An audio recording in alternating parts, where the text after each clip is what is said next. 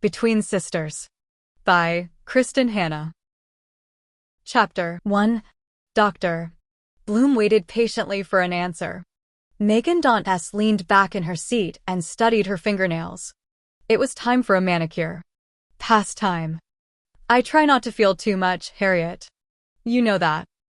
I find it impedes my enjoyment of life. Is that why you've seen me every week for 4 years? Because you enjoy your life so much. I wouldn't point that out if I were you. It doesn't say much for your psychiatric skills. It's entirely possible, you know, that I was perfectly normal when I met you and you're actually making me crazy. You're using humor as a shield again. You're giving me too much credit. That wasn't funny. Harriet didn't smile. I rarely think you're funny. There goes my dream of doing stand-up. Let's talk about the day you and Claire were separated. Megan shifted uncomfortably in her seat. Just when she needed a smart-ass response, her mind went blank. She knew what Harriet was poking around for, and Harriet knew she knew. If Megan didn't answer, the question would simply be asked again. Separated. A nice, clean word. Detached. I like it, but that subject is closed. It's interesting that you maintain a relationship with your mother while distancing yourself from your sister. Megan shrugged. Mom is an actress. I'm a lawyer. We're comfortable with make-believe. Meaning? Have you ever read one of her interviews? No. She tells everyone that we live this poor, pathetic but loving existence. We pretend it's the truth. You were living in Bakersfield when the pathetic but loving pretense ended, right? Megan remained silent. Harriet had maneuvered her back to the painful subject like a rat through a maze. Harriet went on. Claire was 9 years old. She was missing several teeth, if I remember correctly, and she was having difficulties with math. Don't. Megan curled her fingers around the chair's sleek wooden arms. Harriet stared at her. Beneath the unruly black ledge of her eyebrows, her gaze was steady. Small round glasses magnified her eyes. Don't back away, Meg. We're making progress. Any more progress and I'll need an aid car. We should talk about my practice. That's why I come to you, you know. It's a pressure cooker down in family court these days. Yesterday, I had a deadbeat dad drive up in a Ferrari and then swear he was flat broke. The shithead. Didn't want to pay for his daughter's tuition. Too bad for him I videotaped his arrival. Why do you keep paying me if you don't want to discuss the root of your problems? I have issues, not problems. And there's no point in poking around in the past. I was 16 when all that happened. Now, I'm a whopping 42. It's time to move on. I did the right thing. It doesn't matter anymore. Then why do you still have the nightmare? She fiddled with the silver David Yurman bracelet on her wrist. I have nightmares about spiders who wear Oakley sunglasses, too. But you never ask about that. Oh, and last week, I dreamed I was trapped in a glass room that had a floor made of bacon. I could hear people crying, but I couldn't find the key. You want to talk about that one? A feeling of isolation. An awareness that people are upset by your actions or missing you. Okay, let's talk about that dream. Who was crying? Shit. Megan should have seen that. After all, she had an undergraduate degree in psychology. Not to mention the fact that she'd once been called a child prodigy. She glanced down at her platinum and gold watch. Too bad, Harriet. Time's up. I guess we'll have to solve my pesky neuroses next week. She stood up, smoothed the pant legs of her navy Armani suit. Not that there was a wrinkle to be found. Harriet slowly removed her glasses. Megan crossed her arms in an instinctive gesture of self-protection. This should be good. Do you like your life, Megan? That wasn't what she'd expected. What's not to like? I'm the best divorce attorney in the state. I live alone in a kick-ass condo above the public market and drive a brand new Porsche. Friends. I talk to Elizabeth every Thursday night. Family? Maybe it was time to get a new therapist. Harriet had ferreted out all of Megan's weak points. My mom stayed with me for a week last year. If I'm lucky, she'll come back for another visit just in time to watch the colonization of Mars on MTV. And Claire? My sister and I have problems, I'll admit it. But nothing major. We're just too busy to get together. When Harriet didn't speak, Megan rushed in to fill the silence. Okay, she makes me crazy, the way she's throwing her life away. She's smart enough to do anything, but she stays tied to that loser campground they call a resort. With her father. I don't want to discuss my sister. And I definitely don't want to discuss her father. Harriet tapped her pen on the table. Okay, how about this? When was the last time you slept with the same man twice? You're the only one who thinks that's a bad thing. I like variety. The way you like younger men, right? Men who have no desire to settle down. You get rid of them before they can get rid of you. Again, sleeping with younger, sexy men who don't want to settle down is not a bad thing. I don't want a house with a picket fence in suburbia. I'm not interested in family life, but I like sex. And the loneliness, do you like that? I'm not lonely, she said stubbornly.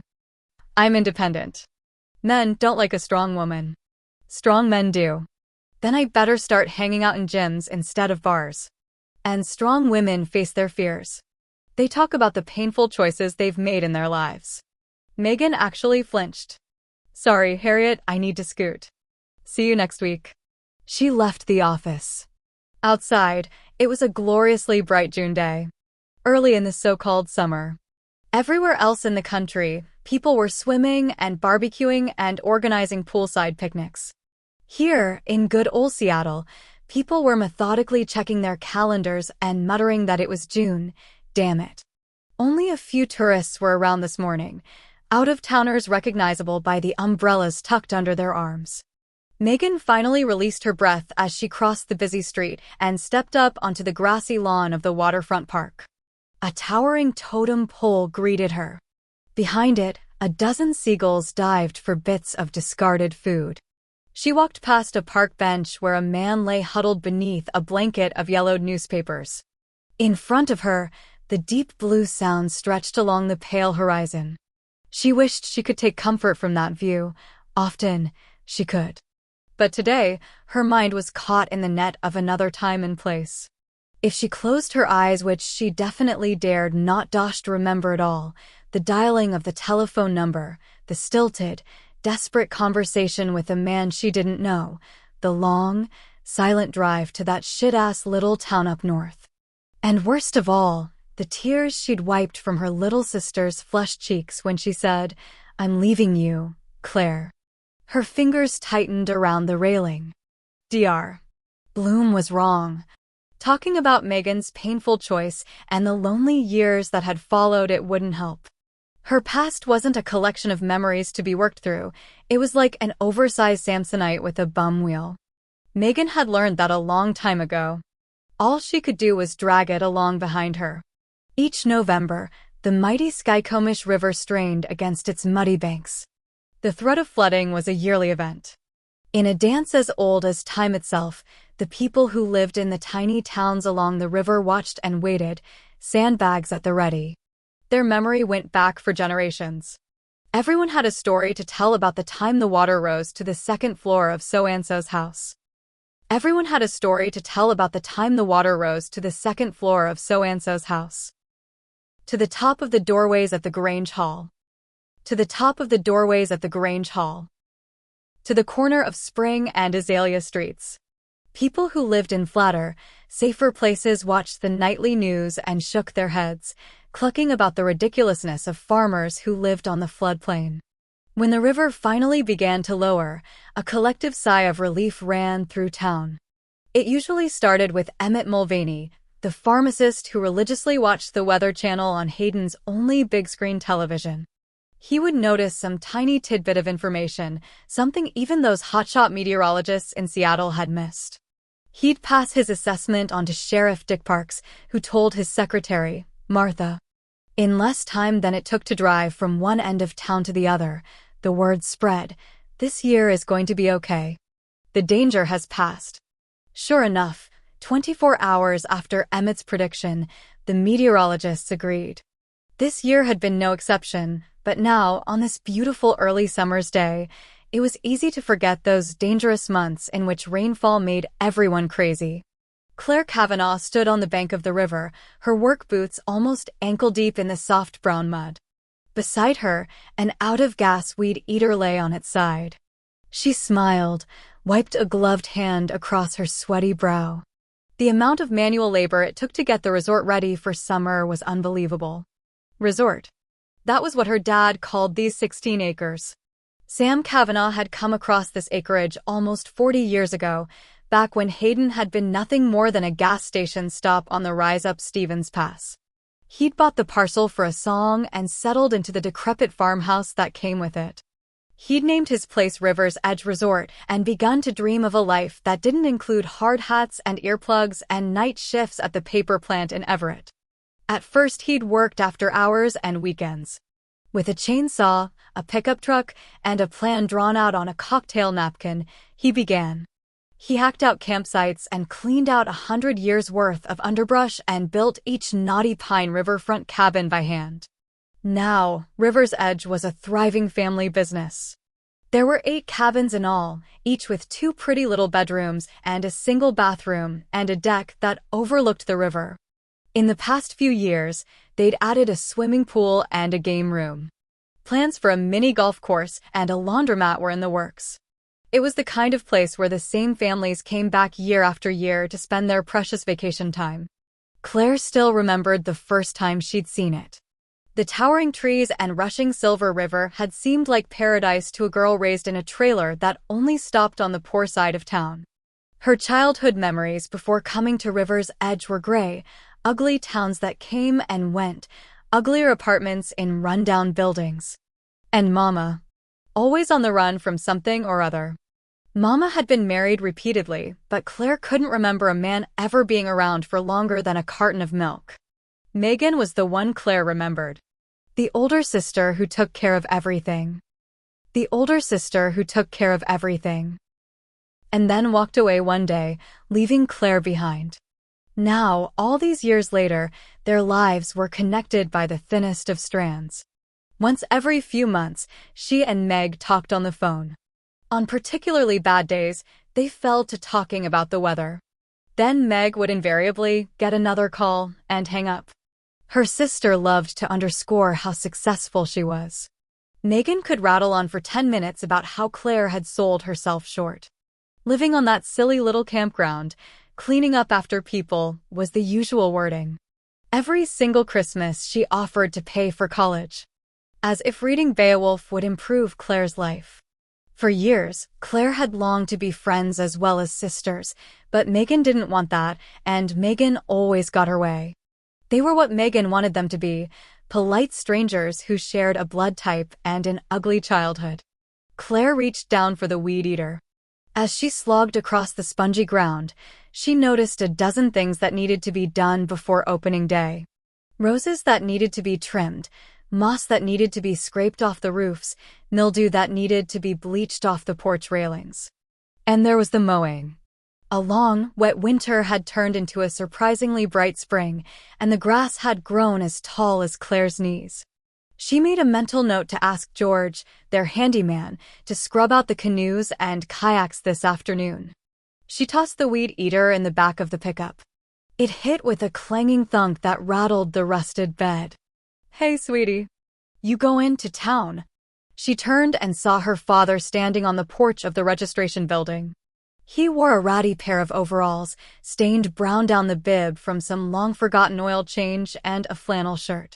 He pulled a red bandana out of his hip pocket and wiped his brow as he walked toward her. "I'm fixing that freezer, by the way. Don't you go pricing new ones." There wasn't an appliance made that he couldn't repair, but Claire was going to check out prices, just the same. "You need anything from town? Smitty has a part for me. Could you pick it up?" "You bet. And have George start on the canoes when he gets here, okay? I'll put it on the list. And have Rita bleach the bathroom ceiling in cabin 6. It got mildewy this winter." She closed the pickup's bed. "You here for dinner?" "Not tonight. Ollie has a t-ball game at Riverfront Park, remember? 5 o'clock. "Oh, yeah. I'll be there." Claire nodded, knowing that he would.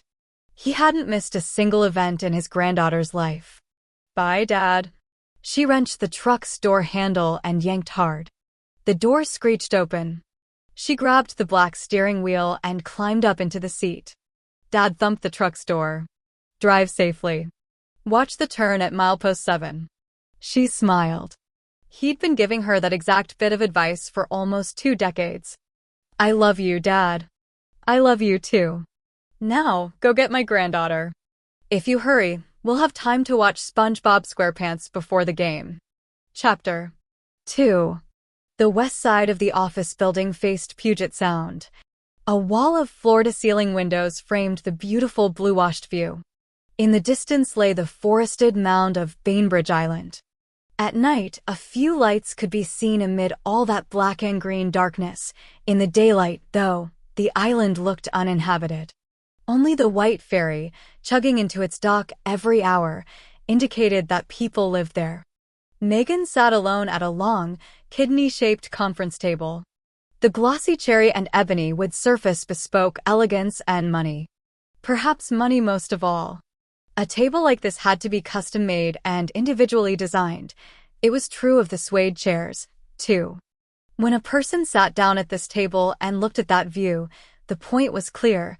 Whoever owned this office was damn successful. It was true. Megan had achieved every goal she'd set for herself. When she'd started college as a scared, lonely teenager, she dared to dream of a better life. Now she had it. Her practice was among the most successful and most respected in the city. She owned an expensive condo in downtown Seattle, a far cry from the broken-down travel trailer that had been her childhood home, and no one depended on her. She glanced down at her watch. 4:20. Her client was late. You would think that charging well over $300 an hour would encourage people to be on time. A mess. Donna's, came a voice through the intercom. Yes, Rona. Your sister, Claire, is on line 1. Put her through. And buzz me the second May Monroe gets here. Very good. She pushed the button on her headset and forced a smile into her voice. Claire, it's good to hear from you. The phone works both ways, you know. So, how's life in Moneyland? Good. And in Hayden? Everyone's still sitting around waiting for the river to flood. That danger's past for the year. Oh! Megan stared out her window. Below and to her left, huge orange cranes loaded multicolored containers onto a tanker. She had no idea what to say to her sister. They had a past in common, but that was pretty much it. So, how's that beautiful niece of mine? Did she like the skateboard? She loved it. Claire laughed. But really, Meg, someday you'll have to ask a salesperson for help. 5-year-old girls don't generally have the coordination for skateboards. You did. We were living in Needles that year. The same year I taught you to ride a 2-wheeler. Meg immediately wished she hadn't said that. It always hurt to remember their past together. For a lot of years, Claire had been more of a daughter to Megan than a sister. Certainly, Meg had been more of a mother to Claire than Mama ever had. Just get her a Disney movie next time. You don't need to spend so much money on her. She's happy with a Polly Pocket. Whatever that was. An awkward silence fell between them. Megan looked down at her watch, then they both spoke at once. What are you? Is Allison excited about first grade? Megan pressed her lips together. It took an active will not to speak, but she knew Claire hated to be interrupted. She especially hated it when Meg monopolized a conversation. Yeah, Claire said. Ollie can't wait for all-day school. Kindergarten hasn't even ended, and she's already looking forward to the fall. She talks about it constantly. Sometimes I feel like I'm holding on to the tail of a comet. And she never stops moving, even in her sleep. Megan started to say, you were the same way, and stopped herself. It hurt remembering that. She wished she could push the memory aside. So, how's work going? Good. And the camp? Resort. We open in a little more than 2 weeks. The Jeffersons are having a family reunion here with about 20 people. A week without phone access or television reception. Why am I hearing the Deliverance theme music in my head? Some families like to be together, Claire said in that crisp hurt-me voice. I'm sorry. You're right. I know you love the place. Hey, she said, as if she'd just thought of it, why don't you borrow some money from me and build a nice little Euro spa on the property? Better yet, a small hotel. People would flock there for a good body wrap. God knows you've got the mud. Claire sighed heavily. You just have to remind me that you're successful and I'm not. Damn it, Meg. I didn't mean that. It's just that I know you can't expand a business without capital. I don't want your money, Meg. We don't want it. There it was, the reminder that Meg was an I and Claire was a we. I'm sorry if I said the wrong thing. I just want to help. I'm not the baby girl who needs her big sister's protection anymore, Meg. Sam was always good at protecting you. Meg heard a tiny flare of bitterness in her voice. Yeah. Claire paused, drew in a breath. Megan knew what her sister was doing. Regrouping, climbing to softer, safer ground. I'm going to Lake Chelan, she said at last. The yearly trip with the girlfriends, Megan said, thankful for the change in subject. What do you call yourselves? The Bluesers? Yeah. You all going back to that same place? Every summer since high school. Megan wondered what it would be like to have a sisterhood of such close friends. If she were another kind of woman, she might be envious. As it was, she didn't have time to run around with a bunch of women. And she couldn't imagine still being friends with people she'd gone to high school with. Well, have fun. Oh, we will. This year, Charlotte. The intercom buzzed. Megan? Mrs. Monroe is here. Thank God. An excuse to hang up. Claire could talk forever about her friends. Damn. Sorry, Claire, I've got to run. Oh, right. I know how much you love to hear about my college dropout friends. It's not that. I have a client who just arrived. Yeah, sure. Bye. Bye. Megan disconnected the call just as her secretary showed May Monroe into the conference room. Megan pulled the headset off and tossed it onto the table, where it hit with a clatter. Hello, May, she said, walking briskly toward her client. Thank you, Rona. No calls, please. Her secretary nodded and left the room, closing the door behind her. May Monroe stood in front of a large multicolored oil painting, a Nachita original entitled True Love. Megan had always loved the irony of that. Here, in this room, true love died every day of the week. May wore a serviceable black jersey dress and black shoes that were at least 5 years out of date. Her champagne blonde hair fell softly to her shoulders in that age-old easy care bob. Her wedding ring was a plain gold band. Looking at her, you would never know that her husband drove a jet black Mercedes and had a regular Tuesday tea time at the Broadmoor golf course. May probably hadn't spent money on herself in years. Not since she'd slaved at a local restaurant to put her husband through dental school. Though she was only a few years older than Megan, sadness had left its mark on May. There were shadowy circles under her eyes. Please, May, sit down. May jerked forward like a marionette who'd been moved by someone else. She sat in one of the comfortable black suede chairs. Megan took her usual seat at the head of the table. Spread out in front of her were several manila file folders with bright pink post-it notes fanned along the edges of the paperwork. Megan drummed her fingertips on the stack of papers, wondering which of her many approaches would be best. Over the years, she'd learned that there were as many reactions to bad news as there were indiscretions themselves. Instinct warned her that May Monroe was fragile, that while she was in the midst of breaking up her marriage, she hadn't fully accepted the inevitable. Although the divorce papers had been filed months ago, May still didn't believe her husband would go through with it.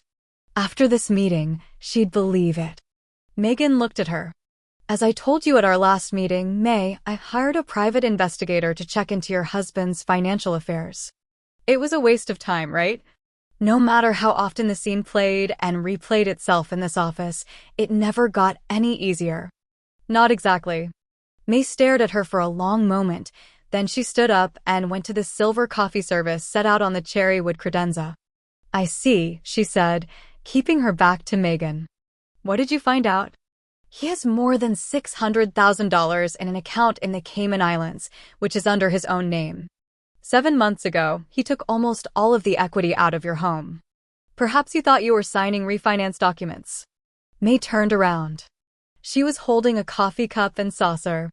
The porcelain chattered in her shaking hands as she moved toward the conference table. The rates had come down. What came down was the cash. Right into his hands. "Oh my," she whispered. Megan could see May's world crumbling. It flashed through the woman's green eyes. A light seemed to go out of her. It was a moment so many women faced at a time like this, the realization that their husbands were strangers and that their dreams were just that.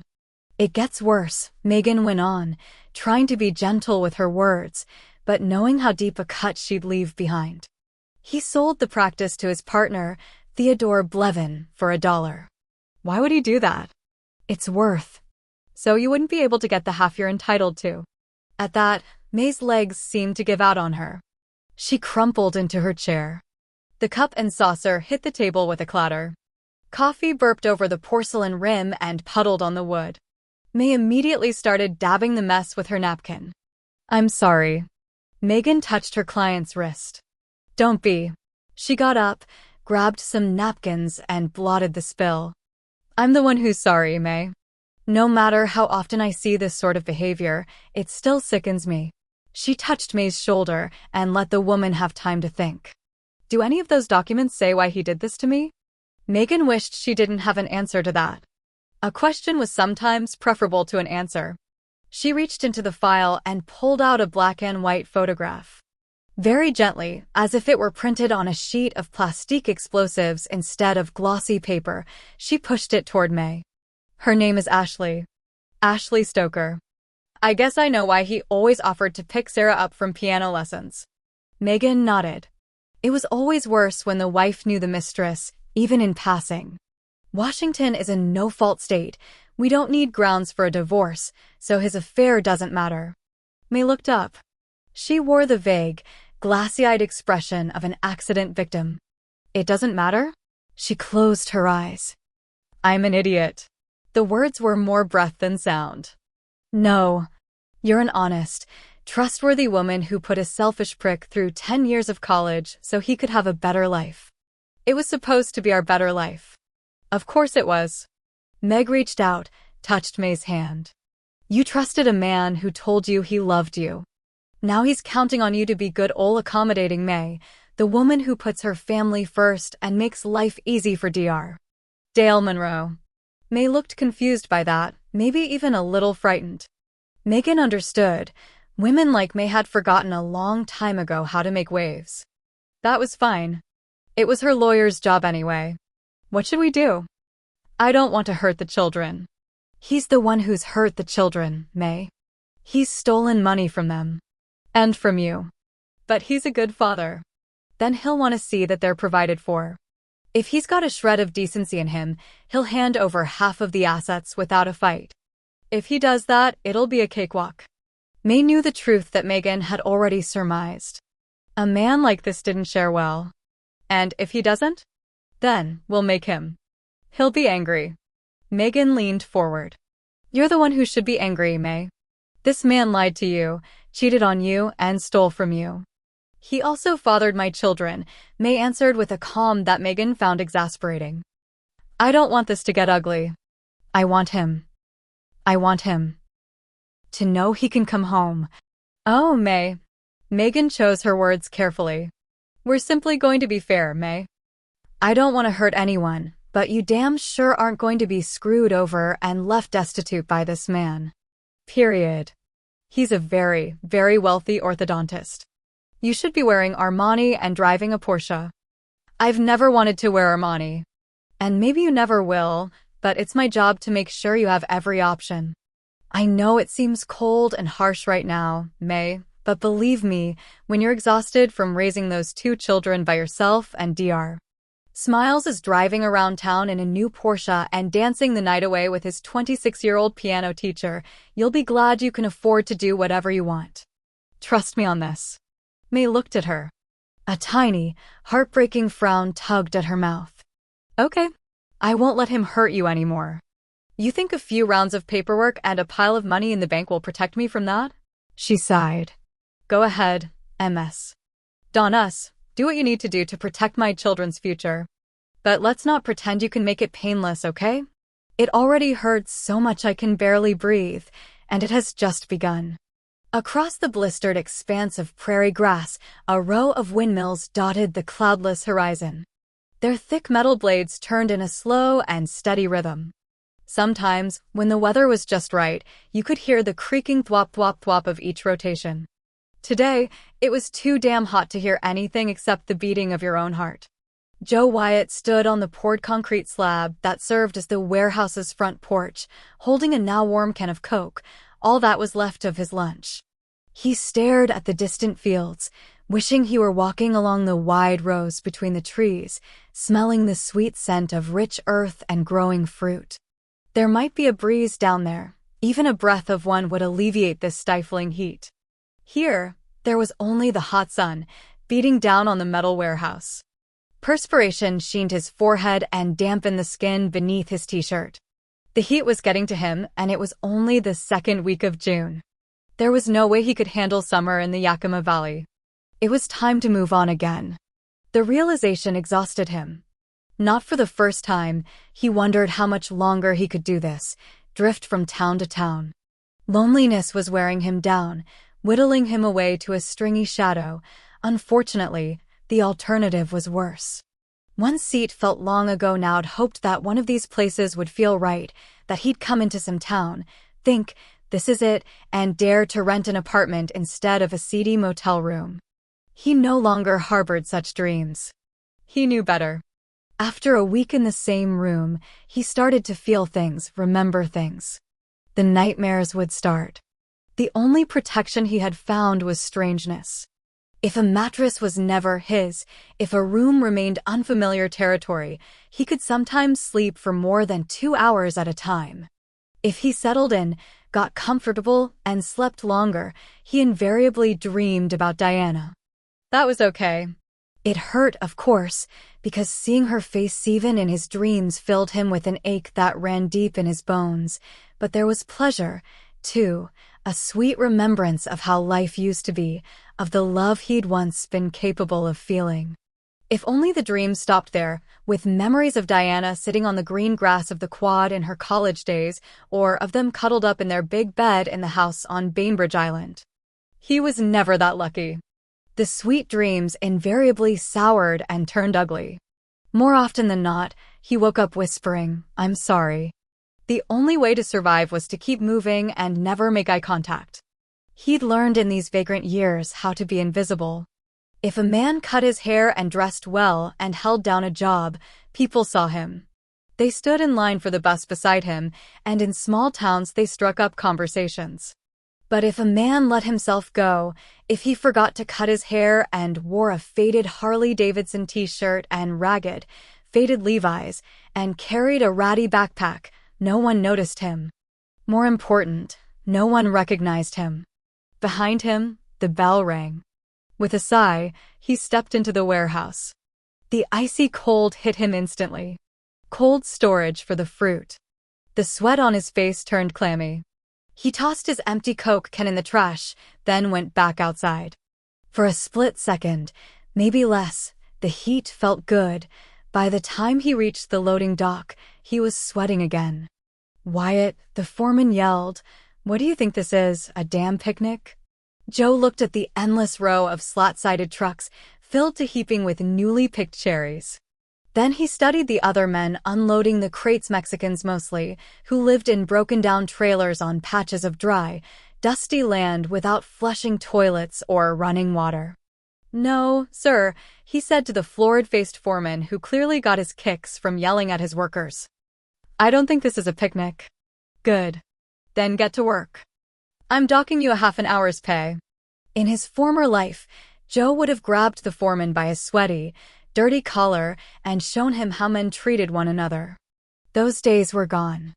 Slowly, he walked toward the nearest truck, pulling a pair of canvas gloves out of his back pocket as he moved. It was time to move on. Claire stood at the kitchen sink, thinking about the phone conversation with Meg yesterday. "Mommy, can I have another Eggo?" "How do we ask for that?" Claire said absently. "Mommy, may I please have another Eggo?" Claire turned away from the window and dried her hands on the dish towel hanging from the oven door. "Sure." She popped a frozen waffle into the toaster. While it was warming, she looked around the kitchen for more dirty dishes and saw the place through her sister's eyes. It wasn't a bad house, certainly not by Hayden's standards. Small, yes.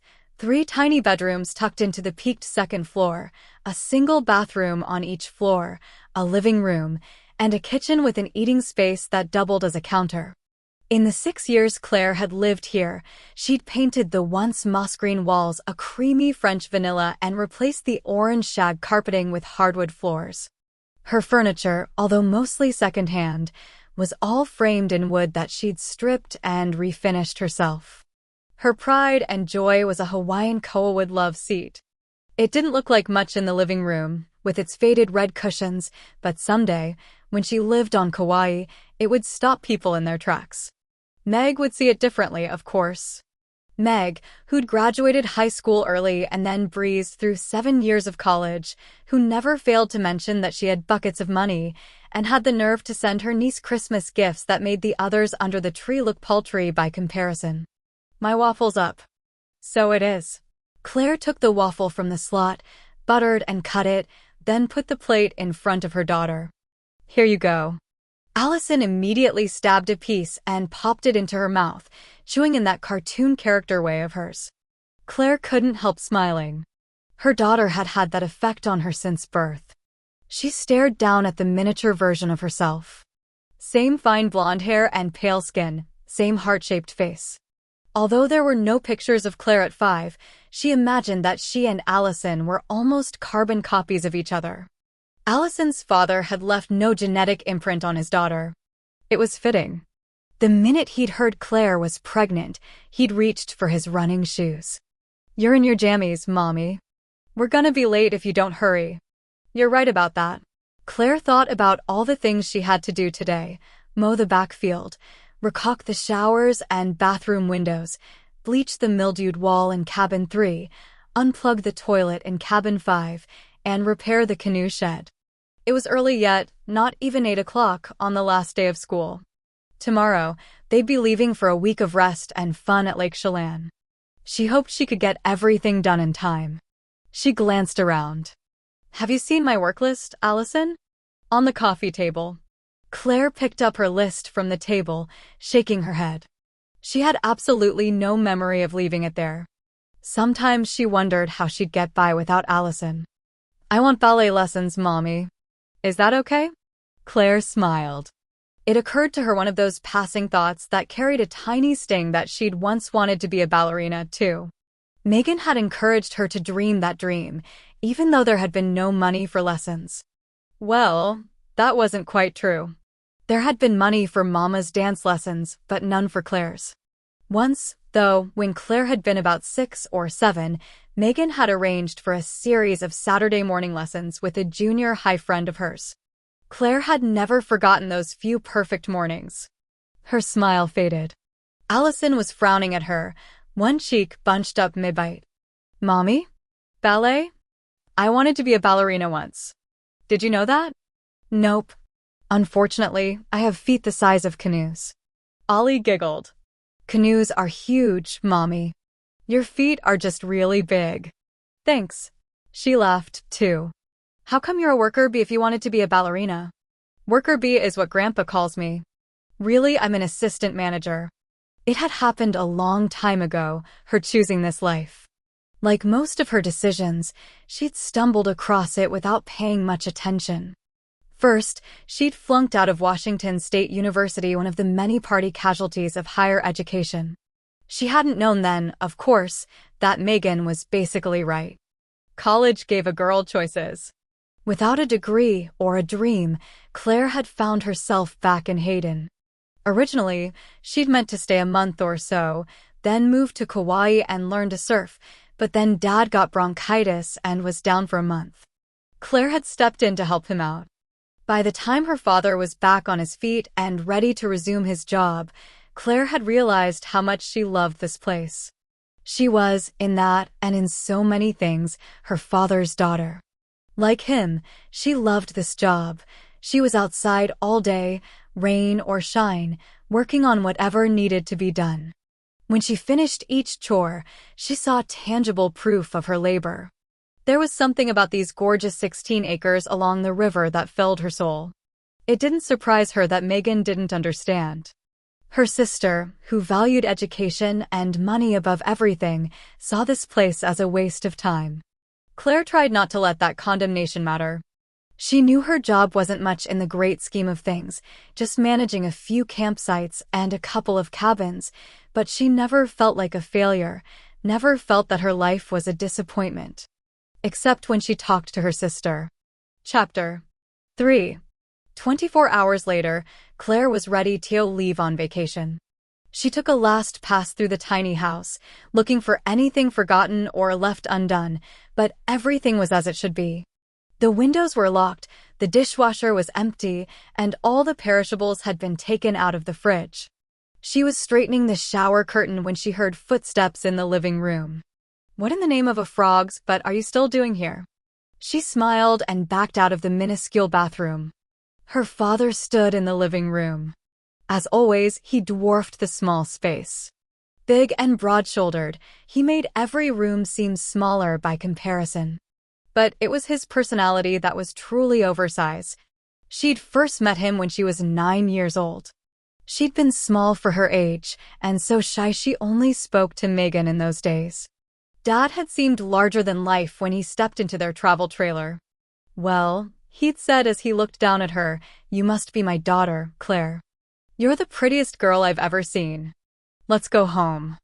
Home. It was the word she'd waited for, dreamed of. It had taken her years and more than a few tears to realize that he hadn't offered the same welcome to Megan. By then, of course, by the time Claire understood the mistake, it was well past the time to rectify it. "Hey, Dad. I was making sure everything was ready for you to move in." His grin showed a row of chic-lit white dentures. "You know damn well I ain't moving in here. I like my mobile home. A man doesn't need this much room. I got my fridge and my satellite TV. That's all I need." They'd been having this discussion ever since Claire had moved back to the property and Dad had given her use of the house. He swore up and down that the mobile home hidden in the trees was more than room enough for a 56-year-old single man. "But, Dad, don't talk about my butt. I know it's getting bigger. Now, dance on over here and give your old man a hug." Claire did as she was told. His big, strong arms enfolded her, made her feel safe and adored. He smelled faintly of disinfectant today.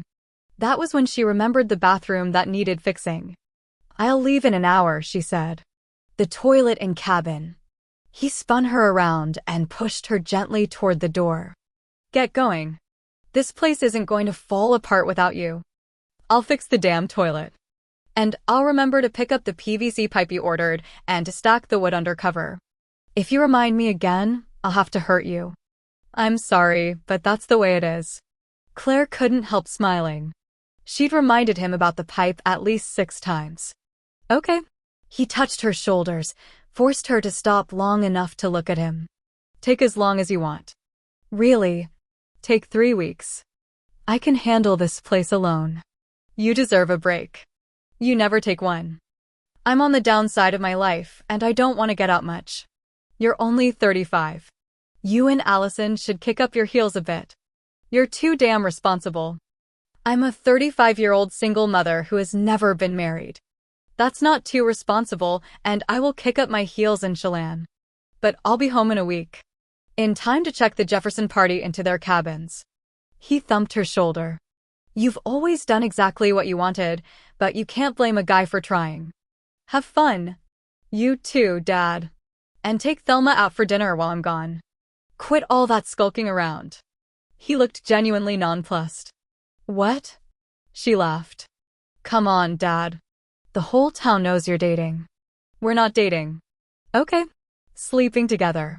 In the silence that followed that remark, Claire walked out of the house and into the steely gray day. A drizzling rain fell like a beaded curtain in front of the trees. Crows sat on fence posts and phone wires, cawing loudly to one another. "Come on, Mommy." Allison's small face poked through the car's open window. Dad hurried ahead of her and kissed his granddaughter's cheek. Claire checked the trunk again, then got into the car and started the engine. "Are we ready, Ollie Cat?" Do you have everything? Allison bounced in her seat, clinging to her Mary-Kate and Ashley lunchbox. I'm ready. Her stuffed orca bluebell was strapped into the seat with her. We're off to see the wizard, then, Claire said, shifting into drive as she yelled a final goodbye to her father. Allison immediately started singing the Barney theme song, I love you, you love me. Her voice was high and strong, so loud that poodles all across the valley were probably hurling themselves to the ground and whining pitifully. Come on, Mommy, sing. By the time they reached the top of Stevens Pass, they'd sung 42 Barney theme songs in a row and 17 Froggy Wen recordings. When Allison opened her lunchbox, Claire rammed a Disney audio tape into the cassette player. The theme music to The Little Mermaid started. I wish I was like Ariel. I want flippers, Allison said. How could you be a ballerina then? Allison looked at her, clearly disgusted. She has feet on land, Mommy. Then she leaned back in her seat and closed her eyes, listening to the story of the mermaid princess. The miles flew by. In no time, they were speeding across the flat, arid land on the eastern side of the state. Are we almost there, Mommy? Allison asked, sucking on a licorice whip, bouncing in her seat. The area around her lips was smudged with black. I wish we'd get there. Claire felt the same way. She loved the Blue Skies campground. She and her girlfriends had first vacationed there a few years after high school graduation. In the early years, there had been 5 of them. Time and tragedy had whittled their number down to 4. They'd each missed a year now and then, but for the most part, they met there year after year. At first, they'd been young and wild and driven to pick up local boys. Gradually, as they'd started dragging bassinets and car seats with them, the vacation had settled down a bit. Now that the kids were old enough to swim and play on the playground alone, the girls' women had refound a slice of their previous freedom. Mommy, you're spacing out. Oh, sorry, honey. I said, we get the honeymoon cabin this year, remember? She bounced even harder in her seat. Yippee! We get the big bathtub. And this year I get to jump off the dock, don't forget. You promised. Bonnie got to jump when she was 5. Allison sighed dramatically and crossed her arms. Can I jump off the dock or not? Claire wanted to go against her overprotective nature, but when you'd grown up in a house where your mama allowed anything, you learned fast how easy it was to get hurt. It made you afraid. Let's see the dock, okay? And we'll see how you're swimming. Then we'll see. We'll see always means no. You promised. I did not promise. I remember it distinctly, Allison Catherine. We were in the water. You were on my back, with your legs wrapped around me. We were watching Willie and Bonnie jump into the water. You said, next year I'll be 5. And I said, yes, you will. And you pointed out that Bonnie was 5. I pointed out that she was almost 6. I'm almost 6. Allison crossed her arms. I'm jumping. We'll see. You're not the boss of me. Claire always laughed at that. Lately, it was her daughter's favorite comeback. Oh, yes, I am. Allison turned her face toward the window. She was quiet for a long time, almost 2 minutes. Finally, she said, Mary Beth threw Amy's clay handprint in the toilet last week. Really? That wasn't very nice. I know. Mrs. Schmidt gave her a long timeout. Did you bring my skateboard? No, you're too young to ride it. Stevie Wayne rides his all the time. Isn't that the boy who fell and broke his nose and knocked out 2 front teeth? They were baby teeth, Mommy. He said they were loose anyway. How come Aunt Meg never comes to visit us? I've told you this before, remember? Aunt Meg is so busy she hardly has time to breathe. Elliot Zane turned blue when he didn't breathe. The ambulance came to get him. I didn't mean that. I just meant Meg is super busy helping people. Oh! Claire steeled herself for her daughter's next question. There was always a next question with Allison, and you could never predict what it would be. Is this the desert already? Claire nodded. Her daughter always called Eastern Washington the desert. It was easy to see why. After the lush green of Hayden, this yellow and brown landscape seemed desolate and scorched. The black ribbon of asphalt stretched forever through the prairie. There's the water slide, Allison said at last. She leaned forward, counting out loud. When she got to 47, she yelled, "There's the lake." Lake Chelan filled their view to the left, a huge crystal blue lake tucked into a golden hillside. They drove over the bridge that led into town. 2 decades ago, this town had been less than 3 blocks long, without a national franchise to be found.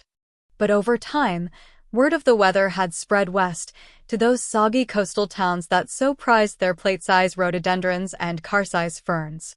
Gradually, Cedarlites turned their attention eastward.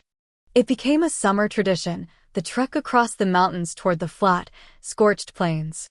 As the tourists came, so did the development. Condominium complexes sprouted along the water's edge.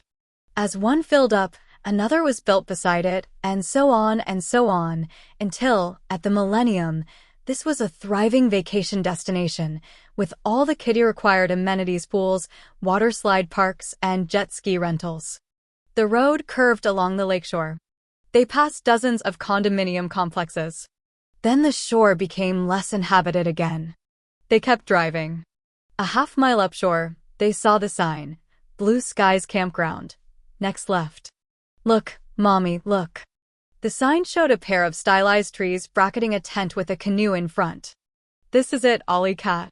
Claire turned left onto the gravel road. Huge potholes caught the tires and sent the car bouncing right to left. A mile later, the road took a hairpin turn into a grassy field dotted with trailers and motorhomes. They drove past the open field and into the trees, where the few coveted cabins sat in a cluster along the shore. They parked in the gravel lot. Claire helped Allison out of her car seat, then shut the door and turned toward the lake. For a split second, Claire was 8 years old again, a girl at Lake Winnaby, standing at the shoreline, wearing a pretty pink bikini. She remembered splashing into the cold water, shrieking as she went deeper and deeper.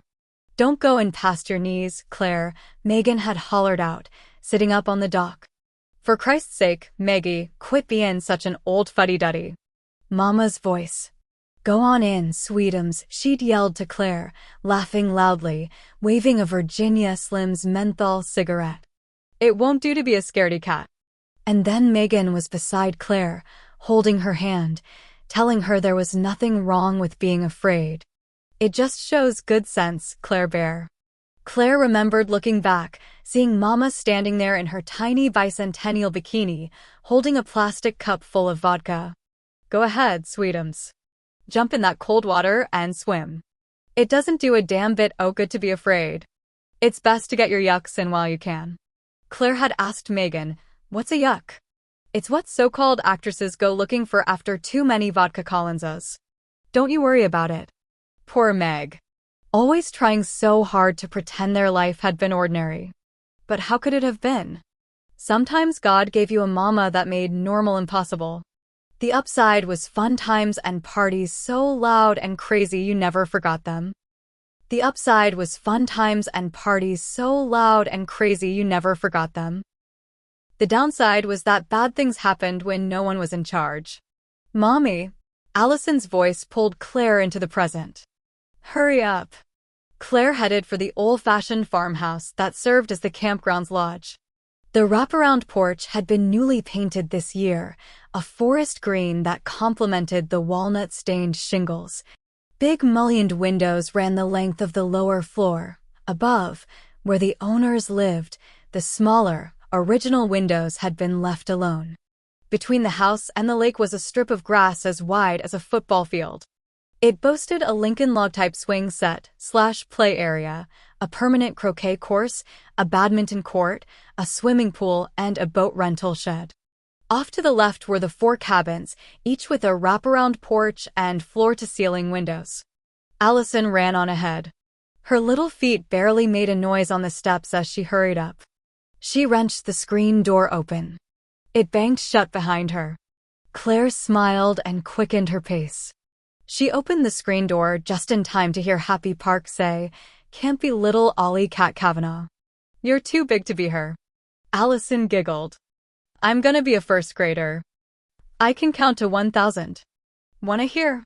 She immediately launched into counting. 1, 2, 3. 3. Happy, a beautiful, silver-haired woman who'd run this campground for more than 3 decades, smiled over Allison's head at Claire. 101. 102. 102. Happy clapped. That's wonderful, Ollie. It's good to have you back, Claire.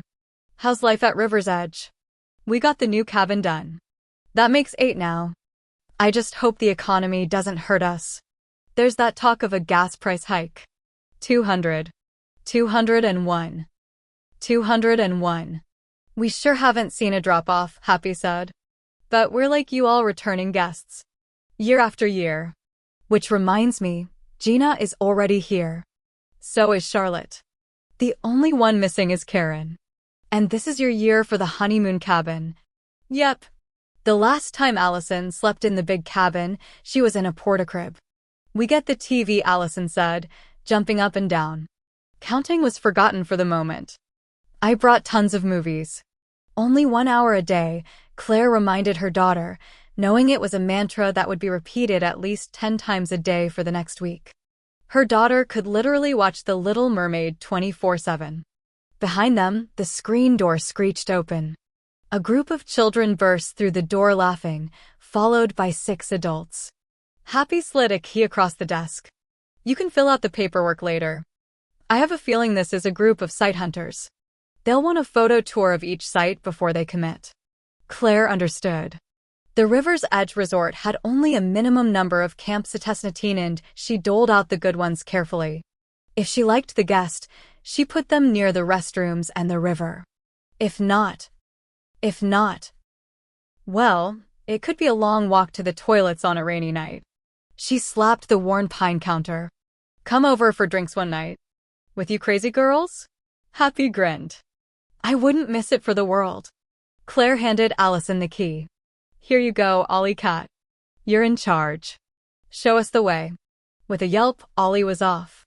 She zigzagged through the now crowded lobby and burst outside.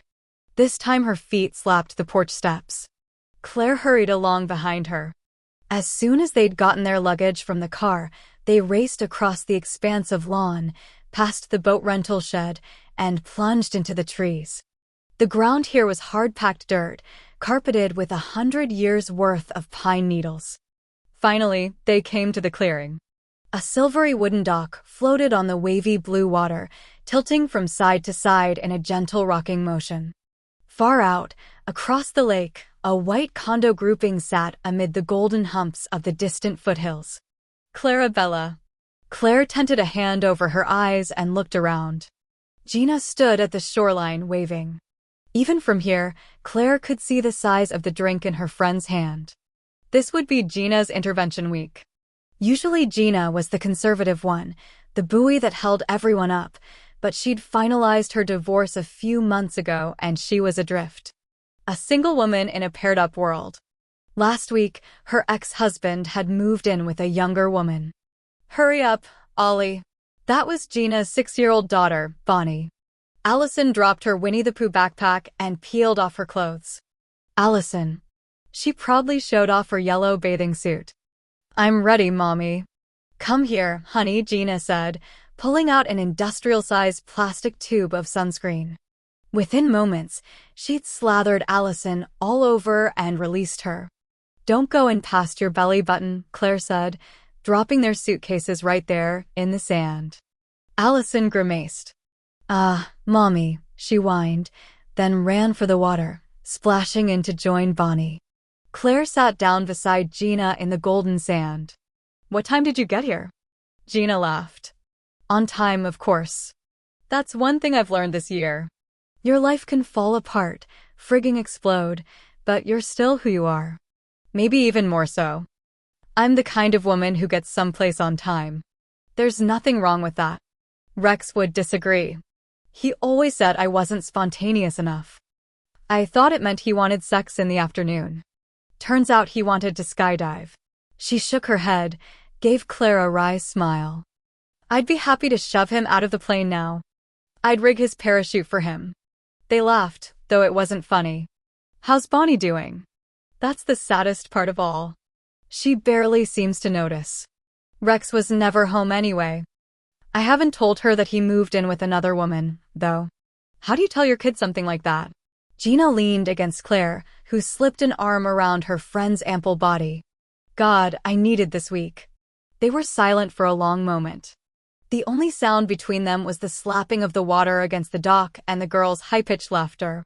Gina turned to her. How have you done it all these years? Been alone, I mean. Claire hadn't thought much about her solitude since Allison's birth. Yes, she'd been alone in the sense that she'd never been married or lived with a man, but she rarely felt lonely. Oh, she noticed it, ached sometimes for someone to share her life, but she'd made that choice a long time ago. She wouldn't be like her mother. The upside is, you can always find the TV remote, and no one bitches at you to wash the car or park in the perfect spot. Seriously, Claire. I need advice. Claire looked out at Allison, who was standing up to her belly button in the water and jumping up and down, yelling out the ABC song. The sight made Claire's chest tighten. Only yesterday Ollie had fit in the crook of her arm. In no time, she'd be asking to have her eyebrow pierced. Claire knew she loved her daughter too much. It was dangerous to need another human being so desperately, but Claire had never known any other way to love. That was why she'd never been married. Men who loved their wives unconditionally were few and far between. In truth, Claire wondered if that kind of true love existed. That doubt was one of many legacies handed down from mother to daughter like an infectious disease. For Mama, divorce had been the answer. For Claire, it was never to say I do in the first place. You get past being lonely. And you live for your kids, she said softly, surprised to hear regret in her voice. There was so much she'd never dared to reach for. Ollie shouldn't be your whole world, Claire. It's not like I didn't try to fall in love. I've dated every single guy in Hayden. None of them twice. Gina grinned. And Bert Schubert is still in love with you. Miss Hauser thinks you're crazy for letting him go. It's sad when a 53-year-old plumber with Coke bottle glasses and a red goatee is considered an eligible bachelor just because he owns an appliance store. Gina laughed. Yeah. If I ever tell you I'm going out with Bert, please shoot me. Slowly, her laughter turned to tears. Hell, she said, leaning into Claire's embrace. You'll be okay, Gina, Claire whispered, stroking her friend's back. I promise you will. I don't know, Gina said quietly, and something about the way she said it, maybe the softness in a voice that was usually as hard as steel, made Claire feel empty inside. Alone. Absurdly, she thought about the day her life had changed. When she'd learned that love had a shelf life, a use-by date that could pass suddenly and turn everything sour. I'm leaving you, her sister had said. Until that moment, Meg had been Claire's best friend, her whole world. More of a mother than Mama had ever been. And then Claire was crying too. Gina sniffed. No wonder no one wants to sit with me anymore. I'm the princess of darkness. 10 seconds in my company and perfectly happy people start to weep. Claire wiped her eyes.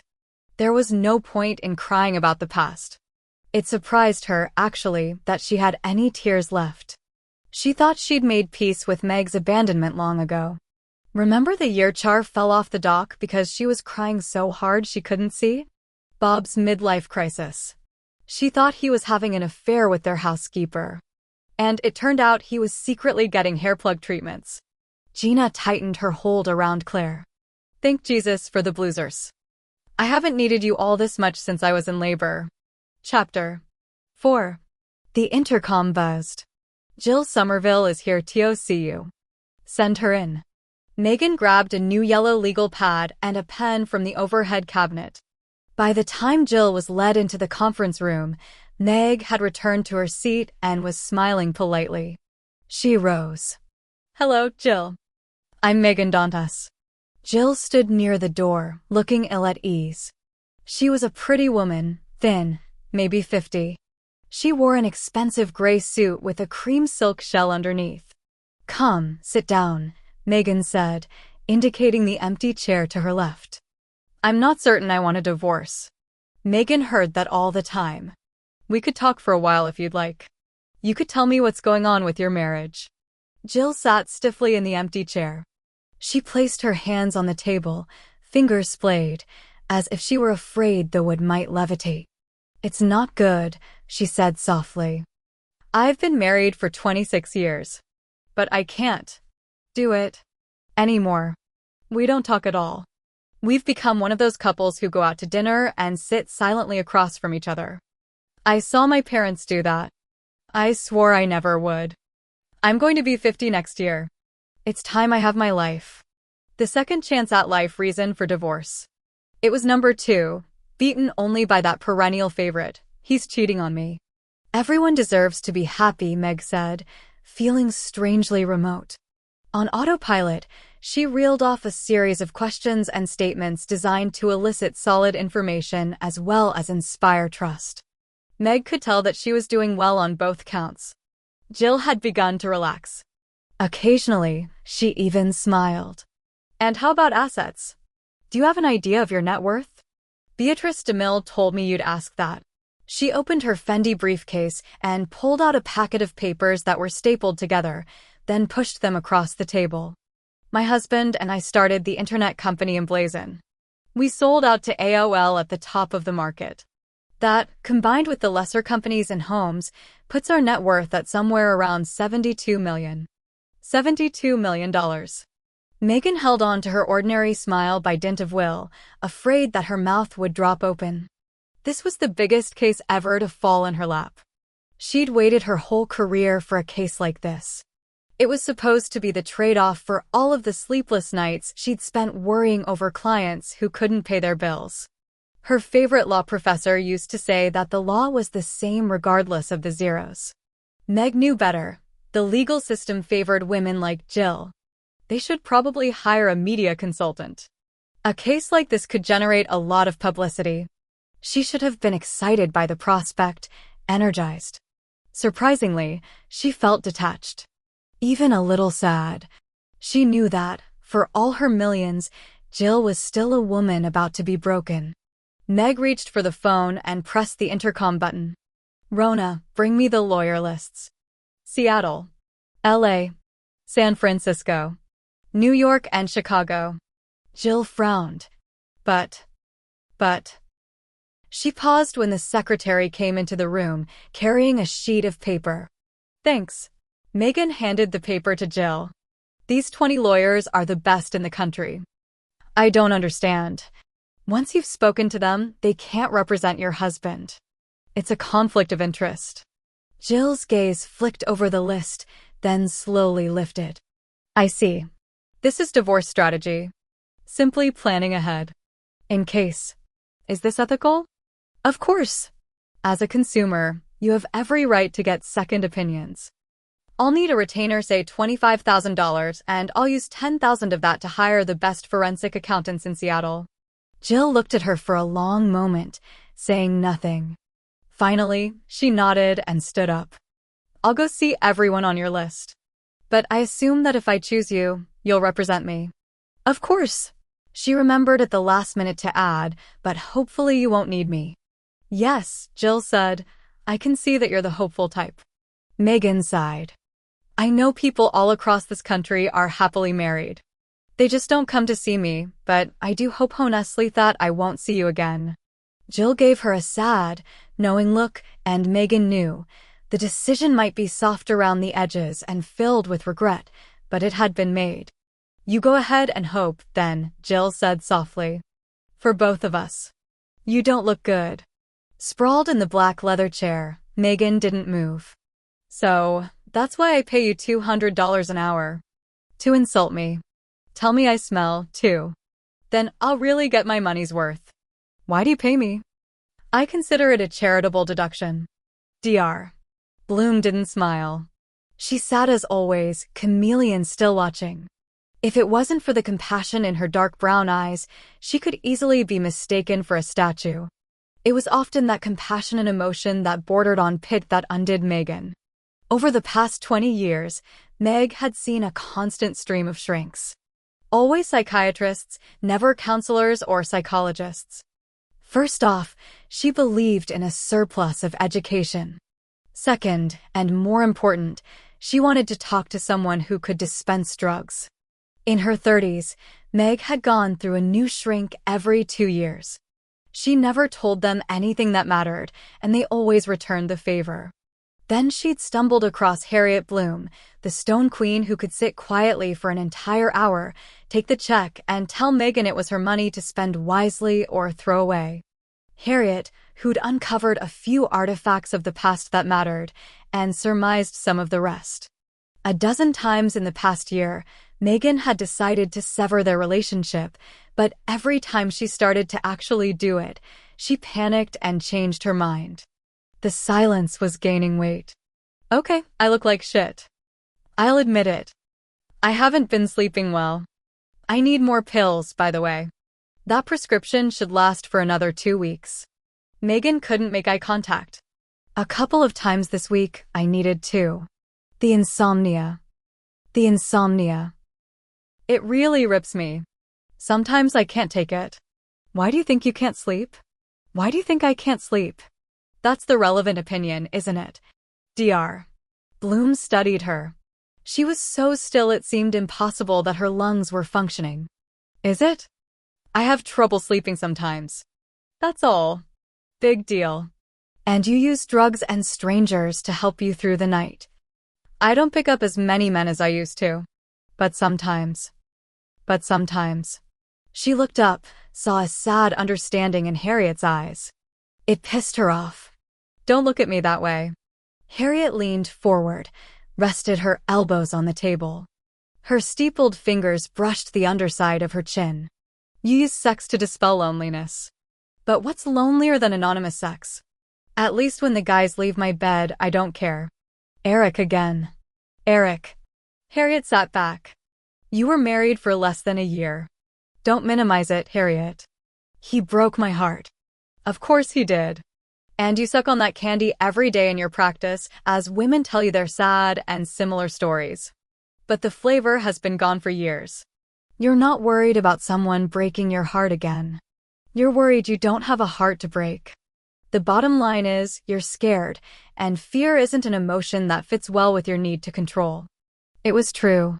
Meg was tired of being alone and terrified that her life would be a stretch of empty road.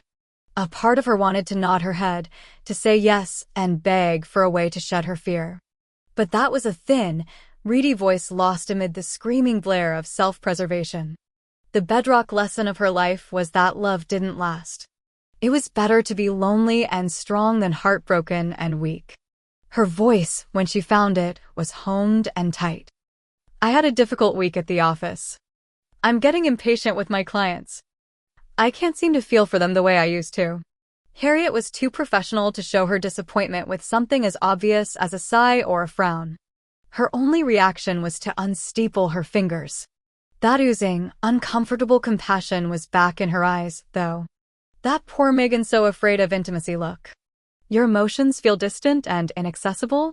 Why do you think that would be? As an attorney, I'm trained to see things dispassionately. Yet we both know that the best lawyers are compassionate. And you, Megan, are an extremely good attorney. They were on safe ground again, although it could get slippery again in a second. That's what I've been trying to tell you. I'm not as good as I used to be. I used to help people, even care about them. And now, I'm some balance sheet automaton who moves through the day crunching finances and spitting out settlements. I find myself hashing and rehashing canned speeches to women whose lives are falling apart. I used to be pissed off at the husbands. Now I'm just tired. It's not a game I take it too seriously still for that, but it's not a game I take it too seriously still for that, but it's not real life either. Not to me. You might consider a vacation. A what? Megan smiled. They both knew that relaxation didn't come easily. A vacation. Ordinary people take weeks in Hawaii or Aspen. Dissatisfaction isn't something you can run away from. Isn't that Psychology 101? I'm not suggesting you run away.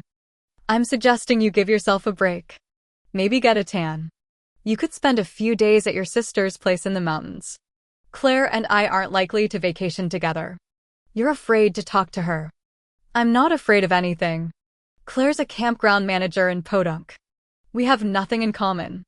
You have history. None of it good. Believe me, the tour bus driver of Claire's life would hit the gas and keep driving when he came to our childhood years. But you love Claire. That must count for something. Yeah, Meg said slowly. I love her. That's why I stay away. She glanced down at her watch. Oh, damn. Hour's up. See you next week. Chapter 5. Joe stood at the corner of First and Main, looking down the street at a town whose name he couldn't remember. He shifted his backpack around, resettled it on his other shoulder. Beneath the strap, his shirt was soaked with sweat and his skin was clammy. In the windless, baking air, he could smell himself. It wasn't good. This morning he'd walked at least 7 miles. No one had offered him a ride. No surprise there. The longer and grayer his hair got, the fewer rides he was offered. Only the long-haul truckers could be counted on anymore, and they'd been few and far between on this hot Sunday morning. Up ahead, he saw a hand-painted sign for the Wake Up Cafe. He dug into his pocket and pulled out his wallet, a soft, smooth, lambskin artifact from his previous life. Flipping it open, he barely looked at the single photograph in the plastic square as he opened the side slit. $12.72. He'd need to find work today. The money he'd earned in Yakima was almost gone. He turned into the cafe. At his entrance, a bell tinkled overhead. Every head turned to look at him. The clattering din of conversation died abruptly. The only sounds came from the kitchen, clanging, scraping. He knew how he looked to them, an unkempt vagrant with shoulder-length silver hair and clothes that needed a heavy wash cycle. His Levi's had faded to a pale blue, and his t-shirt was stained with perspiration. Though his 43rd birthday was next week, he looked 60. And there was the smell. He snagged a laminated menu from the slot beside the cash register and walked through the diner, head down, to the last bar stool on the left. He'd learned not to sit too close to the good people in any of the towns in which he stopped. Sometimes the presence of a man who'd fallen on hard times was offensive. In those towns it was too damn easy to find your ass on a jail cell cot. He'd spent enough time in jail already. The waitress stood back by the grill, dressed in a splotchy, stained pink polyester uniform. Like everyone else in the place, she was staring at him. He sat quietly, his body tensed. Then, as if a switch had been flipped, the noise returned. The waitress pulled a pen out from above her ear and came toward him. When she got closer, he noticed that she was younger than he'd thought. Maybe still in high school, even. Her long brown hair, drawn back in a haphazard ponytail, was streaked with purple, and a small gold hoop clung precariously to her overly plucked eyebrow. She wore more makeup than Boy George. "What can I getcha?" She wrinkled her nose and stepped backward. "I guess I need a shower, huh? You could use one." She smiled, then leaned a fraction of an inch closer. "The KOA campground is your best bet. They have a killer bathroom. Course it's for guests only, but nobody much watches." She popped her gum and whispered, "The door code is 2100. All the locals know it." "Thank you." He looked at her name tag. "Brandy." She poised a pen at the small notepad. "Now, what I want?" He didn't bother looking at the menu. "I'll have a bran muffin, fresh fruit whatever you have, and a bowl of oatmeal." "Oh!" "And a glass of orange juice." "No bacon or eggs?" "Nope." She shrugged and started to turn away. He stopped her by saying, "Brandy?" "Yeah? Where could a guy like me find some work?" She looked at him. "A guy like you?" The tone was obvious. She'd figured he didn't work, just begged and drifted. "I'd try the Tip-Top Apple Farm. They always need people. And Yardbirds mow lawns for the vacation rentals." "Thanks." Joe sat there, on that surprisingly comfortable bar stool, long after he should have gone. He ate his breakfast as slowly as possible, chewing every bite forever, but finally his bowl and plate were empty. He knew it was time to move on, but he couldn't make himself get up. Last night he'd slept tucked along a fallen log in some farmer's back pasture. Between the howling wind and a sudden rainstorm, it had been an uncomfortable night. His whole body ached today. Now, for once, he was warm but not hot, and his stomach was full, and he was sitting comfortably. It was a moment of heaven. "You gotta go," Brandy whispered as she swept past him. "My boss says he's gonna call the cops if you keep hanging around." Joe could have argued, could have pointed out that he'd paid for breakfast and could legally sit here. An ordinary person certainly had that right. Instead, he said, "Okay," and put $6 on the pink Formica counter. He slowly got to his feet. For a second, he felt dizzy. When the bout passed, he grabbed his backpack and slung it over his shoulder. Outside, the heat hit him hard, knocking him back. It took a supreme act of will to start walking. He kept his thumb out, but no one picked him up. Slowly, his strength sapped by the 100-degree heat, he walked in the direction Brandy had given him. By the time he reached the KOA campground, he had a pounding headache and his throat hurt. There was nothing he wanted to do more than walk down that gravel road, duck into the bathroom for a long hot shower, and then rent a cabin for a much-needed rest.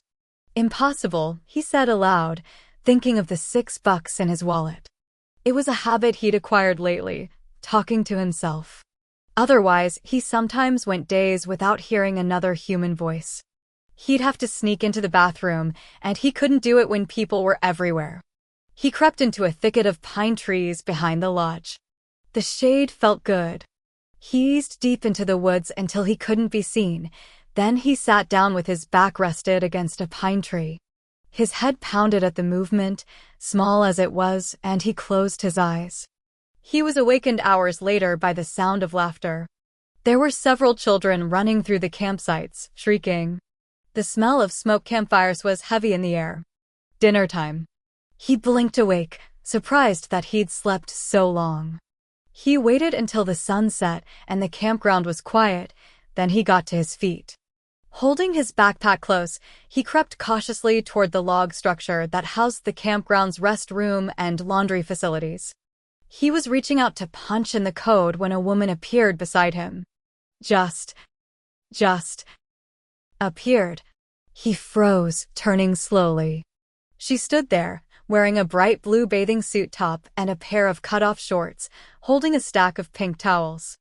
Her sandy blonde hair was a mass of drying curls.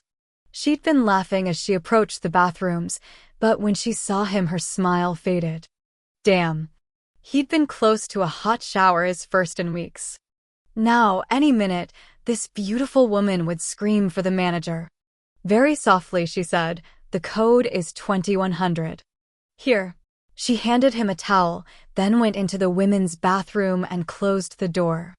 It took him a moment to move, that was how deeply her kindness had affected him. Finally, holding the towel close, he punched in the code and hurried into the men's bathroom. It was empty. He took a long, hot shower, then dressed in the cleanest clothes he had, and washed his dirty clothes in the sink. As he brushed his teeth, he stared at himself in the mirror. His hair was too long and shaggy, and he'd gone almost completely gray. He hadn't been able to shave this morning, so his sunken cheeks were shadowed by a thick stubble. The bags beneath his eyes were carry-on size. He was like a piece of fruit, slowly going bad from the inside out. He finger-combed the hair back from his face and turned away from the mirror. Really, it was better not to look. All it did was remind him of the old days, when he'd been young and vain, when he'd been careful to keep up appearances. Then, he thought a lot of unimportant things mattered. He went to the door, opened it a crack, and peered out. There was no one nearby, so he slipped into the darkness. It was completely dark now. A full moon hung over the lake, casting a rippled glow across the waves and illuminating the cabins along the shore. 3 of them were brightly lit from within. In one of them, he could see people moving around inside. It looked as if they were dancing. And suddenly, he wanted to be in that cabin, to be part of that circle of people who cared about one another. "You're losing it, Joe," he said, wishing he could laugh about it the way he once would have. But there was a lump in his throat that made smiling impossible. He slipped into the cover of the trees and kept moving. As he passed behind one of the cabins, he heard music. "Stayin' Alive" by the Bee Gees. Then he heard the sound of childish laughter. "Dance with me, Daddy," a little girl said loudly. He forced himself to keep moving. With each step taken, the sound of laughter diminished until, by the time he reached the edge of the woods, he had to strain to hear it at all. He found a soft bed of pine needles and sat down. Moonlight glowed around him, turning the world into a smear of blue, white, and black. He unzipped his backpack and burrowed through the damp, wadded-up clothes, looking for the two items that mattered. 3 years ago, when he'd first run away, he'd carried an expensive suitcase. He still remembered standing in his bedroom, packing for a trip without destination or duration, wondering what a man in exile would need.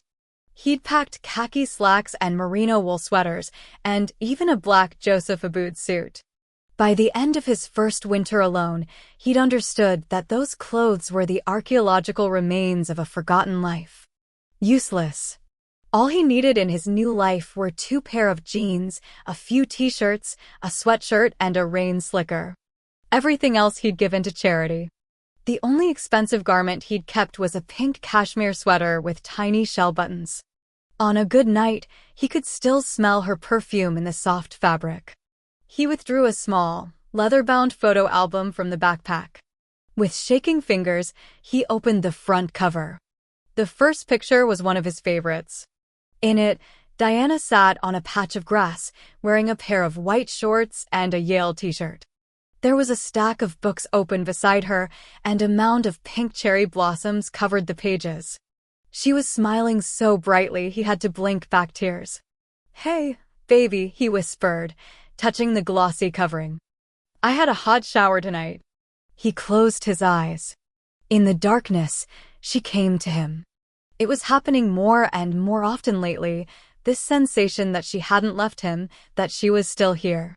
He knew it was a crack in his mind, a mental defect. He didn't care.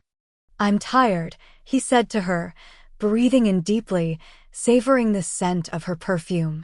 Read by Giorgio. He wondered if they made it anymore. "It's no good, what you're doing. I don't know what else to do. Go home." "I can't. You break my heart, Joey." And she was gone. With a sigh, he leaned back against a big tree stump. "Go home," she'd said. It was what she always said to him. What he said to himself. Maybe tomorrow, he thought, reaching for the kind of courage that would make it possible. God knew after 3 years on the road, he was tired of being this alone. Maybe tomorrow he would finally himself to start walking west. Diana would like that. Chapter 6.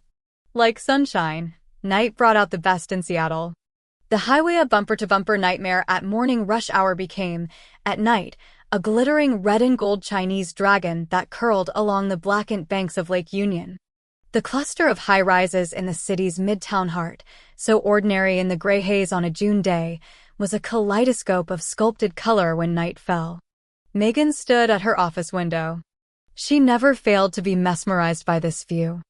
The water was a black stain that consumed nearby Bainbridge Island. Though she couldn't see the streets below, she knew they were clogged. Traffic was the curse Seattle had carried into the new millennium. Millions of people had moved into the once sleepy town, drawn by the quality of life and the variety of outdoor activities. Unfortunately, after they built expensive cul-de-sac homes in the suburbs, they took jobs in the city. Roads designed for an out-of-the-way port town couldn't possibly keep up. Progress. Megan glanced down at her watch. It was 8:30. Time to head home. She'd bring the Wanamaker file with her. Get a jump on tomorrow. Behind her, the door opened. Anna, the cleaning woman, pushed her supply cart into the room, dragging a vacuum cleaner alongside. "Hello, Miss Doness." Megan smiled. No matter how often she told Anna to call her Megan, the woman never did. "Good evening, Anna. How's Raoul?" "Tomorrow we find out if he gets stationed at McCord. We keep our fingers crossed, see. It would be great to have your son so close," Megan said as she gathered up her files. Anna mumbled something. It sounded a lot like, "You should have a son nearby, too. Instead of all that work. Are you chastising me again, Anna?" "I don't know chastising. But you work too hard. Every night you're here. When you gonna meet Mr. Right if you always at work?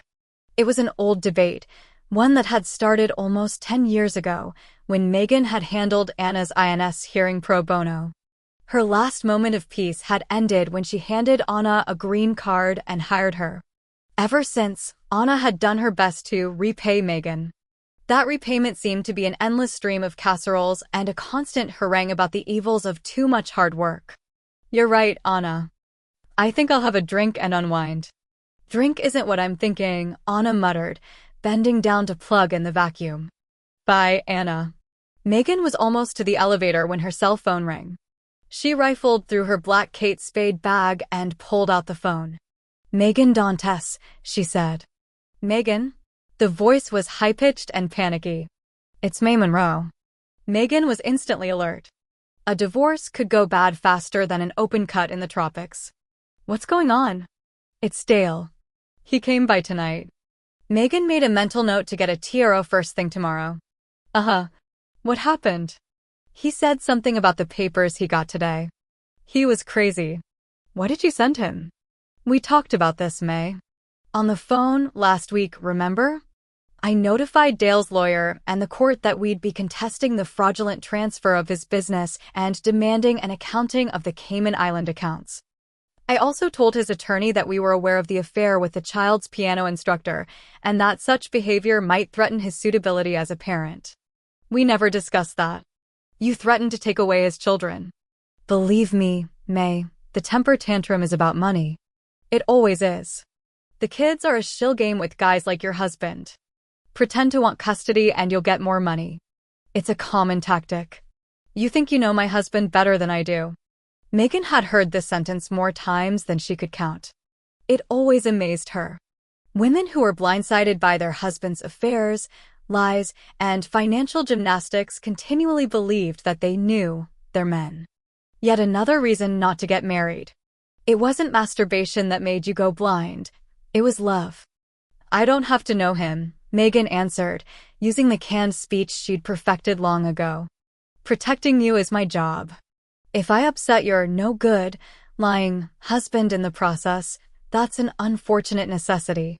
He'll calm down. They always do. You don't know Dale, she said again. Megan's senses pounced on some nuance. Something wasn't right.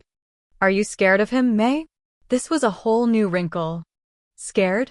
May tried to sound surprised by the question, but Megan knew. Damn. She was always surprised by spousal abuse. It was never the families you expected. Does he hit you, May? Sometimes when he's drinking, I can say just the wrong thing. Oh, yeah. It's May's fault. It was terrifying how often women believed that. Are you okay now? He didn't hit me. And he never hits the children. Megan didn't say what came to mind. Instead, she said, that's good. If she'd been with May, she would have been able to look in her client's eyes and take a measure of the woman's fragility. If it seemed possible, she would have given her statistics horror stories designed to drive home the ugly truth. Often, if a man would hit his wife, he'd get around to hitting his children. Bullies were bullies. Their defining characteristic was the need to exert power over the powerless. Who was more powerless than a child? But none of that could be done over the phone. Sometimes a client sounded strong and in control while they were falling apart. Megan had visited too many of her clients in psych wards and hospitals. She'd grown careful over the years. We need to make sure he understands that I'm not going to take his children from him. Otherwise he'll go crazy, May said. There was the barest crack in her voice. Let me ask you this, May. Say it's 3 months from now. You're divorced and Dale has lost half of everything he owns. He's living with dance hall Barbie and they come home drunk one night. Barbie's driving because she only had 3 margaritas.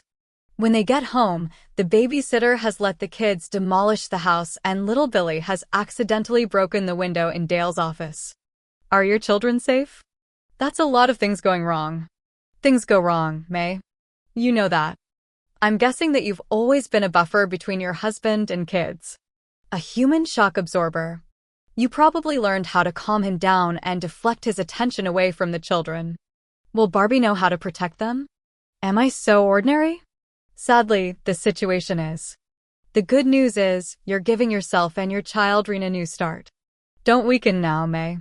Don't let him bully you. So, what do I do? Lock the doors and turn off the phone. Don't talk to him. If you don't feel safe, go to a relative's or friend's house. Or to a motel for one night. Tomorrow we'll get together and come up with a new game plan. I'll file some restraining orders. You can keep us safe? You'll be fine, May. Trust me. Bullies are cowards. Once he sees how strong you can be, he'll back down. Okay. When can we meet? Megan dug through her bag for her Palm Pilot, then checked her schedule. How about a late lunch, say 2 o'clock at the Judicial Annex Cafe by the courthouse? I'll schedule a meeting with Dale's lawyer for later that afternoon. Okay. May, I know this is a sensitive question, but do you by any chance have a photograph of yourself? May, I know this is a sensitive question, but do you by any chance have a photograph of yourself? You know. When he hit you. There was a pause on the other end of the line. Then May said, I'll check my photo albums. It's simply evidence, Meg said. To you, maybe? I'm sorry, May. I wish I didn't have to ask questions like that. No. I'm sorry, May said. That surprised Meg. What for? That no man has ever shown you the other side. My father would have killed Dale for all of this. Before she could stop it, Megan felt a sharp jab of longing. It was her Achilles heel. She was sure she didn't believe in love, but still, she dreamed of it. Maybe May was right. Maybe if Meg had had a father who'd loved her, everything would be different. As it was, she knew that love was a rope bridge made of the thinnest strands. It might hold your weight for a while, but sooner or later, it would break. Oh, there were happy marriages. Her best friend, Elizabeth, had proven that. There were also $48 million lottery winners, 5-leaf clovers, Siamese twins, and full eclipses of the sun. So, we'll meet at the annex tomorrow at 2? I'll see you there. Good. Megan flipped the phone shut and dropped it in her purse, then pushed the elevator button. When the door opened, she stepped inside. As always, the mirrored walls made it feel as if she were stumbling into herself. She leaned forward, unable to stop herself. When a mirror was near, she had to look into it. In the past few years, she'd begun to search obsessively for signs of aging. Lines, wrinkles, sags. She was 42 years old, and since it felt as if she'd been 30 a moment ago, she had to assume it would be a blink's worth of time before she was 50. That depressed her. She imagined herself at 60. Alone, working from dawn to dusk, talking to her neighbors' cats, and going on singles cruises. She left the elevator and strode through the lobby, nodding at the night doorman as she passed. Outside, the night was beautiful, an amethyst sky gave everything a pink and pearlized glow. Lit windows and towering skyscrapers proved that Megan wasn't the only workaholic in the city. She walked briskly down the street, bypassing people without making eye contact. At her building, she paused and looked up. There was her deck. The only one in the building without potted trees and outdoor furniture. The windows behind it were black. The rest of the building was a blaze of light. Friends and families were in those lighted spaces, having dinner, watching television, talking, making love. Connecting with one another. I'm sorry, May had said, that no man has ever shown you the other side. I'm sorry. Megan walked past her building. She didn't want to go up there, put on her old UW sweats, eat Raisin Bran for dinner, and watch a rerun of Third Watch. She went into the public market. At this late hour, pretty much everything was closed up. The fish vendors had gone home, and the dewy, beautiful vegetables had been boxed up until tomorrow. The stalls, normally filled with dried flowers, handmade crafts, and homemade food items, were empty. She turned into the Athenian, the old-fashioned tavern made famous in Sleepless in Seattle. It was at this polished wooden bar that Rob Reiner had told Tom Hanks about dating in the 90s. The smoke in here was so thick you could have played tic-tac-toe in it with your finger. There was something comforting in the lack of political correctness in the Athenian. You could order a trendy drink, but their specialty was ice-cold beer. Megan had perfected the art of scoping out a bar without being obvious. She did that now. There were 5 or 6 older men at the bar. Fishermen, she'd guess, getting ready to head up to Alaska for the season. A pair of younger Wall Street types were there, too, drinking martinis and no doubt talking shop. She saw enough of that kind in court. "Hey, Megan," yelled Freddie, the bartender. "Your usual?" "You bet." Still smiling, she moved past the bar and turned left, where several varnished wooden tables hugged the 2 walls. Most were full of couples or foursomes, a few were empty. Megan found a place in the back. She sidled into the glossy wooden seat and sat down. A big window was to her left. The view was of Elliott Bay and the wharf. "Here you be," Freddie said, setting a martini glass down in front of her. He shook the steel shaker, then poured her a cosmopolitan. "You want an order of oysters and fries?" "You read my mind." Freddie grinned. "Ain't hard to do, counselor." He leaned down toward her. "The Eagles are coming in tonight. Should be here any minute." "The Eagles?" "The minor league ball team out of Everett." He winked at her. "Good luck." Megan groaned. It was bad when bartenders started recommending whole ball teams. "I'm sorry." Megan began drinking. When the first Cosmo was gone, she ordered a second. By the time she saw the bottom of the glass again, she'd almost forgotten her day. "May I join you?" Megan looked up, startled, and found herself staring into a pair of dark eyes. He stood in front of her, with one foot up on the seat opposite her. She could tell by the look of him young, blonde, sexy as hell that he was used to getting what he wanted. And what he wanted tonight was her. The thought was a tonic. Of course. She didn't offer a half smile or bat her eyes. Pretense had never appealed to her. Neither had games. "I'm Megan Dantas. My friends call me Meg." He slid into the seat. His knees brushed hers, and at the contact, he smiled. "I'm Donnie McMillan. You like baseball?" "I like a lot of things." She flagged down Freddie, who nodded at her. A moment later, he brought her another cosmopolitan. "I'll have a Coors Light," Donnie said, leaning back and stretching his arms out along the top of the seat back.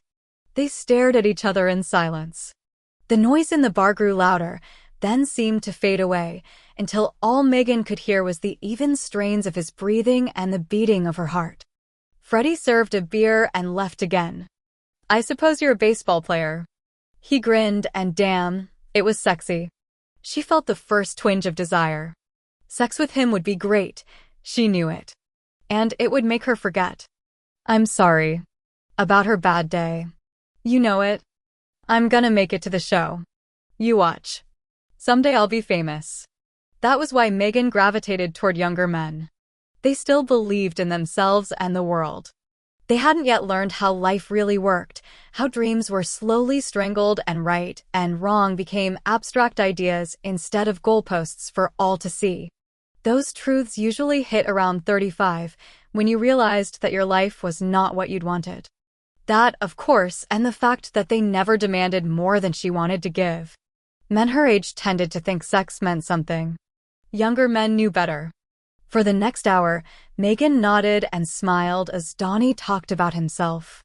By the time she'd finished her 4th drink, she knew that he had graduated from WSU, was the youngest of 3 brothers, and that his parents still lived in the same Iowa farmhouse that his grandfather had homesteaded. It all went in one ear and out the other. What she really focused on was the way his knee brushed up against hers, the way his thumb stroked the wet beer glass in a steady, sensual rhythm. He was telling her about a frat party in college when she said, "You want to come to my place?" "For coffee." She smiled. "That too, I guess." "You don't screw around, do you?" "I'd say it's quite clear that I do. I simply like to be direct about it. I'm 34 years old. My game-playing days are behind me." He looked at her then, smiling slowly, and the knowing sensuality in his gaze made her engine overheat. "This is going to be good. How far away do you live?" "As luck would have it, not far." He stood up, reached his hand down to help her up. She told herself he was being gallant, as opposed to helping the elderly. She placed her hand in his.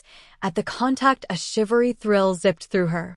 They didn't talk as they made their way through the now dark and empty market. There was nothing to say. The niceties had been exchanged, the foreplay initiated. What mattered from this point on had more to do with bare skin than bearing questions. The doorman at Megan's building did his job wordlessly. If he noticed that this was the second young man she'd brought home in the last month, he showed no signs of it. "Evening, MS. Dantes," he said, nodding. "Hans," she acknowledged, leading. "Oh, God, what was his name?" "Donnie." As in Osmond. She wished she hadn't made that connection. They stepped into the elevator. The minute the door closed, he turned to her. She heard the little catch in her breathing as he leaned toward her. His lips were as soft and sweet as she'd thought they would be. The elevator pinged at the penthouse floor. He started to pull away from her, but she wouldn't let him. "I'm the only apartment on this floor," she whispered against his mouth. Still kissing him, she reached into her bag and pulled at her keys. Locked together, they centipeded toward the door and stumbled through it. "This way." Her voice was harsh, gruff, as she led him toward the bedroom. Once there, she started unbuttoning her blouse. He tried to reach for her, but she pushed his hand away. When she was naked, she looked at him. The room was dark, shadowy, just the way she liked it. His face was a blur. She opened her nightstand drawer and found a condom. "Come here," he said, reaching out. "Oh!" "I intend to come." "Here." She walked toward him slowly, holding her tummy as taut as possible. He touched her left breast. Her nipple immediately responded. The ache between her legs graduated, deepened. She reached down, took hold of him, and began stroking. After that, everything happened fast. They fell on each other like animals, scratching, humping, groaning. Behind them, the headboard banged against the wall. Her orgasm, when it finally happened, was sharp and painful and faded much too quickly. She was left feeling vaguely dissatisfied. That was happening more and more often. She lay back onto the pillows. He was beside her, so close she could feel the warmth of his bare flesh alongside her thigh. He was right next to her, and yet she felt alone. Here they were, in bed together, with the scent of their sex still in the air, and she couldn't think of a single thing to say to him. She rolled over and moved closer to him. Before she quite knew what she was doing, she'd cuddled up alongside him. It was the first time she'd done something so intimate in years. "Tell me something about you no one knows," she said, sliding her naked leg across his. He laughed softly. "I guess you live in bizarro world, where they do everything backward, huh? First you screw my brains out, then you want to know me. In the bar, you were practically yawning when I told you about my family." She drew away from him, pulled back into herself. "I don't like to be ordinary." She was surprised by how okay she sounded. "You're not, believe me." He pushed her leg aside and kissed her shoulder. The brush off. Frankly, she preferred it without the kiss. "I gotta go." "So, go." He frowned. "Don't sound pissed off. It's not like we fell in love tonight." She reached down to the floor for her Seahawks nightshirt and put it on. She was less vulnerable dressed. "You don't know me well enough to know whether I'm pissed off. And frankly, I can't imagine falling in love with someone who used the term ball handling as often as you did." "Jesus." He got out of bed and started dressing. She sat in bed, very stiffly, watching him. She wished she had a book on her nightstand. It would have been nice to start reading now. "If you keep bearing left, you'll find the front door." His frown deepened. "Are you on medication?" She laughed at that. "Because you should be." He started to leave, almost breaking into a run. She noticed, but at the door, he paused and turned around. "I liked you, you know." Then he was gone. Meg heard the front door open and click shut. She finally released a heavy breath. It used to take weeks, months even, before men began to ask if she was medicated. Now she'd managed to completely alienate Danny Donya in a single night. She was losing her grip. Life seemed to be unraveling around her. Hell, she couldn't remember the last time she'd kissed a man and felt something more than desire. And what about loneliness? Dr. Bloom had asked her. Do you like that, too? She leaned sideways and flicked on the bedside lamp. Light fell on a framed photograph of Megan and her sister, taken years ago. Megan wondered what her sister was doing right now. Wondered if she was awake at this late hour, feeling alone and vulnerable. But she knew the answer. Claire had Allison. And Sam. Megan wished she could forget the few memories she had of her sister's father. But that kind of amnesia never overtook her. Instead, Megan remembered everything, every detail. Mostly, she remembered how much she'd wanted Sam to be her father, too. When she'd been young and hopeful, she'd thought, maybe we could be a family, the three of us. The pipe dreams of a child. Still painful after all these years. Sam was Claire's father. He had stepped in and changed everything. Meg and Claire had nothing in common anymore. Claire lived in a house filled with laughter and love. She probably only dated upstanding leaders of the community. No anonymous, dissatisfying sex for Claire. Megan closed her eyes, reminding herself that this was the life she wanted. She'd tried marriage. It had ended exactly as she'd fear with his betrayal and her broken heart. She didn't ever want to experience that again. If sometimes she spent an hour or so in the middle of the night with an ache of longing that wouldn't quite go away, well, that was the price of independence. She leaned across the bed and picked up the phone. There were 5 numbers on her speed dialer: the office, 3 takeout restaurants, and her best friend, Elizabeth Shore. She punched in number 3. "What's the matter?" said a groggy male voice. "Jamie?" Megan glanced at the bedside clock. Damn. It was almost midnight. That made it nearly 3 o'clock in New York. "Sorry, Jack. I didn't notice the time. For a smart woman, you make that mistake a lot." "Just a sec." Megan wished she could hang up. She felt exposed by her error. It showed how little a life she had. "Are you okay?" Elizabeth said, sounding worried. "I'm fine. I screwed up. Tell Jack I'm sorry. We can talk tomorrow. I'll call before I leave for work. Just hang on." Megan heard Elizabeth whisper something to her husband. A moment later, she said, "Let me guess. You just got home from the Athenian." That made her feel even worse. "No, not tonight." "Are you okay, Meg?" "Fine, really. I just lost track of time. I was working on a messy deposition. We'll talk tomorrow. Jack and I are leaving for Paris, remember?" "Oh, yeah. Have a great time. I could postpone it." "And miss that huge party at the Ritz?" "No way. Have a wonderful time." There was a pause on the line, then softly Elizabeth said, "I love you, Meg." She felt the start of tears. Those were the words she'd needed, even if they came from far away. They made her feel less alone, less vulnerable. "I love you too, Bertie. Good night." "Night, Meg. Sleep well." She slowly hung up the phone. The room seemed quiet now, too dark. She pulled the covers up and closed her eyes, knowing it would be hours before she fell asleep. Chapter 7. Their first gathering at Lake Chelan had been Ian celebration. 1989. The year Madonna urged people to express themselves and Jack Nicholson played the Joker and the first pieces of the Berlin Wall came down. More important, it was the year they all turned 21. There had been 5 of them then. Best friends since grade school. That first get-together had happened by accident. The girls had pooled their money to give Claire a weekend in the honeymoon cabin for her birthday. At the time Ian March'd been head over heels in love with Carl Eldridge. The first of many head-over-heels-in-love relationships that turned out to be a plain old kick in the head.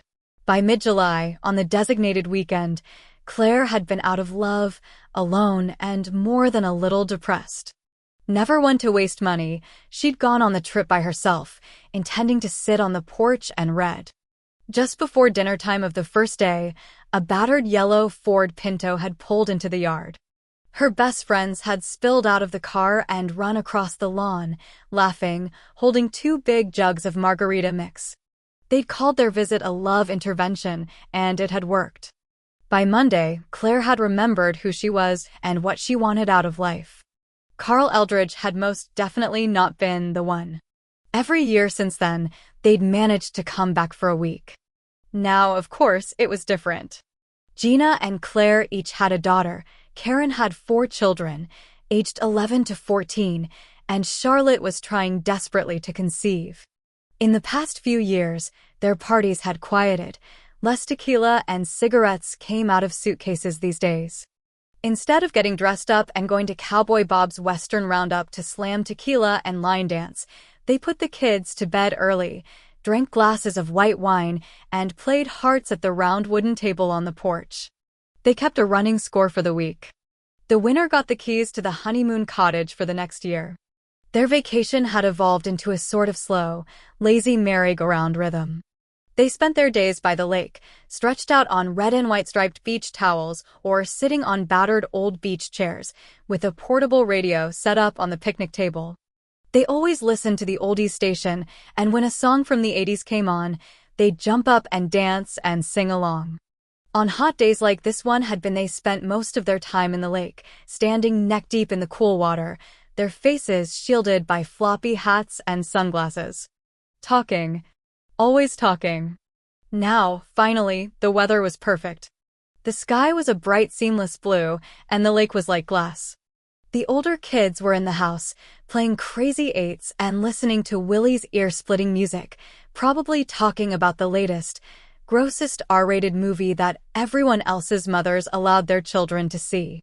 Allison and Bonnie were pedaling a water bike in the cordoned-off section of the lake. Their giggles could be heard above the others. Karen sat slouched in her chair, fanning herself with a pamphlet from the waterslide park. Charlotte, completely protected from the sun by a floppy white hat and a diaphanous, 3/4-sleeved cover-up, was reading the latest Kelly Ripa book club choice and sipping lemonade. Gina leaned sideways and opened the cooler, rooting noisily through it for a Diet Coke. When she found one, she pulled it out and snapped it open, taking a long drink before she shut the cooler. My marriage ends and we're drinking Diet Coke and lemonade. When Karen's dickwad first husband left, we slammed tequila and danced the Macarena at Cowboy Bob's. That was my second husband, Stan, Karen said. When Aaron left, we ate those pot brownies and went skinny dipping in the lake. My point remains, Gina said. My crisis is getting the Sesame Street treatment. You got Animal House. Cowboy Bob's, Charlotte said, almost smiling. We haven't been there in years. Not since we started dragging around these undersized humans, Karen pointed out. It's hard to rock and roll with a kid on your back. Charlotte looked out at the lake, to where the little girls were pedaling their water bike. Her smile slowly faded. That familiar sadness came into her eyes again. No doubt she was thinking about the baby she wanted so much. Claire glanced at her friends. It startled her for a moment, as it sometimes did on these trips, to see their 35-year-old selves. This year, more than any other, they seemed quieter. Older, even. Women on the edge of a sparkling lake who had too much on their minds. That would never do. They came to Lake Chelan to be their younger, freer selves. Troubles were for other latitudes. Claire pushed herself up on her elbows. The scratchy cotton of her beach towel seemed to bite into her sunburned forearms. Willie's 14 this year, right? Karen nodded. He's starting high school in September. Can you believe it? He still sleeps with a stuffed animal and forgets to brush his teeth. The 9th grade girls look like solid gold dancers next to him. Why couldn't he babysit for an hour or two? Gina sat upright. Hot damn, Claire. Why didn't we think of that before? He's 14. Karen frowned. With the maturity of an earthworm. We all babysat at his age, Charlotte said. Hell, I was practically a nanny that summer before high school. He's a responsible kid, Karen. He'll be fine, Claire said gently. I don't know. Last month his fish died. Lack of food. They won't starve to death in 2 hours. Karen looked back at the cabin. Claire understood exactly what her friend was thinking. If Willie was old enough to babysit, he wasn't really a little boy anymore. Yeah, Karen said finally. Of course. Why not? We'll leave a cell phone with him. And a list of numbers. And we'll tell them not to leave the cabin. Gina smiled for the first time all day. Ladies, the Bluesers are going to leave the building. It took them 2 hours to shower, change their clothes, and make the kids dinner. Macaroni and cheese and hot dogs. It took them another hour to convince the kids that their plan was possible. Finally, Claire took firm hold of Karen and led her outside. As they walked down the long, winding driveway, Karen paused and looked back every few feet. Are you sure? She said each time. We're sure. The responsibility will be good for him. Karen frowned. I keep thinking about those poor little goldfish, floating belly up in the dirty water. Just keep walking. Gina leaned close to Claire and said, she's like a car in the ice. If she stops, we'll never get her going again. They were standing across the street from Cowboy Bob's when it hit them. Claire was the first to speak. It's not even dark out. As party animals, we've lost our touch, Charlotte said. Shit. This from Gina. Claire refused to be thwarted. So what if they looked like sorority girls amid the professional drinkers that populated a place like this in the early evening? They were here to have a good time, and Cowboy Bob's was their only choice. Come on, ladies, she said, storming forward. Her friends fell into line behind her. Heads held high, they marched into Cowboy Bob's as if they owned the place. A thick gray haze hung along the ceiling, drifting in thin strands between the overhead lights. There were several regulars along the bar, their hunched bodies planted like soggy mushrooms on the black bar stools. Several multicolored neon beer signs flickered in the gloomy darkness. Claire led the way to a round, battered table near the empty dance floor. From here they had an unobstructed view of the band, which was now noticeably absent. A whiny Western song played on the jukebox. They had barely made it to their seats when a tall, thin waitress with leathery cheeks appeared beside them. What's I get for y'all? She asked, wiping down the table with a gray rag. Gina ordered a round of margaritas and onion rings, which were promptly served. God, it feels good to get out, Karen said, reaching for her drink. I can't remember the last time I went out without having to do enough pre-planning to launch an airstrike. Amen to that, Gina agreed. Rex could never handle getting a sitter. Not even to surprise me with a dinner date. The surprise was always, we're going out to dinner. Could you plan it? Like it takes ovaries to pick up the phone. At that, her smile slipped. It always bugged the hell out of me. But it's a pretty small grievance, isn't it? Why didn't I notice that before? Claire knew that Gina was thinking about the changes that were coming in her new, single life. The bed that would be half empty night after night. She wanted to say something, offer a comfort of some kind, but Claire knew nothing of marriage. She'd dated plenty in the last 20 years, and she'd fallen into pseudo-love a few times. But never the real thing. She'd figured she was missing out, but just now, as she saw the heartbreak in Gina's eyes, she wondered if maybe she'd been lucky. Claire raised her glass. To us, she said in a firm voice. To the Bluesers. We made it through junior high with Mr. Kreutzer, high school with Miss Bass the wide ass, through labors and surgeries, weddings and divorces. 2 of us have lost our marriages, 1 hasn't been able to get pregnant, 1 of us has never been in love, and a few years ago, 1 of us died. But we're still here. We'll always be here for one another.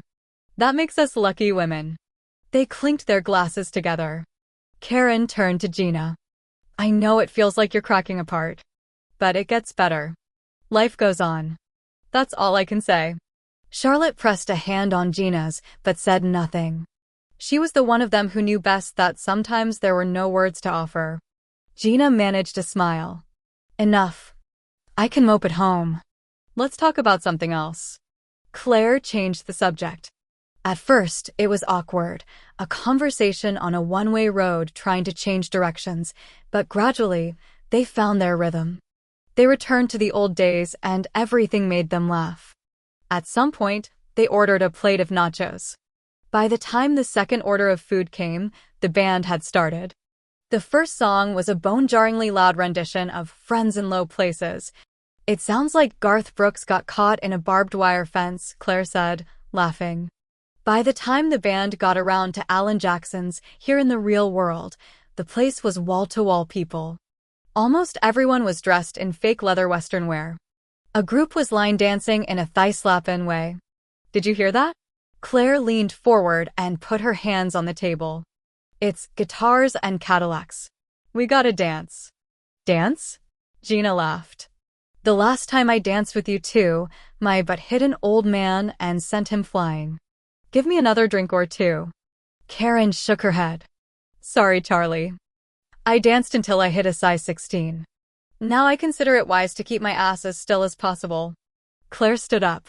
Come on, Charlotte. You're not as damn old as these two. You want to dance? Are you kidding? I'd love to. She plopped her purse onto her chair and followed Claire to the dance floor. All around them, couples dressed in denim were dancing in patterns. A woman pirouetted past them, mouthing 1, 2, 3 along the way. She clearly needed all of her concentration skills to keep up with her partner's moves. Claire let the music pour over her like cool water on a hot summer's day. It refreshed her, rejuvenated her.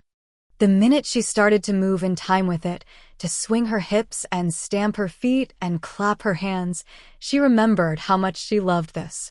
She couldn't believe that she'd let so many quiet years accumulate. The music swept her away and peeled back the layer of motherhood years. She and Charlotte became their teenage selves again, laughing, bumping hips, singing out loud to each other. The next song was Sweet Home Alabama, and they had to stay for that one. Next came Margaritaville. By the time the band took a break, Claire was damp with perspiration and out of breath. A tiny headache had flared behind her left eye. She stuck a hand in her pocket and found an Excedrin. Charlotte pushed the hair out of her eyes. That was great. Johnny and I haven't danced since. She frowned. Geez, maybe not since our wedding. That's what happens when you try like hell to get pregnant. Romance hits the road. Claire laughed. Believe me, honey, it's after you get knocked up that romance changes zip codes. I haven't had a decent date in years. Come on. I'm so dehydrated I feel like a piece of beef jerky. Char nodded toward the back. I need to use the restroom first. Order me another margarita. And tell Karen this round is on me. Sure thing. Claire started to head for the table, then remembered the aspirin in her fist. She went to the bar instead and asked for a glass of tap water. When the water came, she swallowed the single pill, then turned away from the bar. As she started to head back to the table, she saw a man walk onto the stage. He carried a Guitarra regular, old-fashioned guitar that didn't plug in or amp out. The rest of the band had left the stage, but their instruments were still there. He sat down easily on a rickety bar stool. One black cowboy boot was planted firmly on the floor, the other rested on the stool's bottom rung. He wore a pair of faded, torn jeans and a black t-shirt. His hair was almost shoulder length and shone blonde in the fluorescent overhead lighting. He was looking down at his guitar, and though a black Stetson shielded most of his face, Claire could make out the strong, high bones that defined his cheeks. Wow! She couldn't remember the last time she'd seen a man who was so good-looking. Not in Hayden, that was for sure. Men like him didn't show up in backwater towns. This was a fact she'd learned long ago. The Toms, the Brads, the Georges of this world lived in Hollywood or Manhattan, and when they traveled, they stood behind blank-eyed bodyguards in ill-fitting black suits. They talked about meeting real people, but they never actually did it. She knew this because they'd once filmed an action movie in Snohomish. Claire had begged her father to take her down to watch the filming. Not one of the stars had spoken to the locals. The man leaned toward the microphone. I'm gonna fill in while the band takes a short break. I hope y'all don't mind. A round of lackluster applause followed his words. Claire pushed through the crowd, elbowing past a young man in skin-tight Wrangler jeans and a Stetson as big as a bathtub. She halted at the edge of the dance floor.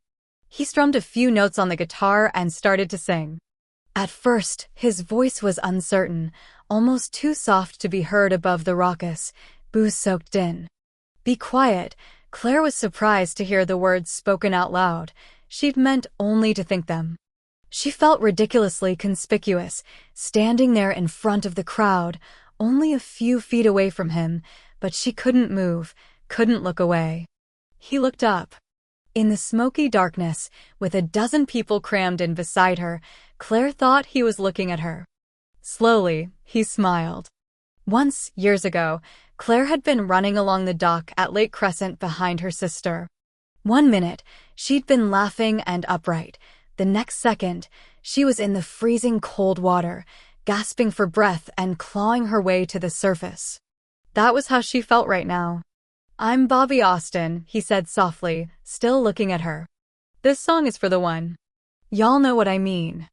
The one I've been looking for all my life." His long, tanned fingers strummed the guitar strings. Then he started to sing. His voice was low and smoky, seductive as hell, and the song had a sad and haunting quality that made Claire think of all the roads she hadn't taken in her life. She found herself swaying in time to the music, dancing all by herself. When the song ended, he set down the guitar and stood up. The crowd clapped politely, then turned away, heading back to their pitchers of beer and buffalo wings. He walked toward Claire. She couldn't seem to move. Directly in front of her he stopped. She fought the urge to look behind her, to see if he was actually looking at someone else. When he didn't say anything, she said, "I'm Claire Kavanaugh." A smile hitched one side of his mouth, but it was strangely sad. "I don't know how to say what I'm thinking without sounding like an idiot." Claire's heart was beating so fast she felt dizzy. "What do you mean?" He closed the distance between them, small as it had been. Now he was so near she could see the gold flecks in his green eyes and the tiny half-moon-shaped scar at the edge of his upper lip. She could see, too, that he trimmed his hair himself. The ends were uneven and sloppy. "I'm the one," he said softly. "The one what?" She tried to smile. "The way? The light? There is no way to heaven but through you. No joking.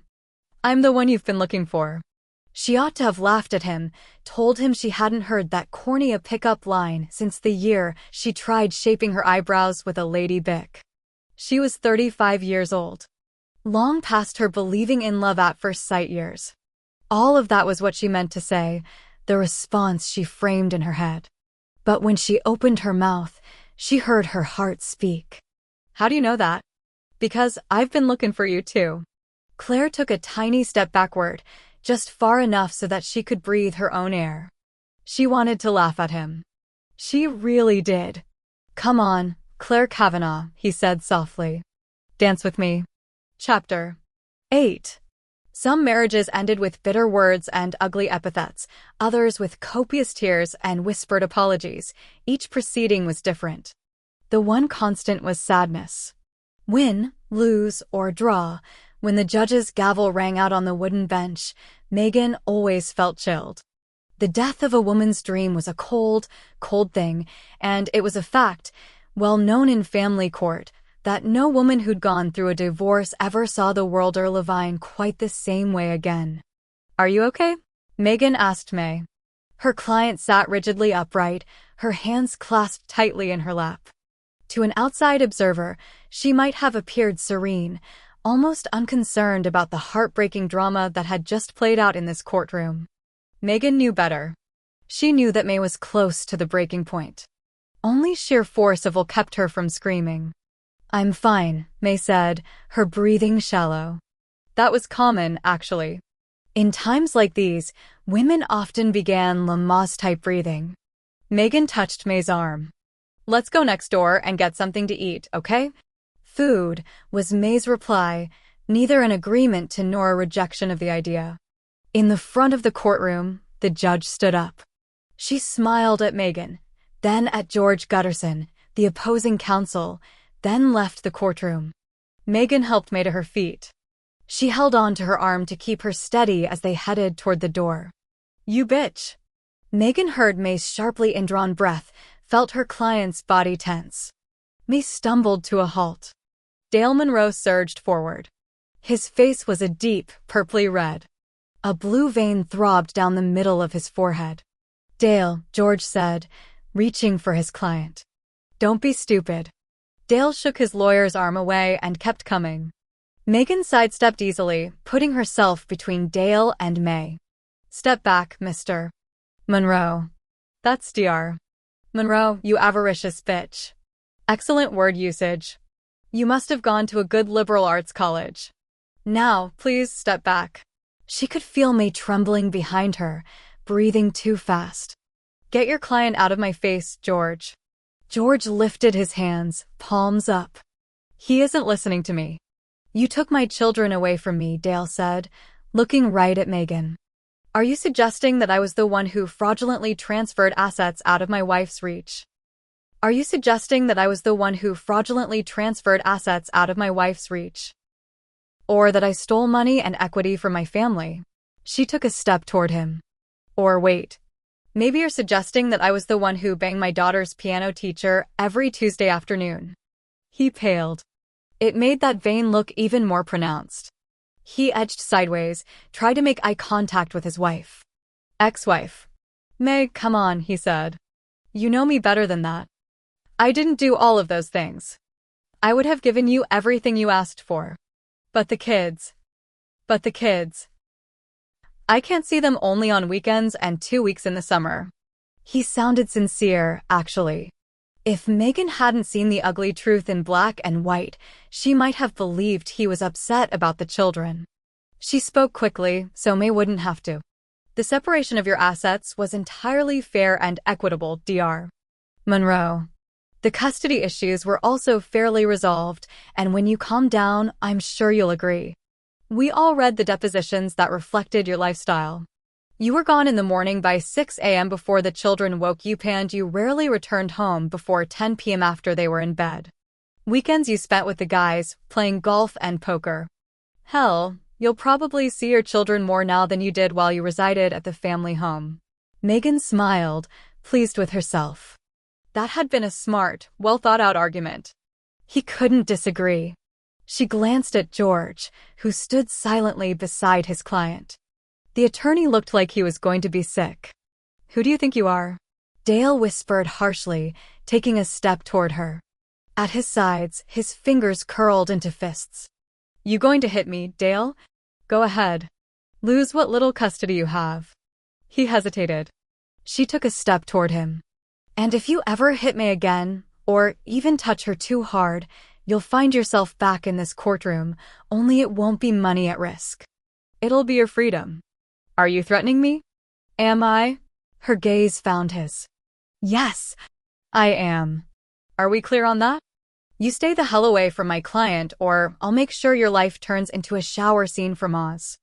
And I don't mean Munchkinland. Every other Friday you can park in front of the house and wait for the kids to come out. You return them on time, as stipulated, and that's the sum of your contact with May. We're all clear on that, right?" May touched her arm, leaned close, and whispered, "Let's go." Megan heard the tired strain in May's voice. It reminded Megan of her own divorce. She'd tried so hard to be strong, but the moment she'd stepped out of the courtroom, she'd broken like an old drawbridge, just crumbled. There was a big part of her that had never stood upright again. She grabbed her briefcase off the oak library table and slipped her other arm around May's waist. Linked together, they walked out of the courtroom. "You'll pay for this, you bitch," Dale screamed to their backs. Then something crashed against the floor. Megan guessed it was the other oak table. She didn't look back. Instead, she kept a steadying hand on May's waist and led her to the elevator. In the small cubicle, they stood side by side. The moment the door closed, May burst into tears. Megan held May's hand, squeezing it gently. "I know it seems impossible now, but life will get better. I promise. Not instantly, not even quickly, but it will get better." She led May down the courthouse steps and outside. The sky was heavy and gray with clouds. A dismal rain spit itself along the car-clogged streets. The sun was nowhere to be seen. No doubt it had followed the geese south to places like Florida and California. It wouldn't return to Western Washington full-time until after the 4th of July. They walked down 3rd Street to the Judicial Annex, the favorite lunch spot for the family court gang. By the time they reached the front door, Megan's suit was more than a little damp.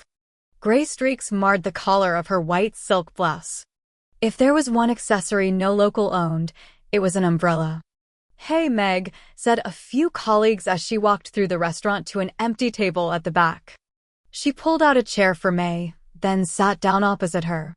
Within moments, a harried-looking waitress was beside them. She pulled a pencil out from her ponytail. "Is this a champagne or a martini day?"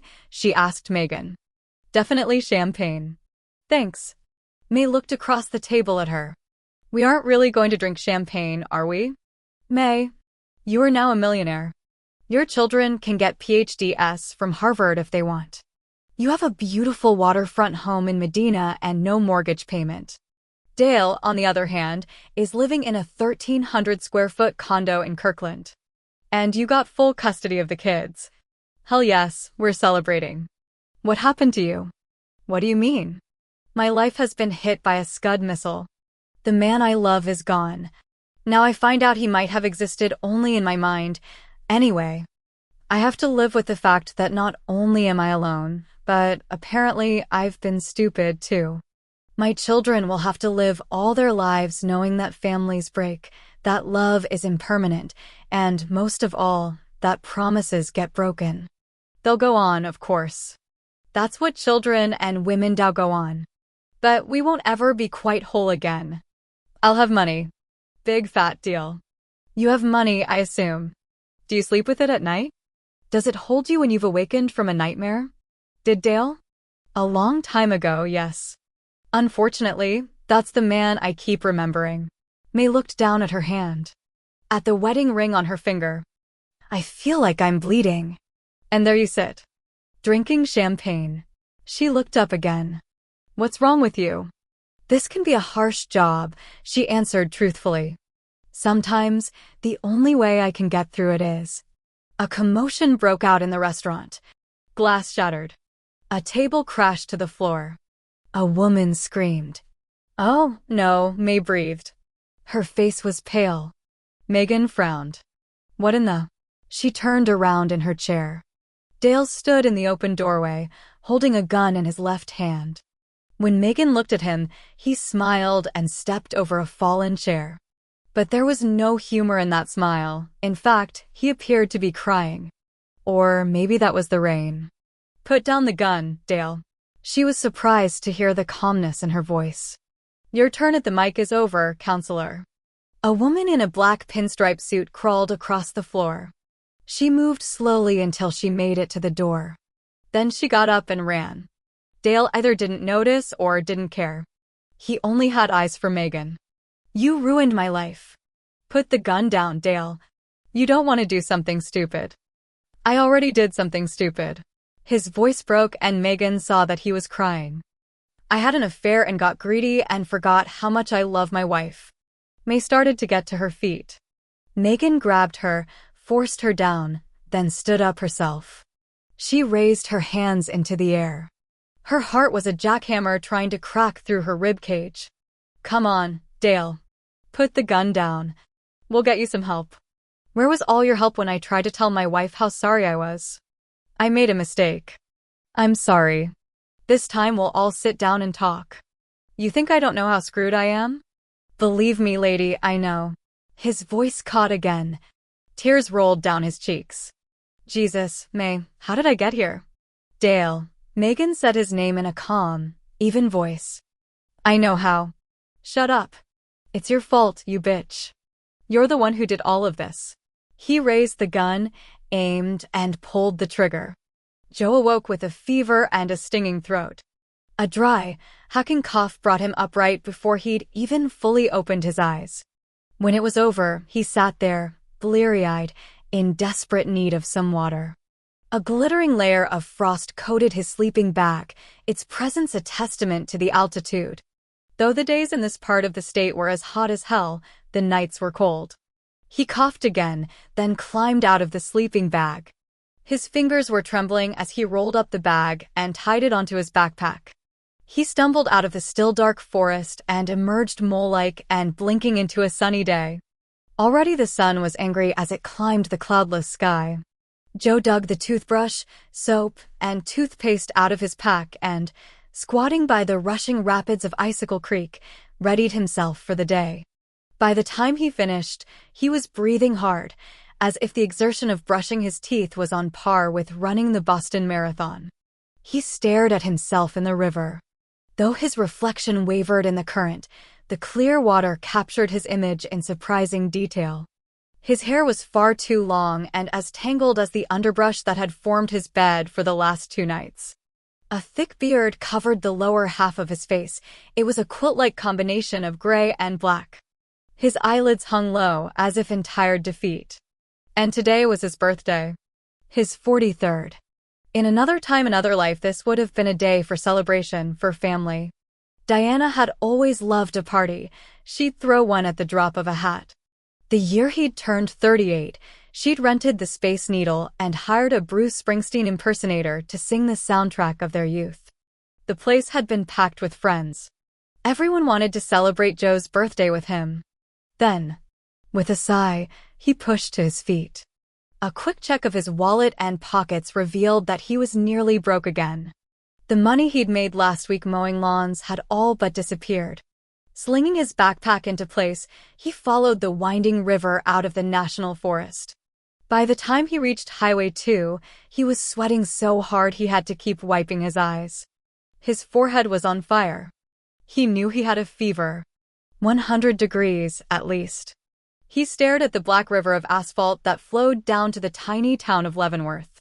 On either side, spindly green pine trees stood guard. Town was only a mile or so away. From this distance, he could see the Bavarian-themed buildings, the stoplights, and billboards. It was, he knew, the kind of town that sold handmade Christmas ornaments year-round and had a quaint bed and breakfast on every corner. The kind of place that welcomed tourists and visitors with open arms. Unless you looked or smelled like Joe. Still, he was too tired to walk uphill, so he turned toward town. His feet hurt and his stomach ached. He hadn't had a good meal in several days. Yesterday, he'd survived on unripe apples and the last of his beef jerky. By the time he reached town, his headache was almost unbearable. For 2 hours, he went from door to door trying to find temporary work. There was nothing. Finally, at the Chevron station, he spent his last $2 on aspirin, which he washed down with water from the rusty sink in the public restroom. Afterward, he stood in the candy aisle, staring blindly at the products. Corn nuts would be good now. Corn nuts would be good now. Or barbecue potato chips. Or, "You gotta get a move on, mister," said the young man behind the cash register. He wore a tattered brown t-shirt that read, "We interrupt this marriage to bring you elk hunting season. Unless you're gonna buy something else." Joe glanced up at the clock, surprised to see that he'd been there more than an hour. Nodding at the kid, he took his canteen into the restroom and filled it with water, then used the facilities and headed out. At the cash register, he paused.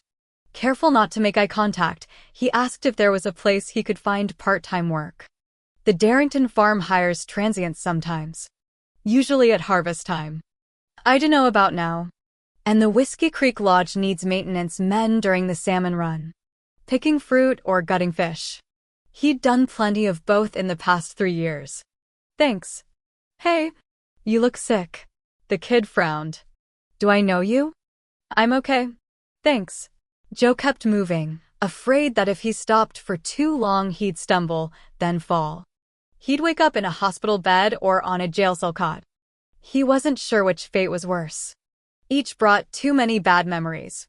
He was outside the mini-mart, unsteady on his feet, trying to will the aspirin to take effect when the first raindrop hit. It was big and fat and splat right in his eye. He tilted his chin up, saw the sudden blackness of the sky overhead. Shit. Before he finished the word, the storm hit.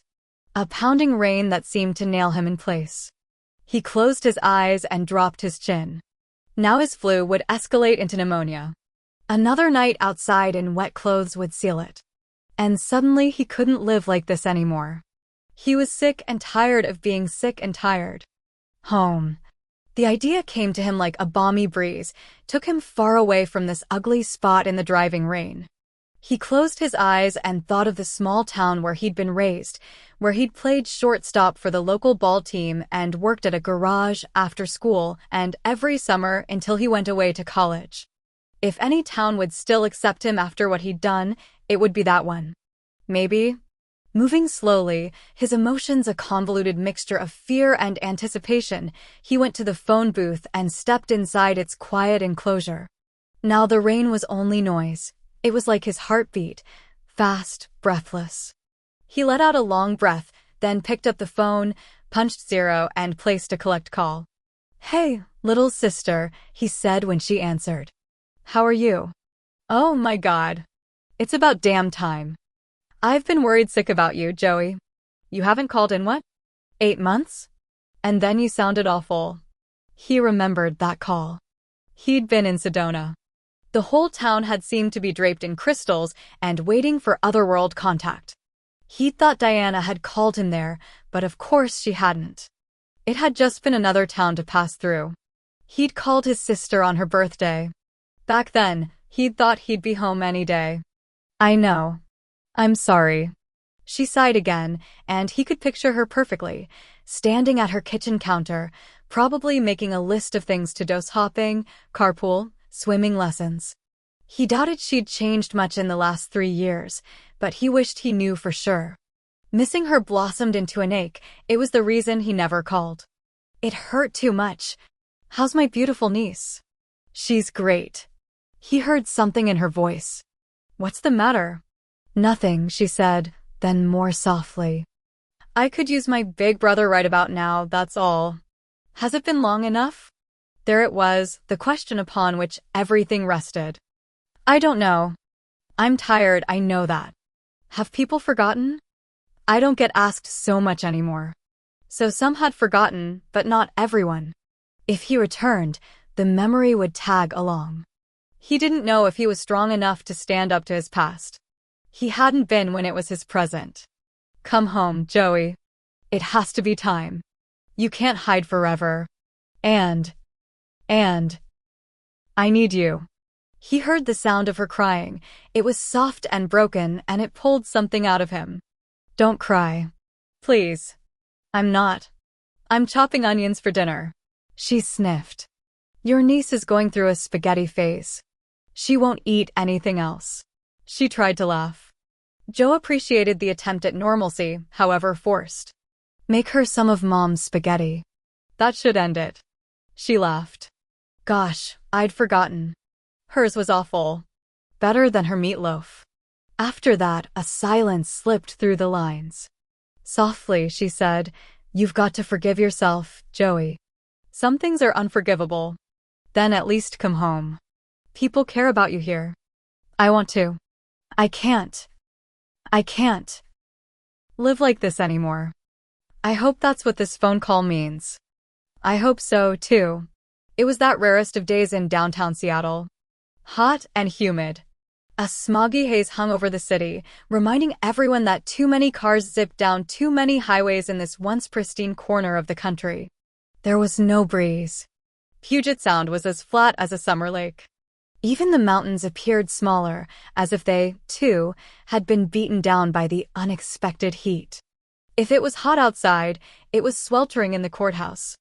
An old air conditioning unit sat awkwardly in an open window, making soft, strangled noises. A white flap of ribbon, tied to the front piece, fluttered every now and then, defeated. Megan stared down at the yellow legal pad in front of her. A neat stack of black pens were lined up along one side. The desktop, scarred by decades of clients and attorneys, wobbled on uneven legs. She hadn't written a word. That surprised her. Usually her pen was the only thing that worked as fast as her brain. A mess. Don S. Ahem. A mess. Don S. The judge was speaking to her. She blinked slowly. I'm sorry. She got to her feet and automatically smoothed the hair back from her face. But she'd worn it back this morning in a French twist. The judge, a thin, heron-like woman with no collar peeking out from the black V of her robes, was frowning. What are your thoughts on this? Megan felt a flare of worry, almost panic. She looked again at her blank legal pad. Her right hand started to shake. The expensive pen fell from her fingers and clattered on the table. Approach the bench, said the judge. Megan didn't glance to her left. She didn't want to make eye contact with her opposing counsel. She was weak right now, shaking, for God's sake, and everyone knew it. She tried to look confident. Perhaps it worked. As she crossed the wooden floor, she heard her heels clacking with each step. The sound was like an exclamation mark on the sentence of her every breath. At the high oak bench, she stopped and looked up. It took an act of will to keep her hands open and at her sides. Yes, Your Honor? Her voice, thank God, sounded normal. Strong. The judge leaned forward to say softly, we all know what happened last week, Megan. That bullet missed you by inches. Are you certain you're ready to be back in a courtroom? Yes. Megan's voice was softer now. Her right hand was trembling. The judge frowned down at her, then cleared her throat and nodded. Step back. Megan headed back to the desk. John Heinried stepped in beside her. They'd tried dozens of cases against each other. They often shared a glass of wine and a plate of oysters after a long day in court. You sure you're okay? I'd be willing to shove this back a few days. She didn't look at him. Thanks, John. I'm fine. She went back to the table, slid into her seat. Her client, a Mercer Island housewife who couldn't possibly live on $19,000 a month, stared at her. What's going on? She mouthed, twisting the gold chain of her Chanel handbag. Megan shook her head. Don't worry. I'll restate, Your Honor, John said. My client would like to stay these proceedings for a short time so that he and Mrs. Miller can obtain counseling. There are, after all, small children involved. He'd like to give the marriage every opportunity to succeed. Megan heard her client whisper, no way, as she planted her hands on the desk and slowly rose. Her mind went blank. She couldn't think of a single argument. When she closed her eyes, trying to concentrate, she heard a different voice, gruff and desperate. It's your fault, you bitch. Then she saw the gun pointed at her, heard an echoed blast. When she opened her eyes, everyone was looking at her. Had she flinched or cried out? Shit. She didn't know. My client believes that the marriage is irretrievably broken, Your Honor. She sees no benefit to counseling. No benefit? John argued. Certainly, after 15 years of living together, it couldn't hurt to spend a few hours with a therapist. My client believes that the children's welfare should be paramount here. He's merely asking for an opportunity to save his family. Megan turned to her client. It's a reasonable request, Celine, she whispered. You won't look good if we fight this battle in front of the judge. Oh, I guess. Celine frowned. Megan returned her attention to the bench. We'd ask for a time limit and a follow-up court date to be set now. That's acceptable to us, Your Honor. Megan stood there, a little unsteady on her feet as the details were worked out. Her right hand was still trembling and a tic had begun spasming in her left eyelid. On autopilot, she packed up her briefcase. Wait, what just happened? Celine whispered. We agreed to counseling. A few months or so. No more. Maybe. Counseling? We've tried counseling, or did you forget that? We've also tried hypnosis and romantic vacations, and even a week-long couples self-help seminar. None of it worked. And do you know why? Megan had forgotten all of that. The information that should have been at her fingertips had vanished. Oh, was all she could manage. It didn't work because he doesn't love me, Celine's voice cracked. Mr. Computer software likes male prostitutes, remember? Blowjobs under the viaduct and in X-rated theaters. I'm sorry, Celine. Sorry? Sorry. My children and I need to start over, not relive the same old shit. You're right. I'll fix this. I promise I will. And she could. A phone call to John Heinried that threatened to reveal Mr. Miller's preferred sex partners, and it'd be handled instantly. Quietly. Celine sighed. Look, I know what happened last week. It was on every channel. I feel sorry for that lady and for you. I know that husband tried to kill you. But I need to worry about myself. For once. Can you understand that? For a terrible moment, Megan thought she was going to lose it. How in God's name had she glanced at Celine Miller and seen just another pampered, spoiled housewife? You should be taking care of yourself first. I did you a disservice in here. I screwed up. But I'll fix it, and you won't be paying a dime for this divorce. Okay. Can you trust me again? Celine's frown released. Trusting people has always been easy for me. It's part of why I'm here. I'll catch up with John right now.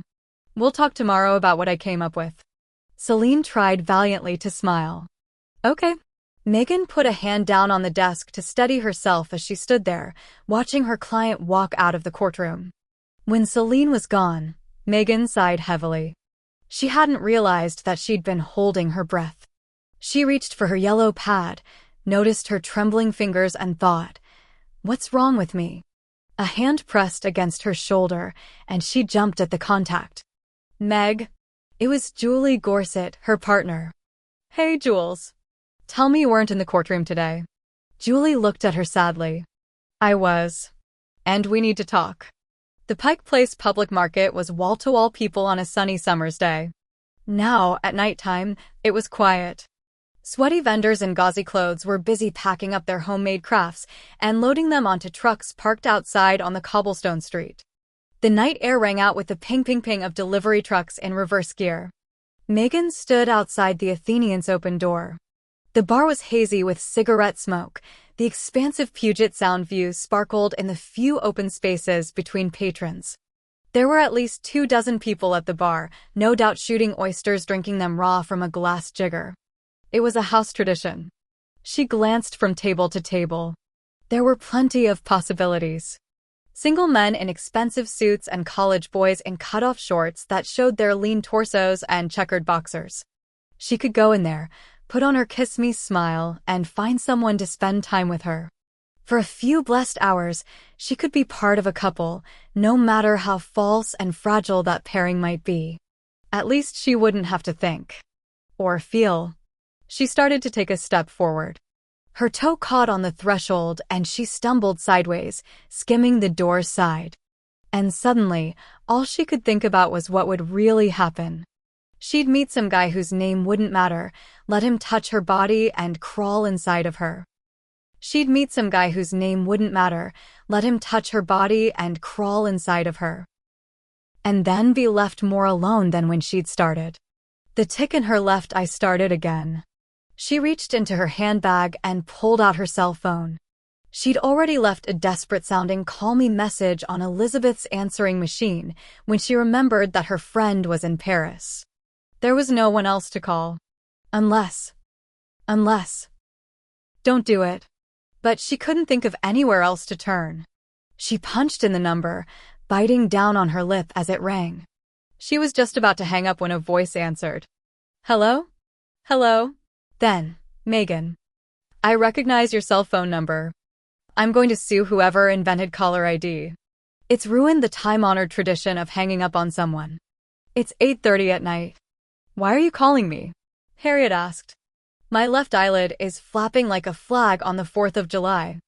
I need a prescription for a muscle relaxer. We talked about a delayed reaction, remember? Yeah. Post-traumatic stress. I thought you meant I'd get depressed, not that my eyelid would try to fly off my face. And. My hands are shaking. It would not be a good week to start quilting. Where are you? Megan considered lying, but Harriet had ears like a bloodhound. She could probably hear the bar noises. Outside of the Athenian. Of course. I'll be in my office in 30 minutes. You don't have to do that. If you could just call in a prescription. My office. 30 minutes. If you aren't there, I'll come looking for you. And nothing scares off drunk college boys like an angry shrink named Harriet. Understood. Honestly, Megan was relieved. Harriet might be a pain in the ass, but at least she was someone to talk to. I'll be there. Megan hung up the phone and put it back in her purse. It took her less than 15 minutes to get to Harriet's office. The doorman let her in and, after a short question-and-answer routine, pointed to the elevator. She rode up to the 4th floor and stood outside the glass-doored office. At precisely 9 o'clock, Harriet showed up, looking rushed and poorly put together. Her normally smoothed black hair had been drawn back in a thin headband, and her face shone pink without makeup. If you make a crack about the headband, I'll charge you double. Me? Be judgmental? You must be joking. Harriet smiled at that.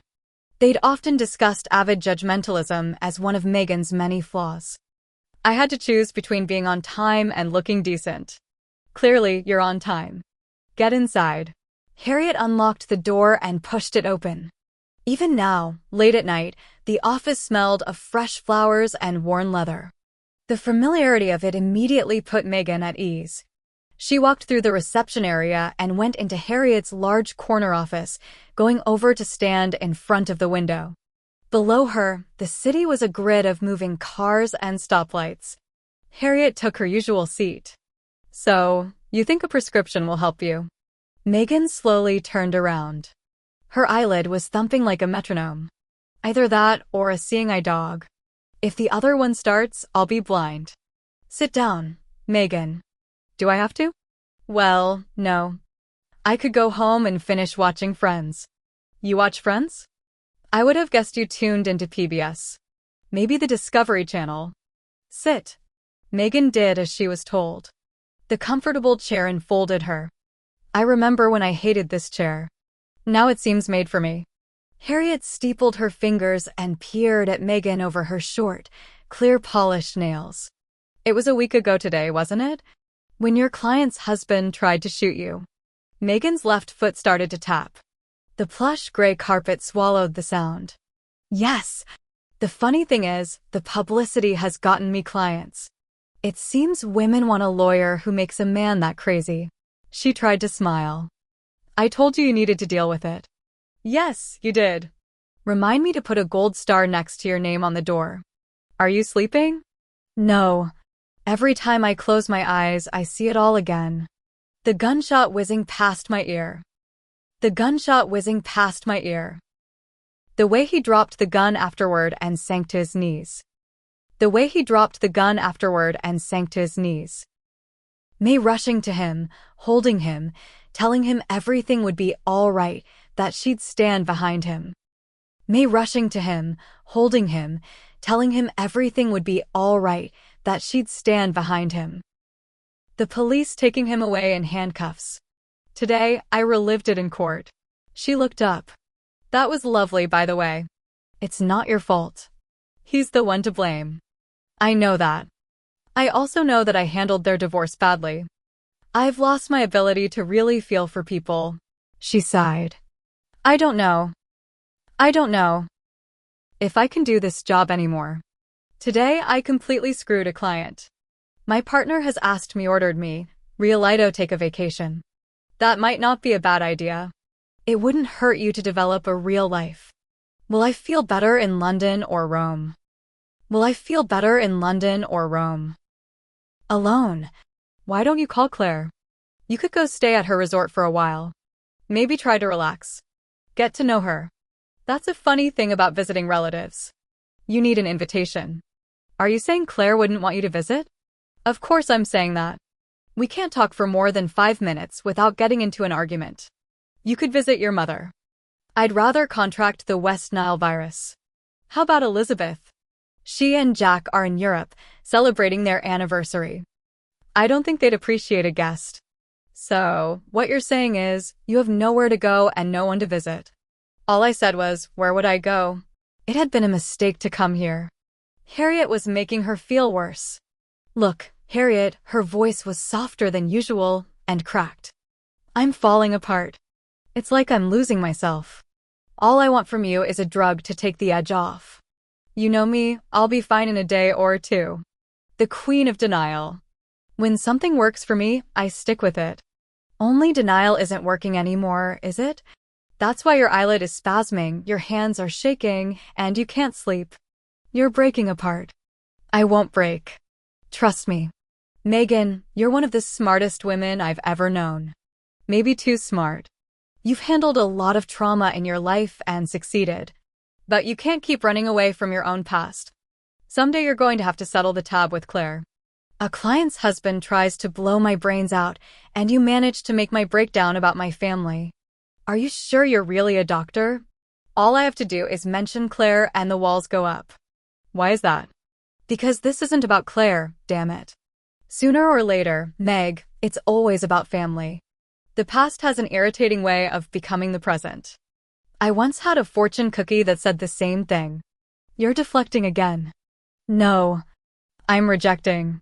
Megan got to her feet. Does this mean you won't write me a prescription for a muscle relaxant? It wouldn't help your tic. Fine.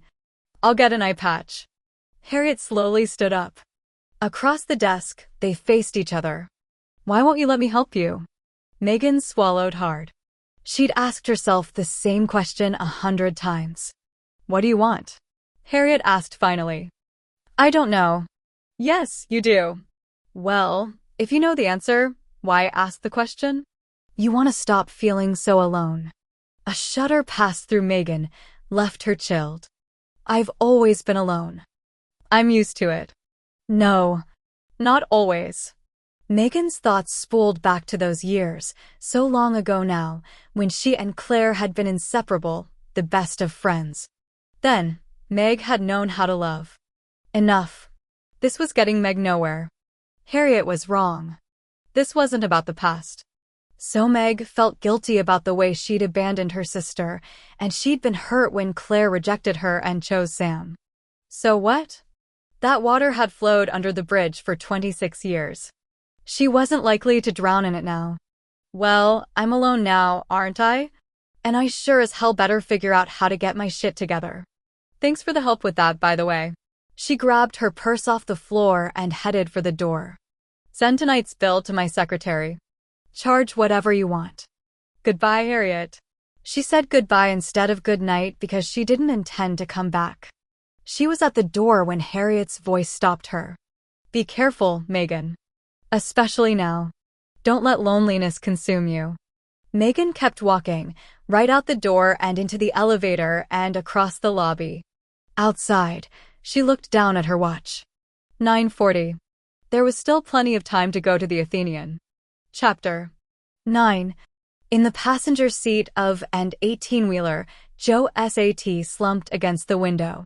The truck's air conditioner had gone out about 40 miles ago, and it was as hot as hell in the cab.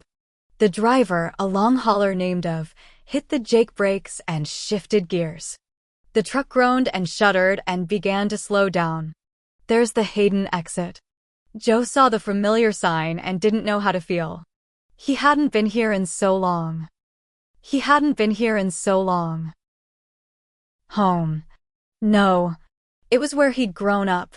Home was something elser, more accurately, someone else, and she wouldn't be waiting up for him to return. The off-ramp looped over the freeway and flattened out onto a tree-lined road. On the left side was a small shingled gas station and a mini-mart. Of pulled up in front of the pump and came to a creaking stop. The brakes wheezed loudly and fell silent.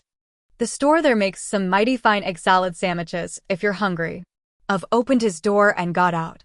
Joe wedged the handle down and gave the door a good hard push. It creaked wearily open, and he stepped down onto the pavement of Western Washington for the first time in 3 years. He broke out in a cold sweat, whether from the fever or his arrival home, he didn't know. He looked at Of, who was busy pumping gas. Thanks for the ride. Of nodded. You don't talk much, but you were good company. The road can get lonely. Yeah, Joe said. It can.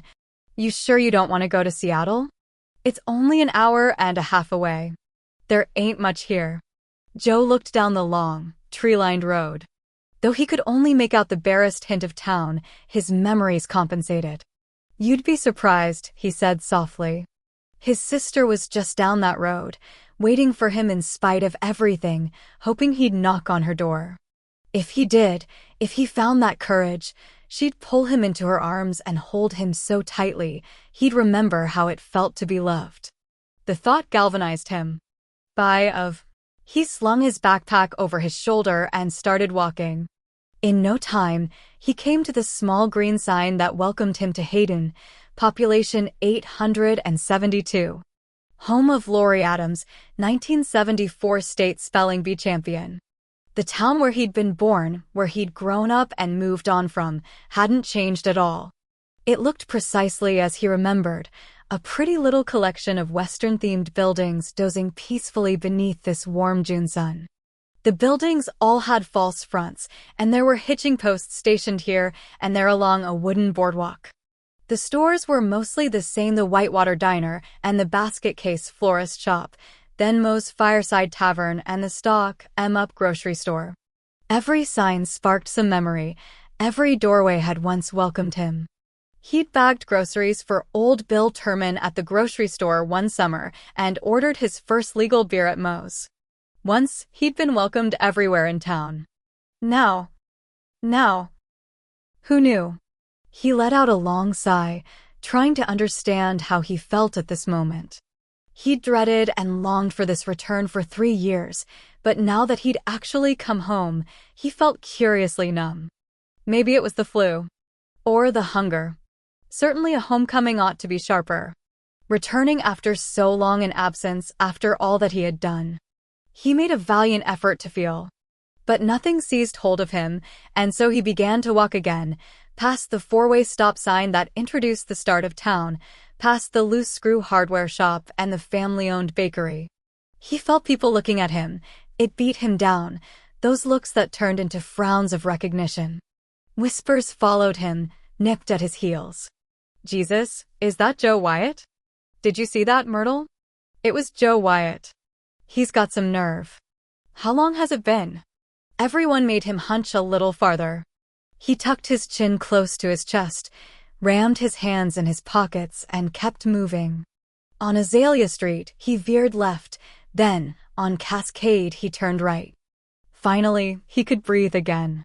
Here, only a few blocks from Main Street, the world was quiet again. Quaint wood-framed houses sat on impeccably trimmed lawns, one after another for a few blocks, and then the signs of inhabitation grew sparse. By the time he reached Rhododendron Lane, the street was almost completely deserted.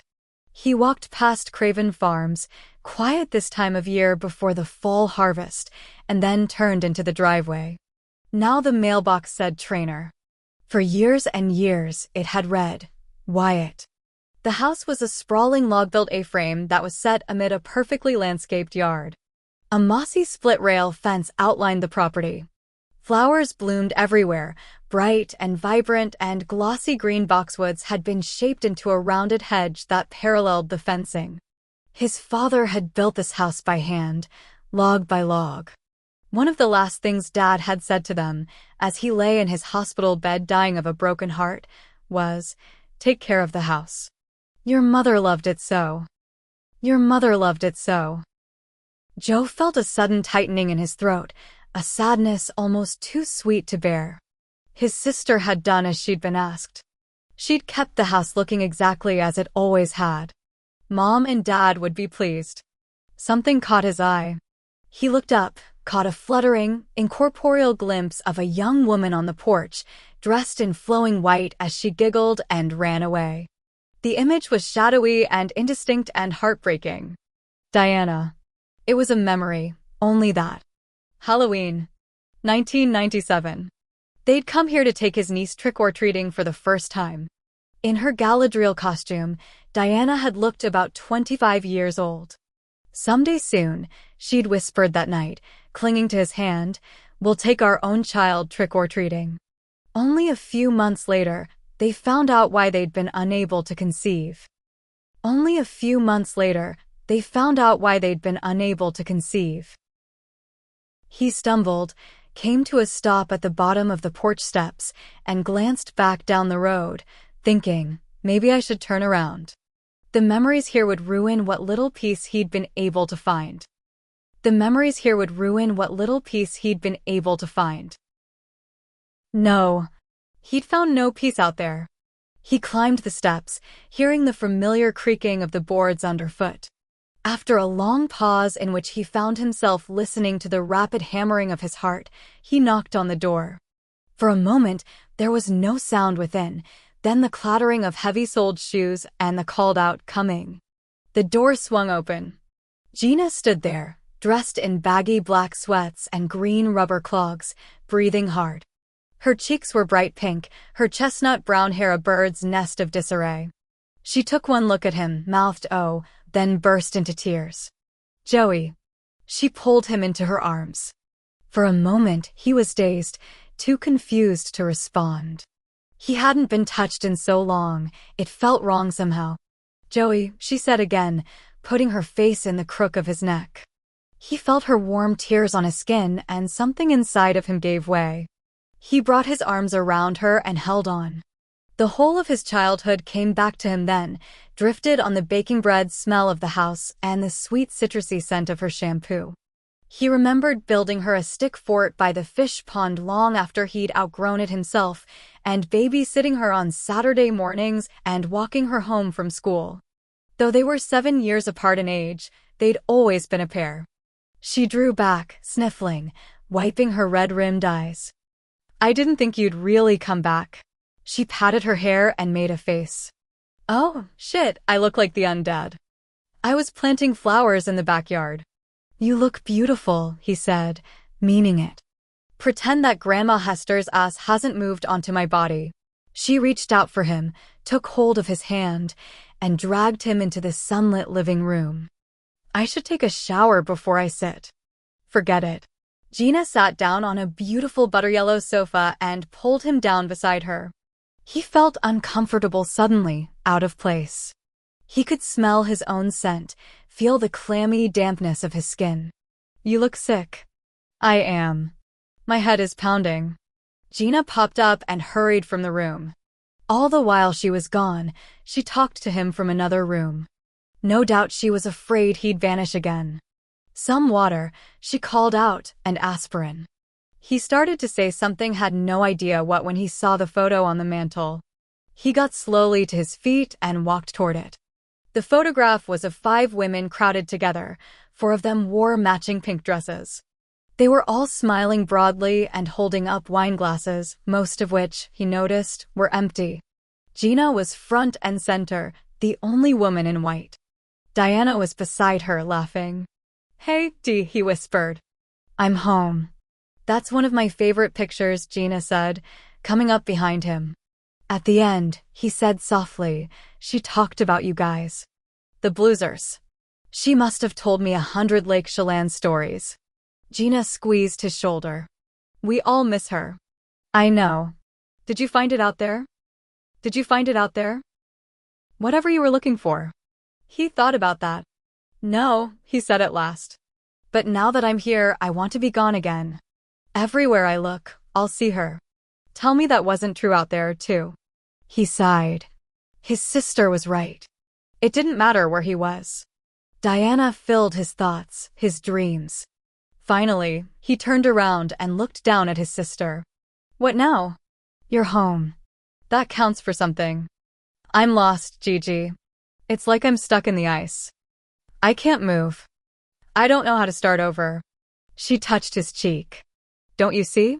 You already have. You're here." He placed his hand over hers and stared down at her, trying to think of something to say. Nothing came to mind, so he tried to smile instead. "Where's my beautiful niece? And my brother-in-law?" "Bonnie's over at River's Edge, playing with Ollie." Joe frowned, took a step back. "And Rex?"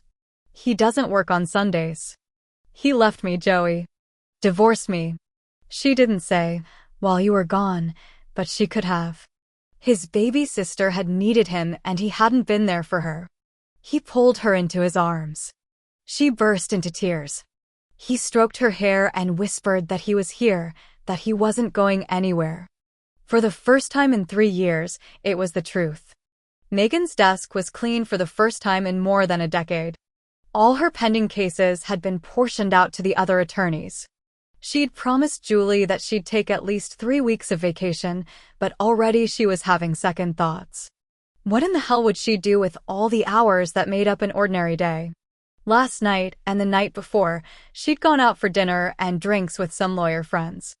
Unfortunately, it had become obvious that they were worried about her.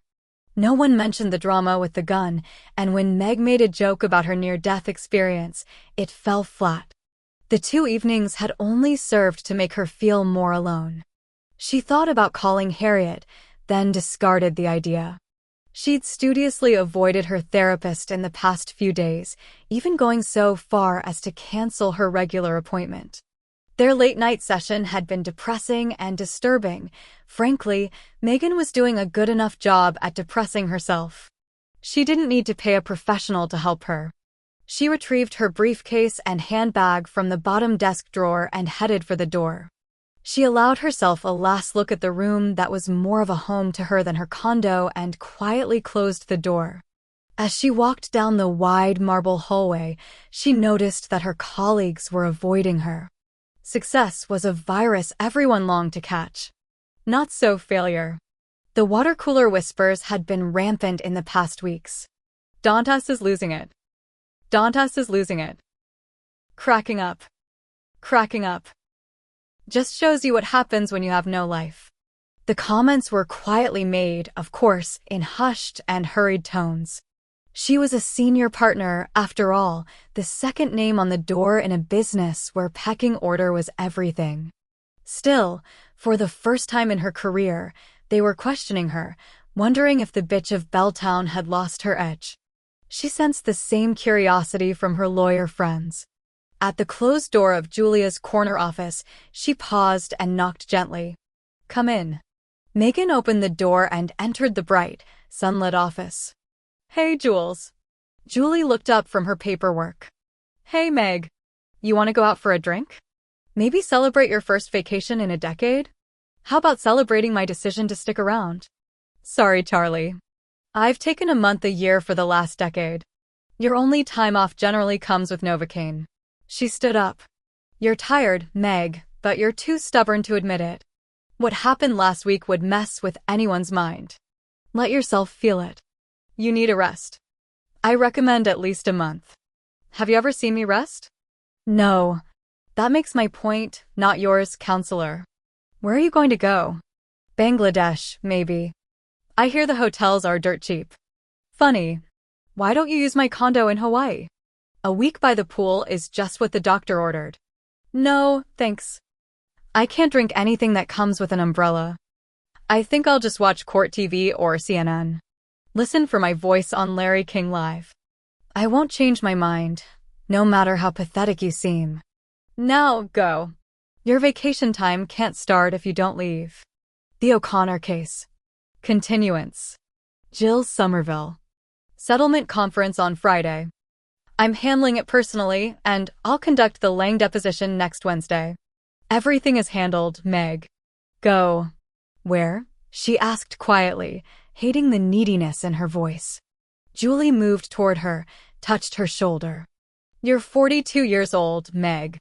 If you don't have anywhere to go and no one to visit, it's about time you reassessed. This is a job. A damn good one, to be sure, but just a job. You've made it your life, I let you. I'll admit it, but it's time to make some changes. Go find something. Megan pulled Julie into her arms, gave her a fierce hug. Then, feeling awkward with the uncharacteristic display of emotion, she stumbled backward, turned around, and strode out of the office. Outside, night was closing in, drawing the warmth from a surprisingly hot day. As she neared the public market, the crowds increased. Tourists stood in front of flower shops and outside bakery windows. She cut through Post Alley toward her building. It wasn't a route she often chose, but she didn't want to walk past the Athenian. Not now, when she felt vulnerable. This was the kind of night where it would be easy to slip from grace, and honestly, she was tired of the fall. It hurt too much to land. In the lobby of her building, she waved at the doorman and went up to her condo. She'd forgotten to leave the radio playing. The place was jarringly silent. She tossed her keys on the entryway table. They clanged into a floral-carved lilique bowl. Her place was beautiful and neat, with not so much as a paper clip out of place. The cleaning lady had been here today and carefully removed all evidence of Megan's natural disorder. Without the books and folders and papers piled everywhere, it had the look of an expensive hotel room. The kind of place people visited, not where they lived. A pair of blue-black brocade sofas faced each other, with an elegant black coffee table in between. The west-facing walls were solid glass. The view was a blue wash of sky and sound. Megan opened the antique black and gold lacquered armoire in the television room and grabbed the remote. As sound blared to life, she slumped into her favorite suede chair and planted her feet on the ottoman. It took less than 5 seconds to recognize the theme music. Oh, shit. It was a rerun of her mother's old television show Starbase 4. She recognized the episode. It was called Topsy-Turvy. In it, the crew of the floating biodome was accidentally transformed into bugs. Mosquito men took control of the laboratories. Mama hurried on screen wearing that ridiculous lime green stretch suit with black thigh-high boots. She looked alive and vibrant. Beautiful. Even Meg had trouble looking away. Captain Wad, Mama said, her overly plucked eyebrows frowning just enough to convey emotion, but not enough to create wrinkles. We've received an emergency message from the boys in the dehydrogen pod. They said something about mosquitoes. Dehydrogen. As if a microbotanist on a Martian space station had to be from Alabama. Meg hated the fake accent. And Mama had used it ever since. Said her fans expected it of her. Sadly, they probably did. Don't think about it, Megan said aloud. But, of course, it was impossible. Turning away from the past was something Meg could do when she was strong. When she was weak, the memories took over. She closed her eyes and remembered. A lifetime ago. They'd been living in Bakersfield then.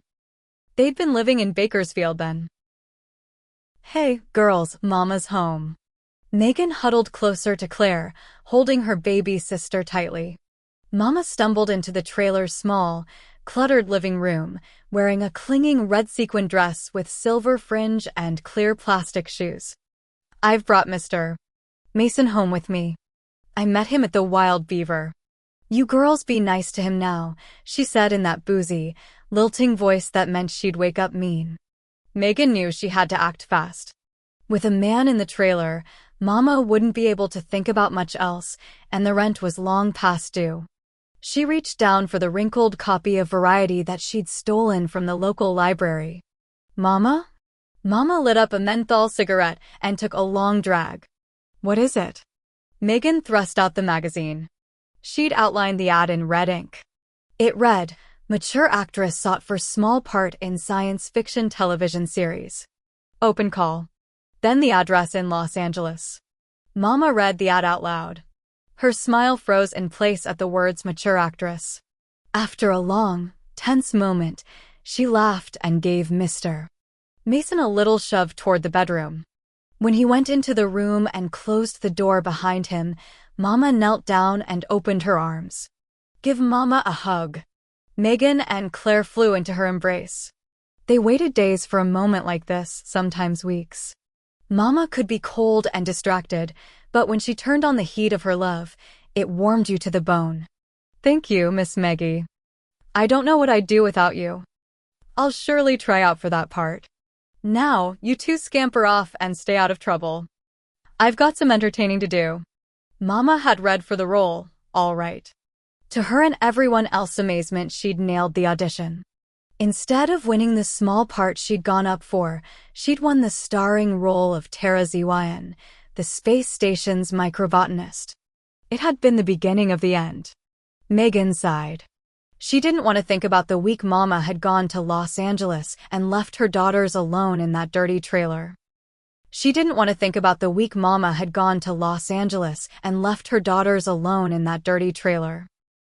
Or the changes that had come afterward. Megan and Claire had never really been sisters since. Beside her, the phone rang. It was jarringly loud in the silence. Megan pounced on it, eager to talk to anyone. Hello? Hey, Maggie, it's me. Your Mama. How are you, darlin'? Meg rolled her eyes at the accent. She should have let the answering machine pick up. I'm fine, Mama. And you? Couldn't be better. The fanfarence was this weekend. I have a few photos left over. I thought Y might like a signed one for your collection. No thanks, Mama. I'll have Houseboy send you one. Lordy, I signed as many autographs, my fingers ache. Megan had been to one of the Starbase 4 fan conference weekends. One had been enough. Hundreds of starry-eyed geeks in cheap polyester costumes, clamoring for photographs with a bunch of has-beens and never-really-wers. Mama was the only cast member who'd had a career since the show was canceled, and it wasn't much. A few bad made-for-TV movies in the 80s and a cult horror classic in the late 90s. It was reruns that had made her rich and famous. A whole new generation of nerds had latched onto the old show. Well, your fans love you. Thank God for small miracles. It surely is nice to talk to you, Maggie. We should do it more often. Y'all should come down and visit me. Mama always said that. It was part of the script. A way to pretend they were something they weren't family. It was understood that she didn't mean it. Still. Megan took a deep breath. Don't do it. You're not that desperate. But she couldn't sit alone in this condo for 3 weeks. I'm taking a vacation, she said in a rush. Maybe I could come stay with you. Oh, that would be. Fine. Mama exhaled heavily. Megan swore she could smell smoke coming through the phone. Maybe this Christmas. Tomorrow. Mama laughed. Honey, I've got a photographer from People magazine coming over at 3 o'clock, and at my age I wake up looking like those hairless dogs. It takes 10 women all day to make me beautiful. Her accent was getting pronounced. That always happened when her emotions were strong.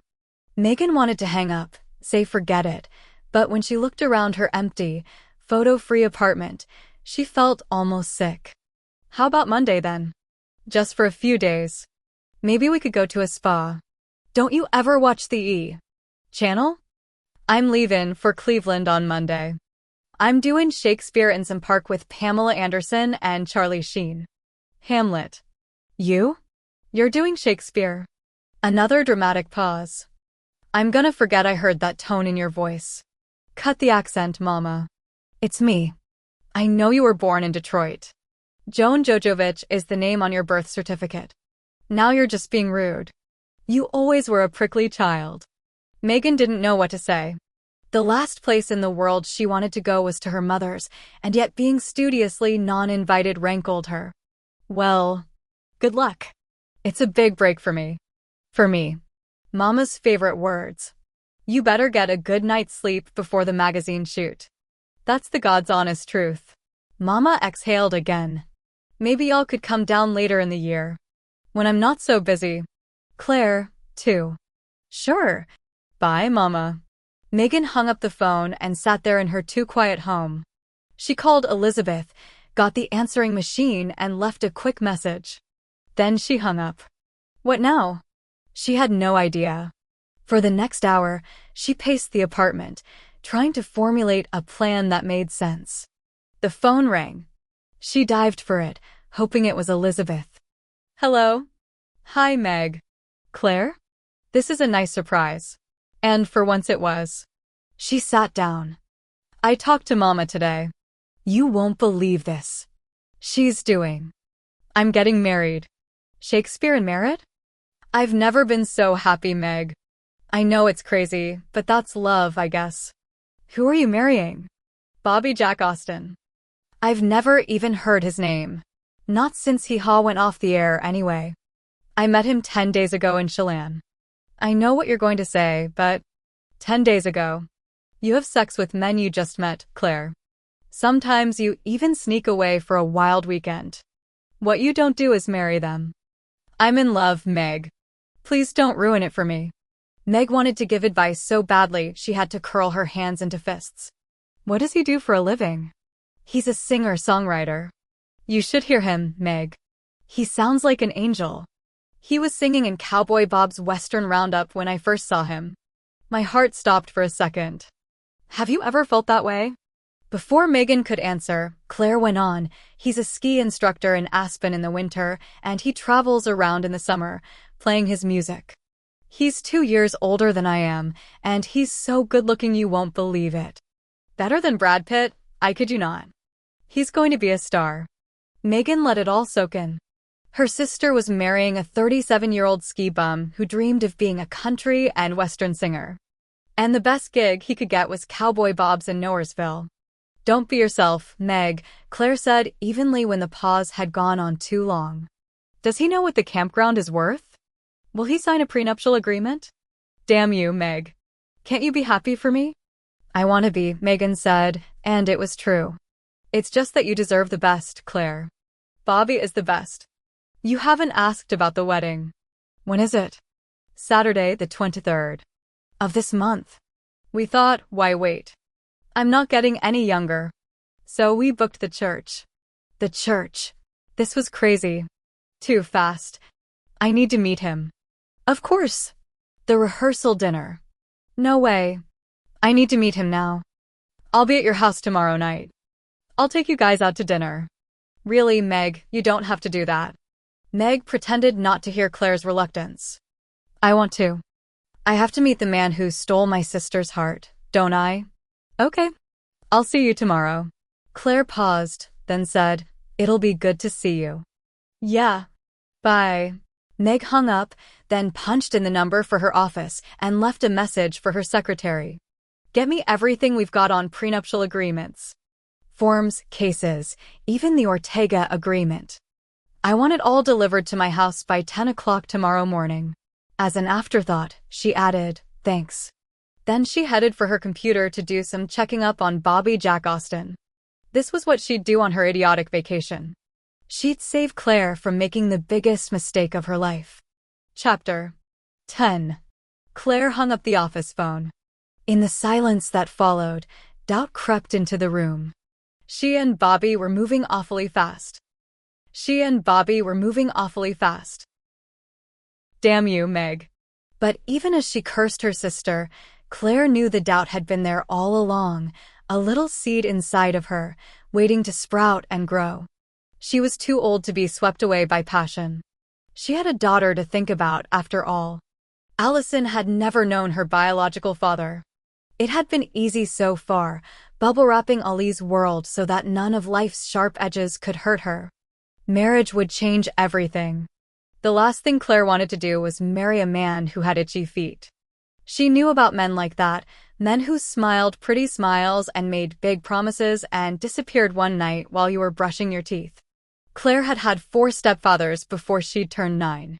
That number didn't include the men she'd been asked to call uncle, the men who'd passed through Mama's life like shots of tequila. There and gone, leaving nothing behind but a bitter aftertaste. Claire had had such high hopes for each new stepfather, too. This one, she'd thought each time. He'll be the one to take me roller skating and teach me how to ride a bike. Of course, it had been Meg who'd taught her those things. Meg, who never once called one of Mama's husbands daddy and refused to have any hopes for them at all. No wonder Megan was suspicious. Their past had given her reason to be. Claire walked across the main lobby of the registration office. On her way to the window, she picked up a fallen flyer, no doubt dropped by one of the guests, and tossed it into the cold fireplace. Outside, the sun was just beginning to set. The camp lay bathed in a rose-gold light in which every leaf edge seemed sharper, every green distinct.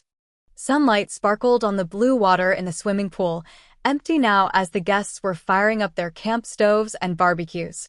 As she stood there, feeling vulnerable and uncertain, she saw a shadow fall across the grass. Dad and Bobby strolled into view.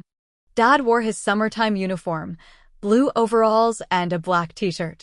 A tattered River's Edge baseball cap shaded his eyes. Beneath it, his brown hair was a mass of fuzzy curls. And Bobby?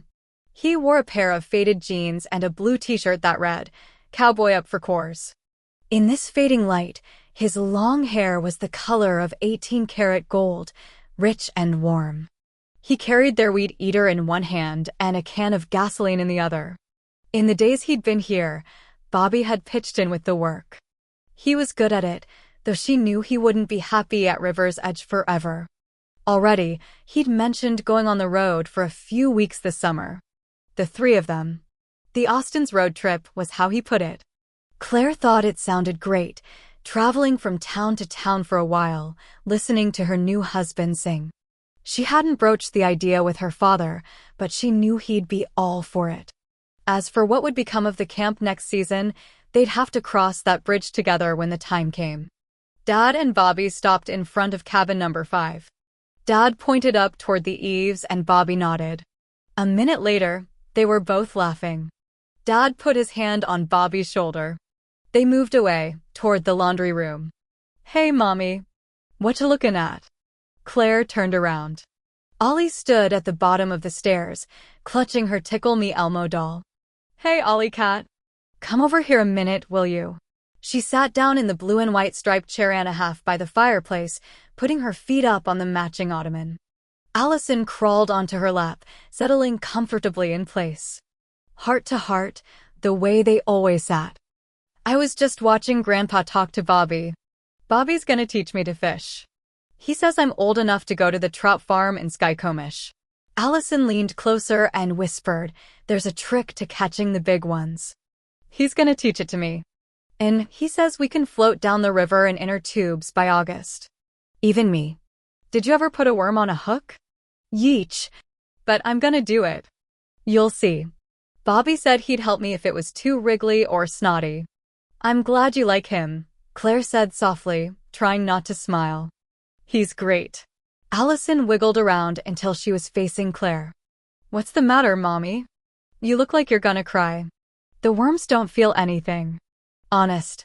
She stroked Allison's soft cheek. "You're my whole world, Ollie cat. You know that, don't you? No one could ever take your place in my heart." Allison and Elmo kissed Claire. "I know that." Allison giggled and scampered out of Claire's lap. "I gotta go. Grandpa's taking me to Smitty's garage. We're gonna get the truck fixed." As she watched her daughter run out the front door, heard her yell, "Grandpa." "Bobby. I'm here." Claire felt the pressing weight of responsibility again. How did a woman know if she was being selfish, and was that necessarily a bad thing anyway? Men were selfish all the time, and they built multi-billion-dollar corporations and rockets that flew to the moon. But what if the marriage didn't work? There it was. The clay beneath it all. She needed to talk to someone about this. Not her sister, of course. A friend. She dialed Gina's number. Gina answered on the first ring. "Hello?" Claire slumped back into the oversized chair and put her feet up. "It's me. The Instamary Queen." "Yeah, Claire. That's you. Megan thinks I'm being an idiot." "Since when do we care what she thinks? She's an attorney, for God's sake." "That's below invertebrates on the evolutionary chain." Claire's chest eased. She smiled. "I knew you'd put it in perspective. That's what friends are for. Would you like me to sing that?" "Please, no. I've heard you sing. Just tell me I'm not being a selfish bitch who is going to ruin her daughter's life by marrying a stranger." "Oh, so it's your mother we're talking about. I don't want to be like her." Claire's voice was suddenly soft. "I've known you since all 5 of us showed up for the first day of school in the same blue shirt. I remember when you bought cream to make your boobs grow and still believed in sea monkeys. Honey, you've never been selfish. And I've never seen you this happy. I don't care that you've known him less than 2 weeks. God has finally given you the gift of love and passion. Don't return it unopened. I'm scared. I should have done this when I was young and optimistic." "You're young and optimistic, and of course you're scared. If you'll remember, I had to drink 2 tequila straight shots to marry Rex, and we'd lived together for 4 years. She paused. "I probably shouldn't have used us as an example. But the point remains. A smart person is afraid of marriage. You made it past the marriage for marriage sake years, and you haven't reached the nursing home desperation years. You met a man and fell in love. So it happened fast. Big deal. If you're not ready to marry him, by all means wait. But don't wait because your big sister made you question yourself. Follow your heart." Claire's gut was clenched, her mind was clouded, but her heart was crystal clear. What would I do without you? The same thing I'd do without you. Drink too much and whine to strangers. Claire heard the tiny thread of depression in Gina's voice. It made her love her friend all the more for listening to her problems while her own whole world was caving in. How are you doing? This day or this week? I've got more mood swings than a teenager, and my ass is starting to look like a Buick. No jokes, Gigi. How are you? She sighed. Shitty. Rex came by last night. The son of a bitch has lost about 10 pounds and dyed his hair. Pretty soon he'll ask me to call him the Rexter again. She paused. He wants to marry that woman. Ouch! Ouch with a blowtorch. I'm remembering the day he proposed to me, and he's pricing diamonds. It hurts like hell. But you haven't heard the real news. Joey's back. You're kidding. Where's he been? There was a pause, the sound of movement. Then Gina lowered her voice. I don't know. Here and there, he says. He looks bad. Older. He got home yesterday. He's been asleep for almost 13 hours. Honestly, I hope I never love anyone as much as he loved Diana. What's he going to do? I don't know. I said he could stay here, but he won't.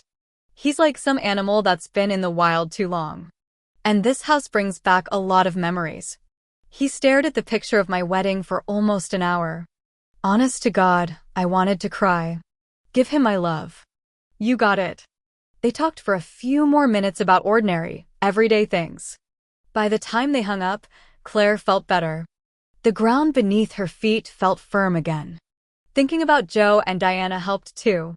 With everything that had gone wrong between those two, they still were proof that love could be real. She looked down at her left hand, at the engagement ring she wore. It was a strip of silver foil, carefully folded and twisted around her finger. She refused to think of what her sister would say about it, and remembered instead how she'd felt when Bobby put it there. Marry me, he'd said, on bended knee. She'd known she should smile gently, say, oh, Bobby, of course not. We barely know each other. But she couldn't say those words. His dark eyes had been filled with the kind of love she'd only dreamed of, and she'd been lost. Her rational self, the part that had been alone for almost 36 years and become a single parent, had warned her not to be a fool. But her heart, that tender organ, would not be ignored. She was in love.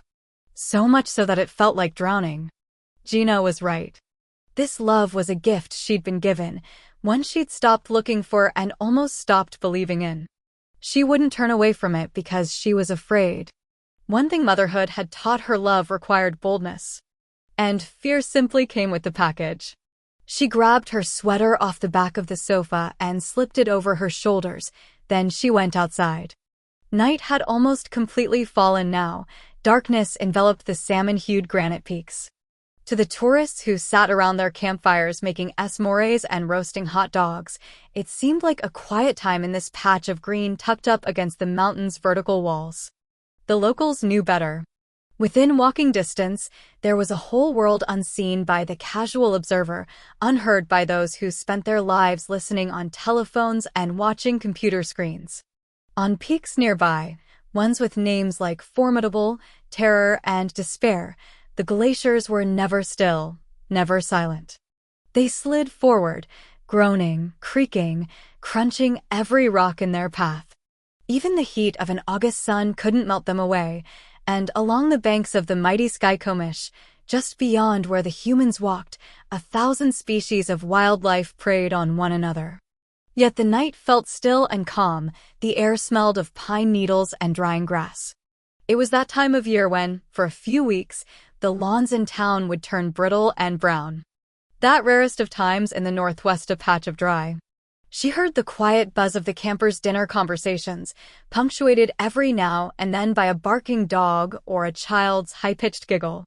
Underneath it all, as steady and familiar as the beating of her heart, was the chattering of the river.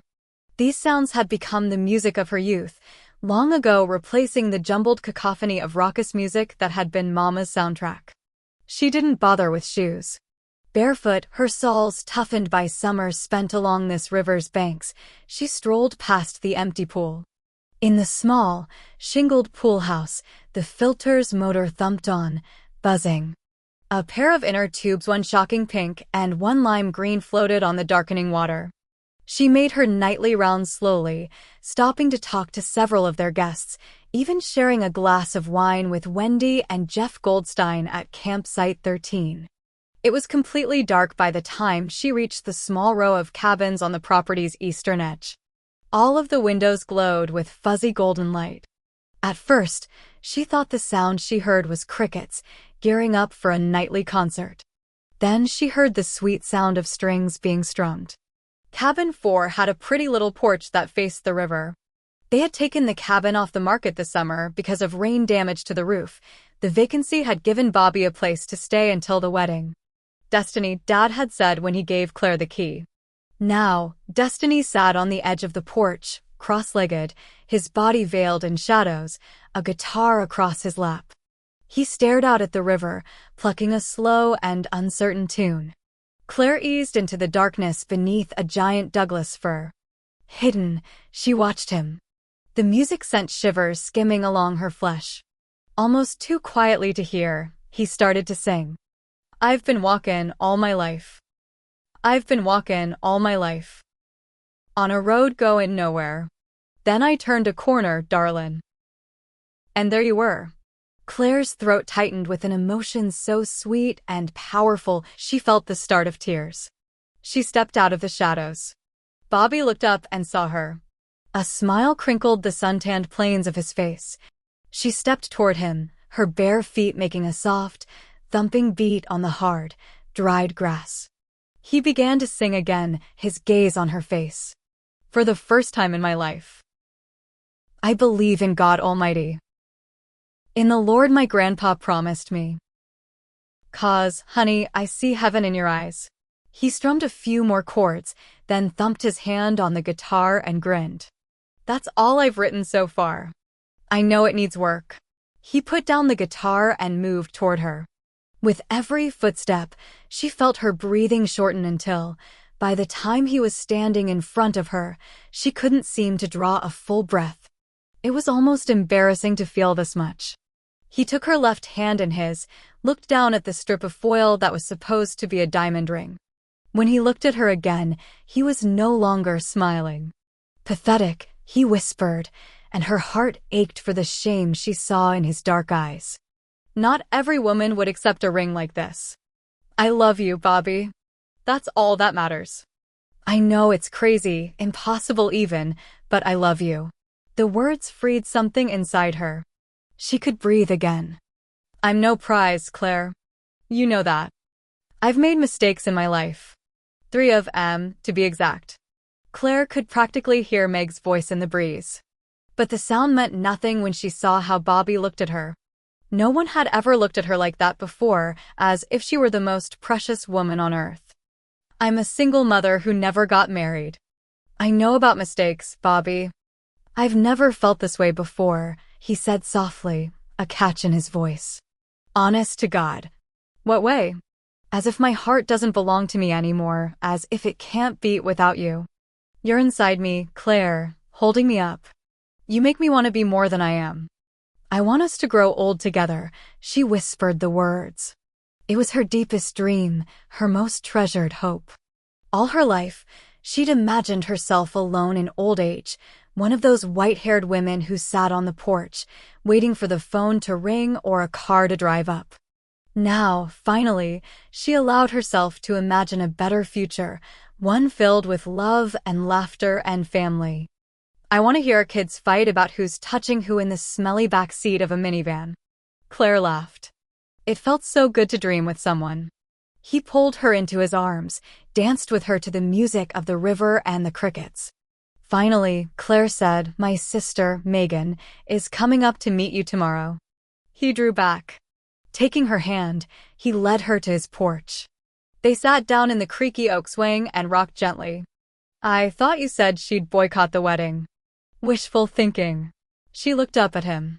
She was predictably underwhelmed by our decision to get married. This is the sister Gina called Cruella de Vil? Jaws is really the preferred nickname. Does her opinion matter? It shouldn't. But it does. Claire felt like a fool. It does. Then I'll win her over. Maybe I'll write a song for her. It better go platinum. Meg doesn't like second best. She should be here by early evening tomorrow. Should I go down to the army surplus and check out some Kevlar? At the very least. Bobby's smile faded after a moment. She won't be able to change your mind about me, will she? She was moved by his vulnerability. She's never been able to change my mind about anything. It's what makes her foam at the mouth. As long as you love me, I can take anything. Well, Bobby Austin, she put her arms around him and leaned over for a kiss. Just before their lips touched, she whispered, "Then you can take anything. Even my sister." Chapter 11. Claire stood at the kitchen sink, washing the breakfast dishes. It was a gray, not quite rainy day, the kind where the sky was so low it seemed to bump you in the forehead when you dared to venture outside. Perfect weather for a visit with Megan. The thought made her head pound.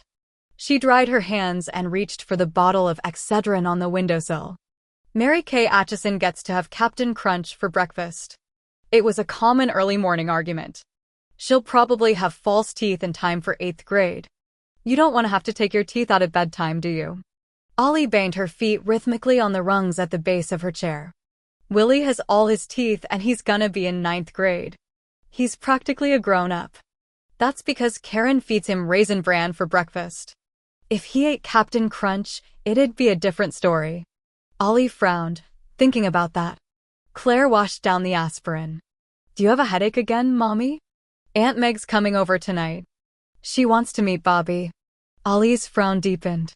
Obviously, she was trying to understand the connection between Mom's headache and Aunt Meg's visit. "I thought she was too busy to breathe." Claire went to the table and sat down beside her daughter. "You know why Megan wants to meet Bobby?" Allison rolled her eyes. "Duh, Mommy." "Duh." Claire bit back a smile. At some point, she'd have to address the issue of respectful responses, but she'd better wait until she could do it without cracking up. She held out her hand instead. "You know what this ring means?" "It's not a ring. It's foil. This kind of ring is a symbol. The ring isn't what matters. The words that come with it are what matters. And Bobby asked me to marry him." "I know that, Mommy. See, and I have some cheddar goldfish. Let's eat in a second. I want to talk to you about this. No one is more important to me than you. No one. I'll always love you, even if I'm married." "Jeez, Mommy." "I know that. Now see, and I have. Forget the goldfish." No wonder it's like talking to a 5-year-old was a common expression of frustration. "Do you mind if I marry Bobby?" "Oh!" Ollie's little face scrunched up. She bunched up her left cheek, then her right. Then she looked up at Claire. "See, and I call him Daddy? He'd like that. So at school on family day, he'll come for the sack races and help Brittany's dad barbecue the hot dogs?" Claire released a breath. It wasn't easy for her to make blanket promises for another human being. That kind of faith lived in the hearts of women who'd grown up in safer homes, where Mom and Dad could be counted on. But she believed in Bobby as much as one of her mother's daughters could believe in any man. "Yes, we can count on him." Allison grinned. "Okay. I want him to be my dad." "Daddy." She was obviously testing the word, weighing how it felt to say aloud. It was amazing how many little girls' dreams could be contained in those few letters. Big girls' dreams, too, for that matter. Allison gave Claire a quick kiss, then scampered off, dragging a dirty Elmo on the floor behind her. She went upstairs to her bedroom. Seconds later, the Little Mermaid theme music started. Claire stared down at her engagement ring. As makeshift as it was, it gave her a warm feeling of hopefulness. "One down," she said aloud. Actually, it was 2. Both her father and her daughter had put their stamp of approval on the wedding plans. That left only 2 blood-related holdouts. Megan, who definitely hadn't sounded approving, and Mama, who probably wouldn't much care. Claire had been putting off the call. No good ever came from talking to Mama. Still, she was her mother, and she had to be called. The funny part was, when Claire thought of her mother, the face that came to her was Meg's. In every childhood memory, it was her sister who'd been there. Until, of course, the day she decided she'd had enough of caring for Claire. And Mama. Well, truth be told, Claire's memories of Mama were sketchy at best. Claire was lucky in that the brunt of Mama's flightiness had fallen on Meg. Still, they all pretended that they were family. Claire picked up the phone and punched in the number. It rang and rang. Finally, an answering machine clicked on. Mama's thick as honey and twice as sweet southern drawl was accompanied by music. "I do so appreciate your call on M private number. Unfortunately, I'm too darn busy to answer, but leave me a message and I'll return your call just as soon as I can. And look for my interview in People magazine on newsstands in late June. Bye, y'all." Only Mama would self-promote on her answering machine. "Hey, Mama," she said at the beep, "it's Claire here. Your daughter. I've got some big news and I'd like to talk to you. Call me." She left her number, just in case, and hung up. She was still holding the phone, listening to the dial tone when she realized her mistake. She was getting married in less than 2 weeks. If she waited for Mama to call, the wedding would be long past. The point was to invite Mama, not to simply inform. You had to invite your mother to your wedding, even if the woman who bore you had the parenting instincts of a mosquito, and there was little chance she'd actually show up. By the time Mama had managed to fly from Los Angeles to Seattle to see her only granddaughter, Allison had been 4 years old. Claire still remembered the day vividly. They'd met at the Woodland Park Zoo in downtown Seattle. Mama had been in the middle of a Starbase 4 promotional tour, yet again, that touchdown there. Claire and Allison had been sitting on the wooden bench by the zoo's entrance for more than an hour, waiting. Claire had almost given up when she'd heard a familiar high-pitched screech. She'd looked up just in time to see Mama, dressed in a bronze silk kaftan, bearing down on them like a Thanksgiving Day parade float. "Lordy, it's good to see my girl again," she'd cried out loudly enough that everyone nearby stopped to stare. A hushed buzz of recognition twittered through the crowd. "It's her," someone said. "Tara Zyn from Starbase 4. Claire had fought the urge to roll her eyes. She stood up, her hand clasped tightly around Allison's. "Hey, Mama. It's good to see you again." Mama had swooped down on one knee in a movement that sent silk wings flying up on either side of her. "Is this darlin' little thing my granddaughter?" "Hello, Mrs. Sullivan," Allison had said, stumbling awkwardly over the name she'd practiced for a week. Claire had been sure that Mama wouldn't appreciate the word grandma. In print, she claimed to be looking forward to her 50th birthday. Mama had studied Allison carefully. For a moment, only that, a kind of sadness passed through her blue eyes. Then that smile was back. "You can call me Nana." She reached out one bejeweled hand, stroked Ollie's curly hair. "You're the spittin' image of your mama." "I'm not allowed to spit, Mrs. Nana." Mama had looked up. "She's spunky, Claire Bear. Just like Meggie. Good for you. It's the spunky ones that make it in life. I think she's the most well-spoken 2-year-old I've ever had the pleasure o' meetin'. That's because she's 4, Mama." "4?" Mama popped to her feet. "Oh, honey, I don't think so. Y'all were just in the hospital. Now, let's hurry along to the snake house. That's some favorite. And I've got to be back to my hotel in an hour for an interview with Evening magazine." Later that afternoon, Megan had shown up and the 4 of them had walked silently through the Seattle Center, pretending they had something in common. It used to hurt Claire to remember that day. Not so much anymore. The wound had healed over, grown a layer of thicker skin. She'd long ago quit wishing for a different mother. It was a hope that had once crippled her.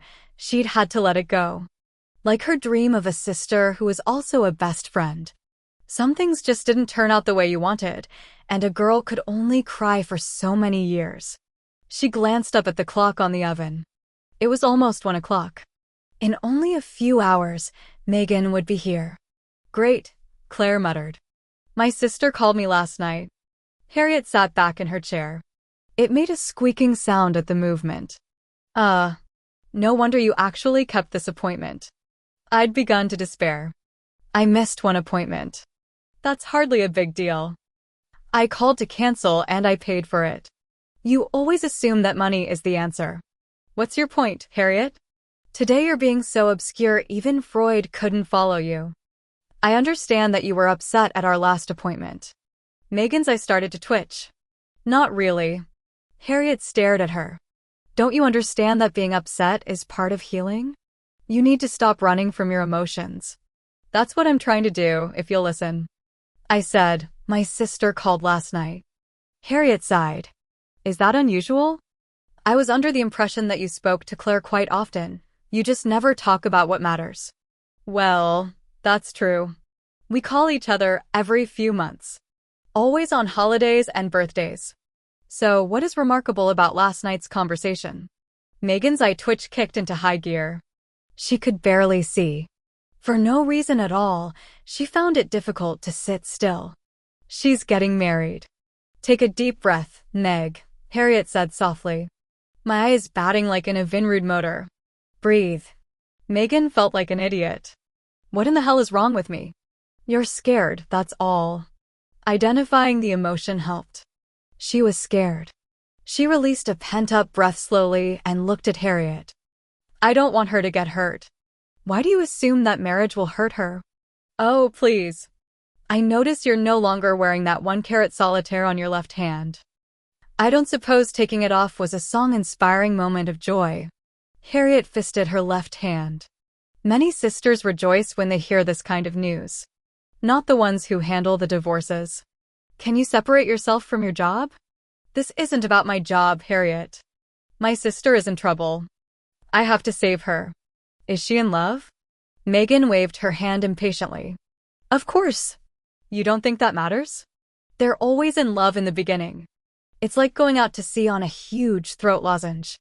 The water disintegrates it. After a few floating years, you're swimming with nothing to hold you up. Then the sharks move in. That would be people like you. This is no time for lawyer jokes. I have to save my sister before she marries the wrong man. How do you know he's the wrong man? Megan fought the urge to say, they all are. That admission would only fill up another round of observations and questions. He's practically jobless. They've known each other less than a month. He's a musician. He lets people call him Bobby Jack. Take your pick. Are you jealous? Yeah. I want to marry an itinerant country and western singer who can't even headline at Cowboy Bob's Western Roundup in Lake Chelan. Yes, Harriet, you've hit the core of it this time. I'm jealous. She crossed her arms. He's probably marrying her for the so-called resort. He'll try to talk her into building condos or dentist's offices. That would show some initiative. Claire loves that tired piece of land. She would hate to pave over it.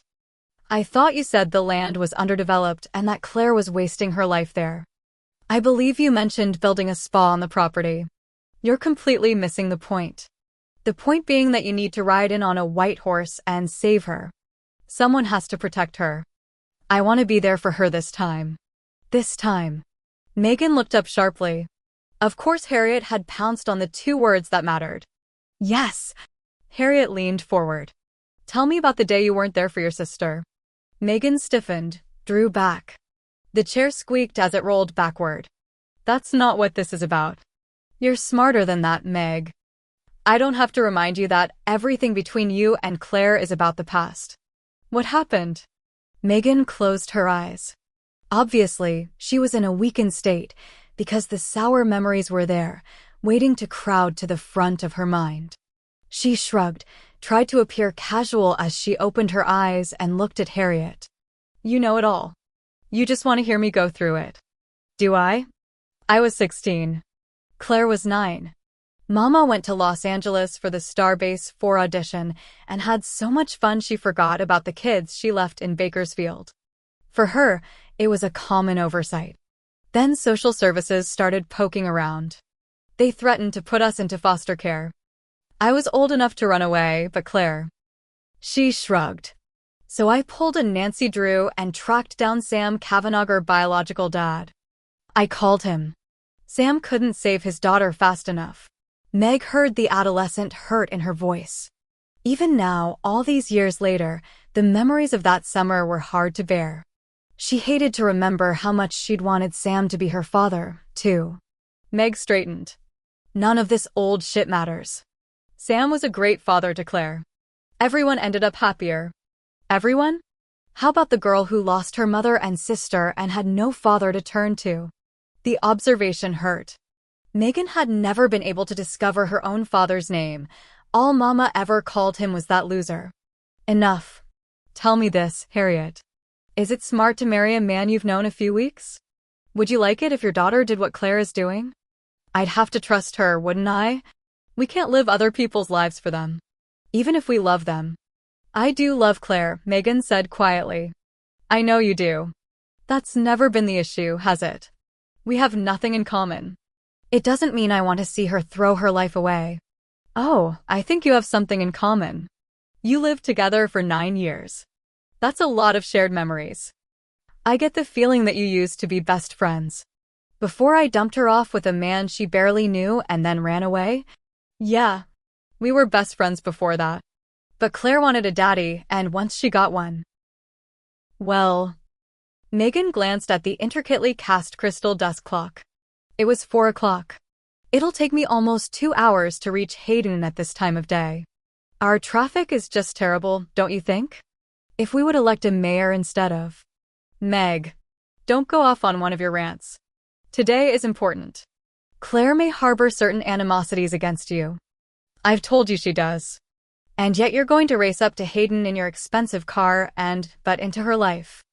I'd characterize my involvement as saving her from herself. Just handing out some obviously overlooked information. Do you think she'll appreciate your help? Megan winced. Claire would probably not be pleased. Some people had trouble accepting certain facts. I'll be pleasant about it. You'll pleasantly tell her that she shouldn't marry a singer with no real prospects. Yes, I know I can be abrasive at times and opinionated to the point of oppression, but this time I intend to choose my words carefully. I won't say loser or gold digger or stupid. She'll be hurt, but she'll see that I'm only trying to look out for her. Harriet seemed to wait an inordinately long time before she asked, "Do you remember how love feels?" Megan couldn't follow the segue, but she was glad to quit talking about Claire. I married Eric, didn't I? Number 2 on the hit parade of bad decisions. What do you remember about your marriage to Eric? The end of it. I've had headaches that lasted longer than my marriage. Why did it end? You know this. He cheated on me. With most of the Seahawks cheerleaders and half the wait staff at the Bellevue Hooters. He was absolutely ardent in his pursuit of silicone. If only he'd shown so much drive in his career. Do you remember when he proposed? Megan sighed. She didn't want to think about that day. It had all happened so long ago. The candlelit room, the trail of white rose petals that led to the king-size bed, the music coming from another room, a soft, instrumental version of Air Supply's All Out of Love that was playing on the radio. I proposed to him, if you must know. I've never been good at waiting, and it took Eric an hour to pick out a pair of socks. Harriet looked pained. Megan. What? Why don't you try that story again? My memory is not as poor as you'd like to think. Megan looked down at her fingernails. For years, she'd told stories about Eric's infidelities. The remark about his ardent pursuit of silicone always got a laugh. It was better that way, she'd learned, better to think of him as a villain. The truth hurt too much. Even Elizabeth didn't know what had really happened in Megan's marriage. But now, somehow, Harriet had ferreted out the facts. I don't want to talk about this. Of course you don't, Harriet said gently. That's why you should. Megan released her breath slowly. He didn't go after waitresses. Not as far as I know, anyway. He was faithful to me. Until he met Nancy. She closed her eyes, remembering that terrible day when he'd come home crying. I can't do it anymore, Meg. You're killing me. Nothing I do is good enough for you. And your love. It's a cold place. And then, just when she'd felt the start of her own tears and tasted the desperate plea in her mouth, he said, I've met someone. She loves who I am, not who I could be if I were more ambitious. And she's pregnant. The memories twisted Megan's insides, made her feel needy and weak. She couldn't hold it all inside anymore. "It was so romantic," she said softly. "The night he proposed to me. The white rose petals were true. So was the music.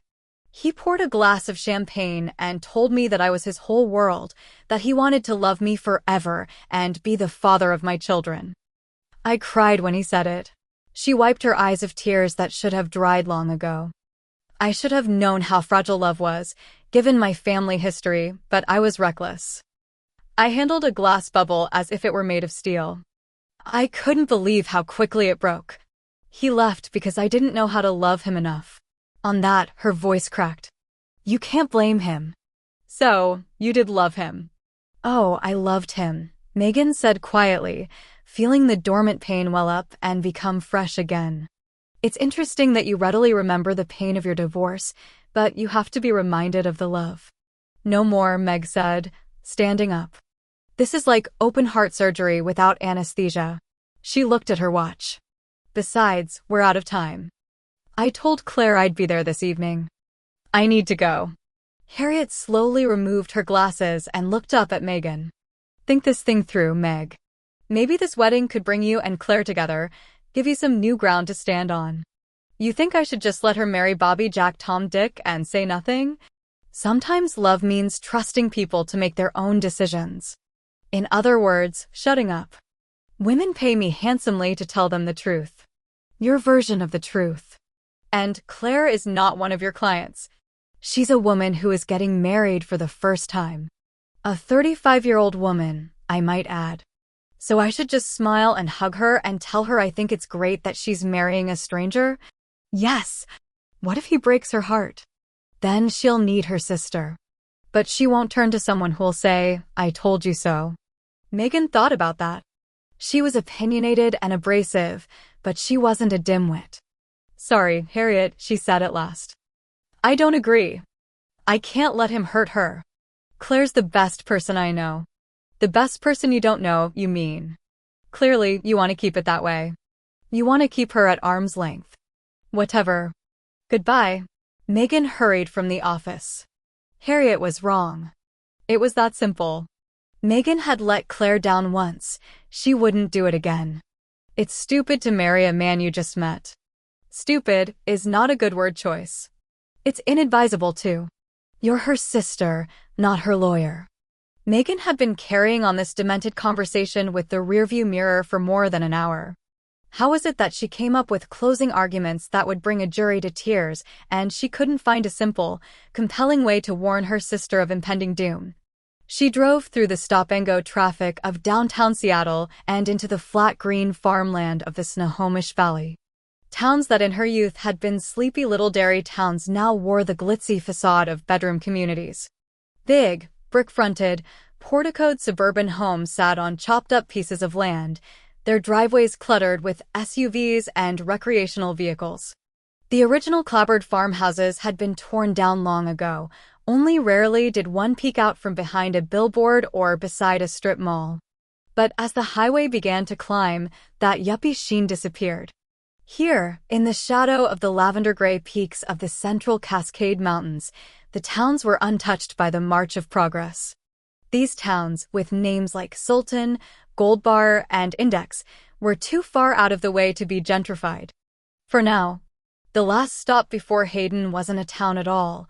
Rather, it was a collection of buildings on the side of the road, the final place to get gas and supplies before the top of the pass.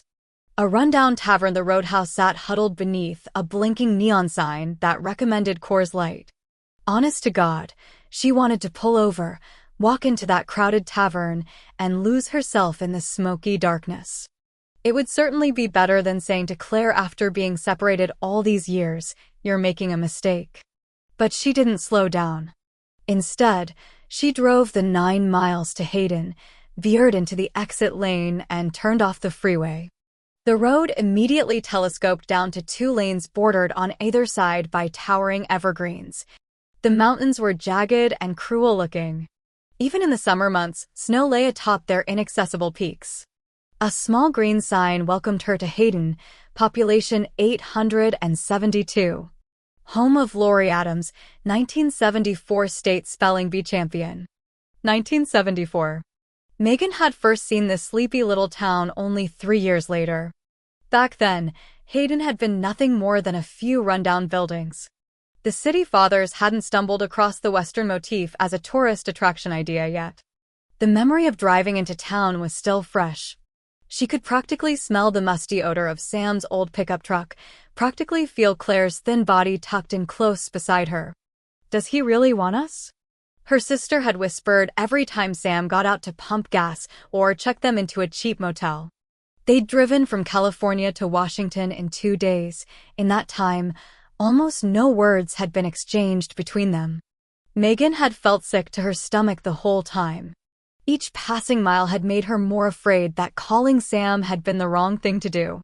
By the time they'd actually reached Hayden, Meg had run out of optimistic answers to her sister's questions, so she'd simply tightened her hold on Claire. Sam must have been uncomfortable in the silence, too. He'd cranked the radio up. Elton John's Goodbye Yellow Brick Road had been playing when they'd pulled up to the resort. Funny, the things one remembered. She slowed down. Hayden still looked like the kind of place that welcomed newcomers, where women brought homemade tuna casseroles to the families who moved in across the street. But Megan knew better.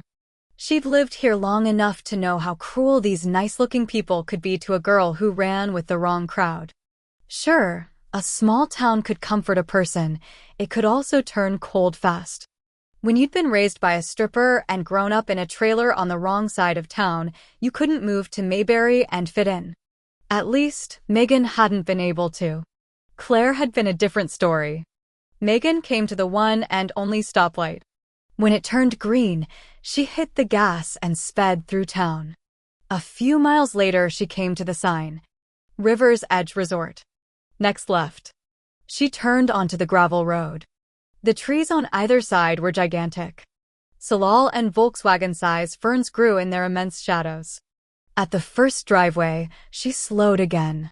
A cute mailbox, painted to look like a killer whale, read, C. Kavanaugh.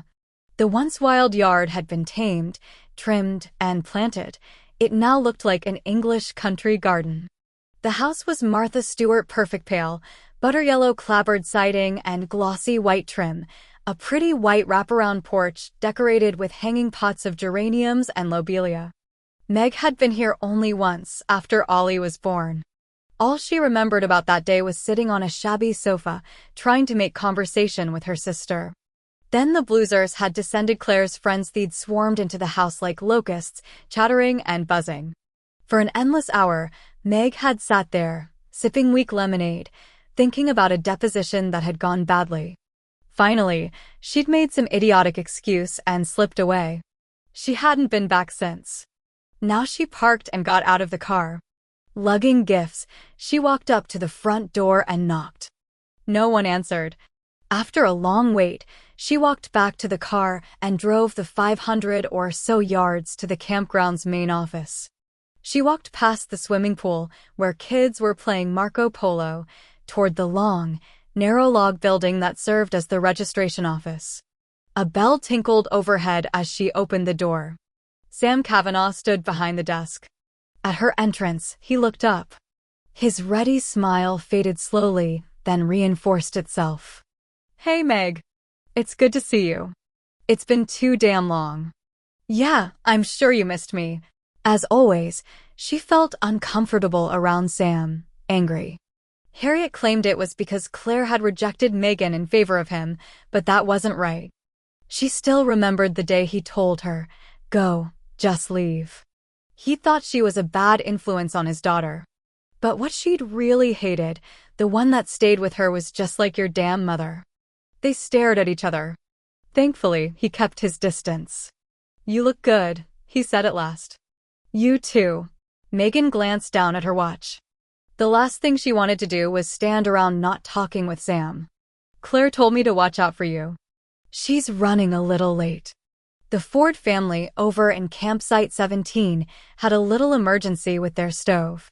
She had to go help them out, but she should be back any minute. Good. I'll wait for her at the house, then. She should be there any minute. You just said that.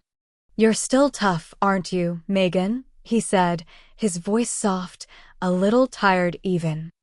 I had to be, Sam. You know that better than anyone. I didn't kick you out, Megan, She turned and walked away, let the door slam shut behind her. She was halfway to the car when she heard his voice again. She's happy, you know. With this fella, he said. Megan slowly turned around. If I remember correctly, you were happy when you married Mama. I was happy when I married Eric. Sam walked toward her. Your mama is a piece of work, that's for sure, and I was mad at her for a lot of years, but I'm glad I married her. You must be on drugs. Claire, was all he said. Oh! Megan felt a pinch of jealousy. There it was again, the Claire father-daughter thing. It pissed her off. She ought to be long past that. Be careful with her, he said. You're her sister. I know I'm her sister. Do you? Yeah, I do.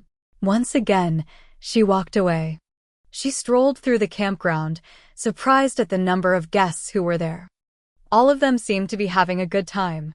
The place was well maintained and perfectly situated. Every view was a picture postcard of mountain, trees, and water. Finally, she returned to her car and drove to Claire's house. This time, when she knocked on the front door, she heard the patter of feet come from inside. The door burst open. Allison stood there, dressed in daisy-festooned denim overalls and a pretty yellow eyelet blouse. You can't be Allison Catherine Kavanaugh. She's a baby. Ollie beamed at that. I'm a big girl now. Yes, you are. Allison frowned up at her. Your hair is longer and there's gray in it. Why, thank you for noticing. Can you give your Aunt Meg a hug? You look like you're breathing okay. Meg had no idea what the child meant by that. I am. Allison moved forward and gave her a lukewarm hug. When she stepped back, Meg said, I brought you a present. Let me guess. Claire emerged from the shadows at the end of the hallway. You thought every 5-year-old needs a Swiss Army knife. No. A BB gun.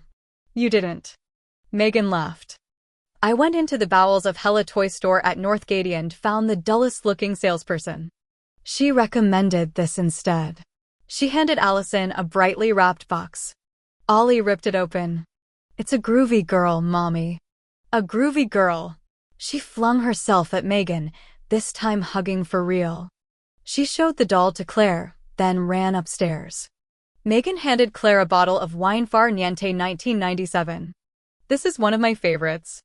Thank you. They stared at each other. Their last meeting had been a year ago, when Mama was in town for the fanfarence. Mama had taken Claire and Ollie to the zoo, then later, Megan had joined them at the Seattle Center. They'd spent most of their time taking Allison for rides in the fun forest. That way, they didn't need to talk.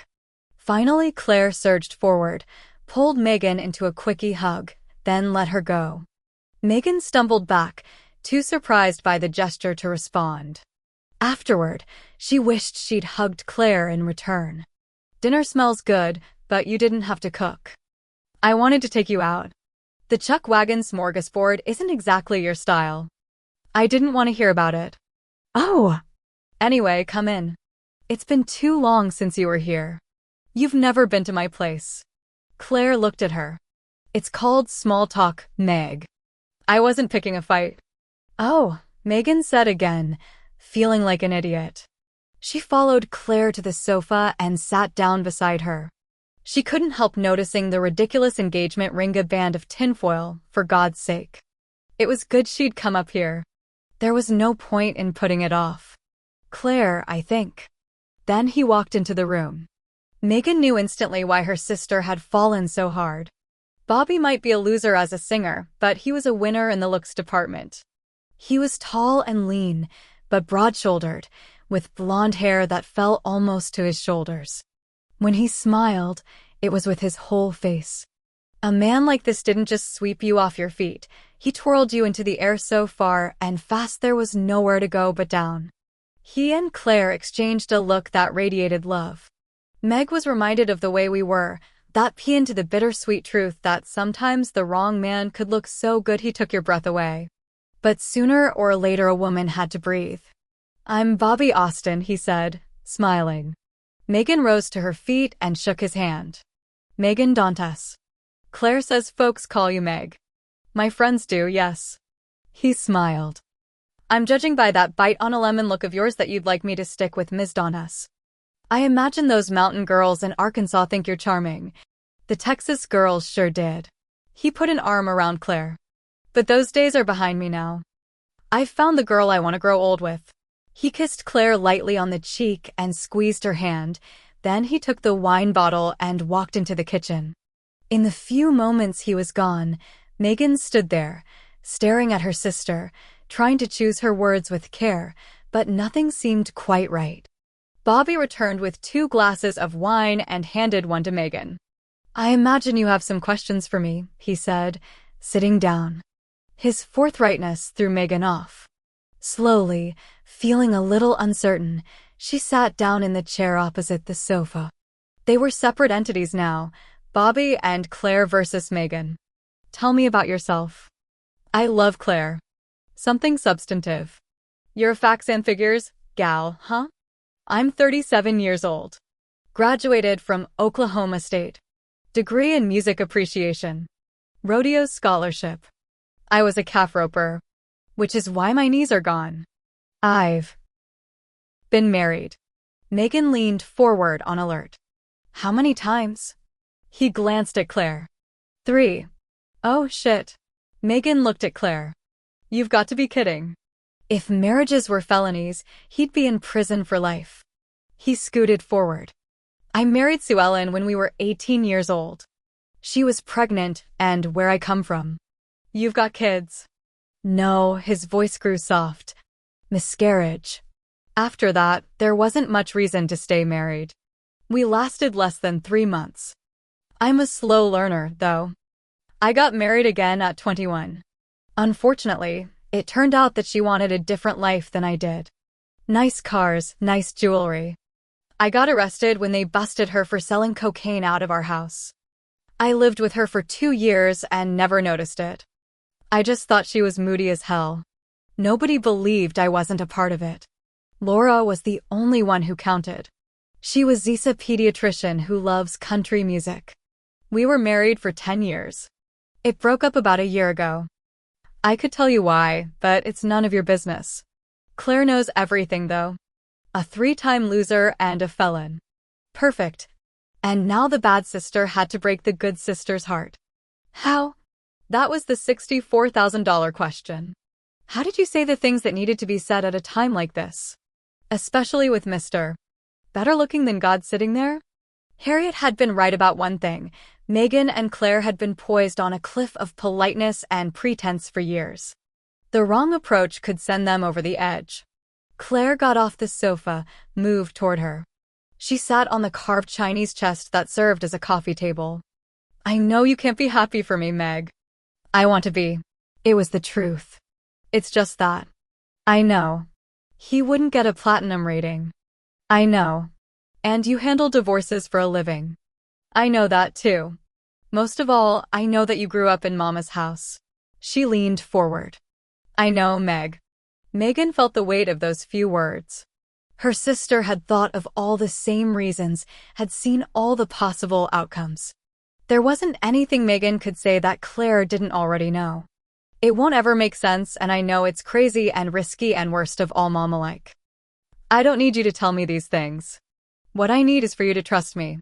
Trust. Exactly what Harriet had predicted. But Megan had forgotten long ago how to trust people. If she'd ever known. It's hard for you, I know. The leader of the pack never makes a good follower. But it would mean a lot to me if you'd let this go. Maybe hug me and say you're happy for me. Even if it's a lie. Megan looked into her sister's pale green eyes.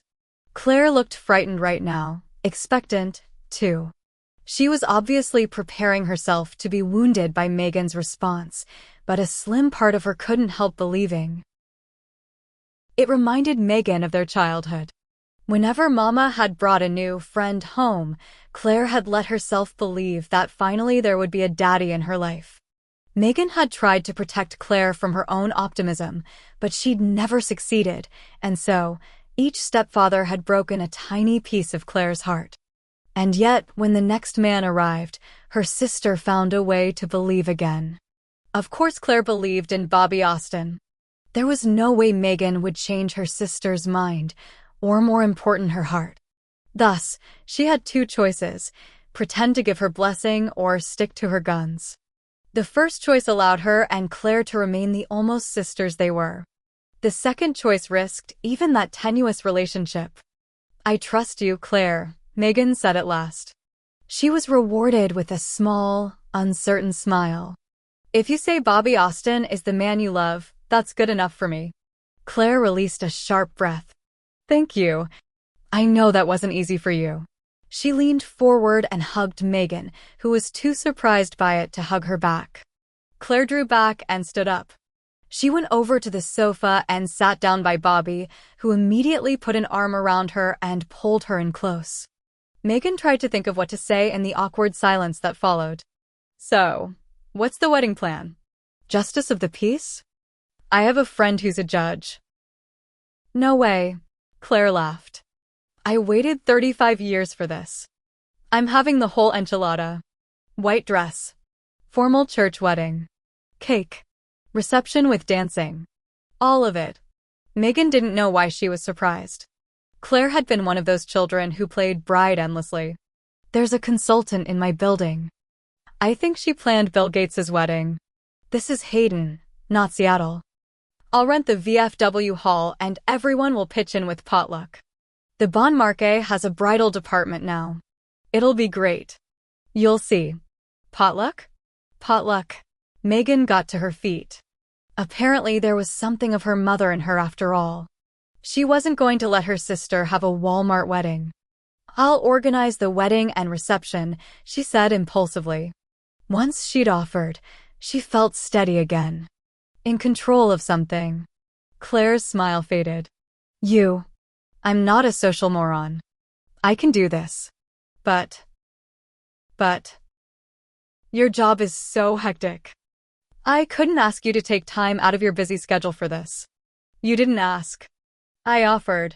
And it so happens that I find myself underutilized at work." The idea seized hold of her. Maybe it could bring them together. This would be perfect, really. "I'd like to do this for you, Claire." "Oh!" Claire sounded underwhelmed. Megan knew what her sister was thinking. Megan was a bull in a small-town china shop. "I'll listen to you and do what you want. It'll be your wedding.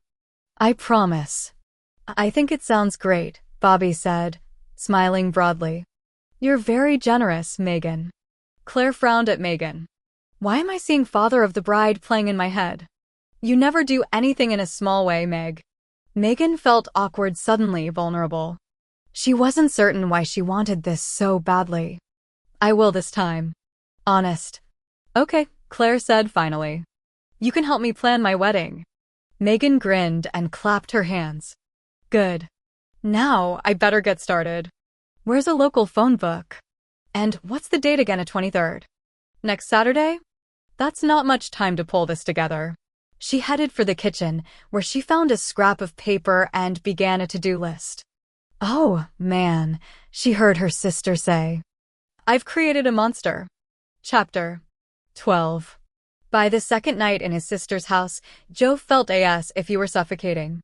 Everywhere he looked, he saw glimpses of his old life. He didn't know how he was going to go forward, but he knew he couldn't stay here. He waited until Gina left to go grocery shopping, then crammed his things, including several framed photographs of Diana that he'd taken from the house, into the old backpack and headed for the door. He left a note on the kitchen counter. "Can't stay here. Sorry. Hurts too much. I know this is a rough time for you, so I won't go far. We'll call soon. Love you." "Thank you, Jay." He walked the few miles back to town. By the time he reached Hayden, it felt as if he were slogging through mud. He was tired again, weary. He didn't want to run away, didn't want to hunker down in some shitty little motel room and gnaw on the old guilt. He looked up and saw a sign for the Mountain View Cemetery. A shiver passed through him. The last time he'd been there, it had been pouring rain. There had been 2 policemen beside him, shadowing his every move. The mourners had kept their distance. He'd felt their condemnation, heard their whispers. He'd tried to walk away during the ceremony, but the police yanked him back in line. He'd whispered, "I can't watch this," in a broken voice. One of his guards had said, "Too bad," and held him in place. He should go there now, to the cemetery. But he couldn't do it, couldn't kneel on the sweet green grass in front of her headstone. Besides, he wouldn't find her at the cemetery. There was more of her in his heart than beneath any gray stone. He skirted town and hiked across an empty field toward the river. The soft, gurgling sounds sparked a dozen memories of their youth. Days they'd picnicked along the water's edge and nights they'd parked there, making love in the dark interior of the Dodge Charger he'd once owned. He knelt there. "Hey, Dee." He squeezed his eyes shut, battling a wave of guilt. "I'm home." "What now?" No answer came to him on the summer breeze, no scent of red wafted his way. And yet, he knew. She was glad he'd come back. He opened his eyes again, stared at the silver caps of the current. "I can't go to the house." The thought of it made him almost ill. 3 years ago, he'd walked out of their home on Bainbridge Island and never looked back. Her clothes were still in the closet. Her toothbrush was still by the sink. No way he could go there. His only hope, if there was any hope at all, lay in baby steps. He didn't have to move toward his old life, he simply had to stop running from it. "I could get a job in Hayden," he said after a long silence. Staying in town would be difficult, he knew. So many people remembered what he'd done. He'd have to endure the looks, the gossip. "I could try it." With that, he found that he could breathe again. He spent another hour there, kneeling in the grass, remembering. Then, finally, he climbed to his feet and walked back to town. There were a few people milling around the streets, and more than one face peered frowningly up at him, but no one approached him. He saw when he was recognized, saw the way old friends lurched at the sight of him, drew back. He kept his head down, kept moving. He was about to give up on the whole damn idea of finding a job here when he came to the end of town. He stood across the street from Riverfront Park, staring at a collection of cars, all lined up on a patch of gravel behind a sagging chain-link fence. A metal Quonset hut advertised Smitty's, the best auto shop in Hayden. On the chain-link fence was a sign, "Help wanted." "Experience requested," but who am I kidding? Joe crossed the street and headed toward the entrance. A dog started barking. He noticed the "Beware of Dog" sign. Seconds later, a miniature white poodle came tearing around the corner. "Madonna, stop that damn yapping." An old man stepped out from the shadowed darkness of the Quonset hut. He wore oil-stained overalls and a Mariners baseball cap. A long white beard hid the lower half of his face. "Don't mind the dog." "What can I do you for?" "I saw your help wanted sign." "No kiddin', duh." The old man slapped his thigh. "That thing's been up there since Jeremy Foreman went off to college. Hell, that's been pretty near on 2 years now." He paused, stepped forward, frowning slowly. "Joe Wyatt." He tensed. "Hey, Smitty." Smitty blew out a heavy breath. "I'll be damned. I'm back. And I need a job. But if it'd cost you customers to hire me, I understand. No hard feelings. You want a job wrenching? But you're a doctor. That life is over." Smitty stared at him a long time, then said, "You remember my son, Phil?" "He was a lot older than me, but yeah. He used to drive that red Camaro. Vietnam ruined him. Guilt, I think. He did stuff over there. Anyway, I've seen a man run before. It isn't good. Of course I'll hire you, Joe. The cabin still comes with a job. You want it?" "Yes." Smitty nodded, then led the way through the Quonset hut and out the other end. The backyard was big and well-maintained. Flowers grew in riotous clumps along the walkway. There, a thicket of towering evergreens stood clustered behind the small log cabin. Moss furred the roof, the front porch sagged precariously. "You were a teenager the last time you lived here." "I couldn't keep track of all the girls you dated. That was a long time ago." "Yeah," Smitty sighed. Helga still keeps it spick and span clean. She'll be glad to have you back. Joe followed Smitty to the cabin. Inside, it was as clean as always. A red-striped woolen blanket covered an old leather sofa, and a rocking chair sat next to the River Rock fireplace. The yellow formica-clad kitchen appeared well-stocked for appliances and pots and pans, and a single bedroom boasted a queen-size four-poster bed. Joe reached out and shook Smitty's bear-claw hand. "Thank you, Smitty," he said, surprised at how deep his gratitude ran. His throat felt tight. "There are a lot of people in this town who care about you, Joe. You seem to have forgotten that." "That's nice to hear. Still, I'd be happier if no one knew I was here for a while anyway. I don't feel comfortable around people anymore. It's a long road back from something like that, I guess. A very long road." After Smitty left, Joe burrowed through his backpack for one of the framed photographs that he'd taken from his sister's house. He stared down at Diana's smiling face. "It's a start," he said to her. Megan woke up disoriented. In the first place, the room was dark. Second, it was quiet. No honking horns and sirens and the beep-beep-beep of trucks in reverse gear.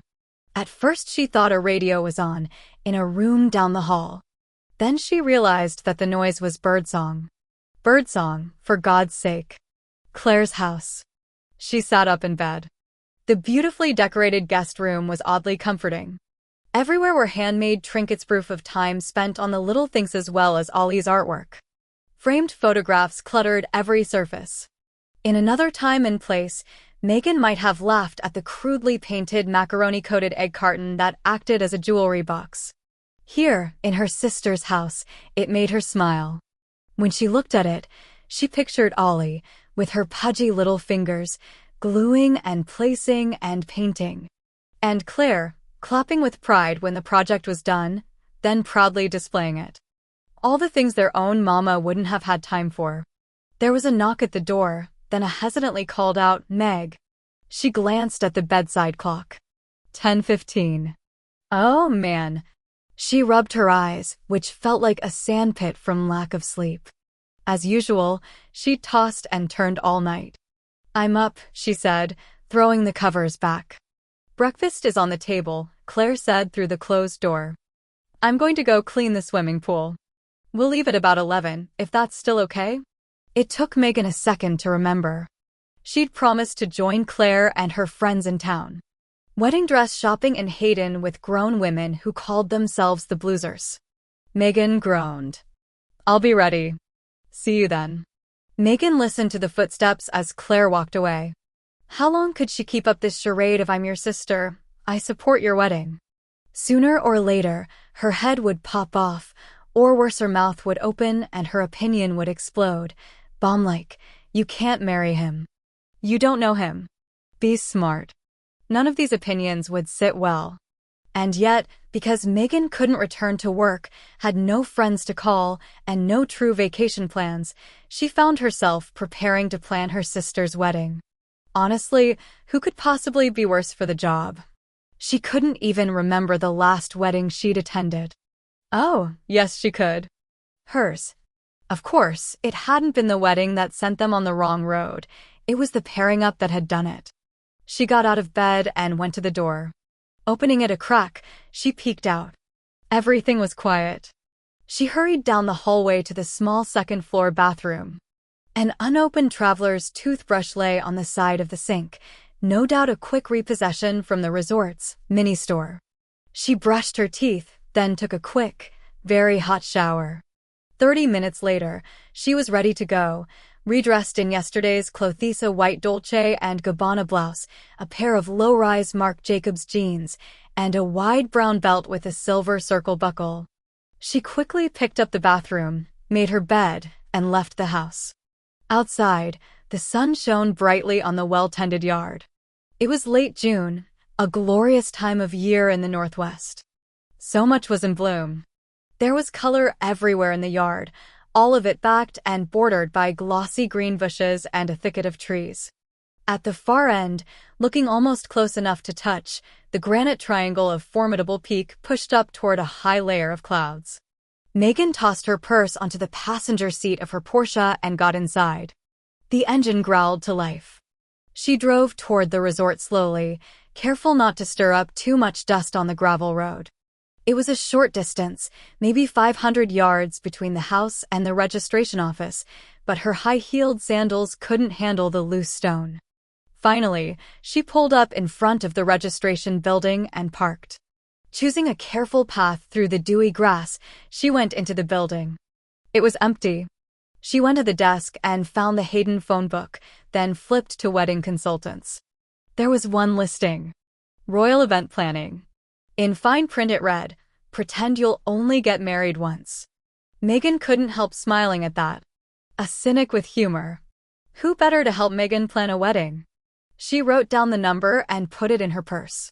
She found Claire in the campground's restroom, plunging a backed-up toilet. At Megan's horrified expression, Claire laughed. "Go on outside, hotshot. I'll be out in a sec." Megan backed out and stood on the edge of the grass.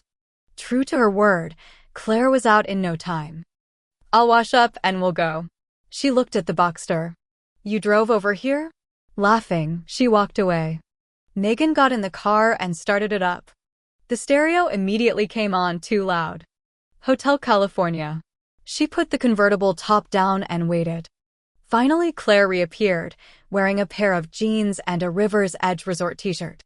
She tossed her canvas handbag behind the seat and climbed in. Now, this is going to town in style. Megan didn't know if Claire intended that remark as a put-down or not, so she kept silent. Actually, that was her new mantra. Shut up and smile. "You sure slept late," Claire said, turning down the music. "I thought you usually got to the office by 7. I had trouble sleeping last night. Please don't worry about me, Meg. Please." Megan was trapped by that quiet please. She couldn't let her sister think the insomnia was because of the wedding. "It's not the wedding.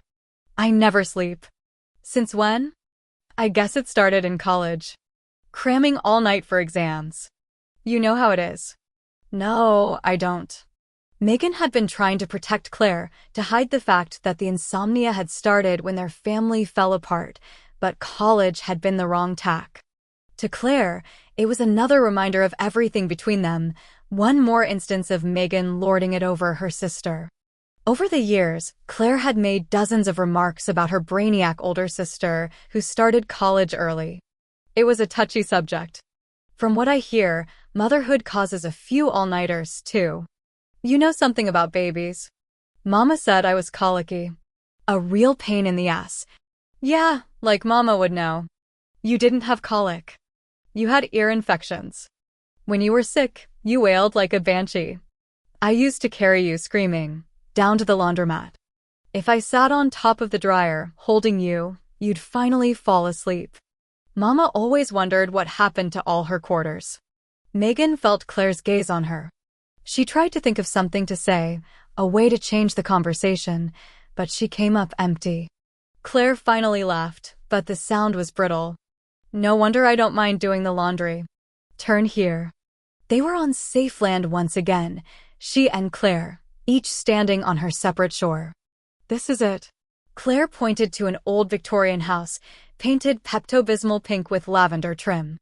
A gravel walkway cut through a perfectly shorn lawn. On either side were bright red roses in full bloom. The white picket fence bore a hand-painted sign that read, "Miss Abigail's Drawers." "Come on in." Megan looked up at the ridiculously cute house. "We could zip down to Escada or Nordstrom." "Don't be yourself, Meg." "Okay," she sighed. "I'll be Tammy Faye. Or better yet, Small-Town Sally. Let on. I'll shut my mouth." They walked up the rickety stairs and entered the store. There was merchandise everywhere, plastic flowers and seashell picture frames, and Christmas ornaments made of painted dough. The fireplace screen was alight with votive candles. "Hello," Claire called out. There was an immediate response. A gaggle of women's voices, then a herd of running footsteps. A large, older woman barreled around the corner, her gray sausage-curled hair bobbing like Cindy's on the Brady Bunch. She wore a floral muumuu and white pom-pomed mule slippers. "Claire Kavanaugh." I'm so glad to finally be able to show you the second floor. Wedding dresses are on the second floor, Claire said to Megan. Abby had given up on me. Before Megan could respond, two other women hurried into the room. One was short and wore a baggy, waistless dress and white tennis shoes. The other was tall, perhaps too thin, and dressed flawlessly in beige silk. Two of the blousers. Meg recognized the women, but couldn't have matched a name to a face for all the prize money in the world. Waistless dress, she learned, was Gina, and beige silk was Charlotte. Karen couldn't make it today, Gina said, eyeing Megan suspiciously. Willie had an orthodontist appointment and Dottie sat on her glasses. In other words, Charlotte said, an ordinary Karen day. They all started talking at once. Megan watched Claire fall in beside Charlotte and Abigail. They were talking about lace and beadwork and veils. All Meg could think was, the perfect accessory is a prenup. It made her feel decades older than these women, and distinctly apart. So, Megan, the last time I saw you, Allison was a newborn. Gina stood beside a cast-iron statue of a crane. Now you're back for the wedding. Claire's friends had always been good at the not-so-subtle reminder that Megan didn't belong here. Hello, Gina. It's nice to see you again. Gina looked at her. I'm surprised you could get away from the office. I hear you're the best divorce attorney in Seattle. I wouldn't miss Claire's wedding. I know a divorce attorney. She's good at breaking up families. That's what we do. A look passed through Gina's eyes. Her voice softened. Do you ever put them back together? Not often. Gina's face seemed to fall. It crumpled like an old paper bag, and Megan understood. You're going through a divorce. Gina tried valiantly to smile. Just finished it, actually. Tell me it'll get better. It will, Meg said softly. But it may take a while. There are several support groups that might help you. She started to reach into her purse. I've got the blousers to cry with, but thank you. I appreciate the honesty. Now let's go upstairs and find your sister the perfect wedding dress. In Hayden? Gina laughed at that and led Meg upstairs. By the time they got there, Claire was already wearing the first dress. It had huge leg of mutton sleeves, a sweetheart neckline, and a skirt that looked like an upside-down teacup. Meg sat down in an ornate white wicker chair. Gina stood behind her. Oh my, that's lovely, Abigail said, and it's 33% off. Claire stood in front of a 3-paneled full-length mirror, turning this way and that. It's very princess-like, Charlotte said. Claire looked at Meg. What do you think? Megan wasn't sure what was expected of her. Honesty or support. She took another look at the dress and knew support was impossible. Of course the dress is on sale. It's hideous. Claire climbed down from the platform and went in search of a different dress. At her exit, Charlotte and Abigail looked at Megan. Neither woman was smiling. She'd been too honest a common flaw and now she was suspect. The outsider. She would not comment on the next dress. She absolutely would not. What do you think? Claire asked a few moments later. Meg squirmed in her chair. Was this a joke? The dress looked like something you'd wear to a formal hoedown. Maybe the Country Music Awards. The only thing missing was a beaded milking pan. The dress was ugly. Period. And cheap-looking, to boot. Claire studied herself in the mirror, again turning this way and that. Then she turned to look at Megan. You're awfully quiet. It's the vomit backing up in my throat. I can't talk. Claire's smile froze. I take it that's a negative. A cheap dress from the Bon Marché is a negative. That piece of lace festooned shit is a get me the hell out of here you've lost your mind thing. I think you're being a bit harsh, Abigail said, puffing up like a colorful blowfish. It's her wedding, Meg said. Not a tryout for Little House on the Prairie. My sister is always harsh, Claire said quietly, walking back into the dressing room. Megan sighed. She'd screwed up again, wielded her opinion like a blunt instrument to the back of the head. She hunkered down in her chair and clamped her mouth shut. The remainder of the afternoon was a mind-wrecking parade of cheap dresses. One after another, Claire zipped in, got opinions, and zipped out. She didn't again ask for Megan's opinion, and Megan knew better than to offer it. Instead, she leaned back in her chair and rested her head against the wall. A jab in the rib cage woke her up. She blinked, leaned forward. Charlotte, Abigail, and Claire were walking away from her, talking animatedly until they disappeared into a room marked hats and veils. Gina was staring at her. "I'd heard you could be a bitch, but falling asleep while your sister tries on wedding dresses is pretty rude." Megan wiped her eyes. "It was the only way I could keep quiet. I've seen better-looking dresses on Denny's waitresses. Believe me, I was doing her a favor." "Did she find one?"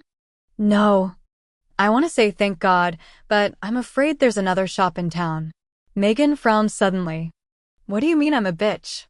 Is that what Claire says?" "No. Yes. Sometimes. You know how it is when you're drinking margaritas on a bad day. Karen calls her sister Susan the soulless psychopath. Claire calls you Jaws." Megan wanted to smile but couldn't. "Oh, I remember when she moved here, you know," Gina said softly. "She was quiet as a mouse and cried if you looked at her the wrong way. All she'd say for years was that she missed her sister. I didn't find out until after graduation what had happened to her." "What I'd done, you mean?" "I'm not one to judge.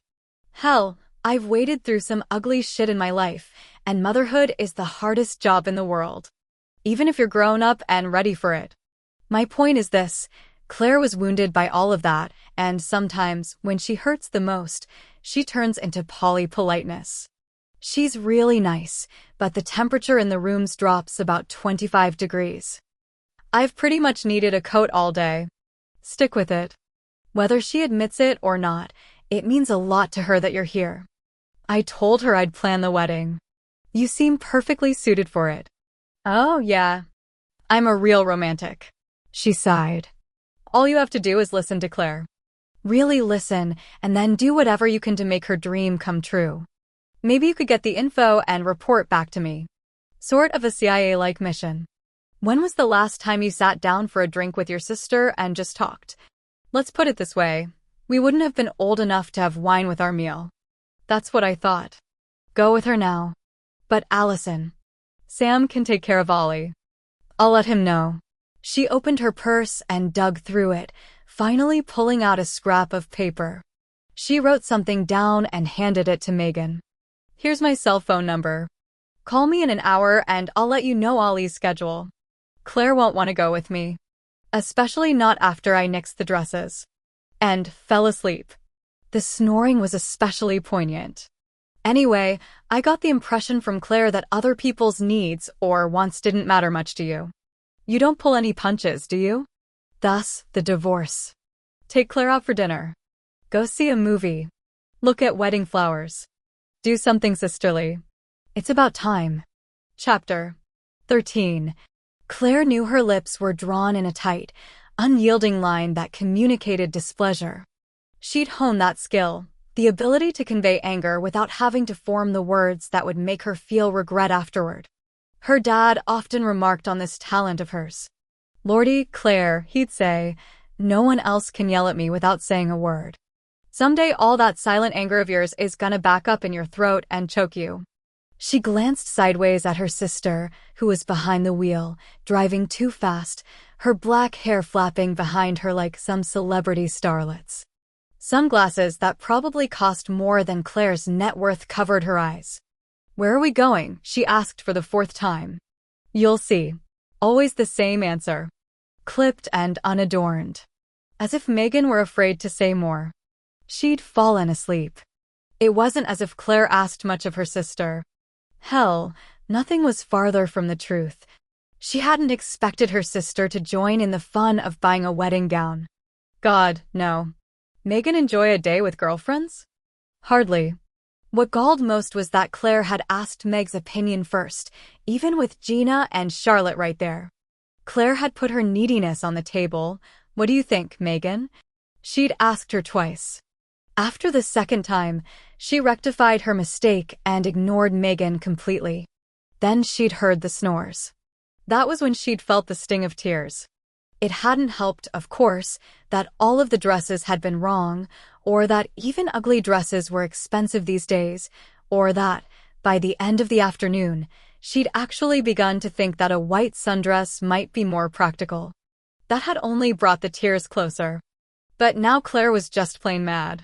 Megan would ruin this wedding. There was no doubt about it. Her sister was like an airborne virus. 10 seconds in the room with her, and you began to feel sick. I need to get back to Ollie, Claire said, also for the 4th time.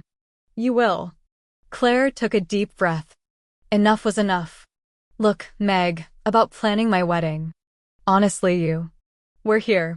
Meg tucked the silver Porsche into an empty parking spot on the street. Before Claire could respond, Megan was out of the car and standing by the meter. Come on. They were in downtown Seattle now. Her sister's territory. Meg probably wanted to show off her hugely expensive condo. Claire frowned. They were parked at the base of a long, slowly rising hill. Up ahead, maybe 6 blocks away, she could see the public market. Behind them, also several blocks away, was the ferry terminal. A street musician played a sad tune on a saxophone. The music floated above the traffic noises. To their left, a waterfall of concrete steps spilled down the courtyard of a condo complex. Across the street was a diamond parking lot, the stalls mostly empty on this non-game day. Do you live here? Claire asked as she grabbed her bag and climbed out of the sports car. I always pictured you in some sleek high-rise. I invited you to my place a ton of times. Twice. You invited me over once that day Mama was in town for the El Creepo convention and once for Christmas dinner. You canceled the Christmas dinner because you got the flu and Mama took us out for dinner at Canlis instead. Megan looked surprised by that. Really? I thought I was always asking you to see my place. You were. You just never set up a day and time. I was always supposed to stop by when I was in town. Newsflash, I'm never in town. You seem a little hostile today. Do I? I can't imagine why. Claire slung her purse strap over her shoulder and fell into step beside Megan, who was marching uphill like Patton. We need to talk about the wedding. Your performance this morning. Here, Megan said, stopping suddenly in front of a narrow white door flanked by windows on either side. A small iron-scrolled sign read, "By Design." A man in a severe black suit was busily undressing a mannequin behind the glass. He saw Megan and waved her in. What is this place? You said I could plan your wedding, right? Actually, that's what I've been trying to discuss with you. Unfortunately, your listening skills are seriously underdeveloped. Meg opened the door and went inside. Claire hesitated. Come on. Megan waited for her in front of an elevator. Claire followed. A second later, the elevator pinged and the doors slid open. They went in. The doors closed. Finally, Megan said, I'm sorry about this morning. I know I screwed up. Sleeping is one thing. Snoring is another. I know. I'm sorry. Claire sighed. It's the story of our lives, Meg. Don't you get tired of it? One of us is always sorry about something, but we never. The elevator doors opened. Claire gasped. Meg had to lay a hand on her shoulder and gently shove her forward. She stumbled over the off-kilter threshold and into the store. Only it wasn't a store. That was like calling Disneyland a carnival. There were mannequins everywhere, poised perfectly and dressed in the most beautiful wedding dresses Claire had ever seen. Oh my God, she breathed, stepping forward. The gown in front of her was an off-the-shoulder creation, nipped at the waist. Ivory silk charmeuse fell in folds to the floor. Claire felt the fabric softer than anything she'd ever touched and peeked at the price tag. It read, Escada $4,200. She let go of it suddenly and turned to Megan. Let's go. Her throat felt tight. She was a little girl again, standing in the hallway of a friend's house, watching a family have dinner together. Meg grabbed her wrist, wouldn't let her go. I want you to try on dresses here. I can't. I know you're just being you, Meg. But this hurts a little. I work at a campground. I don't want to say this twice, Claire, so please listen and believe me. I work 85 hours a week, and my clients pay almost $400 an hour. I'm not showing off. It's a fact. Money is something I have. It would mean a lot to me to buy you this wedding gown. You don't belong in the dresses we saw this morning. I'm sorry if you think I'm a bitch and a snob, but that's how I feel. Please, let me do this for you. Before Claire had come up with her answer, a woman cried out, "Megan Dantes. In a wedding shop. Who would ever believe it?" A tall, rail-thin woman in a navy blue sheath dress strode forward, her impossibly high heels clacking on the marble floor. Her hair, a perfect combination of white blonde and silver, stood out from her face in a Meg Ryan-type cut. "Hello, Risa," Meg said, extending her hand. The women shook hands, then Risa looked at Claire. "This is the Great One's baby sister, yes?" Claire heard the barest hint of an Eastern European accent. Maybe even Russian. "I'm Claire. And Megan is letting you marry. She's advised against it, actually." Risa threw back her head and laughed. Of course she advised against it. I have heard such advice from her twice. Both times I should have listened, yes, but love will have its way. She took a step back, studying Claire from head to toe. Claire fisted her left hand, hiding the tinfoil ring. Risa tapped a long, dark fingernail against her front teeth. "This is not what I expected," she said, glancing pointedly at Megan. "You said your sister was a country girl. Getting married in the middle of nowhere." Claire didn't know whether to smile or smack Megan in the head. "I am a small-town girl. Megan used to be." That must be where she left her heart, yes." Risa tapped her teeth again. "You are beautiful," she said at last. "Size 10 or 12, I expect. We won't need to pad your bra." She turned to Megan. "Can she get an appointment with Ronaldo?" "The hair." "I can try. We must accentuate those beautiful eyes. So blue. It makes me think of Brad Pitt's wife. The nervous one from Friends." "Yes, this is who your sister looks like." "For her, I think the classics. Prada, Valentino, Armani, Wong, maybe a vintage Azzaro. Come." She turned and began marching away. Her hand snaked out now and then to grab a dress. Claire looked at Megan. "Armani? Vera Wong?" She shook her head, unable to say, "You can't do this."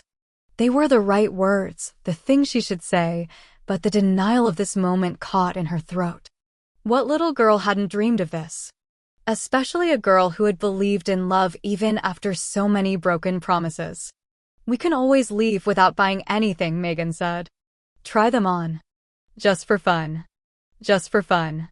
Hurry up, you two. I haven't the whole day." Risa's voice rang out, startling Claire, who hurried forward. Megan hung back as Risa went from rack to rack, piling one dress after another into her arms. A few minutes later, Claire stepped into a dressing area that was bigger than her bedroom. 3 floor-to-ceiling mirrors fanned out in front of her. A small wooden platform stood in the center. "Go on. The dresses are in there. Try one on." Risa gave her a gentle shove. Claire went into the dressing room, where several gowns hung waiting. The first one was a stunning white silk Ralph Lauren with an intricate lace and beadwork patterned bodice. Another was a romantic peach-tinged ivory Prada with ruffled, capped sleeves and a slightly asymmetrical hemline. There was a white silk Armani sheath, simplicity itself with a plunging V-neck and a draped, sexy back. Claire didn't allow herself to look at the prices. This was her make-a-leave moment. She could afford anything. She peeled out of her wrinkled jeans and work t-shirt and tossed them on the floor. She did not look at her faded, overwashed JCPenney bra and jockey for her underwear. The Ralph Lauren gown floated over her shoulders like a cloud and fell down her nearly naked body. From the neck down, she looked like Kim Basinger in LA. Confidential. "Come on, honey. Let's see," Risa said. She opened the door and stepped into the dressing area. There was a gasp at her entrance. Then Risa shouted, "Shoes," and ran off.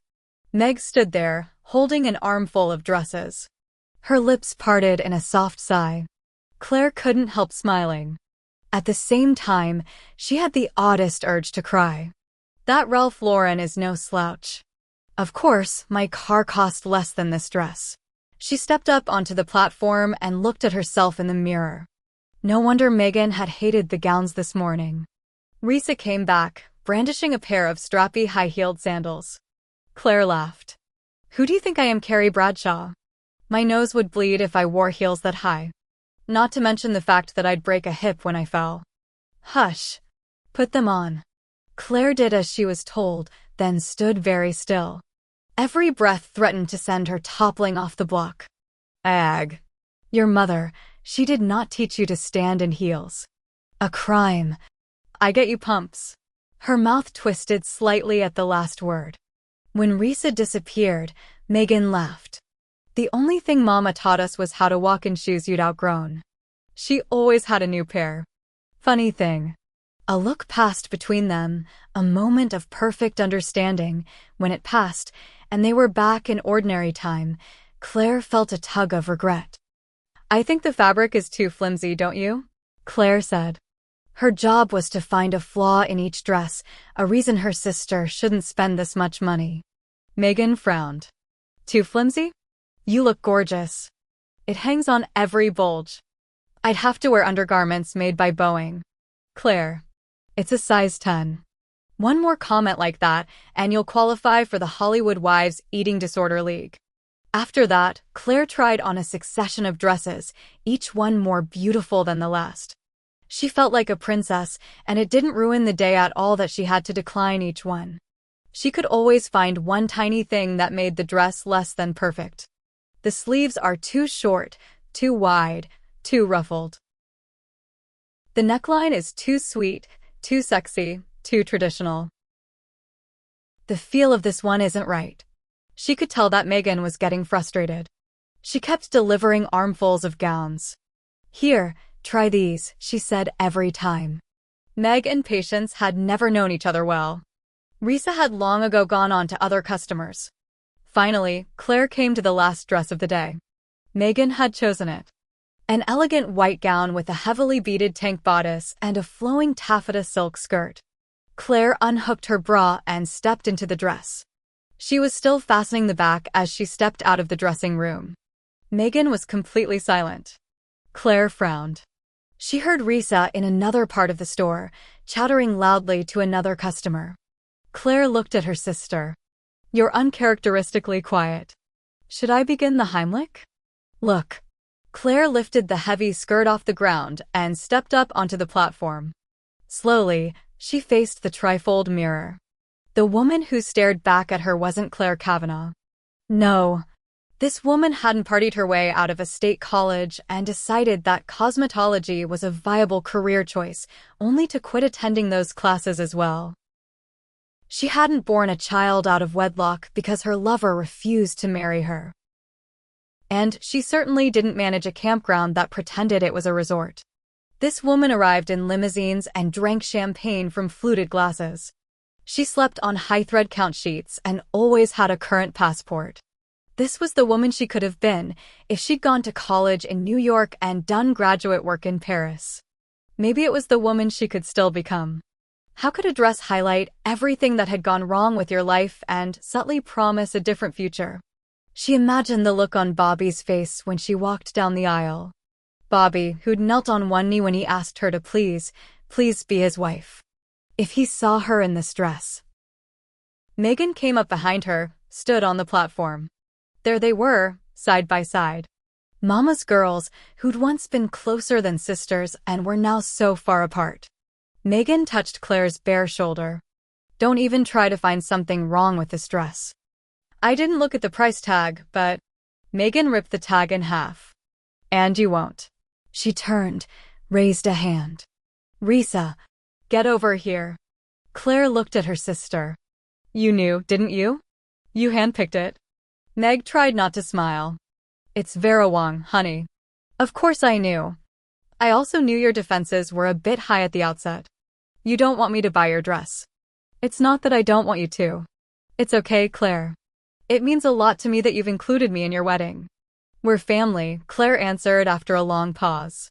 It felt awkward, this conversation, and vaguely dangerous. As if they were skating on a frozen pond that couldn't possibly hold their weight. Thank you for the dress. It's what? Her voice cracked a little. I always dreamed of. Meg finally smiled. Just because I don't believe in marriage doesn't mean I can't plan a kick-ass wedding, you know. Risa stepped into the dressing room, her face flushed, her arms full of gowns. "The Wang," she said softly, looking at Meg. "You said this would be her choice. A good guess. She is the picture of love, yes?" Risa hung up the unnecessary gowns and went to Claire. "We'll need to take in the bust a little just to there, don't you think? And let out the waist. We'll also need to choose a veil. Something elegant, yes? Not too ornate. What shoes will you wear?" She began pinning and pulling. "These pumps are fine." Risa knelt down to pin the hemline. "I'll keep the skirt long. In case you change your mind, which you must do." "It'll be ready in time," she promised when she was finished, then hurried off.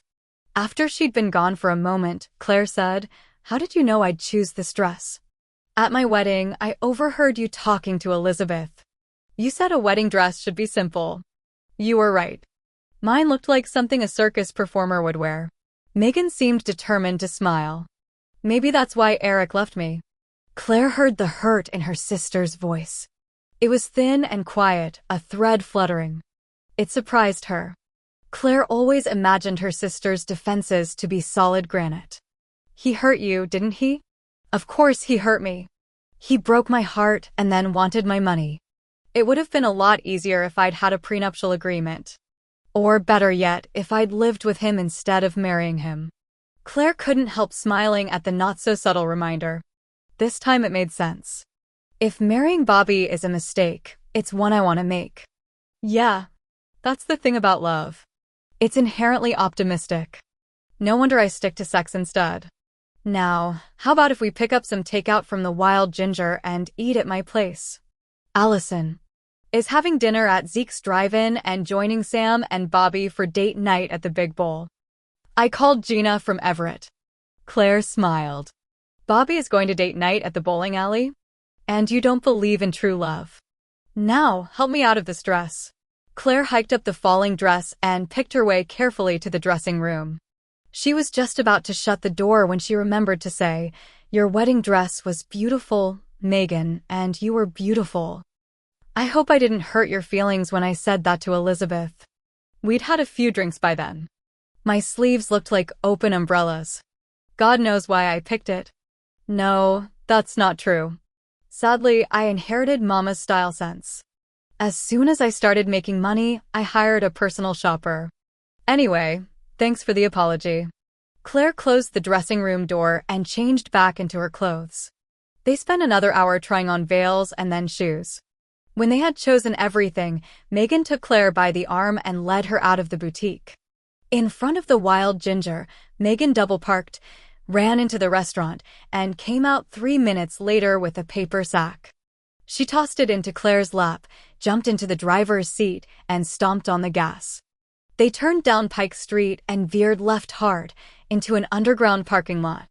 Claire followed her sister into the elevator, up to the penthouse floor, and into the condo. The view was breathtaking. An amethyst almost night sky filled every picture window. To the north, the sleepy community of Queen and sparkled with multicolored light. The Space Needle, decked out in summertime colors, filled one window. Everywhere else, it was the midnight blue Sound, its dark surface broken only by the streamers of city lights along the shore. "Wow," Claire said. "Yeah, it's some view," Megan said, plopping the paper sack on the kitchen's black granite countertop. Everywhere Claire looked, she saw perfection. Not a painting was askew on the silk-covered walls, not a piece of paper cluttered a table. Of course there was no dust. She walked over to a small Biedermeier desk in the corner. On its shiny surface stood a single framed photograph. It was the only one in the room, as far as she could tell. It was a photograph of Claire and Megan, taken long ago. In it, they were kids, maybe 7 and 14, sitting at the end of a dock with their arms looped around each other. In the corner, a glowing cigarette tip identified Mama as the photographer. Surprisingly, Claire found that it hurt to see them this way. She glanced over at Meg, who was busily dividing up the food. She put the photograph back and kept moving through her sister's condo. She saw the white-on-white bedroom that only a woman without pets or children would possibly choose, and the bathroom that contained more beauty products than the cosmetics counter at Rite Aid. All the while, Claire found herself thinking that something was wrong. She made her way back to the kitchen. Meg handed her a margarita in a frosted glass. On the rocks. No salt. Is that okay? Perfect. Your home is gorgeous. Home. Meg laughed. That's funny. I never think of it that way, but it is, of course. Thanks. That was it. This wasn't a home. It was a really nice hotel suite. Definitely 4-star, but cold. Impersonal. Did you decorate it yourself? You're kidding, right? The last thing I chose for myself was the wedding gown with parachute sleeves. I hired a decorator. German woman who didn't speak English. She set out the plates. Here. Let's eat out on the deck. She carried her plate and drink outside. We'll have to sit on the floor. The decorator chose the most uncomfortable outdoor furniture in the world. I returned it all and haven't found the time to buy new stuff. How long have you lived here? 7 years. Claire followed her sister outside. It was a beautiful night. Stars everywhere. As they ate, silence fell between them. Meg said a few odd, awkward things, clearly designed to break the quiet, but like seawater in a rising tide, the silence always returned. Did I thank you for the gown? Yes. And you're welcome. Meg put her empty plate down on the deck and leaned back. It's funny, Claire said. It's loud out here at night between the traffic and the ferry horns and the railroad, but it still feels empty. Kind of lonely. The city can be that way. Claire looked at Megan and, for once, she didn't see the harsh, judgmental older sister who was always right. Neither did she see the older sister who'd once loved her so completely. Now, she saw a pale, rarely smiling woman who seemed to have no life apart from work. A lonely woman who'd had her heart broken long ago and now wouldn't allow herself to believe in love. She couldn't help remembering the old days when they'd been best friends. For the first time in years, she wondered if that could happen again. If so, one of them would have to make the first move. Claire took a chance. Maybe you'd like to come stay at my house for a few nights while you're planning the wedding. Really? Megan looked up, obviously surprised. You're probably too busy. No, actually. I'm between cases right now. And I do need to spend some time in Hayden. Getting stuff ready, you know. I have a meeting there tomorrow, in fact, with the wedding consultant. But I wouldn't want to intrude. Big mistake, Claire. Incredible Hulk big. It's settled then. You'll spend a few nights at my house. Chapter 14. Megan parked the Sayar and stepped out onto the curb.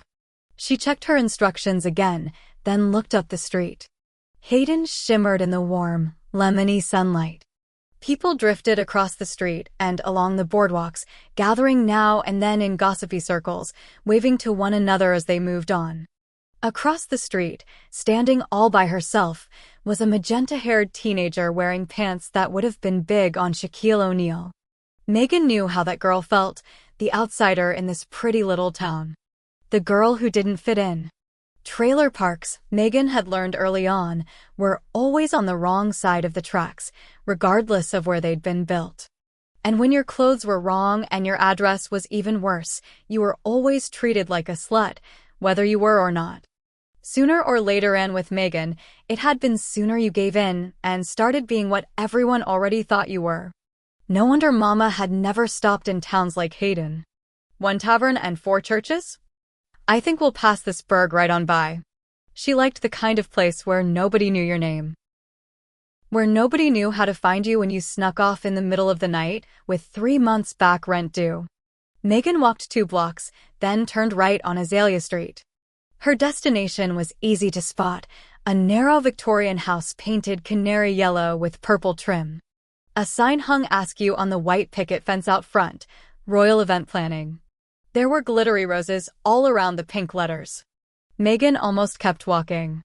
There was no way that someone who painted with glittery paint could plan a classy wedding. But it was Claire's day, and she wanted a small, casual wedding. Do you hear me, Meg? I mean it. Claire had said it 3 times last night and twice this morning. What, no swing bands or ice sculptures? She'd teased. Ice sculptures? I hope you're kidding. I mean it, Meg. Simple is the adjective you should remember. We don't need it catered, either. Everyone will bring something to eat.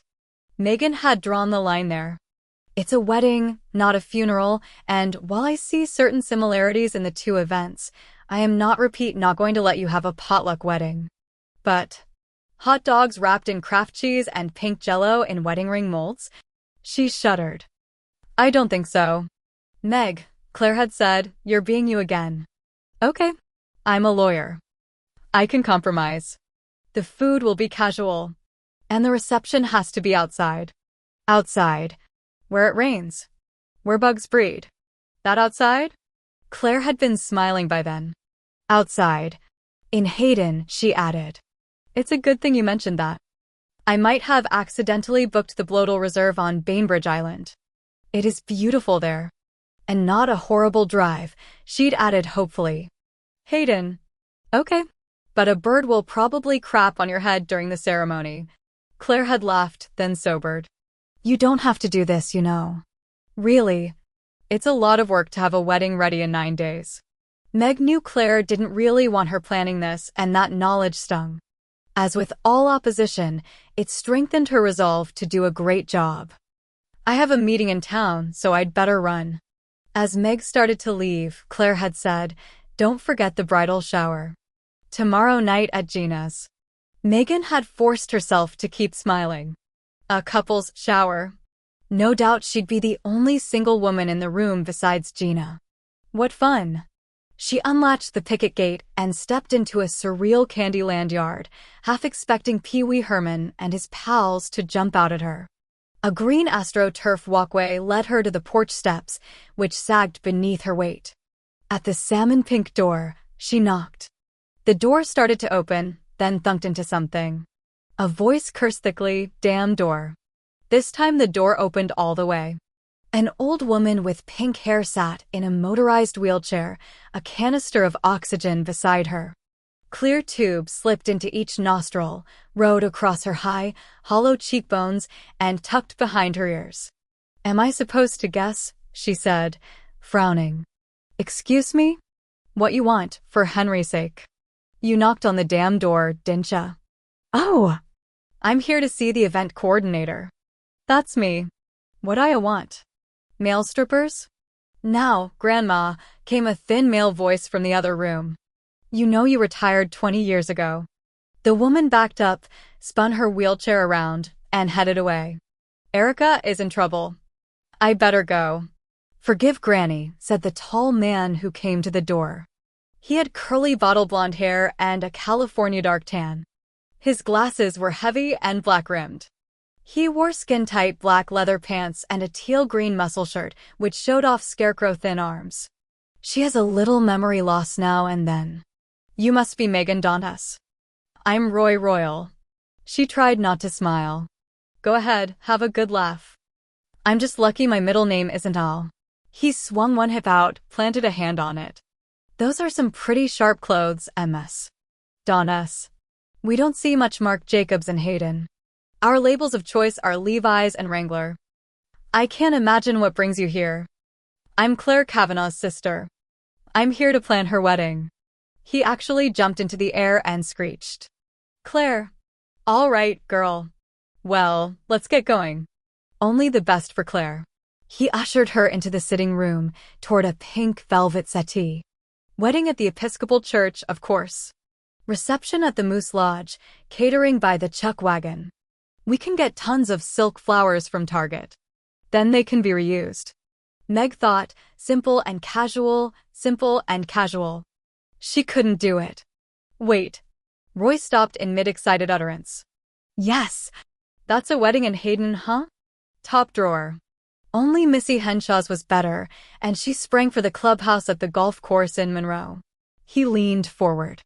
They had champagne, not just beer. And what does a wedding cost around here? Not like Missy's, but a good, solid event? Say. $2,000. He looked at her. Maybe a little less if one of the community college kids takes the photos. Meg was the one who leaned forward now. Do you read People magazine, Roy? Or In Style? He laughed. Are you kidding? Cover to cover. So you know what a celebrity wedding is like. Especially the kind they call simple and elegant. He waved his hand in the air, snapped his fingers. Are you kidding, honey?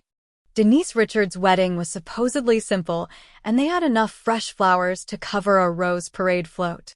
Simple in Hollywood just means really, really expensive, but no bridesmaids and an outdoor reception.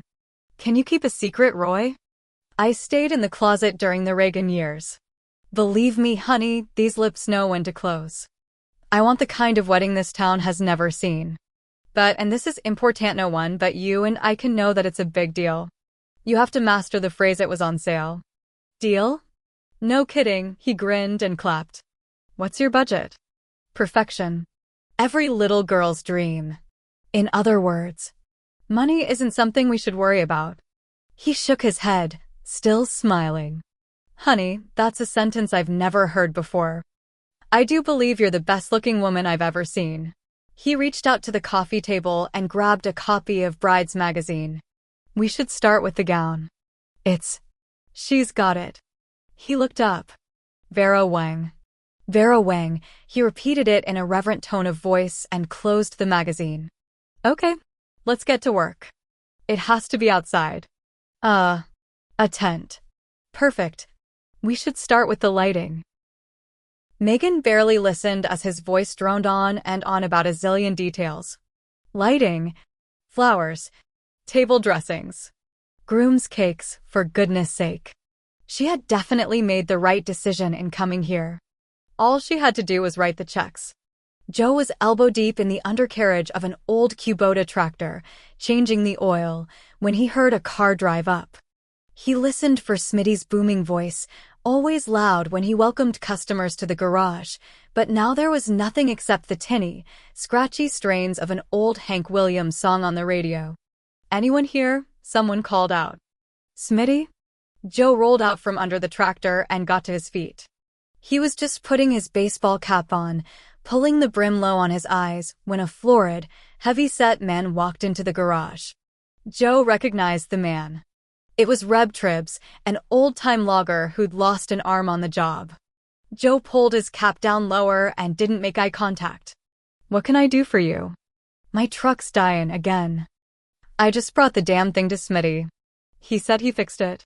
Some job, he done. I ain't paying for it till it runs. You'll have to take that up with Smitty. But if you want to drive into the garage, I'll... Do I know you? Reb frowned, pushed the cowboy hat back on his head, and stepped closer. I don't never forget a voice. Can't see for shit, but I got the hearin' of a damn wolf. Do I know you? It was the question Joe had heard in every town in Washington. I've got one of those faces. People always think they know me. Now, if you'll bring the truck around. Joe Wyatt. Hoel, why shit. Reb made a whistling sound. It's you, ain't it? Joe sighed, beaten. Hey, Reb. There was a long pause, during which Reb studied Joe, his head cocked to the side as if he were listening to someone. You got some nerve comin' back here, boy. Folks around here remember what you done.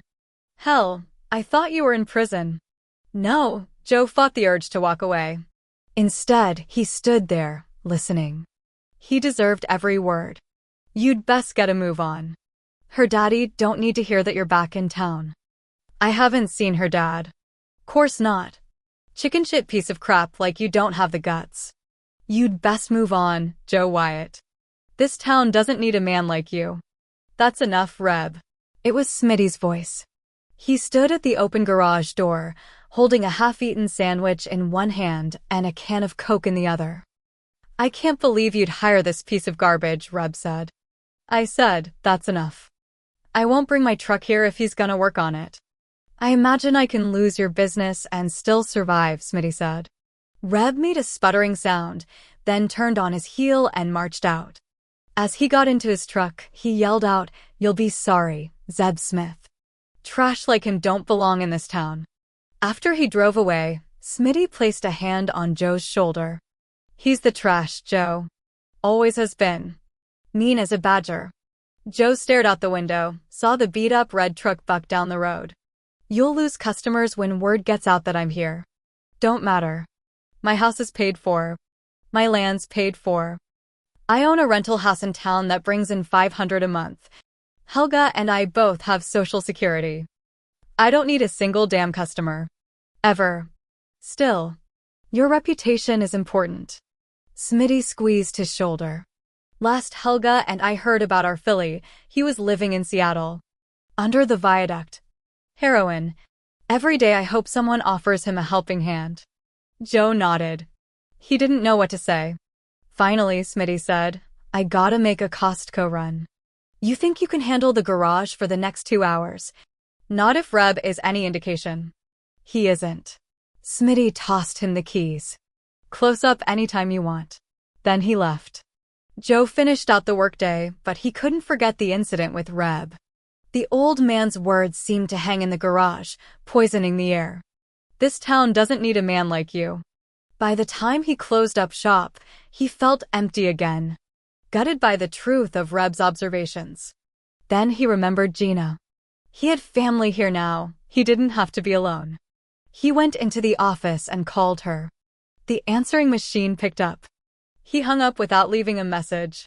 Instead, he locked up for the night. He was just about to turn toward his cabin when he happened to glance down the street. The neon red hook sign in Mo's window caught his attention. And suddenly he was thirsty. He wanted to sneak into that smoky darkness and drink until the ache in his chest went away. He pulled the baseball cap low on his forehead and crossed the street. Outside the tavern he paused just long enough to pray that no one he knew was inside, then he pushed through the scarred wooden door. He glanced around, saw no familiar faces, and finally breathed easily. He made his way to a table in the back, the one tucked farthest from the overhead lights. A few minutes later, a tired-looking waitress appeared. She took his order for a pitcher, then left. In no time, she was back with his beer. He poured himself a schooner. Unfortunately, the 3 empty chairs around the table reminded him of other times, of another life, in fact. Back then, he never drank alone. Megan hadn't been to a bridal shower in more than a decade. Her friends and colleagues lived with their boyfriends for years and then Semetimus quietly got married. She had no idea how to blend into this small-town crowd, how to adapt to their coloration. The last thing she wanted to do was stand out. Yesterday, after her 4-hour meeting with Roy, Megan had spent another hour in Too Many Cooks. Although she wasn't much of a cook, she was familiar with all the gadgets and gizmos. Sometimes, when she couldn't sleep, she'd watch cooking shows on TV. So she knew what every kitchen needed. She bought Claire and Bobby, although she didn't think of them as a couple, really, a Cuisinart food processor. She'd been tired by the time she made it back to Claire's house, and dinner hadn't helped. As the meal progressed, she'd felt increasingly separate, a woman distinct in her solitude, even among her so-called family. She'd tried to make mealtime conversation, but it had been difficult. Claire and Bobby rarely took their eyes off each other, and Allison talked continually mostly to her mother and Bobby.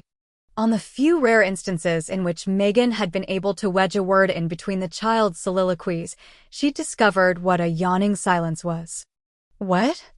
Bobby had asked twice, blinking slowly as he peeled his gaze away from Claire.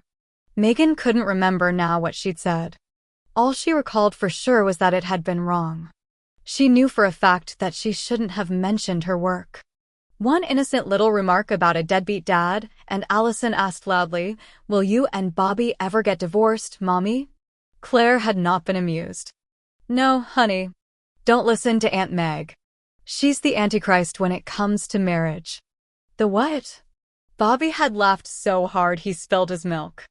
That had made Allison laugh, then Claire. It was remarkable how alienating other people's laughter could be. Megan had been the only one not laughing as they sopped up the milk. She'd excused herself quickly from the table, pleaded a headache, and ran upstairs. But now, nearly an hour later, she felt better. A quick glance at the bedside clock told her it was 6:40. "Come on, Meg. It's time again to celebrate your sister's decision to marry a 3-time loser. Wait. Give them gifts. She went down the hall and ducked into the bathroom, where she twisted her abundant black hair into a knot and applied enough makeup to hide the lack of sleep lines around her eyes. Then she went back into the bedroom and opened her closet. It took her a while to figure out what to wear. Fortunately, she'd packed a lot of choices. In the end, she decided on a plain black dress. Armani was never wrong. She added sheer black hose and a pair of pumps, then went downstairs. The house was quiet. Claire? No answer. Then she saw the note on the kitchen table. Dear Meg, sorry you're feeling sick. Stay home and rest, so see. They'd left without her. She glanced at her watch. It was 7 o'clock. Of course they'd left. They were the guests of honor. They couldn't be late. Damn it. She considered staying right here. I'm sorry, Claire. I lost the directions. Felt sick after dinner. Couldn't get my car started. Each excuse would work. In truth, Claire would probably love it if Meg stayed away. And yet, it would be one more brick in the wall that separated them. There were enough bricks already. She dug through her purse for the pale lavender invitation. It read couples shower for Claire and Bobby, 7 o'clock. The directions were on the back. She couldn't remember the last time she'd walked so slowly to her car or when she'd followed the speed limit signs so precisely. Even so, Hayden was a small town and the directions on the invitation were easy to follow. It took her less than 10 minutes to find Gina's house. She pulled up behind a battered red pickup with a gun rack in the cab window and a bumper sticker that read, "Screw the spotted all." Clearly a member of Greenpeace. She got out of the car and walked up the slanted concrete driveway that led to a sprawling log house with a wraparound porch. Bright red geraniums and purple lobelia cascaded from hanging pots. Rhododendrons sporting plate-sized red blooms were everywhere. She could hear the buzz of conversations through the open windows. From somewhere came the pounding beat of an old Queen song. Another one bites the dust. Megan smiled at the choice. Holding the gift firmly under one arm, she climbed the porch steps and knocked on the front door. You can do this. You can fit in with her friends. Just smile and nod and ask for a pitcher of margaritas. There was a rush of footsteps, then the door opened. Gina stood there, her face creased in laughter. Until she saw Megan. Oh! She stepped back to allow entry. I'm glad you're feeling better. Megan stared at Gina, who was dressed in a pair of denim capri pants and an oversized black t-shirt. Her feet were bare. Great. I'm overdressed. Are you kidding? If I hadn't gained 15 pounds since Rex left, I'd be dressed up too. Come on. You're my date for the evening. Gina smiled. I thought I'd been stood up. She took Megan by the arm and led her down a wide hallway toward the noise. They finally reached the great room, a living room/dining room combination that overlooked a beautifully landscaped backyard. Claire, look who made it, she said loudly enough to be heard above the din. Everyone stopped talking and turned toward them. The crowd was a sea of t-shirts and jeans. Except for Megan, of course, who looked ready for a night of dancing at the Space Needle. Claire extricated herself from Tentacled Boy and hurried toward her. She looked gorgeous in a pair of ice blue cotton pants and white boatneck cotton sweater. Her long blonde hair had been pulled back from her face and gathered in a white scrunchie. She smiled brightly. I'm so glad you could make it. I thought you had a migraine. When I get a headache, I can't move for hours. Megan felt like Jackie O at a Kegar. I shouldn't have come. I'll go. Please don't, her sister said. I'm glad you're here. Really? Bobby sauntered through the crowd and sidled up to Claire, slipping an arm around her hips. Megan had to admit that he looked good. Damn good. He was going to bypass breaking her sister's heart and just plain shatter it. Heya, Megan, he said, smiling broadly. I'm glad you could make it. It stuck in her craw to be welcomed to her own sister's party by Country Boy. She had to force herself to smile.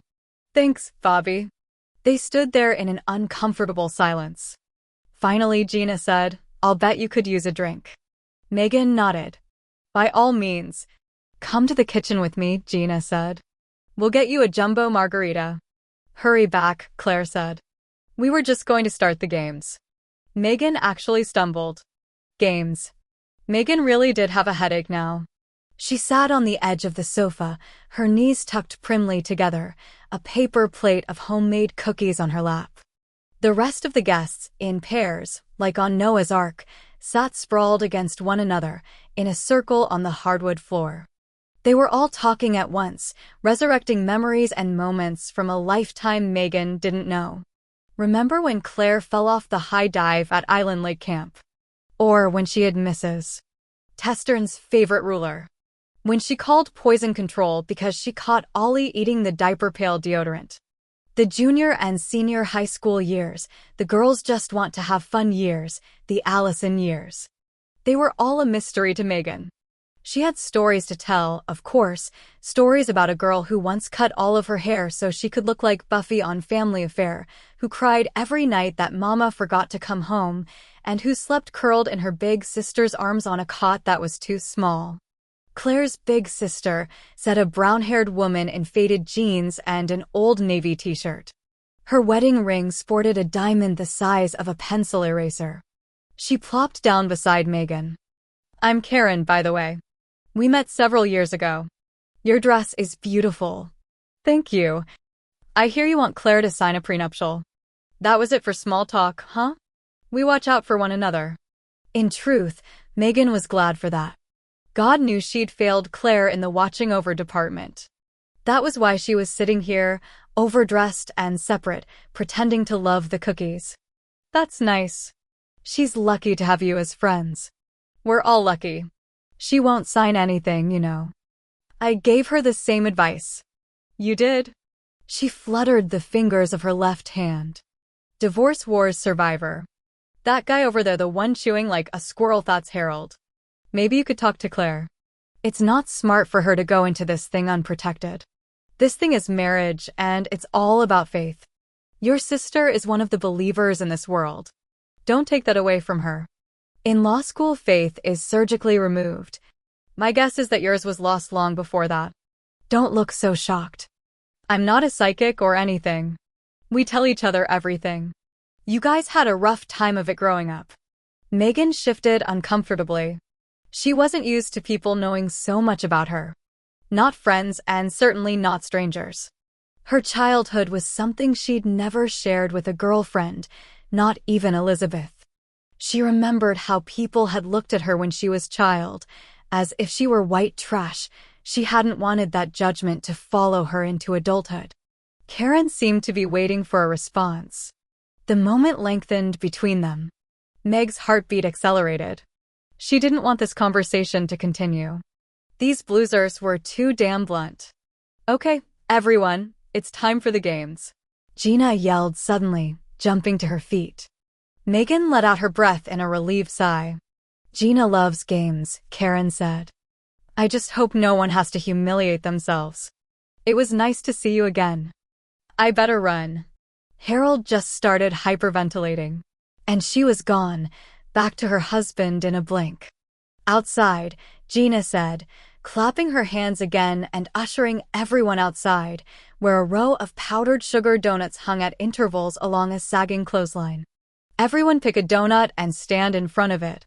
The guests surged forward, lining up. Megan hung back in the doorway. Come on, Meg, Gina called out. There's a place for you, too. Everyone turned to look at her. She hurried across the porch and out into the yard. The sweet smell of honeysuckle and roses filled the night air. Somewhere nearby there must be a pond, because frogs were croaking en masse. It gave the evening an odd, surreal edge, maybe that came from the swinging donuts. When I start the stopwatch, everyone starts licking the sugar off the donuts. This will tell us who is the best kisser. A man laughed. Megan thought it was Charlotte's husband. If you want to know who has the best tongue, we should be licking. Don't you dare finish that sentence, Charlotte said, laughing. Go. And no fair using hands. The group went at it.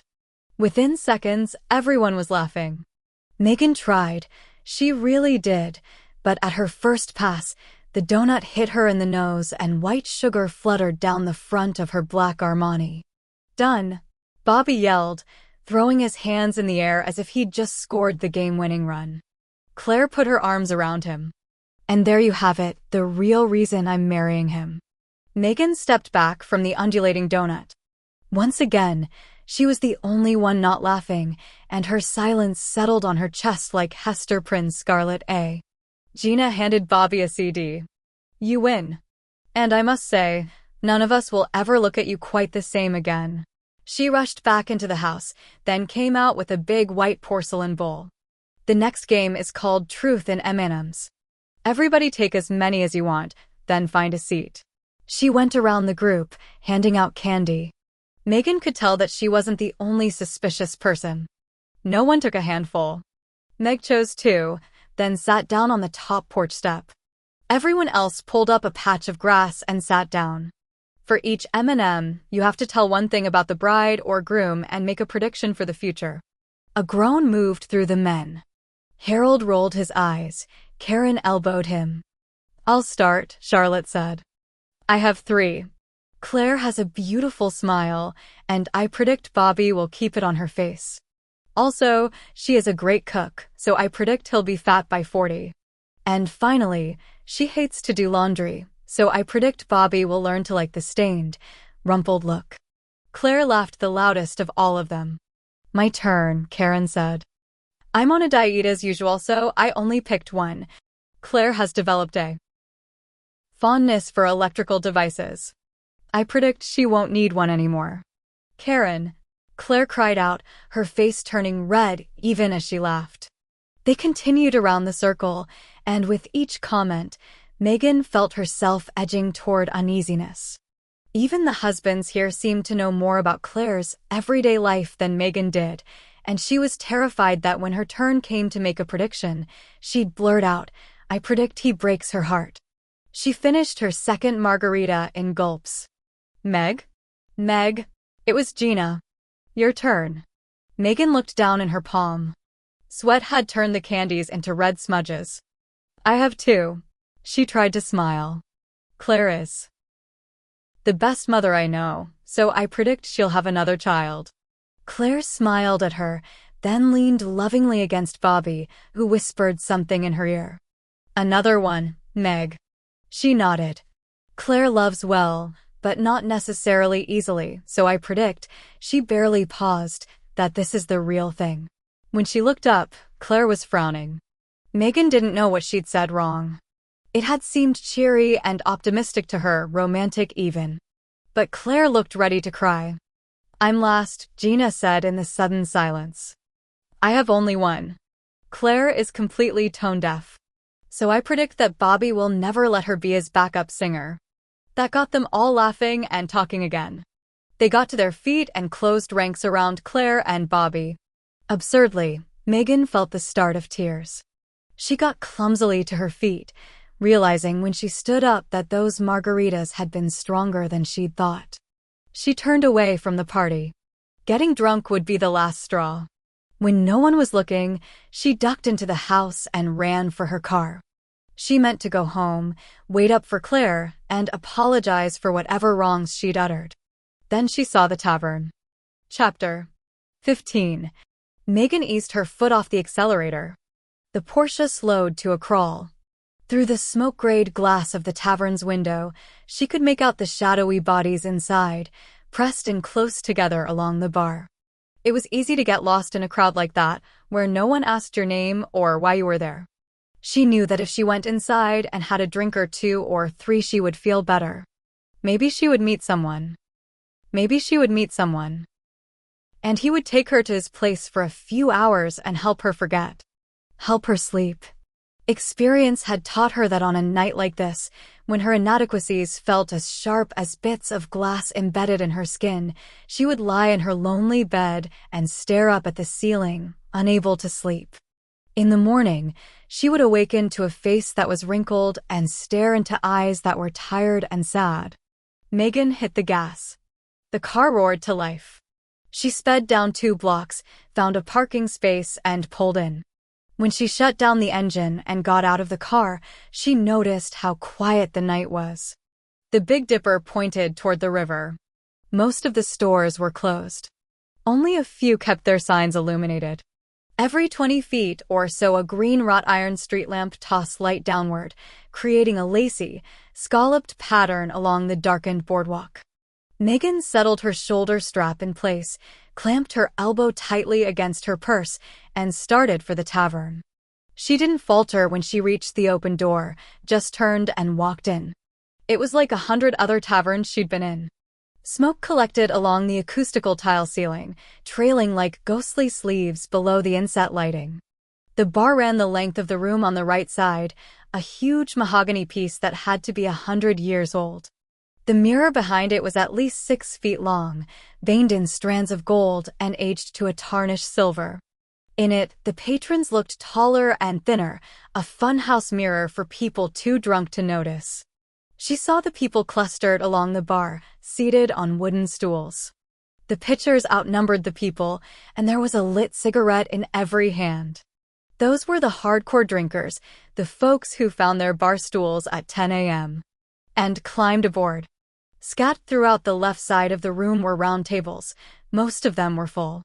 In the smoky background, she saw the faded outline of a pool table, heard the clackety thump of a game in progress. An old Springsteen song played on the jukebox. Glory Days. Perfect. It had probably been chosen by the guy sitting at the bar who wore a red and white Letterman's jacket. He'd long ago lost all his hair. She moved into the haze. Her heart beat faster. Smoke and anticipation made her eyes water. She walked to the closest empty space on the bar, where a tired-looking man was busily wiping up a spill. At her arrival, he sighed and looked up. If he was surprised by her after all, women like her didn't show up alone in seedy taverns every day. Hit it well. What do you want? He threw down the rag and grabbed his cigarette from an ashtray. She smiled. Dirty martini. This is a tavern, lady. We don't have an H license. It was a joke. I'll take a glass of white wine. Vouvray if you have it. We have Inglenook and Gallo. Inglenook. He turned and headed down the other way. In a moment, he returned with a glass of wine. She slapped her platinum credit card on the bar. Open a tab. The jukebox clicked, then buzzed. An old Aerosmith song came on. She had a sudden flashback to her youth standing front and center in the Kingdom, screaming out her love for Steven Tyler. She took her card back from the bartender, slipped it in her bag, and headed toward the nearest table, where 3 men sat, talking loudly. Normally, she'd find an empty table, sit down, and wait to see who came onto her, but she felt jittery tonight, nervous. She was tired of being alone. Hey, boys, she said, gliding into an empty space between 2 of the men. Their conversation stopped. The sudden silence made her teeth ache. That was when she noticed that they each wore a wedding ring. She kept her smile in place. It wasn't easy. Hi, one of the men said, shifting uncomfortably in his seat. Hi. Hi. The others followed suit. None of them made eye contact. I have to run, guys, the first one said, pushing back from the table. Me too. Me too. And just like that, they were gone. Megan waved at their backs, said brightly, see you again, soon. Drive safely. Just in case anyone had witnessed her humiliation. She counted silently to 5, then turned around. There was another table, not too far away. This one had only 1 man seated at it. He was writing on a yellow legal pad, obviously taking notes from an open textbook. He was staring so intently at the work that he hadn't seen her debacle at the table. She walked over to him. May I join you? When he looked up, she saw that he was young. Maybe 21 or 22. His eyes were unguarded, filled with the kind of open-ended hope that came with youth. She felt drawn to that optimism, warmed by it. I'm sorry, ma'am. What did you say? Ma'am. Call me Meg. He frowned. You look familiar. Are you a friend of my mother's? Sada Carlyle. She felt like the old lady from Titanic. No.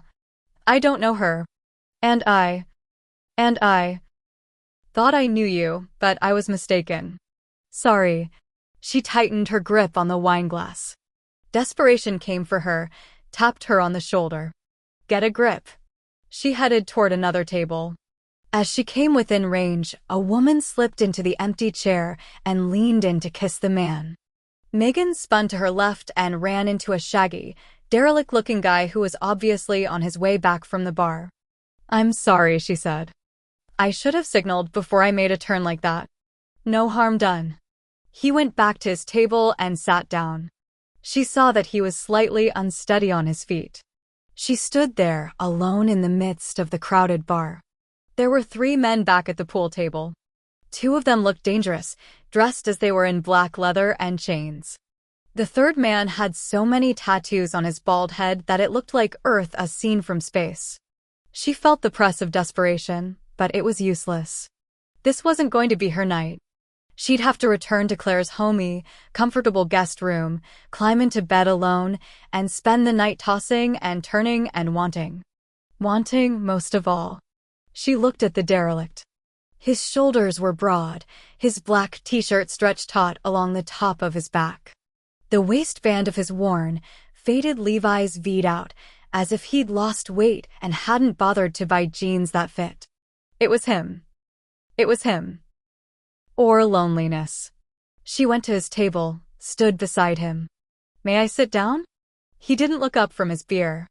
What am I, your lucky 5th choice? You're counting. It isn't hard, lady. You're clearing out the place faster than a cop at a frat party. She pulled out a chair and sat down across from him. The song, Lookin' for Love, came on the jukebox. In all the wrong places. In all the wrong places. Finally, he looked up. Beneath the silvery fringe of hair that must have been trimmed with a pocket knife, a pair of blue eyes stared at her. With a start, she realized that he wasn't much older than she was, and he was almost handsome, in a Sam Elliott stranger-in-town kind of way. He looked like the kind of man who'd walked down a few dark alleys in his time. Whatever you're looking for, he said, you won't find it here. She started to flirt, to say something funny and impersonal, but before her tongue had even formed the first word, she paused. There was something about him. There was something about him. Have we met? She asked, frowning. She prided herself on her memory. Faces she rarely forgot. Unless they belonged to the men she sometimes picked up, those she forgot immediately. Please God, tell me I haven't screwed him already. People say that all the time. He sighed. Just an ordinary face, I guess. No, that wasn't it. She was sure she'd seen him before, but it didn't matter, really. Besides, anonymity was her goal here, not making friends. It's far from ordinary. Are you from around here? I am now. What do you do for a living? Do I look like I make a living? I get by, that's all. That's all any of us do, really. Look, lady. Megan. Friends call me Meg. Megan. I'm not going to take you home. Is that clear enough for you? That made her smile. I don't remember asking to be taken home. I asked if I could sit down. You're making quite an assumption. He pulled back a little, looked uncomfortable. Sorry. I've been alone for a while. Makes a man poor company. Poor company. It had the ring of education to it. She leaned closer, studying him. Though the light was dim in here and the air clogged with cigarette smoke, she liked his face. Enough for one night, at least. What if I did want to go home with you? When he looked up again, she would have sworn that he'd gone pale. His eyes were swimming pool blue. It was an eternity before he answered. I'd say it wouldn't mean anything. His voice sounded tight. He looked scared. She frowned. The sex? He nodded. She felt it suddenly, the thrill of the chase, the revving up of her heart. She reached out, pressed her forefinger along the back of his hand. What if I said that was okay? That I didn't want it to mean anything? I'd say that was sad. She pulled her hand back, stung by the observation.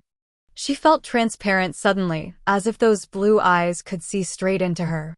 Do you want to get laid or not? No strings. No future. Just tonight. A little time together. She heard her voice spike. It was a small, desperate kind of sound, and it shamed her into sudden silence. Another eternity passed. Finally, he spoke. I don't know if I'd be any good at it. I am. She pressed her lips together to keep from saying something stupid. It was ridiculous, really, but she was nervous. She wanted him to want her, wanted it more than she understood. He was nothing, just another link in the chain of unavailable, ultimately forgettable men she'd slept with since her divorce. As far as she could tell, he had nothing to recommend him, nothing that would account for the odd fluttering in her chest. But she was afraid he'd turn her down. Maybe we could just get each other through this one night. He stood up so quickly the chair wobbled and almost fell. I live down the street. She didn't touch him, didn't take his hand or otherwise lay claim to him. None of the usual pretense of affection. I'll follow you, was all she said. Joe felt her beside him, the warmth of her body, the way her hand brushed accidentally against his every now and then. Stop this now, he thought. Just turn to her and say, I made a mistake, I'm sorry. But he kept walking forward, putting one foot in front of the other. He could smell her perfume. Something musty and sweet and sexy. It reminded him of summer in the deep south. Of fragrant blossoms and hot, dark nights. He was losing his grip. Must be drunker than he'd thought. He couldn't do this. Didn't even remember how. Not the sex part that he remembered. It was the rest of it that eluded him, the talking, the touching, the being with another person. Suddenly he was standing in front of his cabin. 3 blocks they'd walked, and he hadn't managed a single word of conversation. Neither had she, and he didn't know if he was thankful or not. If she'd chattered ridiculously on about nothing, perhaps he would have had the strength to turn away from her, to make his excuses. Her silence was his undoing. This is where I live right now, he said, rather stupidly he thought, as they were standing at the front door. Right now, huh? That surprised him. She'd picked up on the one thing in the sentence that revealed something. He'd need to be careful around her. He opened the door and stepped aside to let her enter first. She frowned briefly, then walked past him, into the darkness. He followed her, leaving the lights off on purpose. There were photos of Diana everywhere. He didn't want to explain why he lived this way, not to this woman in her designer dress and expensive gold and platinum jewelry. In fact, he didn't want to talk at all. He went to the kitchen and grabbed some candles. There were dozens available, kept on hand for winter storms when the power went out. Wordlessly, he carried them into the bedroom and placed them wherever he could. Then, one by one, he lit them. When he was finished, he turned around, and there she was, standing at the end of the bed, holding her purse as if she thought he might steal it. He released a pent-up breath. She was beautiful. Jet black hair, pale skin, green eyes that slanted upward, lips that seemed reluctant to smile. What in the hell was she doing here with him? And what was he doing here with her? He hadn't been with a woman since Diana. She reached into her purse for something. A condom. Oh, God. And then dropped her bag on the floor. As she walked toward him, hips swaying slightly, she unzipped her dress. It fell halfway down her arms, revealing a lacy black bra and creamy cleavage. He meant to say, "Go away," but instead he reached for her, pulled her against him. Her body molded to his and began slowly to move. When he found the strength to pull back, he was trembling. "Are you okay?" she asked. He didn't think, didn't speak, just swept her into his arms and carried her toward the bed. They fell onto the rumpled bedding together, she beneath him. His body lay possessively on top of hers, and it felt good. Her hips came up to meet him. Groaning, he bent down to kiss her. The soft, pliant feel of her mouth jolted him back in time. "Diana.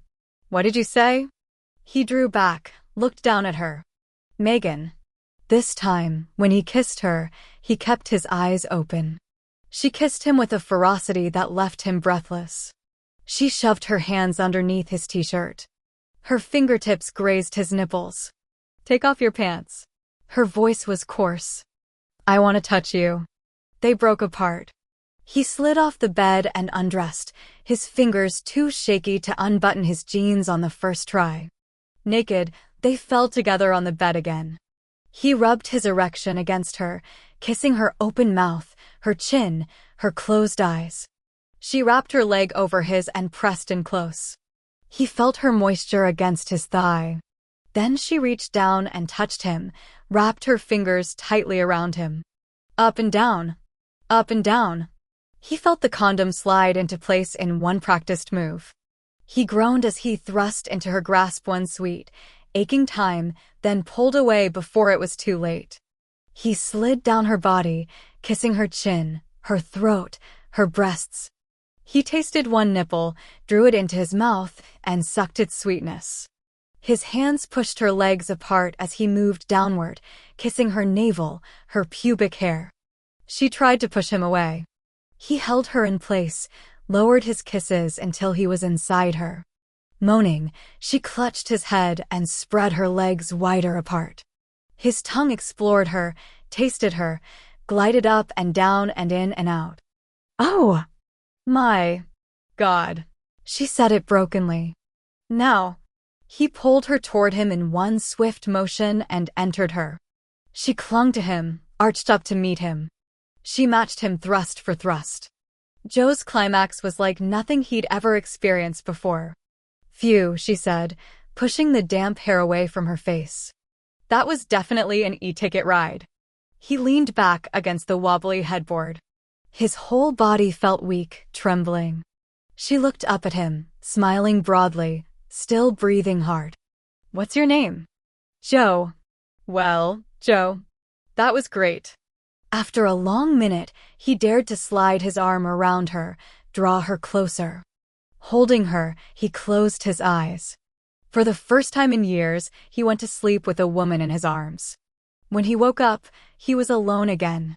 Chapter 16. Phew. Claire flopped back onto the pillows.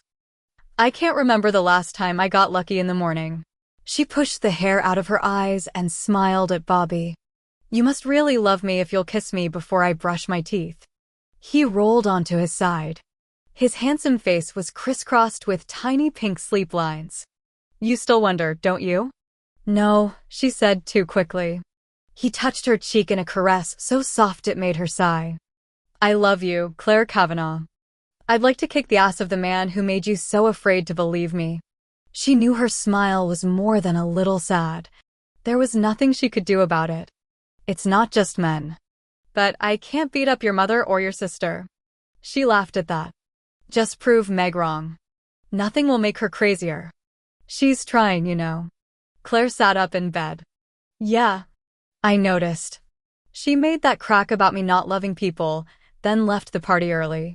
She also bought you a dress that cost more than my car. Money's easy for Meg.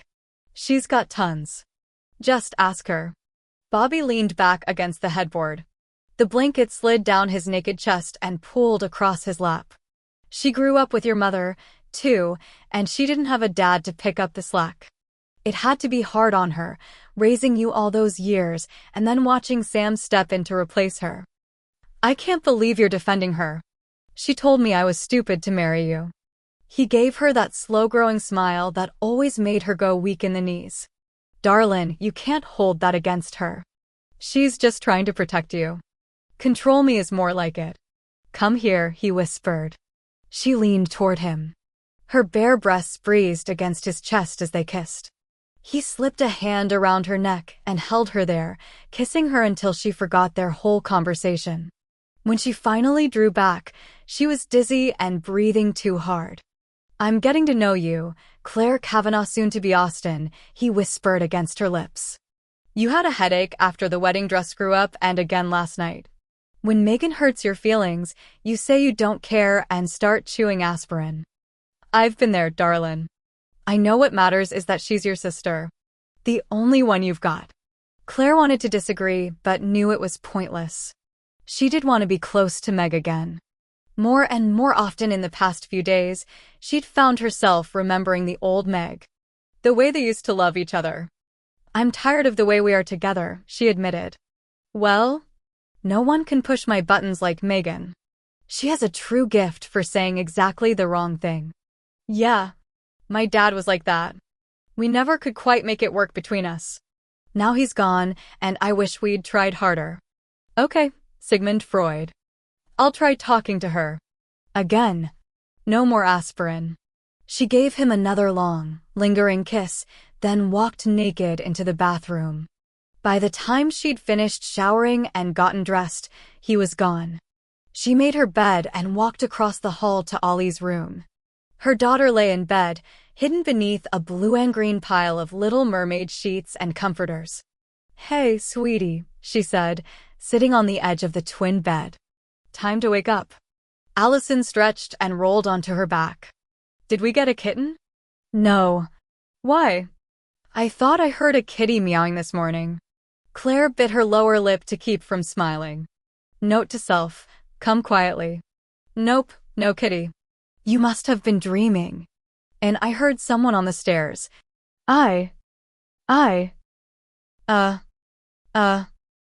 Went down to make coffee. Oh. Well, could we get a puppy? Amy Schmidt has one and her mom is allergic to dogs. How about a goldfish? The last goldfish got flushed down the toilet. I'll think about it, okay? Now hurry downstairs. I'm making blueberry pancakes for breakfast. Claire went down to start the coffee.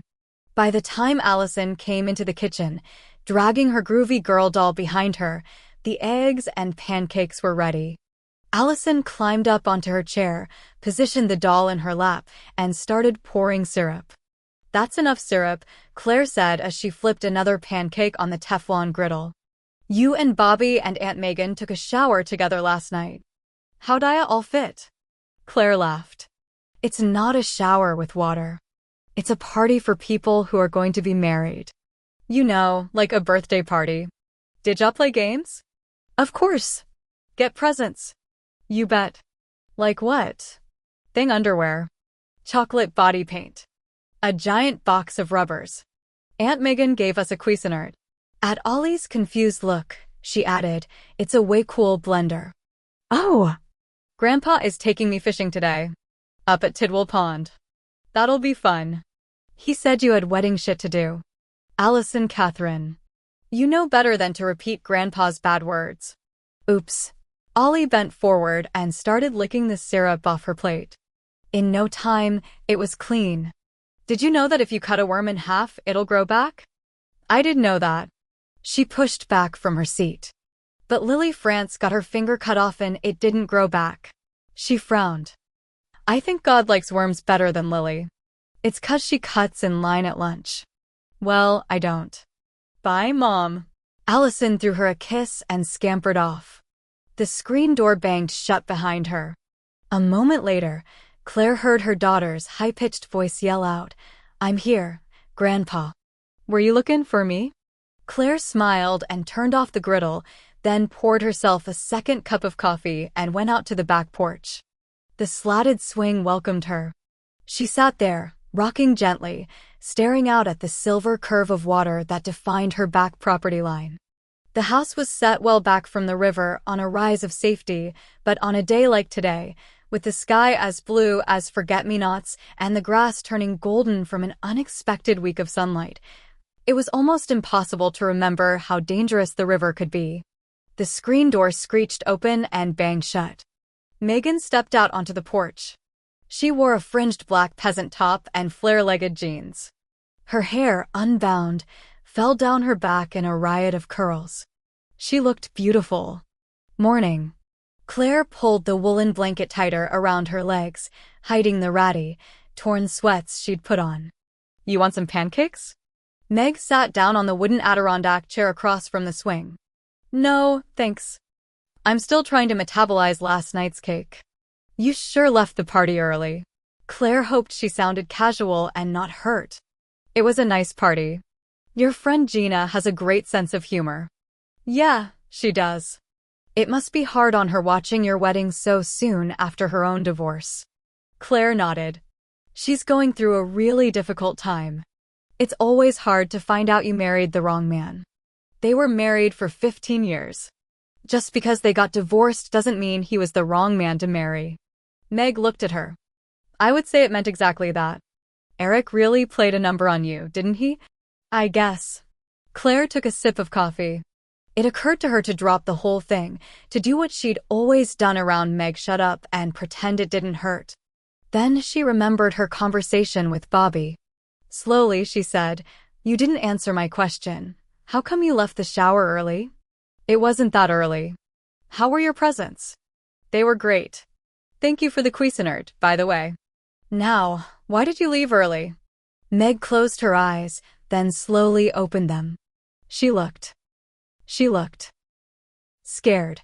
It shocked Claire so much she straightened. Meg, it was the M&M game, she answered. I tried to be a good sport and play the game, but I barely know you, so I said something wrong. I still don't know what the hell it was. You said I loved well, but not easily. Yes. I don't think it's true, that's all, and it hurt my feelings. It's true for me, Meg said. Claire leaned forward. They were finally circling something that mattered. Sometimes it's hard to love you, Meg. Believe me, I know. She laughed, but it was a bitter, throaty sound. You judge Pia so harshly. Your opinions are like bullwhips. Everyone leaves a bloody mark. People, yes. But you? I don't judge you. I flunked out of college. I dropped out of cosmetology school. I never left Hayden. I dress poorly. I had a child out of wedlock with a man whom I discovered was already married. Now I'm marrying a 3-time loser, and I'm too stupid to protect myself with a prenuptial agreement. Stop me when it sounds familiar. Meg frowned. Have I hung all that on you? Like a suit of armor. I can't talk to you without feeling like a poor white trash loser. And, of course, you're rich and perfect. That part is true. Meg saw that her attempt at humor failed.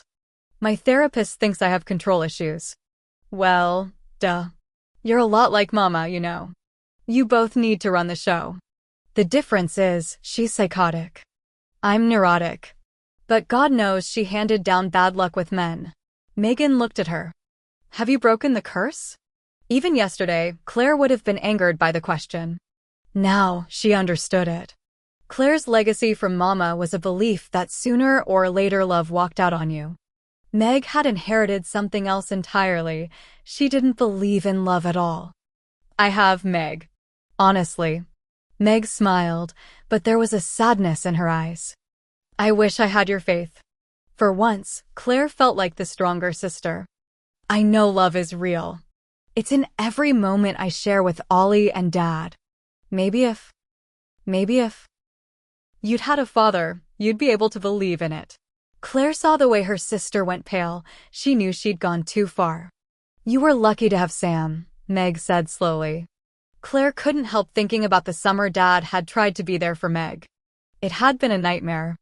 Meg and Sam had had screaming fights about who loved Claire more, who knew what was best for her. It had been Claire herself who'd ended the worst of the battles. She'd cried out to Meg, "Quit yelling at my daddy." That was the first time she'd seen her sister cry. The next day, Meg had gone. Years later, she'd finally called Claire. By then, Meg was in college and had her own life. He wanted to be there for you, too, Claire said gently. He wasn't my father. They fell silent after that. The quiet bothered Claire, compelled her to stack up words between them, but she didn't know what to say. She was saved by the phone. When it rang, she jumped up and ran inside the house to answer it.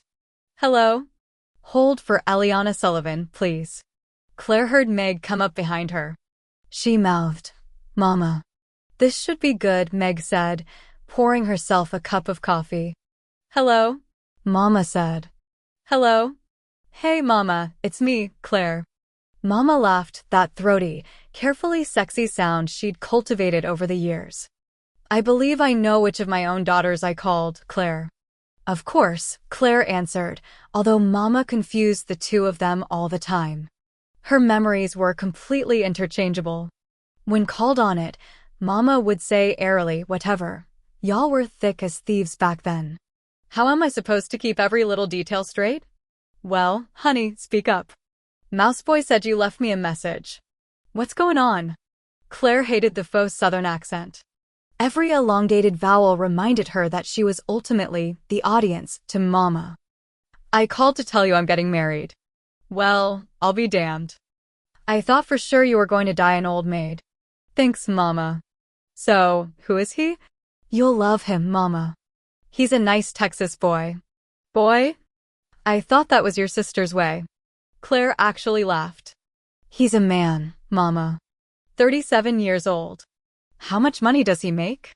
That isn't important to me. Broke, huh? Well, I'll give you my best advice, honey. It's easier to marry the rich ones, but what the hell? Congratulations. When's the wedding? Saturday the 23rd. Of June? You mean this comin' Saturday? That's what I mean. You would have had plenty of notice if you'd called me back. I was doing Shakespeare in the park. With Charlie Sheen, I might add. All night. Now, honey, you know I have to take care of my fans. They're my life's blood. Did you see my picture in People, by the way? Just me and Jules Asner, sharing a little girl talk. I missed that. Sorry. I gave you a subscription. What do y'all do? Just let it sit around. I've been busy with the wedding plans. Oh, right. Well, Saturday's difficult for me, honey. How about the first weekend in August? Claire rolled her eyes. As interested as I am in your schedule, Mama, the invitations have already gone out. Meg's busy planning the big day. It's too late to change the date. Mama laughed. Meg is planning your wedding? Honey, that's like asking the Pope to plan a bar mitzvah. The wedding is Saturday. I hope you'll be able to attend. There she was, getting stiff and formal again, her usual reaction to stress. Megan handed her an aspirin. Claire couldn't help smiling. She gives me a migraine every time, Meg said. Is she still babbling? Claire nodded, whispered, I think I heard the name Anna Nicole Smith. Meg grinned. Another nice Southern girl with intimacy issues. Claire? Mama said sharply. Are you listening to me? Of course, Mama. Every word is a pearl. What time on Saturday? I asked you twice. The wedding is at 7 p.m. Reception to follow. Mama sighed. Saturday. I've been waiting 3 months for my hair appointment with Jose. Maybe he can take me early. Claire couldn't take any more. I've got to run, Mama. I'll be at the Hayden Episcopal Church at 7 this Saturday. I hope you can make it, but I'll certainly understand if you're too busy. I am busy. But how often does a woman's daughter get married? In our family, not often. Tell me straight up, honey. Do you think this will last? I'd hate to give up my hair appointment for. I've got to go, Mama. Bye.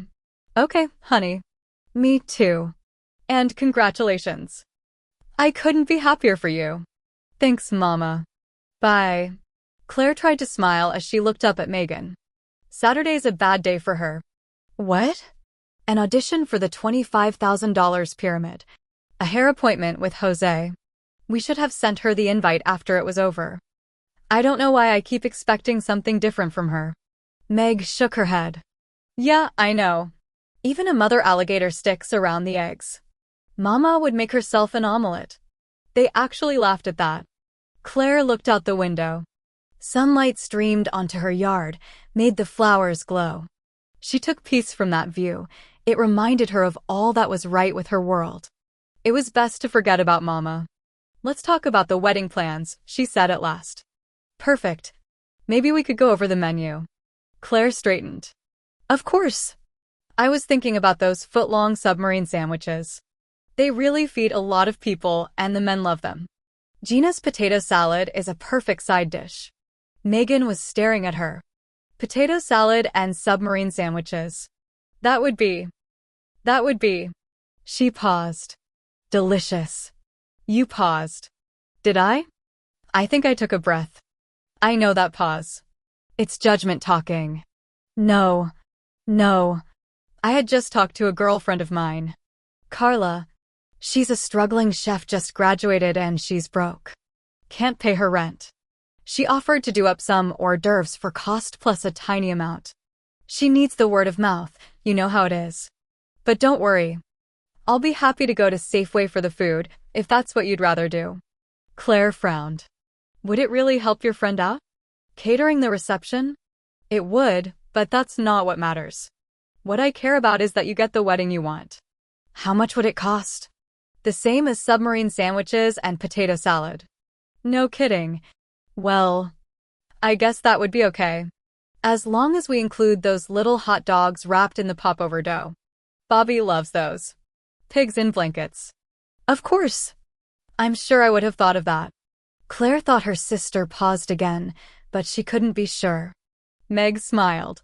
It was only a little forced. Now, oddly enough, I also know an out-of-work baker who could make a 4-layer cake with fresh flowers. She recommends violets, but of course, it's up to you. You know, Meg, you're a complete pain in the ass. I know. Judgmental and unforgiving. Absolutely. But you take charge well. Megan's smile faded. Claire knew her sister was thinking of that summer, so many years ago, when Meg had taken charge and changed all their lives. I didn't mean anything bad by that, Claire said softly. It's such a damn minefield between us. I know. Now about the cake. Chapter 17. I've gotten the permit for the park and the tent is reserved from the party rental store. I'll go over the final details of setup with them tomorrow on my way to Costco. Roy sat back with a flourish. That's it. And the lights? Megan asked, checking off the tent from her list. 10,000 white Christmas lights, 42 Chinese lanterns, and 20 hanging lights. Check. Megan marked her list accordingly. That was it. Everything on her list had been taken care of. In the past 2 days, she'd worked her ass off, checking and rechecking each detail. She'd arranged for every single thing that Roy had wanted. It was going to be, he declared at least 3 times a day, the best wedding ever to take place in Hayden. Megan didn't think that was much of a standard, but she was learning to keep her cynical thoughts to herself. She'd even been working so hard that she slept at night. The only problem now was her dreams. They all seemed to be about Joe. When she closed her eyes, she remembered everything about that night. The blue eyes that were so sad. The blue eyes that were so sad. The way he'd whispered something a name, maybe while they were making love. Making love. She'd never thought of it that way, not with anyone. Megan? You're getting that mushy look again. Are you thinking about the hors d'oeuvres? She smiled at Roy. You should have seen Carla's face when I told her she'd have to do up a tray of pigs in blankets. I hate to admit it, but they're tasty, you know. Dipped in ketchup. Even better dragged in baked beans. They'll probably disappear long before the brie and pâté. I didn't let her do pâté. Megan consulted her list again. It was a habit, checking and rechecking everything. Roy touched her arm. Sweetheart, you're done. All you have to do is show up at the rehearsal tonight and then get a good night's sleep. Thanks, Roy. I don't know what I would have done without you on all of this. Believe me, it has been an unexpected pleasure to work on this wedding. My next event is a potluck kegar in the Clausens cow field to celebrate little Todd's acceptance to community college. After the meeting, she headed back toward her car. She'd walked several blocks before she realized she was going in the wrong direction. She was just about to turn around when she saw the garage. There, tucked back in a thicket of trees and runaway salal, was Joe's cabin. She had a sudden urge to walk up to the door, say, "Hey, Joe," and follow him to the bedroom. The sex had been great. Hell, it had been better than great. So good that she'd sneaked off in the middle of the night. She'd always been better at goodbye than good morning. The light in his kitchen went on. She saw a shadow cross the window, a flash of silvery hair. She almost went to him. Almost. The one thing she knew for certain had learned from hard-won experience was that anonymous sex was all she could handle. She turned and walked back to her car. Joe stood at the kitchen sink, listening to the water running. It gargled down the rusty pipes. He was supposed to be washing his lunch dishes. That's why he'd come over here, after all, but he couldn't make his hands work. She was standing across the street, looking at his house. Megan. Friends call me Meg. She stood perfectly still, her arms crossed, her pointy chin held up just the slightest bit. Beside her, a huge hanging pot of flowers sent a red trailer of blossoms along her upper arm. She didn't seem to notice. Probably didn't notice their scent, either. She didn't strike him as a romantic woman. Megan. He said her name softly, surprised by the unexpected rush of longing that came with it. He'd thought about her too often in the hours since their meeting. He told himself it meant nothing, was simply an excess of hormones in a body that had been cold for years. But now, looking at her, wanting her again, he knew he was lying to himself. Across the street, she took a step toward him. His heartbeat sped up, his hands clenched. Then she turned and walked away, quickly. Thank God, he said, wishing he meant it. He shut the water off and dried his hands. Slowly, he went to the mantel and stood in front of a picture of Diana. In it, she stood at the base of the Arc de Triomphe in Paris, waving at him. She was smiling brightly. I'm sorry, he whispered, touching the glass. The phone rang, startling him. He knew who it was, of course. Hey, Gina, he answered, reaching for his work gloves. Hey, big brother. I know it's late notice, but I'm having a rehearsal dinner at my house tonight. I thought you might like to come. A rehearsal dinner. Prelude to a wedding. Sorry, no. It's for Claire Kavanagh. She's finally getting married. Joe closed his eyes, remembering Claire. I'm sorry, Gigi, he said at last. I can't do that. The only thing worse than celebrating a marriage would be walking into a hospital. I understand, Joey. Really? I'll call you next week. Claire sat in the doctor's waiting room, reading the newest issue of People magazine. There it was, a picture of her mother in some city park, surrounded by fans dressed in full space traveler regalia. The caption read, Eliana Sullivan mobbed by fans on the 25th anniversary of Starbase IV's first show. Oh, please. I had better Halloween costumes in second grade. What, Mommy? Claire smiled down at her daughter, who sat cross-legged on the taupe-colored carpet, playing with a cat in the hat doll. Nothing, honey. Oh! How much longer? I'm hungry. Not much longer. Dr. Roloff is busy with people who are really sick. You saw Sammy Chan go and he has a broken arm. Allison frowned. You're not sick, right? Of course not. This is my yearly appointment. You always come with me. Yeah. Ollie went back to playing. A few minutes later, the receptionist Monica Lundberg came out into the waiting room. As always, she looked beautiful, this time in a pale celery-colored sundress. Doctor will see you now. Claire looked down at Allison. Stay right here, honey. I'll be right back. I'll watch her, Monica said. You go on into room 4. Thanks. Claire went down the hallway and turned into the last room on the left. Hey, Claire, how are the wedding plans going? She smiled at Bess, the nurse who had worked for Dr. Roloff for as long as anyone could remember. Great. We're having something simple. Of course you are. Bess took Claire's blood pressure and temperature. Good blood pressure, kiddo. You must be living right. She took a quick blood sample, then burrowed through the cupboard over the sink and withdrew a plastic specimen cup. You know the drill. Leave a sample in the door in the restroom. Doctor will be in as soon as he can. Thanks, Bess. Bess winked. See you tomorrow. Bye. And she was gone. Claire hurried across the hall, left a urine sample in the bathroom, then returned to the room, where she dressed quickly in the hospital gown and climbed up onto the paper-covered examination table. Moments later, Dr. Roloff walked in. He was a tall, gray-haired man with stern eyes and a ready smile. He'd been Claire's doctor for most of her life. He'd tended her through ear infections, acne, and pregnancy. Now he was Allison's doctor. Sam's, too. The doctor sat down on a rolling stool and moved toward her. How are the wedding plans going? Great. Will you and Tina be able to make it? Wouldn't miss it for the world. He paused, looked down for a minute. Claire knew he was thinking about the daughter he'd lost.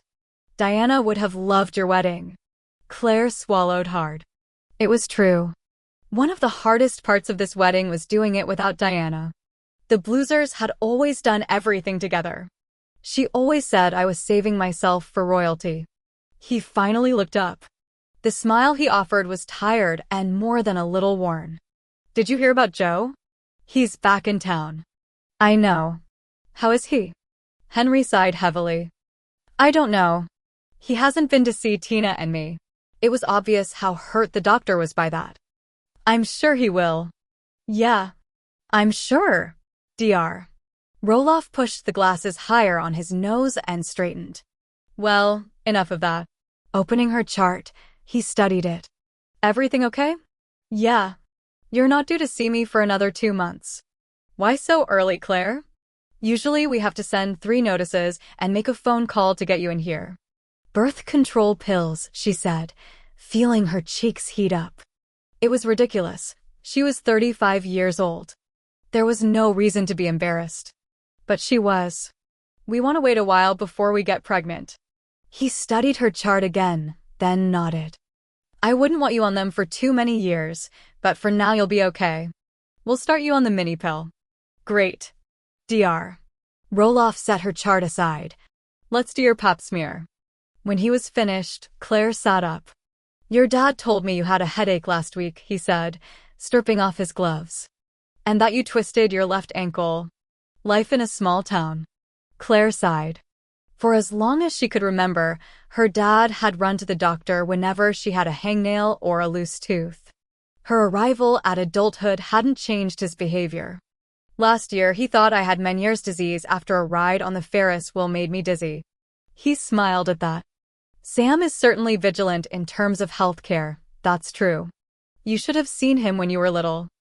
I got 3 calls a week asking if such and such was normal. Things like 3 sneezes in a row would set him off. Nonetheless, that doesn't mean he's a fool. Do the headaches seem to be triggered by your cycles? I'm 35, she said with a laugh. It seems like I'm always ovulating or flowing. So, yeah, maybe. Did you ever start exercising? Ever? 9th grade was a good year for me. I went out for track and volleyball. He wrote something in her chart. Probably couch potato. Are you sleeping well?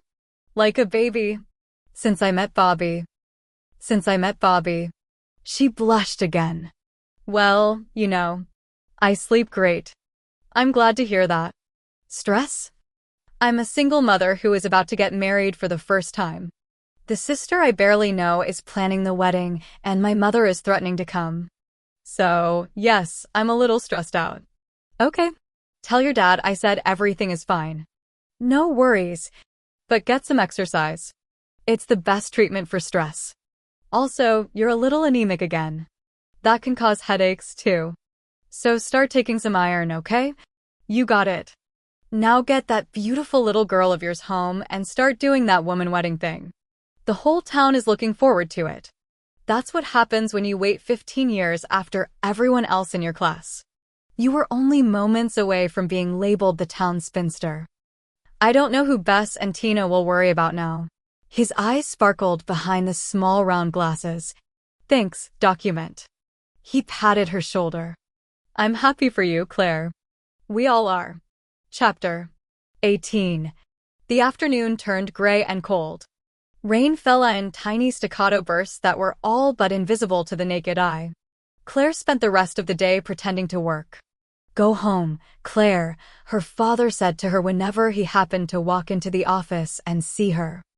I've got work to do, was her standard answer, and every time she said it, he laughed. Yeah, you're a big help today. Go take a bath. Do your nails. She was too nervous to take a bath or do her nails. 35 was too old to marry for the first time. How could she possibly be doing the right thing? But every time her worries threatened to overwhelm her, she'd turn a corner or open a door and see Bobby.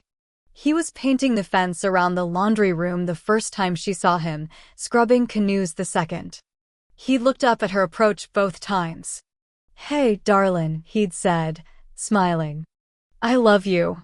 Just that, those few and precious words, and Claire breathed easier again, for an hour or so, until the doubts once again welled up. Finally, at around 3 in the afternoon, she gave up and walked back to her house. Toys lay scattered on the grass in the front yard, a Barbie that was half-dressed, a pink plastic bucket and tiny shovel, a red Fisher-Price barn, complete with farm animals. She picked everything up and headed for the house. "There you are," Megan said when she walked in. "Hey," she said, sighing as she walked over to the toy box and dumped her load in. "Are you okay?" "I'm fine." She certainly didn't want to discuss her wedding jitters with Miss Prenup. Megan got up. Claire could feel her sister's gaze. It was lawyerly and intense. Not a sister-to-sister look at all. "I was just going to have some iced tea. Would you like one?" "A margarita would be better." "You got it. Sit." Claire sank onto the sofa and put her feet up on the magazine-covered coffee table. Meg was back in no time, holding 2 glasses. "Here you are." Claire took the glass and tried the margarita. "This is good." "Thanks." Meg sat in the bentwood rocker by the fireplace. "You're scared," she said gently. Claire jumped as if she'd been shouted at. Anyone would be. She took another drink, careful not to make eye contact. She felt like a squirrel in the presence of a cobra. Meg moved to the sofa and sat down beside Claire. "It's normal, believe me. If you weren't scared right now, I'd take your pulse." "You think I should be scared?" "I remember when Elizabeth and Jack got married. They were as in love as any 2 people I've ever seen. And she still needed 2 martinis to walk down the aisle. Only a fool wouldn't be afraid, Claire. Maybe that's why weddings take place in churches, because each one is an act of faith." "I love him." "I know you do. But I should sign a prenuptial agreement to protect my assets in case we get divorced. I'm a lawyer. Protecting people is what I do. You protect strangers. Members of your family are a different thing." Megan looked down at her drink, then said softly, "I guess." Claire wished she could take back that little cruelty. What was it about their past that made them wound each other so consistently? "I know you're trying to help, but how can you? You don't believe in love. Or marriage." It was a moment before Meg answered, and when she did speak, her voice was soft. "I've never seen a baby crow." "What?" "On my way to work, I see crows clustered along the phone lines in the waterfront park. So I know that every spring there are nests somewhere, filled with tiny newborn crows." "Meg, are you having a seizure?" "My point is, I know things exist that I never see. Love has to be one of them. I'm trying to believe in it for you." Claire knew how much it cost her sister to say something like that. No one who'd grown up in Mama's shadow found it easy to believe in love. That Megan would try, for Claire's sake, really meant something. "Thank you. And thanks for planning the wedding. Even if you are keeping every detail a secret. It's been more fun than I thought. Kinda like being on the prom commit, not that I ever would have been on such a thing.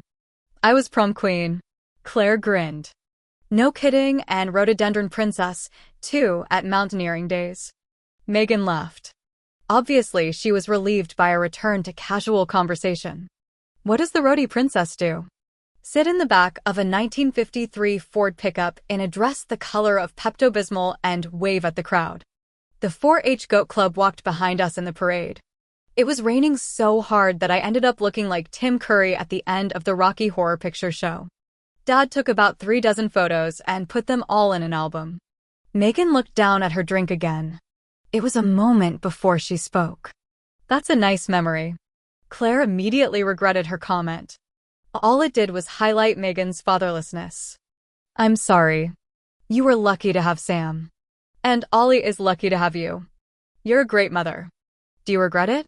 Claire said, surprising both of them with the intimate question. "Not having kids, I mean. Being a divorce lawyer made me sterile." "Megan," she said evenly. Meg finally looked at her. "I don't think I'd be any good at it. Let's just leave it at that. You were a good mother to me. For a while. It's the for a while that matters." Claire leaned toward her sister. "I'd like you to babysit Allison next week, while Bobby and I are on our honeymoon." "I thought you weren't taking a honeymoon." Dad insisted. His wedding gift was a week's trip to Kauai. And you want me to babysit?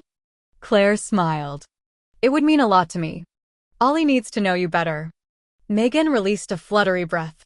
She looked nervous. You'd trust me? Of course. Meg sat back.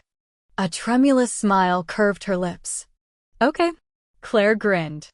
No taking her to the shooting range or teaching her to bungee jump. So, skydiving lessons are out. Can I take her for a pony ride? They were still laughing when Dad pushed through the door and came into the living room. He was already dressed for the rehearsal in black pants freshly ironed and a pale blue denim shirt with a River's Edge logo on the pocket. His brown hair had been recently cut and was combed back from his forehead. If Claire didn't know better, she'd think he'd moosed it. Hey, Dad. You look great. Thanks. He flashed an uncomfortable smile at her sister. Meg. Sam. Meg said stiffly as she got to her feet. I need to get dressed. Goodbye.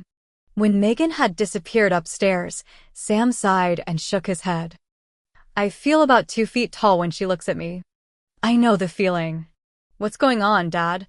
I need to get dressed. She looked past him. I thought you were playing checkers with Ollie. Bobby is trying to French braid her hair. Claire laughed at that and started for the stairs. I'll redo it before we leave. You want to pick me up in 45 minutes? I need to talk to you first. Just for a minute. I didn't know if I should talk to Bobby at the same time. She smiled. I hope this isn't my long overdue sex talk. I talked to you about sex. Don't do it is not a talk. Wise ass. He nodded toward the couch. Sit down. And don't give me any lip. This'll just take a second. He sat down on the coffee table. Margaritas already, he said, glancing at Meg's glass. I was a little nervous. It makes me think of when I married your mama. Let me guess, she was power drinking all day. We both were. He smiled, but it was a little sad, that smile, and it excluded Claire somehow. After a short pause, he reached into his pocket, pulled out a small black box, and opened it. Inside was a marquise-cut yellow diamond set on a wide platinum band. It's your Grandma Myrtle's diamond. She wanted you to have it. The ring sparked a dozen sweet memories. Whenever her grandmother had dealt a hand of cards, this diamond had splashed tiny colored reflections on the walls. Dad reached out, took her hand. I couldn't let my baby get married with a tinfoil ring. She tried it on. The ring fit as if it had been made for her. She leaned over and pulled him into her arms. Thanks, Dad. He smelled of wood smoke and bay rum aftershave, as he had for the whole of her life, and in that moment, as she held him with her face pressed against his cheek, she remembered a dozen times from her girlhood. Nights they'd gone bowling and had dinner at Zeke's drive-in. The way the porch light flickered 10 seconds after she and her date pulled into the driveway.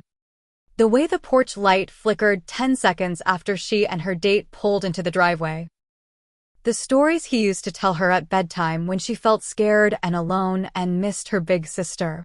After tomorrow, she would be a married woman. Another man would be the center of her life, another arm would keep her steady. She would be Bobby's wife from now on, not Sam Kavanaugh's little girl. When Dad drew back, there were tears in his eyes, and she knew he'd been thinking the same thing. Always, she whispered. He nodded in understanding. Always. Chapter 19. Megan wished to God she'd never agreed to let Gina host and plan the rehearsal dinner. Every moment was pure hell. Are you here by yourself? Where's your husband? You don't have children? Well, that's lucky. Sometimes I wish I could give mine away. This one was followed by a clearly uncomfortable laugh. No husband, huh? It must be great to be so independent. This one was always followed by a frown. Megan knew that Claire's friends were trying to make conversation with her. They just didn't know what to say. How could they? This was a group of women who talked endlessly about their families. Summer camp start times were a big topic of conversation. Also resorts that were kid-friendly on Lake Chelan and along the Oregon coast.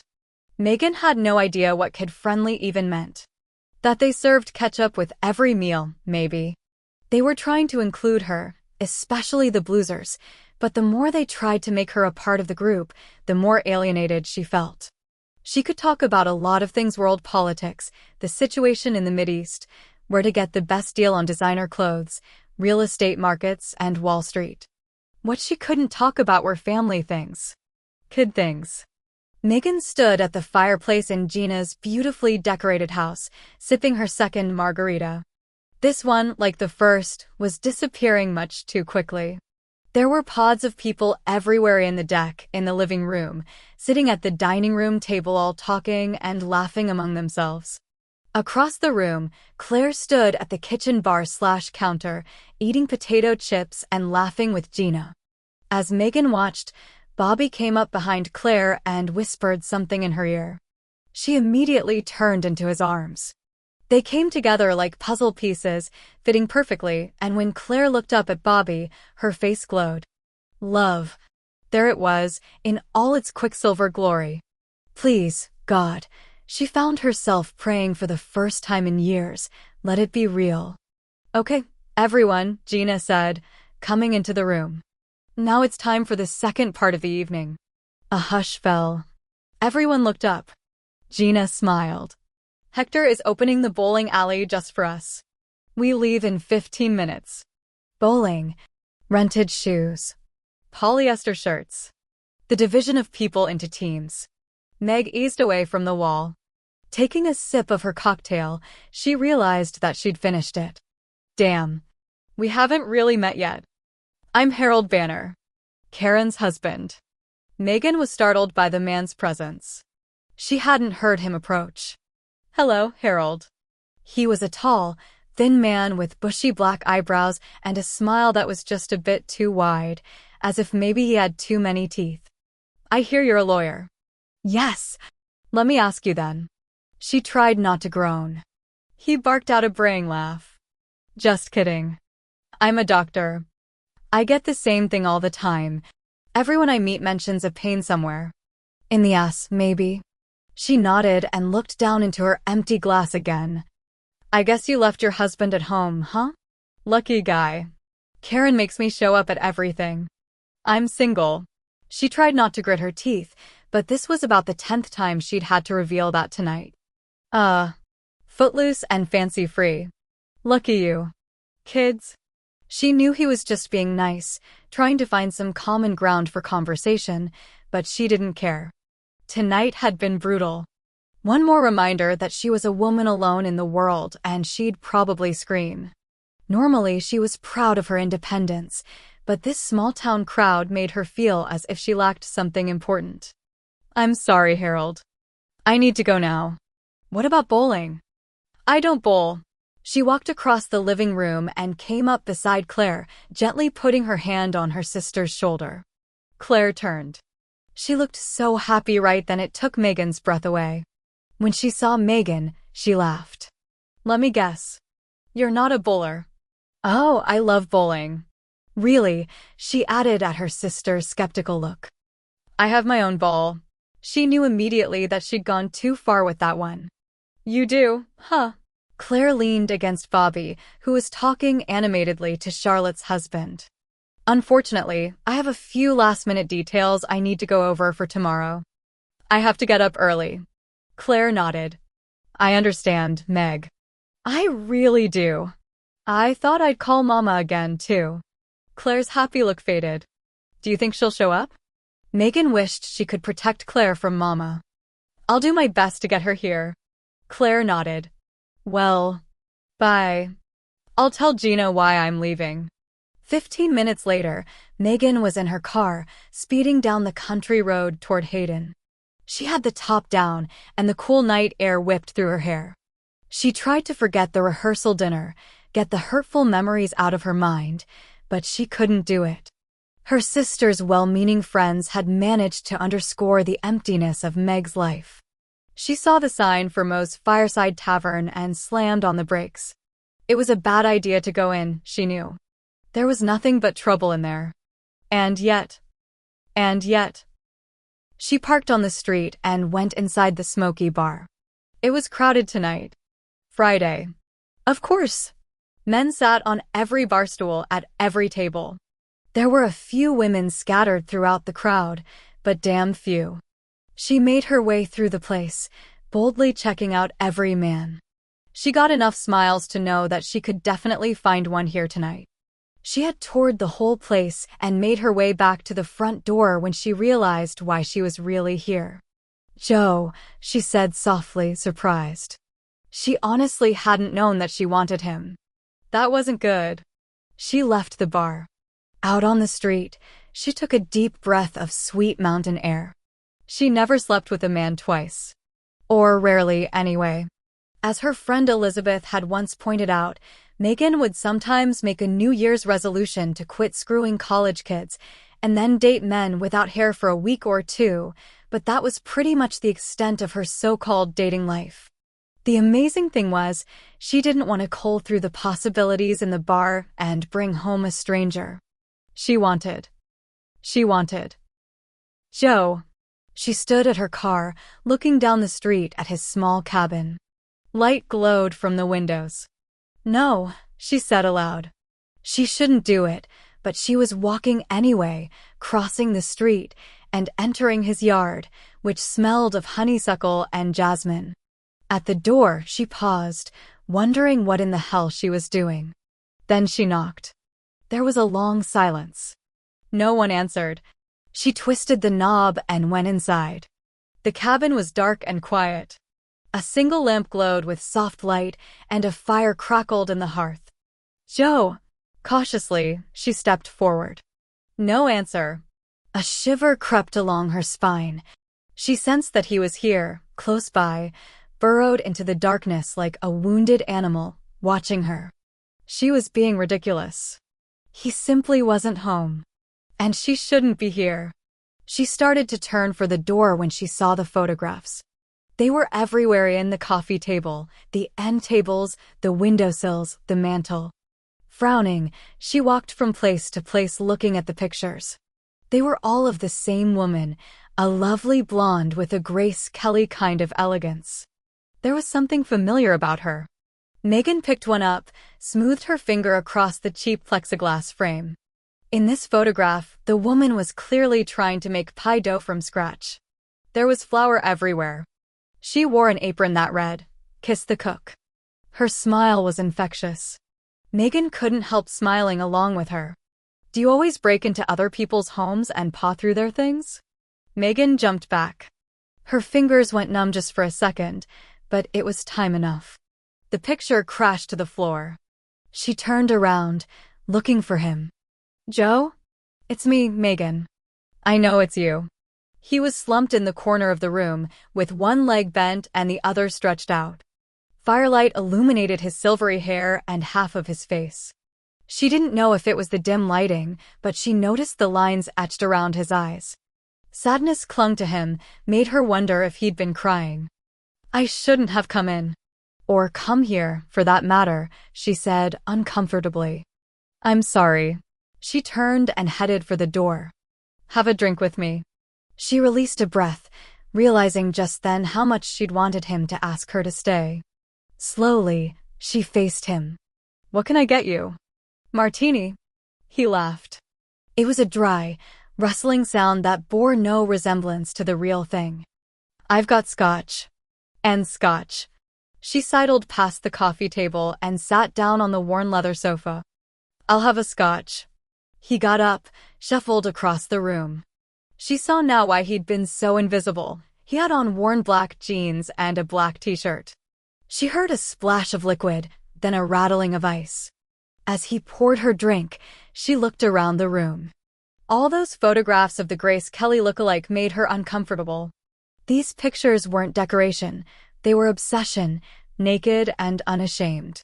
She tried to figure out where she'd seen this woman but couldn't. Here. She looked up. He stood in front of her. The top two buttons of his Levi's were undone, and the t-shirt was ripped at the collar, revealing a dark patch of chest hair. "Thank you," she said.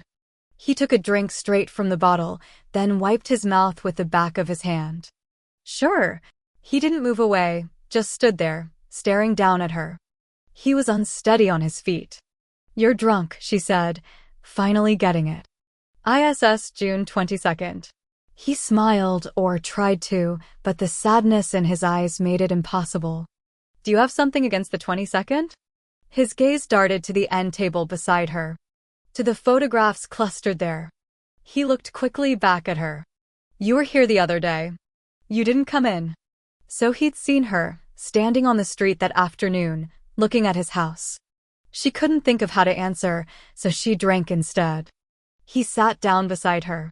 She twisted around to face him, realizing an instant too late how close they were. She could feel his breath against her lips. She tried to edge away. He reached out, grabbed her wrist. "Don't go. I wasn't leaving. But maybe I should." He let go of her wrist suddenly.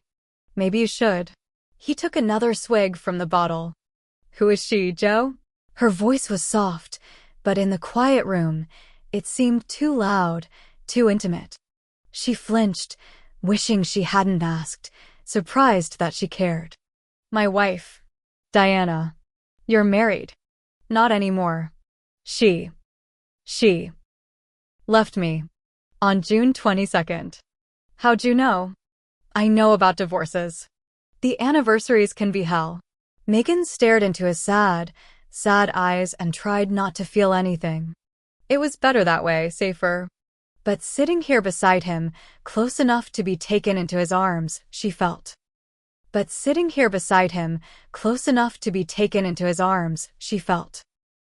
Needy. Maybe even desperate. Suddenly she wanted something from Joe, something more than sex. "Maybe I should go. You seem to want to be alone." "I've been alone." She heard the ache of loneliness in his voice and it drew her in. "Me too." He reached out, touched her face. "I can't offer you anything, Megan." The way he said her name, all sad and drawn out and slow, sent a shiver along her spine. She wanted to tell him that she didn't want anything from him except a night in his bed, but amazingly, she couldn't form the words. "It's okay. You should want more. So should you." She felt fragile suddenly, as if this man she didn't know at all had the power to break her heart. "We're talking too much, Joe. Kiss me." In the fireplace, a log fell to the hearth floor with a thud. Sparks flooded into the room. With a groan, he pulled her into his arms. Chapter 20. The next morning, the weather in Hayden was perfect. A bright sun rode high in the cornflower blue, cloudless sky. A thin, cooling breeze rustled through the trees, making music on the deep green maple leaves. By 5 o'clock, Claire was ready to begin dressing. The problem was she couldn't move. Behind her, there was a knock at the door. "Come in," she said, thankful for the distraction. Megan stood in the doorway, holding a pile of plastic-sheathed dresses. She looked nervous, uncharacteristically uncertain. "I thought maybe we'd get dressed together." When Claire didn't answer instantly, Megan said, "You probably think it's a stupid idea." She backed out of the room. "Stop. I think it would be great." "You do?" "Yeah. I just need to shower." "Me too. I'll meet you back here in 10 minutes.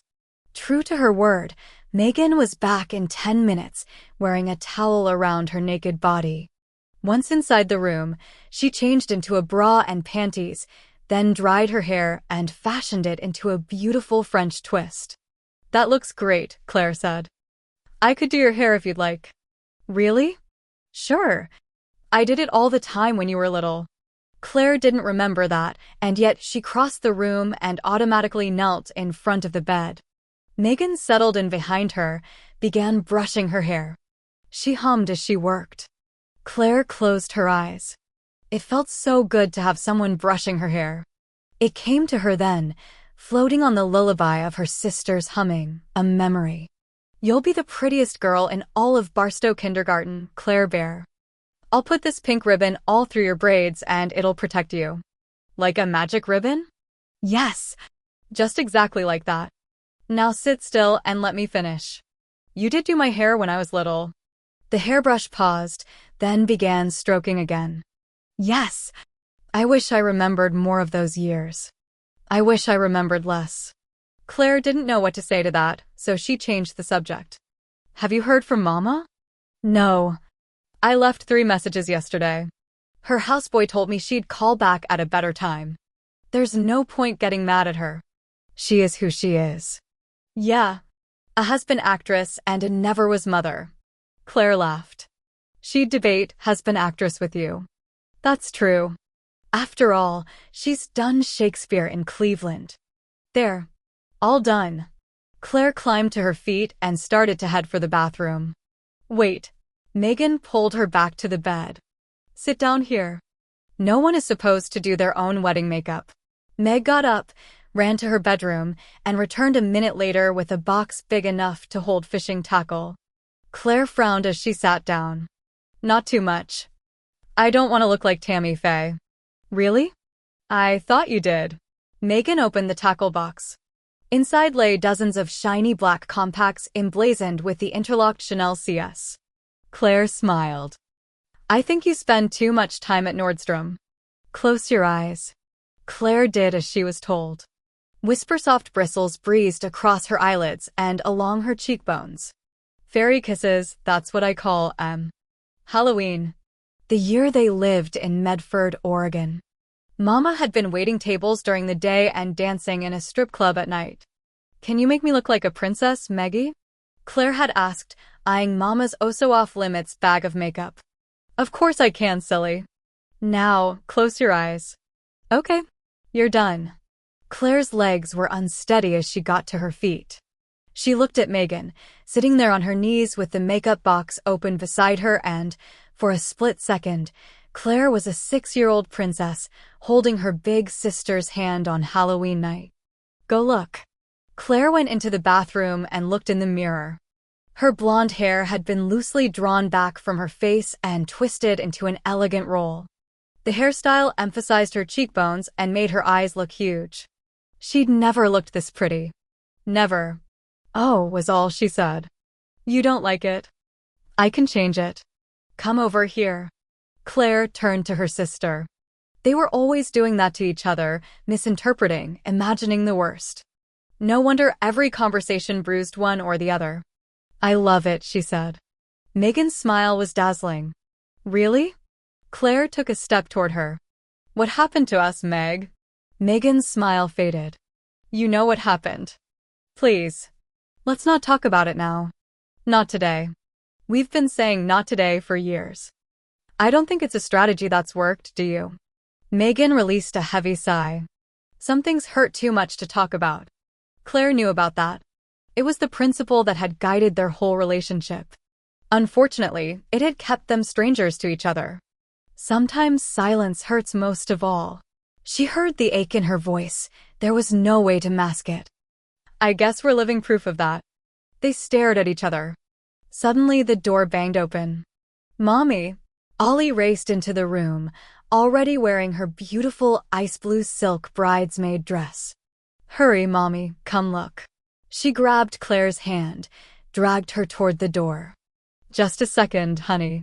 Claire threw Megan a bathrobe, then slipped a nightgown over her own head and followed Ollie downstairs.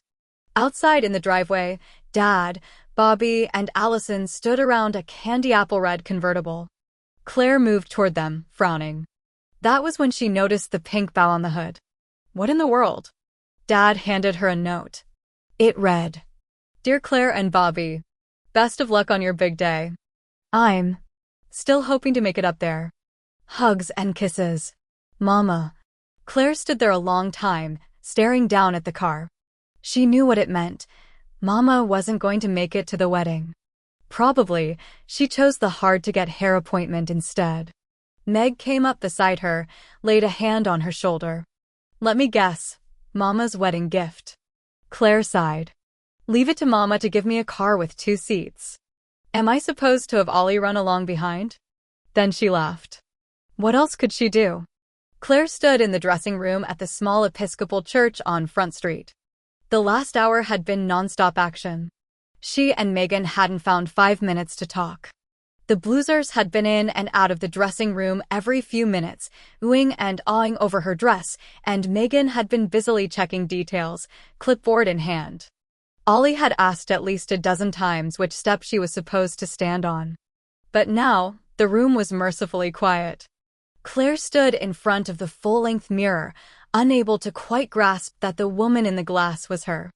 The gown fit perfectly, flowing to the floor in a cascade of white silk, and the veil made her look every bit the princess. Her wedding day. She couldn't quite believe it.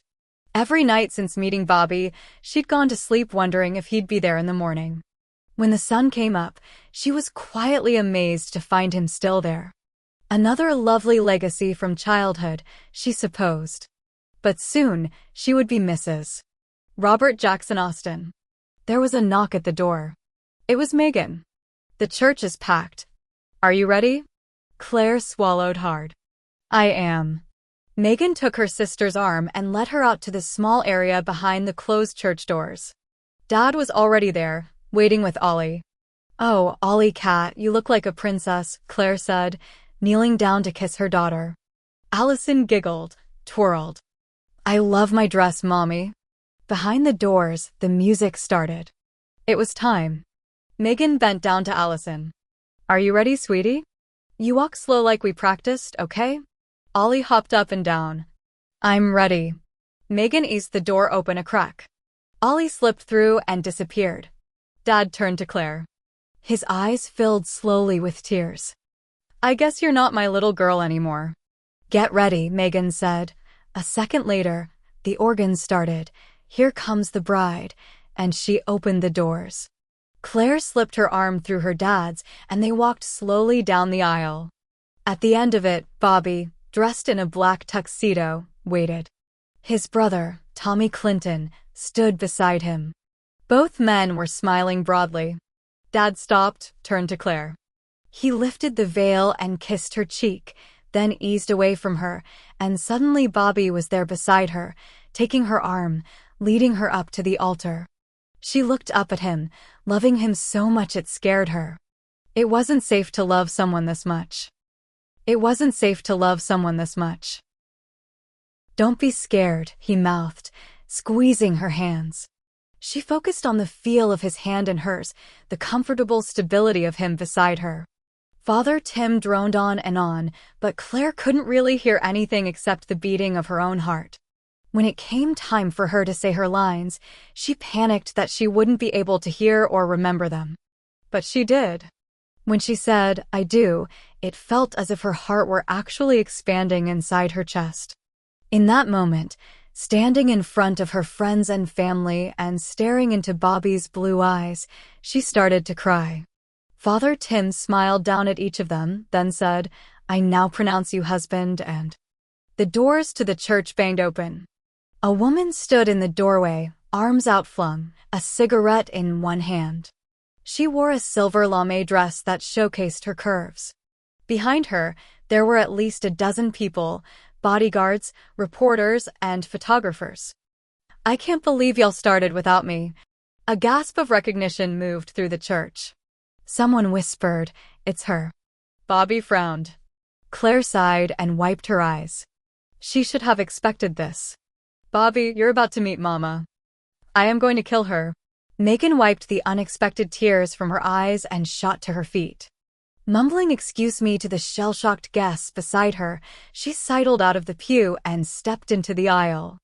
There's my other girl. Mama threw open her arms. Again the flashbulbs erupted in spasms of blinding light. Megan grabbed her mother by the arm and yanked her back through the doors. The paparazzi followed, all talking at once. There was one terrifying moment when Mama wobbled on her ridiculous heels and Megan feared a California freeway-type pileup of bodies on the red-carpeted aisle, but she tightened her grip and staved off disaster. Through the now-closed doors, she could hear Father Tim's stumbling second attempt to pronounce Bobby and Claire husband and wife. A moment later, applause thundered through the church.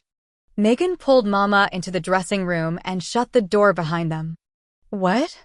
Mama whined, obviously unable to frown but wanting to. Too much Botox, no doubt. A dog barked. Mama looked down at a small ST. John beaded travel carrier in her arms. It's okay, honey. Maggie's making a mountain out of a molehill. You brought your dog? Mama pressed a hand to her ample breast. You know Elvis hates to be left alone. Mama, you haven't been alone in years. Forget whatever poor fool you're currently sleeping with. You employ 3 gardeners, 2 housekeepers, a personal assistant, and a houseboy. Certainly one of them could dog sit. I don't have to clear my lifestyle with you, Miss Maggie. Now why in the hell did you throw me out of my own daughter's wedding? Megan felt a surge of impotent anger.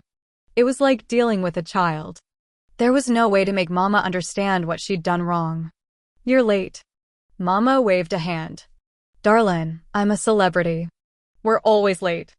Today was Claire's day to be a star. Can you get that, Mama? Her day. And you walked in right at the moment of glory and stole the show. What were you doing out here, waiting for the perfect moment to make your entrance? Mama looked away for just a second, but it was enough to confirm Megan's suspicion. Her mother had timed her entrance. Oh, Mama, she said, shaking her head. That's a new low. Even for you. And who are all those people?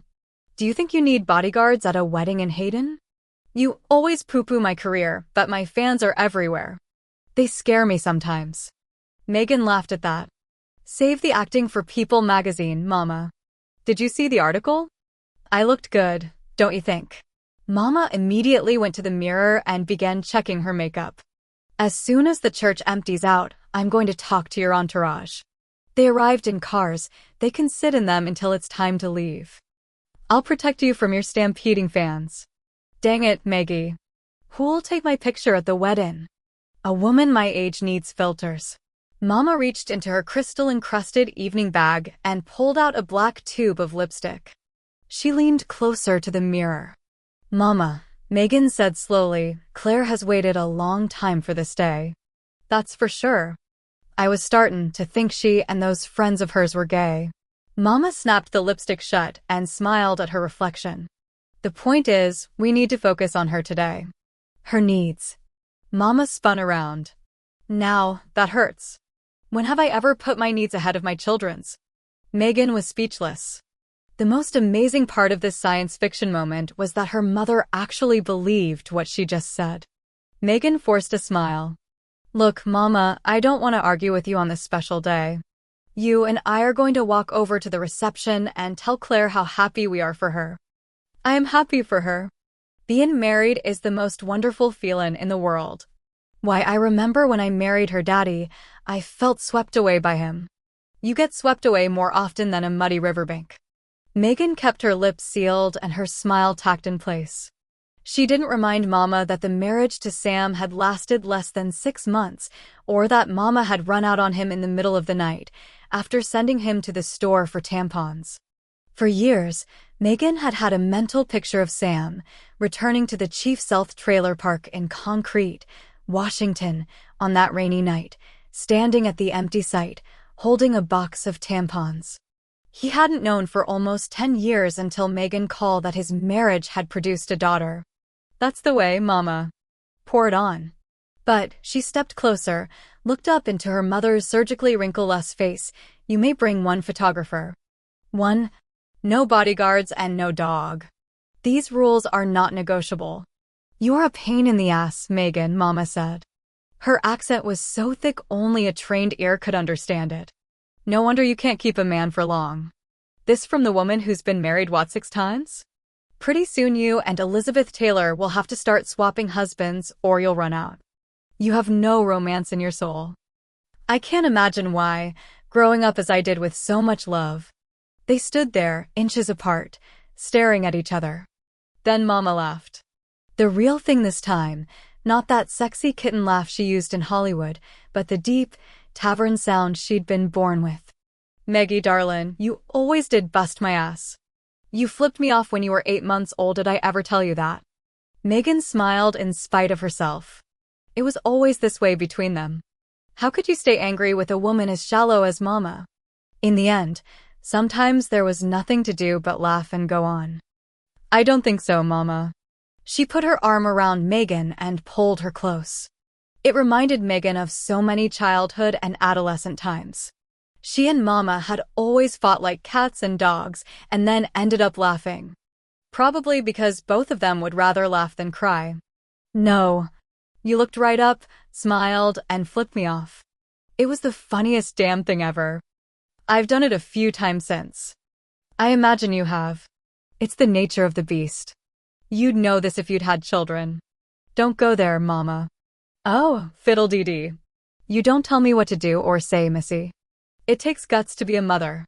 You just don't have, that's all. Look at the way you pawned off your sister. Nothing to be ashamed of. Mama, I don't think you ought to tell me what it takes to be a mother. I might have to remind you of a few things you pretend to forget. Like how it was your job to raise Claire, not mine.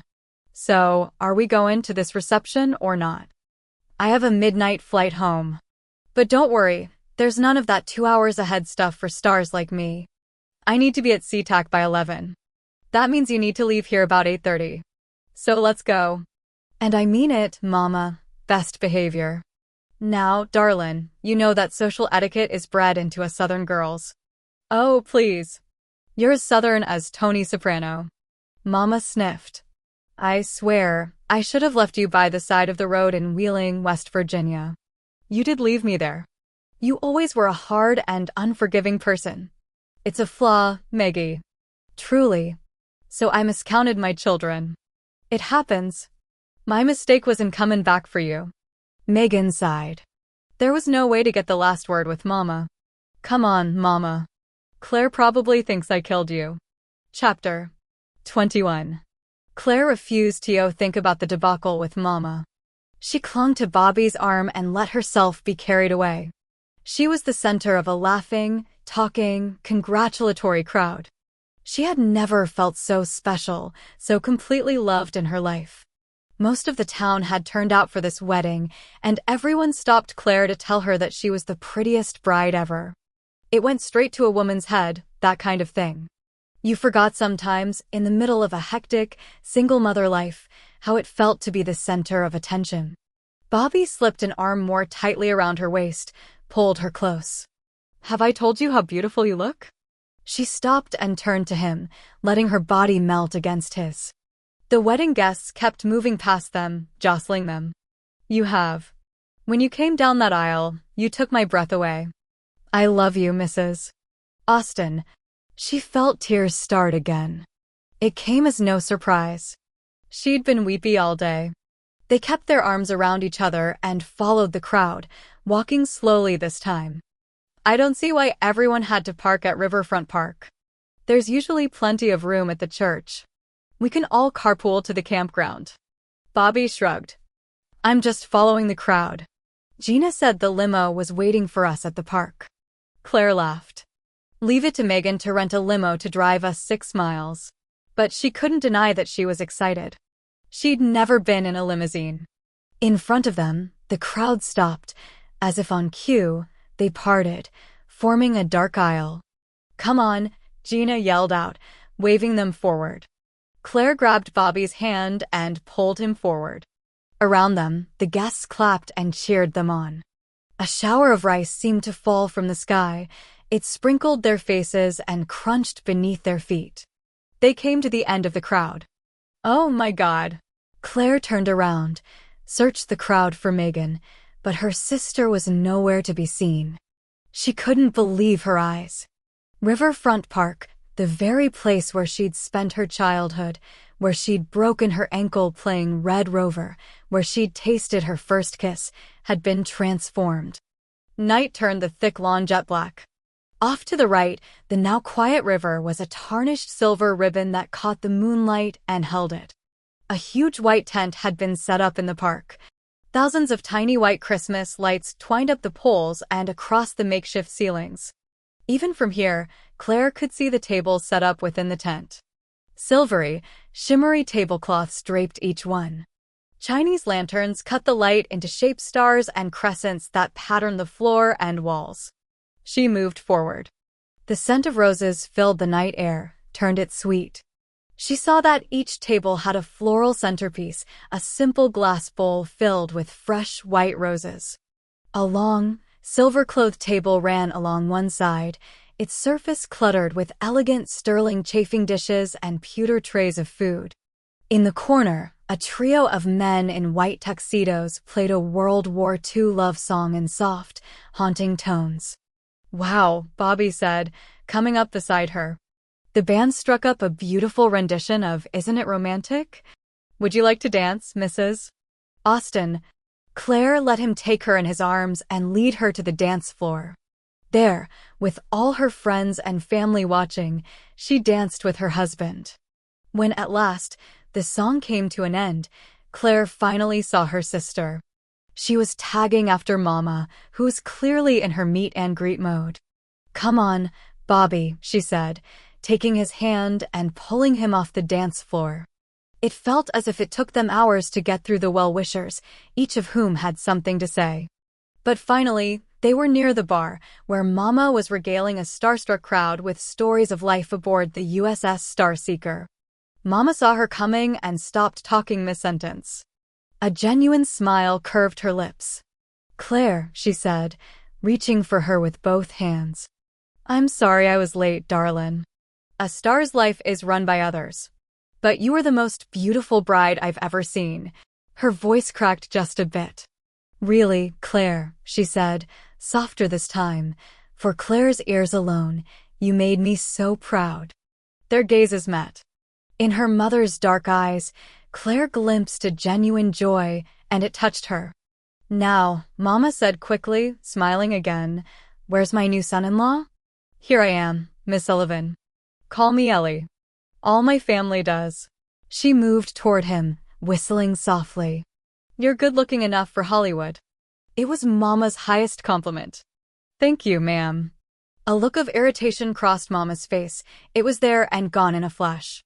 "Really? Call me Ellie. I hear you're a singer. Maggie doesn't know if you're any good." "I'm good." She took his hand. "If you sing half as good as you look, you'll be on the radio in no time. Come.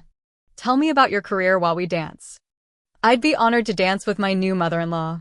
Tossing Claire a quick smile, he was off. Claire turned at last to Megan, who'd stood silently by for the whole exchange. "Are you okay?" Mama brought her dog. Not to mention an entourage of bodyguards. She could be overcome by the hordes of her fans at any moment, Claire said in her best pseudo-Southern voice. Megan laughed. Then sobered. "She has to leave at 8:30. A manicure with Rollo? Probably. Whatever it is, I believe a prayer of thanks is in order." The band shifted into a sweet, soulful version of As Time Goes By. Claire stared at her sister, trying to come up with words to match her emotions. "This wedding," she started, but her voice cracked. She swallowed hard. "I did something wrong, didn't I?" Claire ached then for the whole of their relationship, for the years that had been lost and those that had never been. "You spent a fortune," Claire said. "No," Megan shook her head. "Almost everything was on sale. They're my Christmas lights." The tent. Claire touched her sister's lips, shut her up. "I'm trying to say thank you." "Oh! I wish. I wish." She didn't even know how to word it, this sudden longing of hers. It seemed too big to stand on something as thin as words. "I know," Megan said softly. "Maybe things can be different now. This time together. This time together. It's made me remember how things used to be between us." "You were my best friend," Claire said, wiping her eyes carefully so she didn't smear her makeup. I missed that when you left." She couldn't say the harsh word, not now. "I missed you too. Mommy, come dance with us." Claire twisted around and saw her dad and Allison standing a few feet away. "I believe it's customary for the bride to dance with her father," he said, smiling, holding out his calloused hand. "And her daughter. Grandpa'll carry me." Allison was hopping up and down with excitement. Claire gave her champagne glass to Megan, who mouthed, "Go." She let herself be pulled onto the dance floor. As they made it to the center of the crowd, Dad whispered in her ear, "Someday Ollie will get married and you'll know how this feels. It's every emotion at once." "Pick me up, Grandpa." He bent down and scooped Allison up. The three of them clung to one another, swaying gently in time to the very thought of you. Claire looked away quickly before Ollie could ask why Mommy was crying. To her left, Mama was spinning poor Bobby around as if he were a top. Claire laughed out loud and knew exactly what her dad meant. Every emotion. That was what tonight was. All her life she'd look back on this night and remember how good her life was, how much she loved and was loved in return. That was what Megan had given her. Megan gazed at the black velvet lawn of Edgar Peabody Riverfront Park. Across the street, the Quonset hut sat bathed in moonlight. Behind her, the band was breaking down their equipment. Only a few die-hard guests were still here. Mama had left hours ago, as had Sam and Ollie. Everyone else, including the bride and groom, had drifted away at around midnight. Megan had stayed late, supervising the cleanup, but now that job was done. Megan sipped her champagne and looked across the street again. Her car was parked in front of Joe's house. She wondered now if that had been a conscious choice. He was probably sleeping. She knew it was ridiculous to go to him, maybe even dangerous, but there was something in the air tonight. A heady combination of romance and magic. It smelled like roses and made a woman believe that anything was possible. For tonight, anyway. She didn't let herself think about it. If she did, she'd call herself a fool and stay put. So she hummed along with the music and walked down the gravel road. When she reached the black ribbon of asphalt, she turned right. At his gate, she paused. The lights were on. This was so unlike her. She pushed the thought away and went to his door. There, she debated for another minute or two, then knocked. Moments later, Joe opened the door. His hair was messed up as if he'd been asleep. All he wore was a pair of black jeans. He waited for her to say something, but her voice had pulled a full retreat. She just stood there like an idiot, staring at his naked chest. "You just going to stand there?" She lifted her right hand, showing him the bottle of champagne she'd carried over. He stared at her, saying nothing. When the silence became uncomfortable, he grabbed a black t-shirt from the sofa and put it on, then came back to the door. "I suppose you're horny. That's why you came by, right?" She flinched at that. She thought about pulling herself up, slapping him, even, but it would be for show. A woman who screwed strangers had lost that right long ago. He was being honest, but there was something else too. It felt as if he were angry with her. She couldn't imagine why. Even more disconcerting was the realization that she cared. "No. I thought maybe we could go out. You want us to go on a date? At 1 o'clock in the morning?" "Sure. Why not?" A better question is why. She looked up at him. When their gazes locked, she felt a flutter in her pulse. She couldn't possibly put the answer into words. She didn't dare look too closely at her own motivations. "Look, Joe. I was in a good mood. Maybe I had too much to drink." Her voice stumbled. Need tripped her up. Humiliated, she closed her eyes. "I shouldn't have come. I'm sorry." When she opened her eyes, she saw that he'd moved closer. It would take nothing at all for him to kiss her now, barely a movement. "I'm not much for going out." "Oh, but I wouldn't mind if you wanted to come in." She felt the start of a smile. "Great. What I mind," he said, "is waking up alone. It's okay if you don't want to spend the night, but don't sneak out like a hooker." So that was it. "I'm sorry." He smiled. It lit up his whole face, made him look 10 years younger. "Okay, come on in." She touched his arm. "That's the first time I've seen you smile." "Yeah," he said softly, maybe sadly. "It's been a while." Megan slept through the night. When dawn came to the small, dingy cabin windows and peered inside, she woke with a start.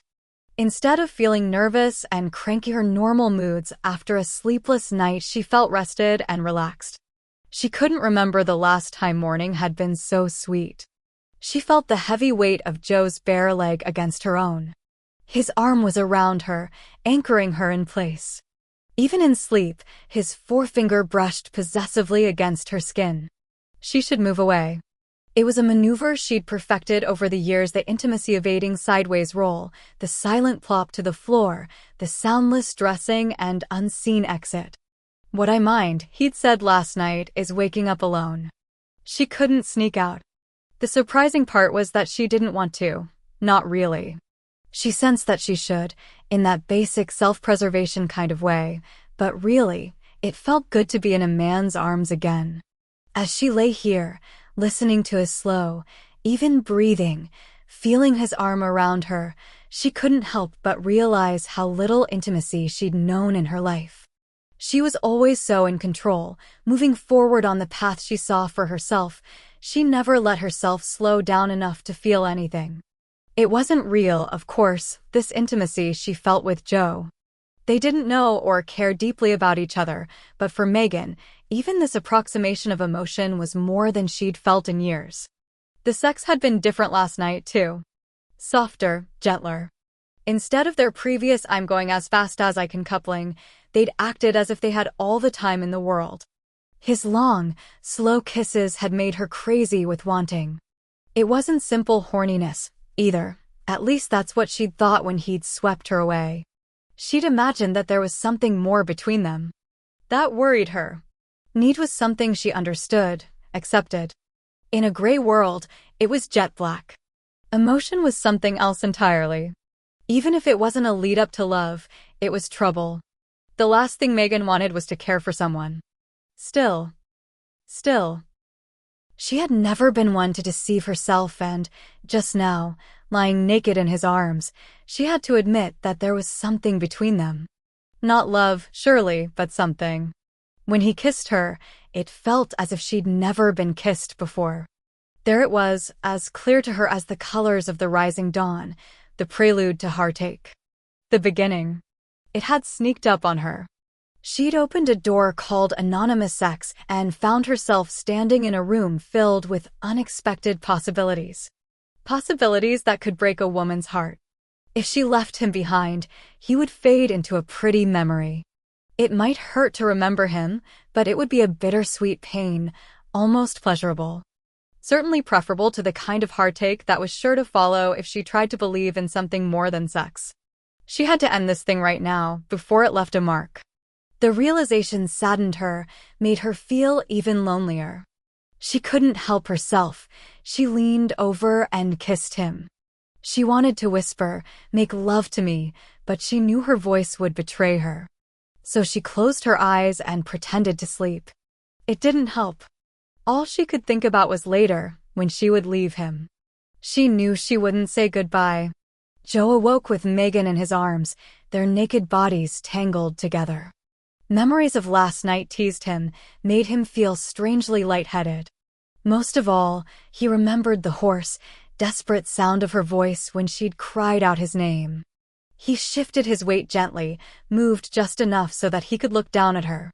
Her black hair was a tangled mess. He remembered driving his hands through it in passion, then stroking it as he fell asleep. Her pale cheeks looked even whiter against the grayed cotton pillowcase. Even in sleep, he saw a kind of sadness around her eyes and mouth, as if she worried her troubles both day and night. What a pair they were. They'd spent 3 nights together now and had exchanged almost no secrets about each other. The amazing thing was, he wanted her again already. Not just her body, either. He wanted to get to know her, and just that the wanting seemed to change him. It was as if a light had gone on in a place that had been cold and dark. And yet it frightened him. The guilt was so much a part of him. In the last few years it had wrapped around him, bone and sinew. For more nights than he wanted to count, it had been his strength, the only thing holding him together, the first thing he remembered in the morning and the last thing on his mind when he fell asleep. If he let go of the guilt, not all of it, of course, but just enough to reach for a different life, a different woman, would he lose the memories, too? Had Diana become so intertwined with his regret that he could have both or neither? And if so, could he really make a life that was separate from the woman he'd loved for so much of his life? He didn't know. But just now, looking down at Megan, feeling the whisper softness of her breath against his skin, he wanted to try. He reached out, brushed a silky strand of hair from her face. It was the kind of touch he hadn't dared in years. She blinked awake. "Morning," she said, her voice scratchy and raw. He kissed her gently, whispered, "Good morning." She pulled back too quickly, turned away. "I need to go. I'm supposed to pick up my niece at 9 o'clock. She threw the covers back and got out of bed. Naked, she yanked a pillow up to cover herself and hurried into the bathroom. By the time she reemerged, dressed once again in her expensive lavender silk dress, he was dressed. She picked up her strappy sandals in one hand and draped her pantyhose over one shoulder. "I've really got to go." She glanced at the front door and started to turn toward it. He wanted to stop her, but didn't know how. "I'm glad you came last night." She laughed. "Me too. Twice." "Don't," he said, moving toward her. He had no idea what if anything was between them, but he knew it wasn't a joke. She looked at the door again, then up at him. "I can't stay, Joe. See you later, then." "Goodbye." He waited for her to answer, but she didn't. Instead, she kissed him. Hard. He was breathless by the time she pulled back, whispered, "You're a good man, Joe." Then she was gone. Joe went to the window and watched her leave. She practically ran to her car, but once she was there, she paused, looking back at the house. From this distance, she looked oddly sad. It made him realize how little he knew her. He wanted to change that, wanted to believe there was a future for him after all. Maybe even one with her. But he'd have to let go of the past. He didn't know how to do all of it, how to start a life over and believe in a different future, but he knew what the first step was. He'd always known. He had to talk to Diana's parents. Chapter 22. Megan parked the car and got out. A quick glance up at the house told her that no one was home. The lights were all out. She rammed her pantyhose into her handbag and ran barefoot across the lawn, then slipped quietly into the darkened house. 30 minutes later, she was showered, dressed in a t-shirt and jeans, and packed. On her way out, she paused long enough to write Claire a quick note, which she left on the kitchen counter. "Claire and Bobby. Welcome home. Love, Meg." She drew a funny picture of a pair of martini glasses alongside her name, then paused, took one last look at the house that was so much a home. It was unexpectedly difficult to leave. Her condo was so cold and empty by comparison. Finally, she went to her car and drove slowly through the campground. The place was quiet this early on a Sunday morning. There were no children in the pool, no campers walking around. A lonely pair of fisherman father and son by the looks of them stood at the riverbank, casting their lines toward the water. At the property line, she turned right onto a rutted gravel road. Here, the trees grew closer together, their towering limbs blocking out all but the hardiest rays of morning sunlight. Finally, she came to the clearing, a horseshoe-shaped yard full of oversized rhododendrons and humongous ferns. A gray mobile home squatted on cement blocks in the middle of the yard, its front end accentuated by a pretty cedar deck. Pots of red geraniums and purple petunias were everywhere. Megan parked the car and got out. As always, she felt a tightening in her stomach when she thought about meeting Sam. It took a concerted effort to look at him and not remember their past. "Go. Just leave. You're just like your mama." She gripped her purse strap and walked up the gravel walkway and onto the porch, which smelled of honeysuckle and jasmine on this June morning.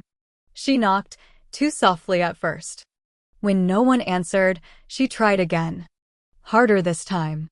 The door swung open, hinges creaking, and there he was, filling the doorway, dressed in shabby overalls and a pale blue t-shirt that read, "River's Edge."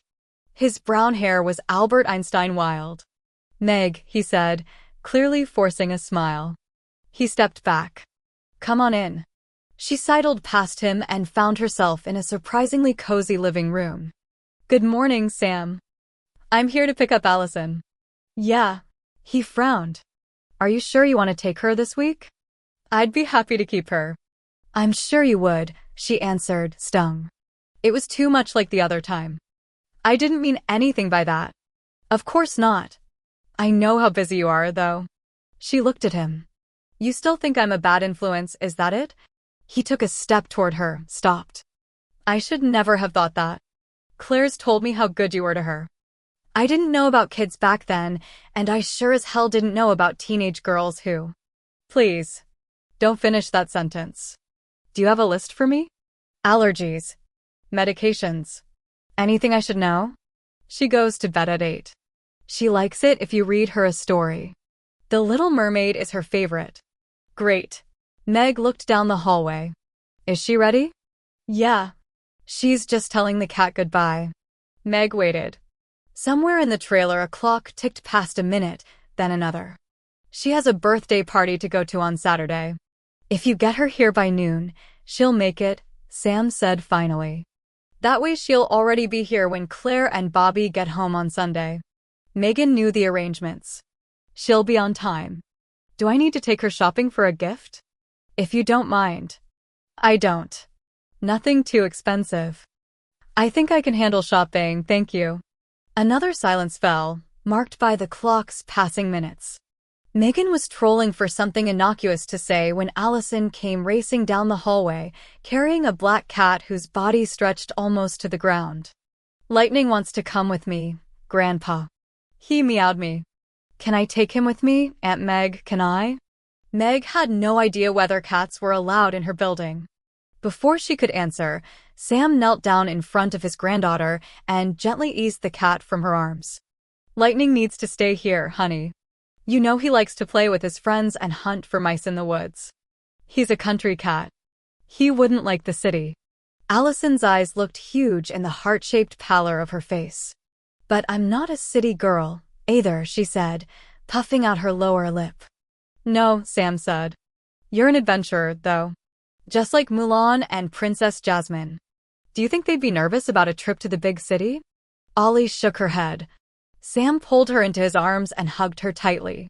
When he finally let her go, he got slowly to his feet and looked at Megan. Take good care of my granddaughter. It was not unlike what she'd said to Sam all those years ago, just before she left for good. Take care of my sister. The only difference was she'd been crying. I will. Allison grabbed her Little Mermaid backpack and her small suitcase. I'm ready, Aunt Meg. Okay, let's go. Meg took the suitcase and headed for the door. They were in the car and moving forward down the gravel driveway when Allison suddenly screamed, "Stop!" Meg slammed on the brakes. What's wrong? Allison climbed out of her seat, opened the door, and ran back into the trailer. A moment later she was back, clutching a ratty pink blanket to her chest. Her eyes glistened with tears. I can't go venturing without my wubby. Claire would always remember her first sight of Kauai. As the jet banked left and dipped down, she saw the turquoise-blue water that ringed the white sand beaches. Reefs glittered black beneath the surface. Oh, Bobby, she said, turning to look at him. She wanted to tell him what this moment meant to the girl who'd grown up in trailers, dreaming of palm trees. But the words she came up with were too small, too trite. An hour later, they were settled in their rental Cara Mustang convertible and driving north. Amazingly, with every mile driven, the island grew greener, lusher. By the time they reached the famous Hanalei Bridge, where huge green patchwork taro fields lay tucked against the rising Black Mountains, it was another world completely. On one side of the Tulane Road, the local farmers stood in water, tending their taro crops. There wasn't a house or a road to be seen for miles. On the right side, the winding Hanalei River, hemmed on either side by thick, flowering green vegetation, calmly carried kayakers downstream. In the distance, the dark mountains stood in stark contrast to the blue sky. A few diaphanous clouds hinted at rain for tomorrow, but now it was perfect weather. Here. Turn here, she said a block after a church. The houses along the beach road sat on huge waterfront lots. Claire had braced herself for Bel Air-type mansions.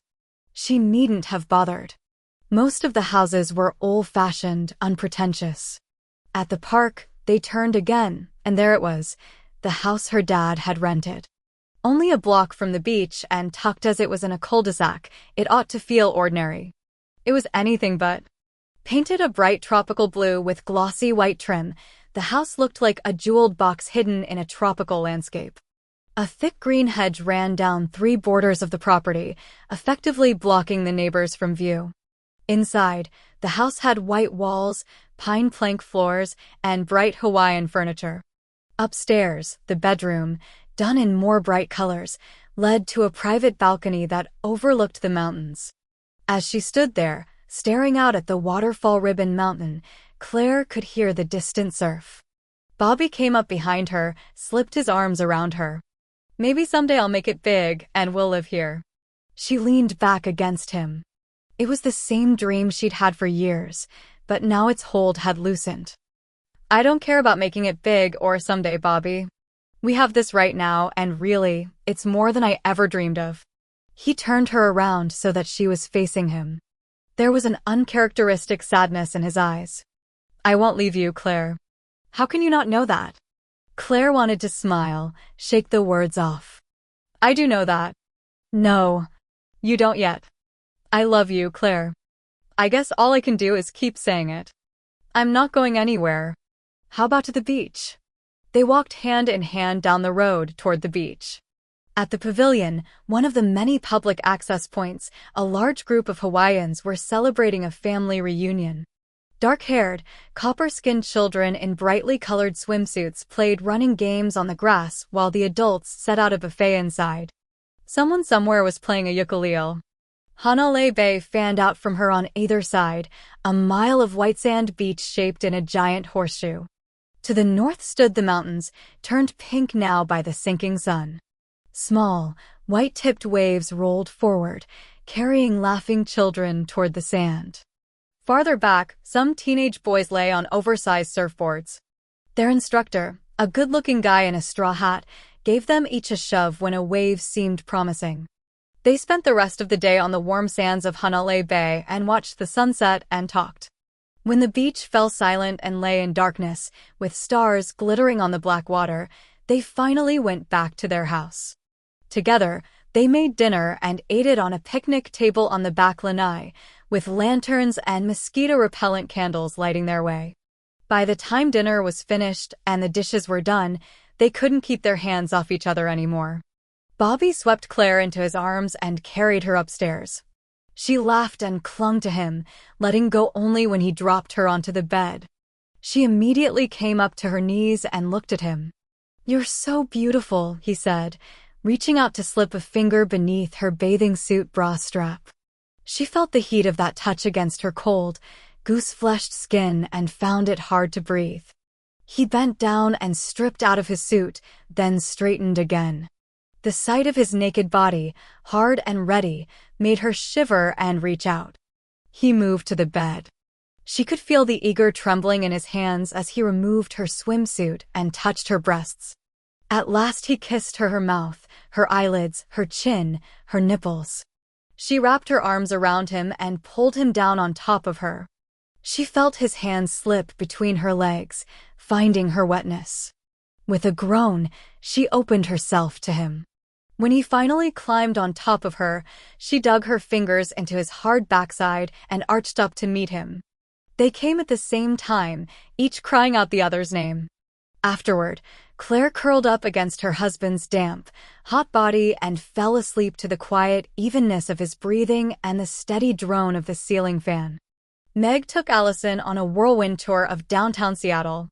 They went to the aquarium and watched the feeding of the otters and seals.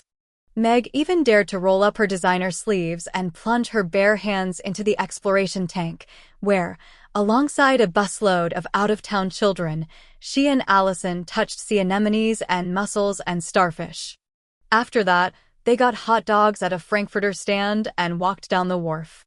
At Ye Old Curiosity Shop they saw shrunken heads and Egyptian mummies and cheap souvenirs. Meg didn't point out the 8-foot-long petrified whale penis that hung suspended from the ceiling. She could just imagine what Ollie would tell her friends. They had dinner at the Red Robin Hamburger Emporium and finished off the day with a Disney movie at the Pacific Place Theater. By the time they made it back to the condo, Meg was exhausted. Unfortunately, Allison had energy to spare. She ran from room to room, picking up stuff, looking at it, yelling wow, over things like a Sonicare toothbrush. Meg was on the couch, sprawled out with her feet on the coffee table, when Allison skidded into the room, carrying the Lalique bowl from the front entry. "Did you see this, Aunt Meg? These girls have no clothes on." She giggled. "They're angels. They're naked. Billy says his dad has magazines with naked girls in 'em. Gross." Meg got up and very gently took the bowl from Allison. Gross is in the eye of the beholder. She returned it to its spot on the entry table. When she walked back into the living room, Allison was frowning. "What's a beholder? Is that like a hive?"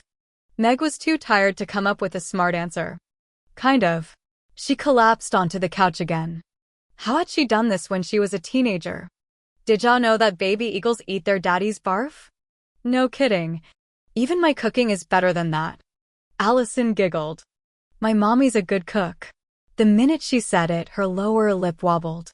Tears glistened in her green eyes, and just then, standing there on the verge of crying, Allison looked so much like Claire that Megan couldn't breathe. She was thrown back in time to all the nights she'd comforted her little sister, held her tightly, and promised that soon things will get better. She was thrown back in time to all the nights she'd comforted her little sister, held her tightly, and promised that soon things will get better. "And Mama will come home. Come here, Ollie," she said, her throat tight. Allison hesitated for a moment, just that, but the pause reminded Megan of how little she and her niece knew each other. Allison sat down on the sofa, about a foot away. "Do you want to call your mommy? She's going to call at 6 o'clock, but..." "Yeah," Allison yelled, bouncing up and down on the cushion. Megan went in search of the phone. She found it on the nightstand by her bed.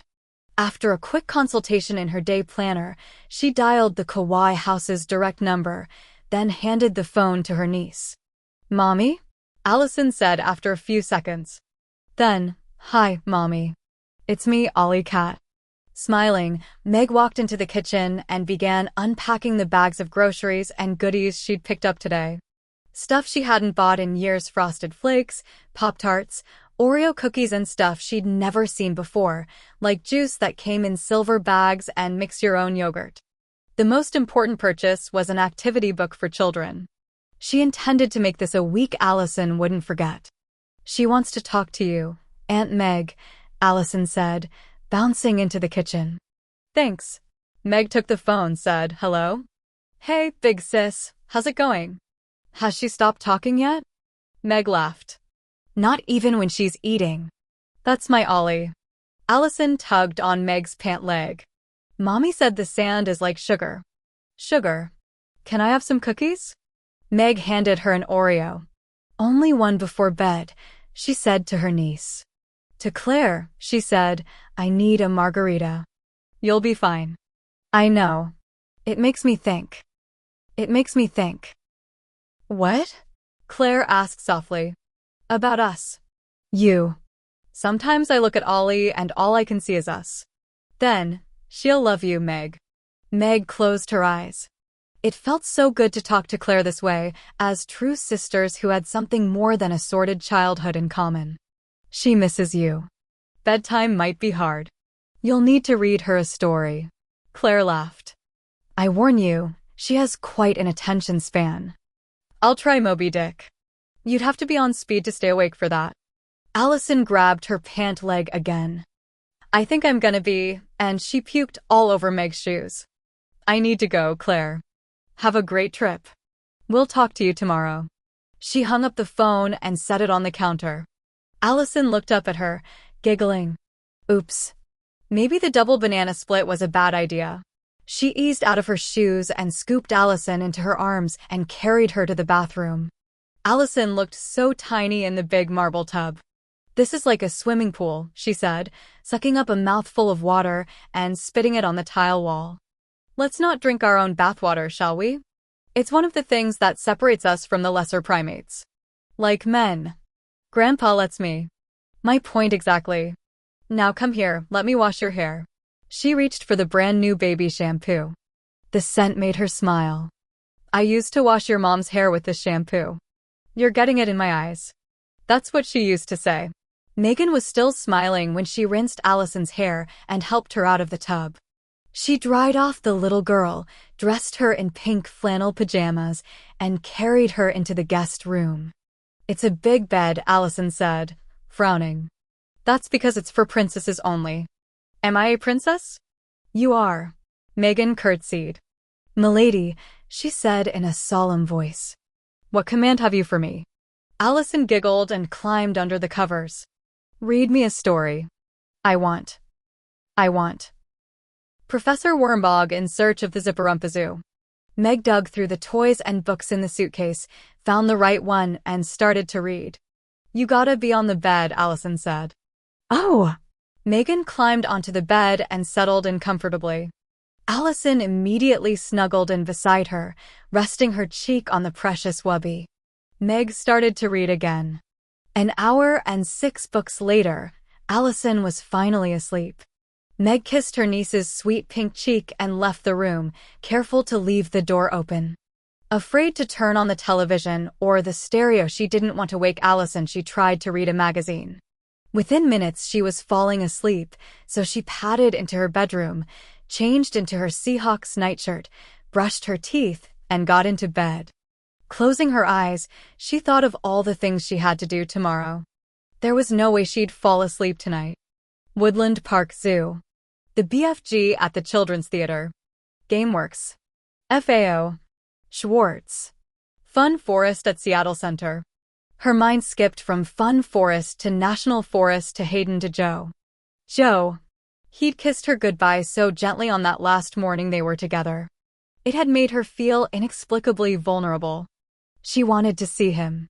And not just for sex. For what, then? She'd chosen him in the first place for his unavailability. What had been his first words to her, or practically the first? I won't take you home with me. Or something like that. Right off the bat, he'd declared his unavailability. And so she'd gone for him. But where could they go beyond the bedroom? He was a small-town mechanic who still cried over his divorce. There was no future for them. Still. When she closed her eyes, he was there, waiting to kiss her in the darkness of her own mind. Aunt Meg? She sat upright, flicked on the light. What is it? Allison stood there, clutching her wubby. Her face was moist with tears, her eyes were red. She looked impossibly small in the open doorway. I can't sleep. She looked so much like Claire. Come on up here, honey. Come sleep with me. I'll keep you safe. Allison bolted across the room and clambered up into the bed, then snuggled close against Meg, who held her tightly. Your mommy used to sleep with me when she was scared. Did you know that? Allison popped a thumb in her mouth and closed her eyes. Almost immediately, she was asleep. Megan loved the smell of her, the little girl/baby shampoo sweetness. She cuddled in close to her niece and closed her eyes, expecting to start thinking about tomorrow again. Amazingly, she fell asleep. The telephone woke Claire up. She sat up fast. What time is it? She looked around for the bedside clock, found it. 5:45 a.m. Oh, God. Bobby, the phone. She scrambled over him and picked it up. Hello? Megan? Is Ollie okay? Hey, darlin', how are you? Claire released a heavy breath and climbed out of bed. I'm fine, Mama. It's 5:45 on Kauai. Is that right?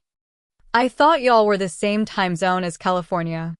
We're halfway to Asia, Mama. You always did exaggerate, Claire. I do have a reason for Callan, you know. Claire grabbed her robe out of the closet and slipped it on, then went out onto the balcony. Outside, the sky was just turning pink.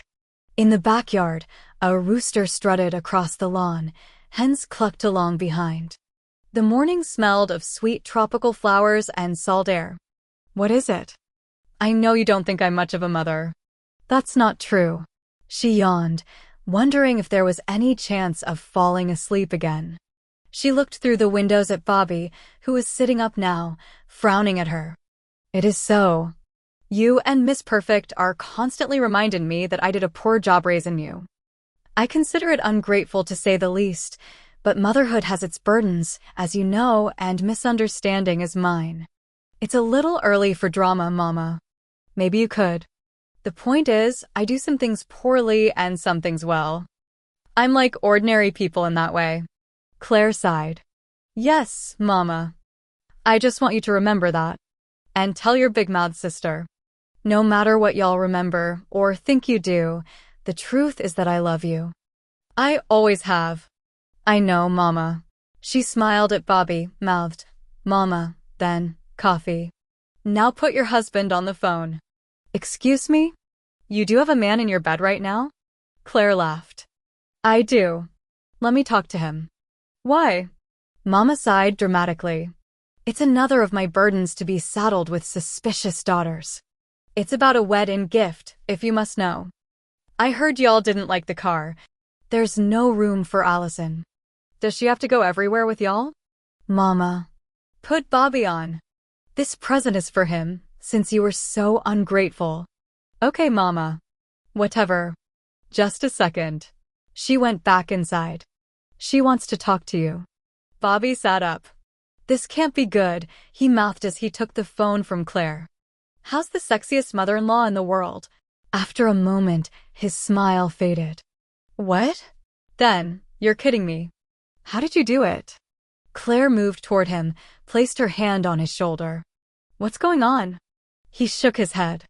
That's incredible, Ellie. Really? I don't know how to thank you. When? He frowned. You know we're hero. Yeah. I understand. At the ticket counter. Yes. Okay. Of course we'll call right away. And thank you. I can't tell you how much this means. Yes. Goodbye. What did she do? Claire asked when he hung up the phone. Bobby's smile was so big it creased his whole face into pleats. She got me an audition with Kent Ames at Down Home Records. I can't believe it! I've been playing shit-ass honky-tonk joints for 10 years waiting for a break like this. Claire threw herself at him, holding him tightly in her arms. She told herself it was foolish to have been afraid, worried, but still her hands were shaking. Too many bad years with Mama, she supposed. She always expected the worst. You'll knock em dead. He twirled her around until they were both laughing. This is it, Claire.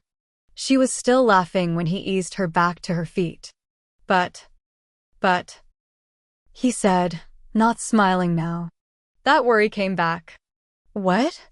The audition is Thursday. After that, Kent is leaving for a month. This Thursday. In Nashville. Claire looked up at her husband, who wore his heart in his eyes right now. She knew that if she said no, our honeymoon won't be over by then, he'd kiss her and say, okay, maybe call your mama back and see if the audition can be rescheduled in a month. Knowing all that made her answer easy. I've always wanted to see Opryland. Bobby pulled her into his arms, gazed down at her. I'd given up, he admitted quietly. Let that be a lesson, she answered happily. Now, hand me that phone. I better let Dad and Megan know that we'll probably add a day or two onto the trip. The days with Allison settled into a comfortable routine. By the third afternoon, Megan had let go of her obsessive need to show her niece every child-friendly venue in the city. Instead, they did simple things. They rented movies and made cookies and played Candyland until Meg cried out for mercy. Each night Meg slept with Ollie tucked in her arms, and each morning she awoke with an unexpected sense of anticipation. She smiled easier, laughed more often.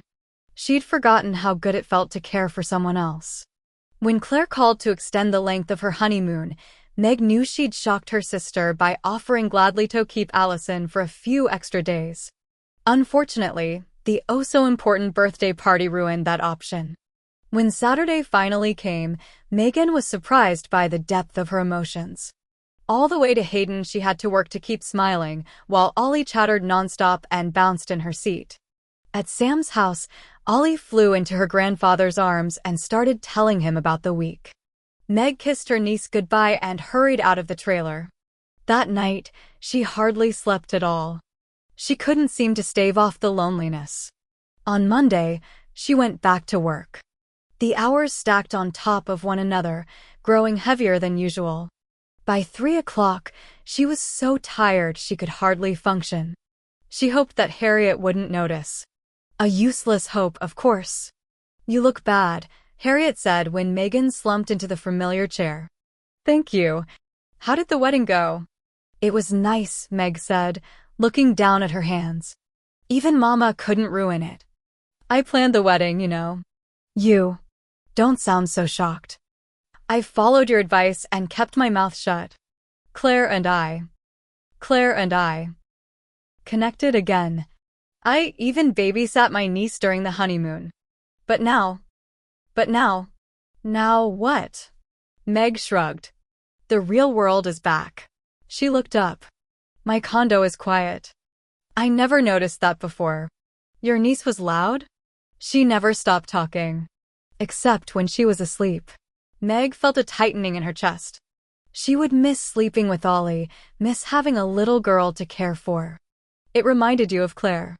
Lately, everything reminds me of those days. Why? We were best friends, Meg said softly. And now? Megan sighed. She's married. She has her family. It's just like before. I probably won't hear from her until my birthday. The phone works both ways. Yeah. Megan looked down at her watch. She didn't want to talk about this anymore. It hurt too much. I gotta go, Harriet. Bye. Megan stared at her client, hoping the smile she managed to form wasn't as plastic as it felt. Robin O'Houlihan paced in front of the window. Stick-thin and wearing more makeup than Terrence Stamp in The Adventures of Priscilla, Queen of the Desert, she was the cliched Hollywood wife. Too thin, too greedy, too everything. Meg wondered why none of these women noticed that at a certain age thin became gaunt. The more weight they lost, the less attractive their faces became, and Robin's hair had been dyed and reddied blonde so often and so long it looked like a straw wig. It's not enough. Period. End of story. Robin, she said, striving for a calm and even voice. He's offering $20,000 a month, the house on Lake Washington, and the condo in La Jolla. Frankly, for a 9-year marriage that produced no children, I think. I wanted children. She practically hurled the words at Meg. He was the one who didn't. He should have to pay for that, too. He took away the best reproductive years of my life. Robin, you're 49 years old. Are you saying I'm too old to have a child? Well, no. But you've been married 6 times and frankly, you have the mental and emotional stability of a 2-year-old. Believe me, you're never conceived children, thank you. Of course not, Robin. I'm simply suggesting that the children approach won't help us. Washington is a no-fault state, you remember. The whys of a divorce don't matter. I want the dogs. We've discussed this. The dogs were his before you got married. It seems reasonable. I was the one who reminded Lupe to feed and water them. Without me, those Lhasa Apsos would be hairy toast. Dead by the side of the pool. I want them. And you should quit fighting with me. You're my lawyer, not his. I can hardly live on 20 grand a month. She laughed bitterly. He still has the jet, the place in Aspen, the Malibu beach house, and all our friends. Her voice cracked and, for just a moment, Megan saw a flash of the woman Robin O'Houlihan had once been. A now frightened, once ordinary girl from Snohomish who'd believed a woman could marry her way to the top. Megan wanted to be gentle, say something soothing. In the old days, it would have been easy. But those days were gone now, stamped into muddy nothingness by the stiletto heels of 100 angry wives who didn't want to work and couldn't possibly live on 20 grand a month. She closed her eyes briefly, wanting to clear her mutinous mind. But instead of a quiet darkness, she flashed on an image of Mr. O'Houlihan, sitting quietly in the conference room, his hands clasped on the table. He'd answered all her questions with a sincerity that surprised her. No prenuptial, no.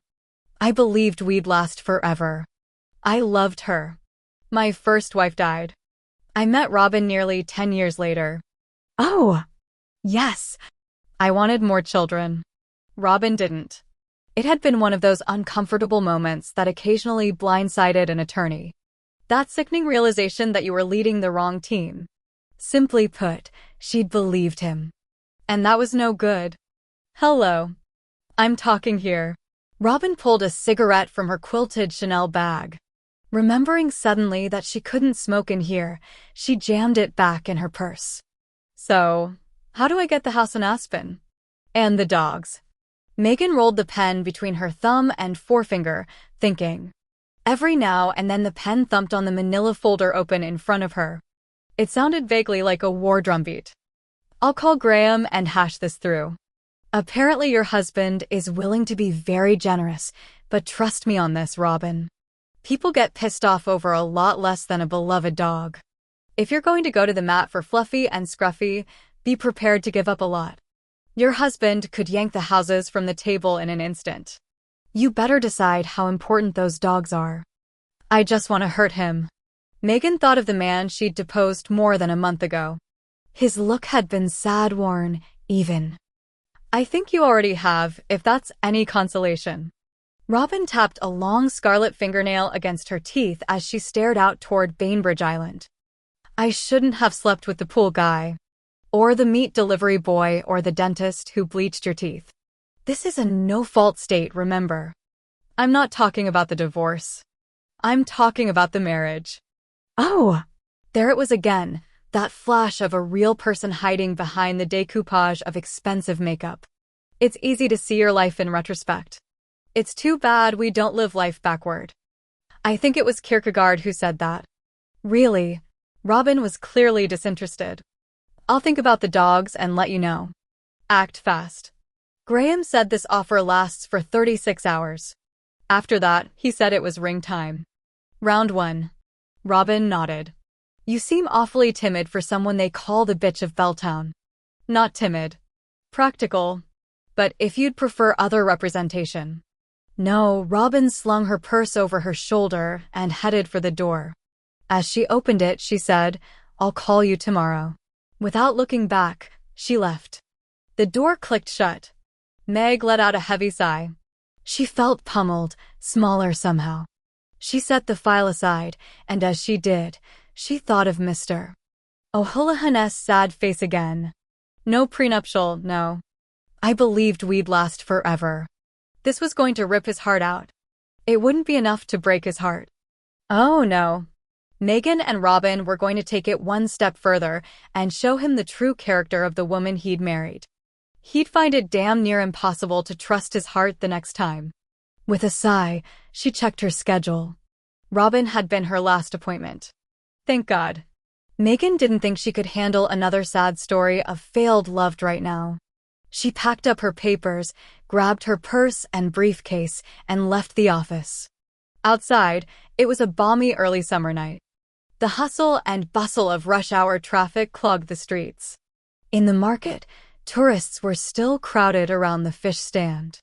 White apron vendors threw 30-pound king salmons through the air to one another. At every toss, tourists snapped photographs. Megan barely noticed the familiar show. She was past the fish market and down to the vegetables when she realized what route she'd chosen. The Athenian was the next doorway.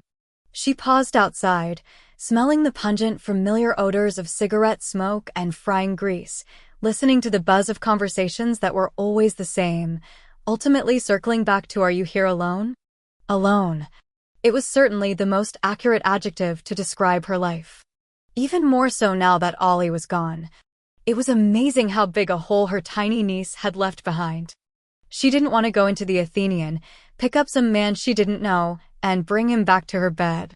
She wanted Joe. A wave of melancholy came with his name, a deepening of the loneliness. She pushed away from the doorway and headed home. In the lobby of her building, she waved to the doorman, who started to say something to her. She ignored him and went into the elevator. On the penthouse floor, the elevator bell clanged, and she got out. Her apartment door was open.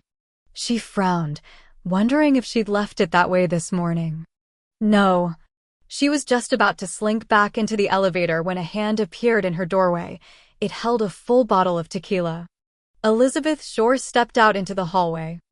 I heard your transatlantic cry for help, and I brought the preferred tranquilizer for the slutty, over-the-hill set.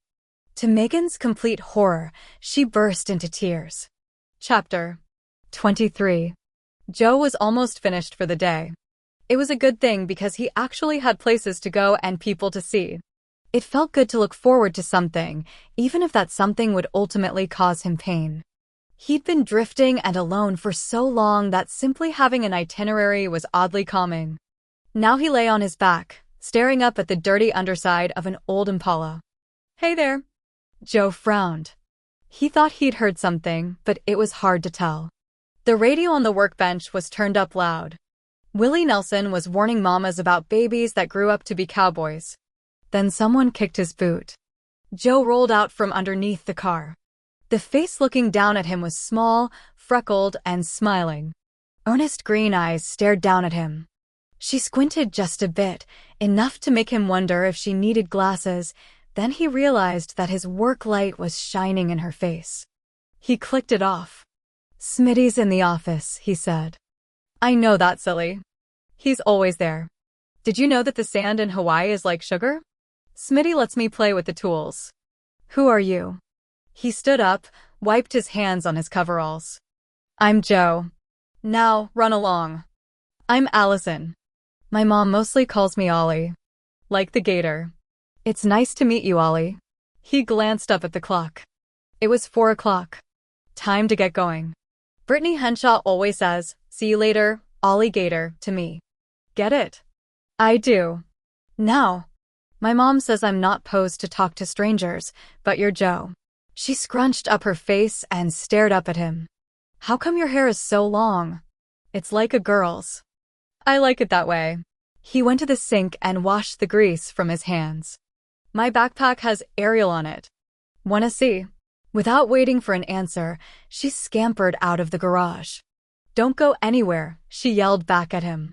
He was halfway to his cabin when Allison skidded in beside him. See Ariel? She's a princess on the side and a mermaid on the other. He missed a step but kept moving. I'm going into my house. You better run along. Do you have to poop? He was startled into laughter by that. No. You wouldn't tell me anyway. I definitely would not. I need to get ready to go somewhere. It was nice to meet you, though. He didn't slow down. She fell into step beside him, talking animatedly about some girlfriend named Mulan who'd cut off all her hair and played with knives. They have school counselors for that kind of behavior. Allison giggled and kept talking. Joe climbed the porch steps and opened his door. Well, Allison, this is where. She darted past him and went inside. Allison, he said in a stern voice. You need to leave now. It's inappropriate too. Your house smells kind of funny. She sat on the sofa and bounced.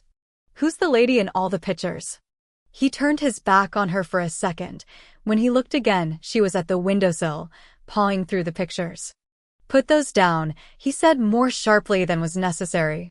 Frowning, she put it down. I don't like to share my stuff either. She glanced at the row of photographs. There were 3 of them along the living room window and 2 on the mantel. Even a child recognized an obsession when she saw one. The woman in the pictures is my wife. Diana. It still hurt to say her name aloud.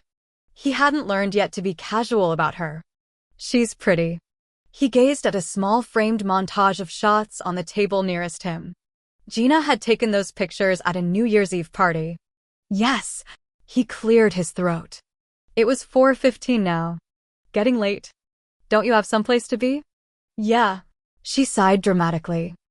I gotta go give Mary Beth my Barbie. Mine. Why? I broke the head off hers. Grandpa says I have to apologize and give her my doll. It's posed to make me feel better. He squatted down to be eye level with her. Well, Ollie Gator, I guess we have something in common after all. I broke something very special, too, and now I have to go apologize. She sighed dejectedly. Too bad. He put his hands on his thighs and pushed to his feet. So, I really need to get going. Okay, Joe. She walked over to the door and opened it, then looked back at him. Do you think Mary Beth will play with me again after I apologize? I hope so, he said. Bye, Joe. See you later, alligator. That made her giggle, and then she was gone. Joe stood there a minute, staring at the closed door. Finally, he turned and headed down the hallway. For the next hour, as he shaved and showered and dressed in his cleanest worn clothes, he tried to string together the sentences he would need. He tried pretty words: Diana's death ruined something inside me, stark words I fucked up, painful words I couldn't stand watching her die. But none of them were the whole of it. None of them expressed the truth of his emotions.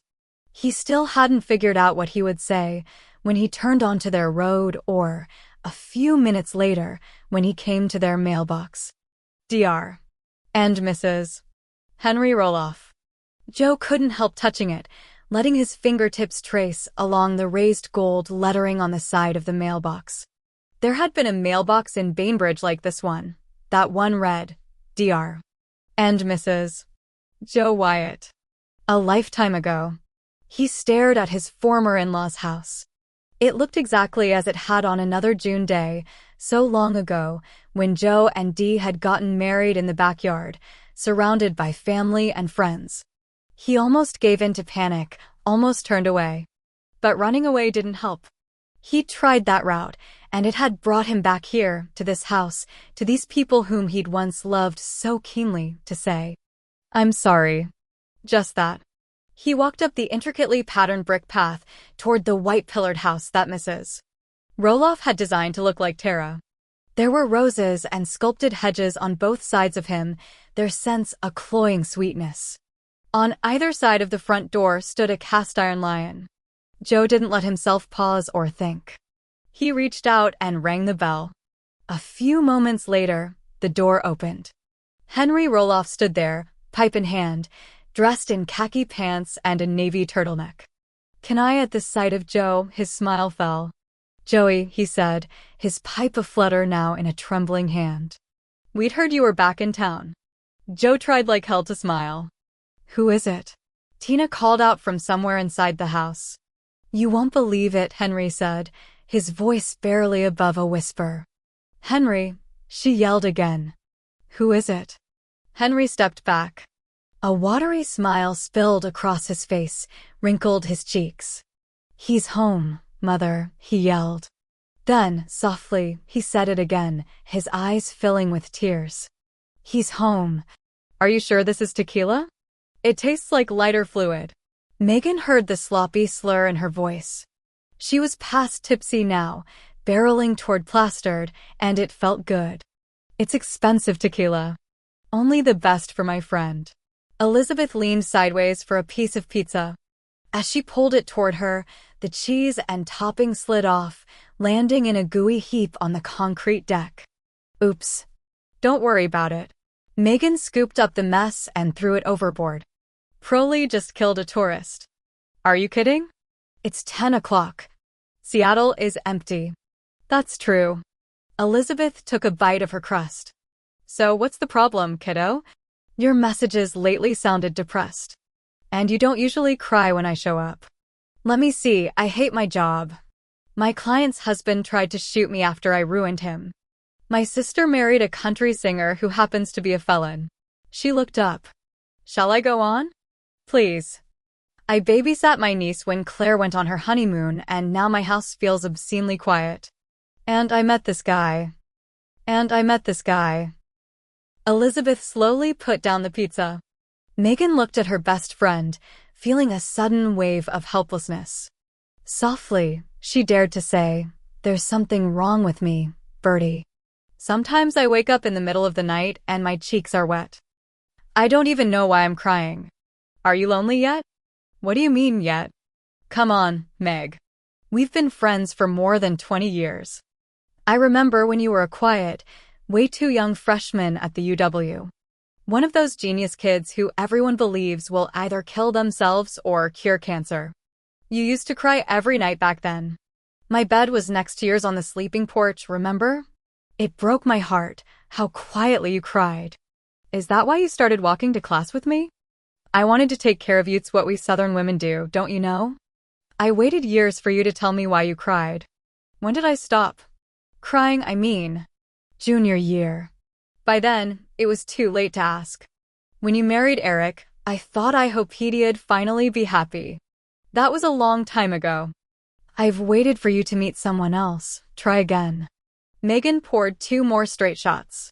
Downing hers, she leaned back against the railing. Cool night air ruffled the fine hairs around her face. The sound of traffic drifted toward her. I have met someone. What's his name? Joe. I don't even know his last name. How pathetic is that? I thought you liked sex with strangers. Megan heard how hard Elizabeth was trying not to sound judgmental. I like being in control and waking up alone and having my life exactly the way I want it. So what's the problem? Megan felt that wave again, the feeling of being sucked under a heavy current. Being in control. And waking up alone and having my life exactly the way I want it. So this Joe made you feel something. Maybe? I assume you haven't seen him since you realized that. Am I so obvious? Elizabeth laughed. Just a little. This Joe scared you, so you ran. Tell me I'm wrong. You're a bitch, how's that? A bitch who's right on. Yeah, that kind of bitch. The worst kind. Do you remember my birthday last year? Everything up until the 3rd martini. After that, it gets fuzzy. I told you I didn't know if I loved Jack anymore. You told me to stay with him. Mentioned something about me losing everything and him marrying the salad bar girl from Hooters. Megan rolled her eyes. Another shining example of my humanity. You talk about love, I answer in settlement. I'm so proud. The point is, I was dying in my marriage. All the lies I'd been telling myself for years had worn thin. Everything poked through and hurt me. But it worked out. You and Jacko are like newlyweds again. It's frankly disgusting. Do you know how I fell back in love with him? Medication? I did the thing that scared me the most. You left him. I had never lived alone, Meg. Never. I was so scared of not having Jack, I couldn't breathe at first. But I did it and you were there for me. That night you came down to the beach house, you literally saved my life. You were always stronger than you thought. Elizabeth gave her a "so are you" look. You have to quit being afraid of love. Maybe this Joe is the place to start. He's all wrong for me. I never sleep with men who have something to offer. You don't sleep with men at all. The bitch returns. Why is he so wrong? He's a mechanic in a small town. He lives in the rundown cabin that comes with the job. He cuts his hair with a pocket knife. Take your choice. Oh, and though he's not much on decoration, he has managed to fill his place with photos of the wife who divorced him. Elizabeth looked at her, saying nothing. Okay, so I don't really care about that stuff. I mean, the photos are creepy, but I don't care about his job. And I sort of like Hayden. It's a nice town, but... In Elizabeth's gaze, Megan saw a sad understanding. It comforted her. I left town without a word. Not even a goodbye. You can't turn that around easily. You've never been one to go for the easy route. Except for sex. I never thought sex with strangers would be easy. It isn't, Meg said quietly. So, call him. Pretend you had business that called you away. I don't know his number. What about the garage? Call him at work? I don't know. That seems kind of personal. I'm going to assume you gave this guy a blowjob, but a phone call is too personal? Megan laughed at that. She had to admit how weird it was. I sound like a psycho. Yes. Okay, Megan. Here's what we're going to do. And I mean it. You and I are going to drive up to the Salish Lodge tomorrow, where I've scheduled some spa treatments for us. We will talk and drink and laugh and plan a strategy. Before you complain, let me tell you that I've already called Julie and told her you'd be out of the office. When I leave, you're going to drop me off at the airport and then head north. You will not stop until you reach Joe's front door. Am I understood? I don't know if I have the guts. Do you want me to come with you? So help me, I will. This is why they call you women steel magnolias. Elizabeth laughed. Honey, you better believe it. You don't ever want to tell a southern girl that you won't go after a good-looking man. I love you, you know. Elizabeth reached for the pizza. You just remember that phrase, Meg. Sooner or later, it's going to come in handy again. Now, tell me about Claire's wedding. I can't believe she let you plan it. Chapter 24. This is the club where Garth Brooks was discovered. Claire smiled at Kent Ames, the grand poobah of Down Home Records in Nashville, and his assistant, Ryan Turner. Each one of them had imparted this pearl of information to her 3 times in the past hour. She wasn't sure if they had the memory of gnats, or if they thought she was too stupid to understand their words the first time. She and Bobby had been in Nashville for 2 days now. It ought to have been perfect. Their room at the Lowe's Hotel was breathtakingly beautiful. They'd splurged on romantic dinners in the restaurant and eaten breakfast in bed. They'd toured Opryland and seen the Country Music Hall of Fame. Most important, Bobby had aced his auditions. All 4 of them. His first had been in a dank, windowless office, with a low-level executive listening. Bobby had come home depressed, complaining that his big shot had been heard by a kid with acne and a poor sense of style. That night, they'd drunk champagne and tried to pretend it didn't matter. Claire had held him close and told him how much she loved him. The callback had come at 8:45 the next morning, and it had been a Ferris wheel of opportunity since then. He'd sung his songs for one executive after another until he'd finally found himself in the big corner office that overlooked the street of country and Western dreams, Music Row. Each new executive had introduced his discovery to the man above him. Their lives had changed in the last 24 hours. Bobby was someone. A guy who was going places. Now, they sat at a front table in a small, unassuming nightclub, she and the executives and her husband. In less than an hour, Bobby was scheduled to take the stage. It was a chance to show his concert stuff to the executives. Bobby had no trouble talking to the men. Among them, there was rarely a pause. They talked about people and things Claire knew nothing about: demo records and studio time and royalty rates and contract provisions. She wanted to keep it all straight. In her fantasies, she was Bobby's partner as well as his wife, but she couldn't seem to concentrate. The endless flight from Kauai to Oahu to Seattle to Memphis to Nashville had left its mark in a dull headache that wouldn't go away. And she kept remembering how disappointed Ollie had been that Mommy wasn't coming home on time. The smoke in the club didn't help. Neither did the thudding music or the shouting conversation. She clung to Bobby's hand, nodding when one of the executives spoke to her, hoping her smile wasn't as fragile as it felt. Kent Ames smiled at her. Bobby goes on in 45 minutes. Usually it takes years to get a spot on the stage. She nodded, widening her smile. This is where Garth Brooks was discovered, you know. Not by me, damn it. Claire felt an odd tingling sensation in her right hand. It took her 2 tries to reach out for her margarita. When she took hold, she drank the whole thing, hoping it would ease her headache. It didn't. Instead, it made her sick to her stomach. She slid off the bar stool and stood there, surprised to find that she was unsteady on her feet. She must have had one too many drinks. I'm sorry, she realized that she had interrupted a conversation when the men looked up at her. Claire?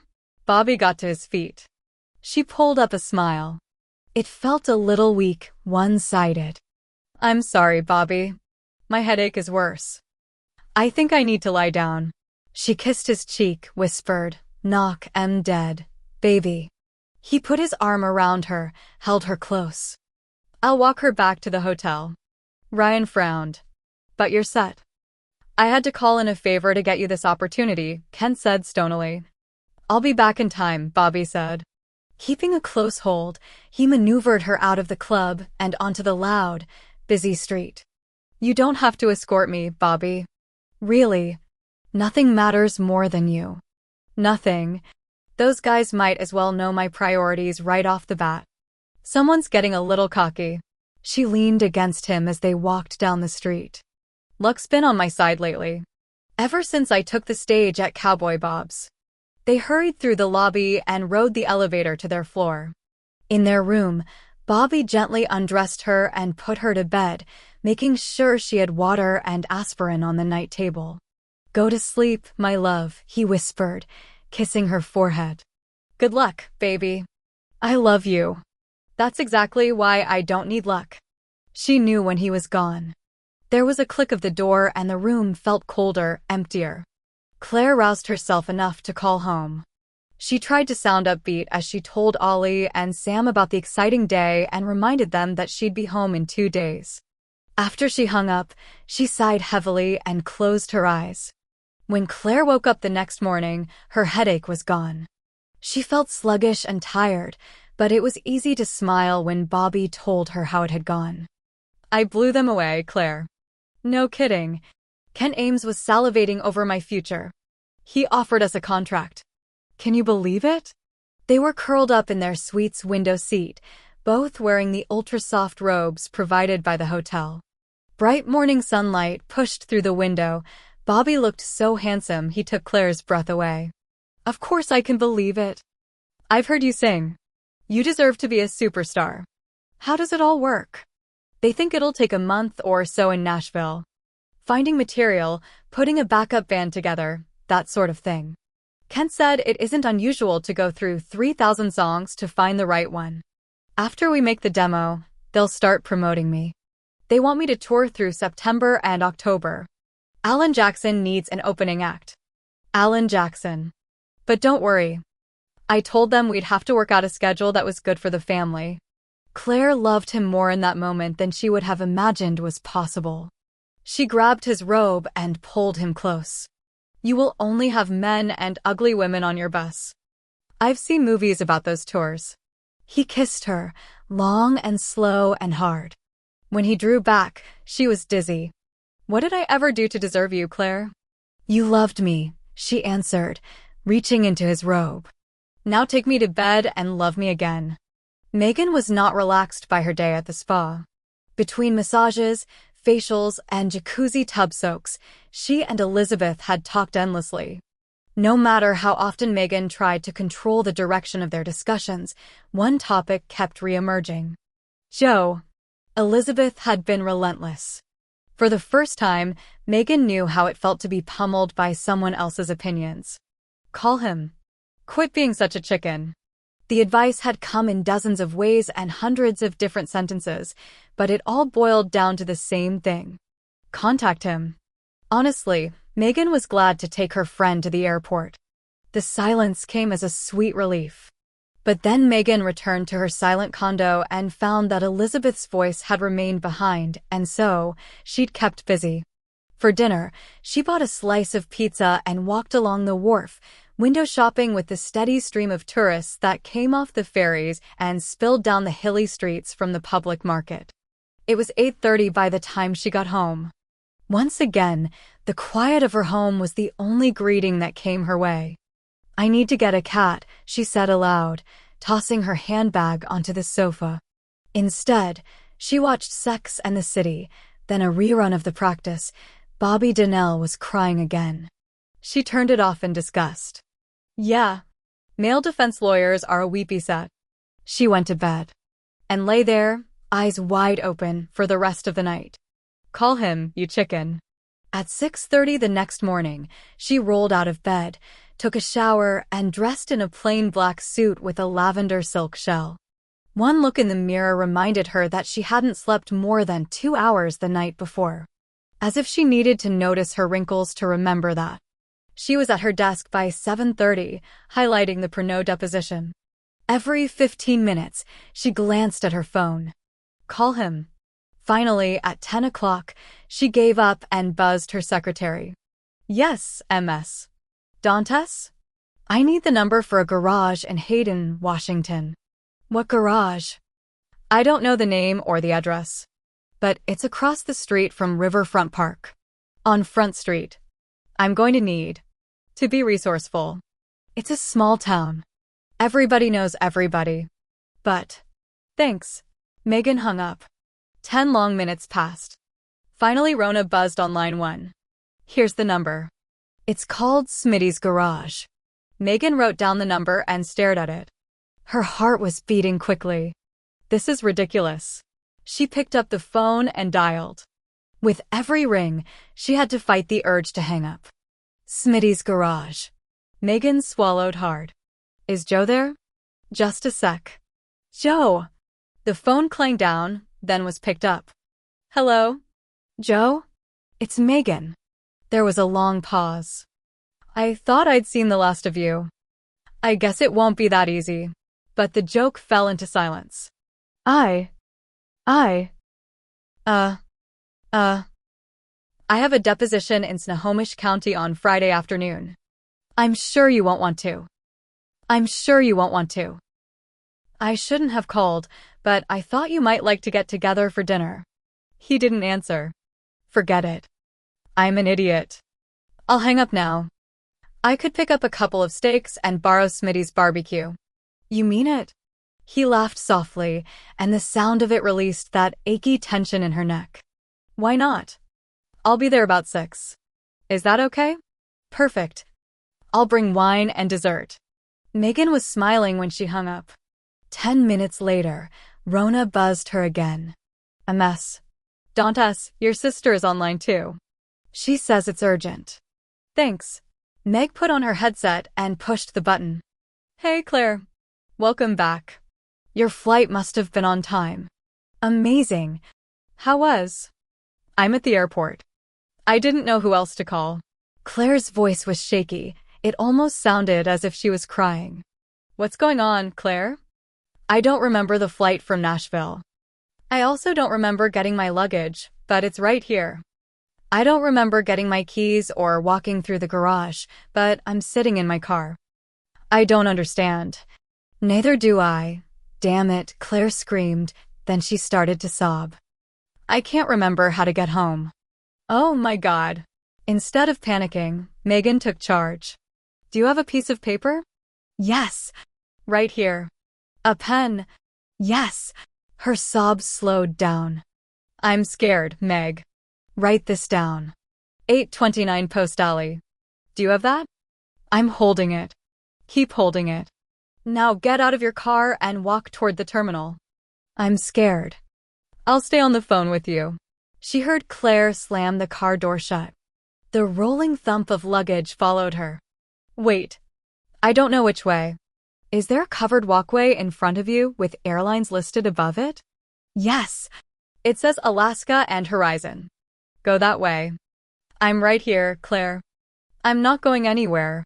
Take the escalator down 1 floor. You see it? Yes. She sounded so weak. It scared the hell out of Megan. Go outside. Pick up the phone that says taxi. What's the number above the door you just came through? 12. Tell the cab driver to pick you up at door 12, that you're going downtown. Hold on. Megan heard her talking. Then Claire said, okay. She was crying again. I'm right here, Claire. Everything is going to be okay. Who is this? Megan felt an icy rush of fear. It's Megan.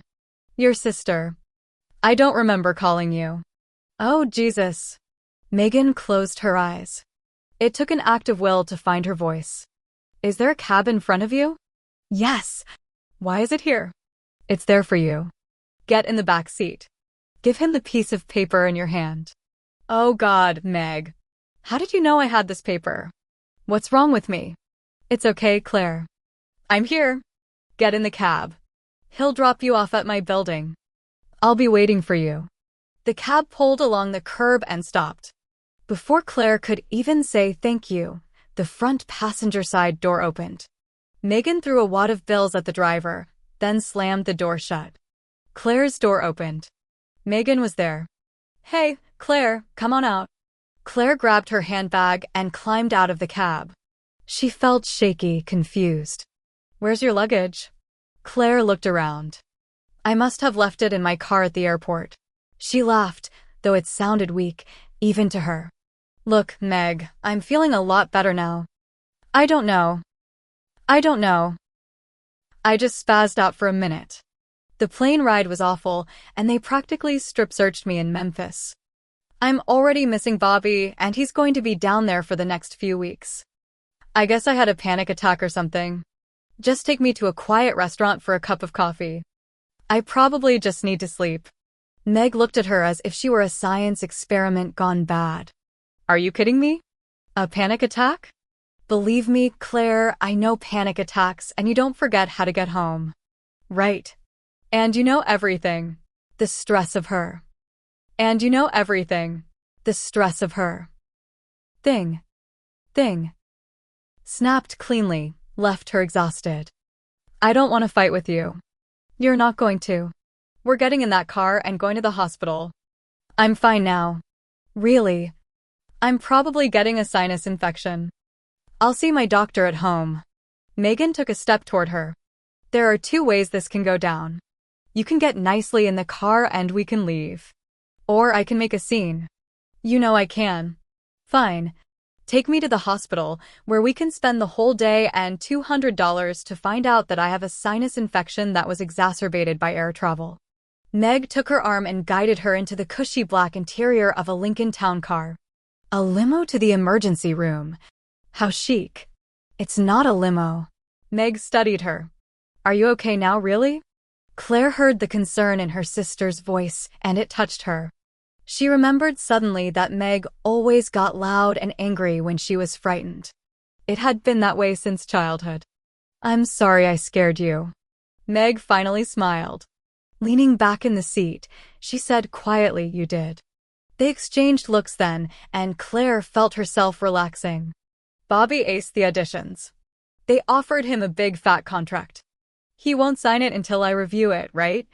The standard response is, congratulations. Megan had the grace to blush.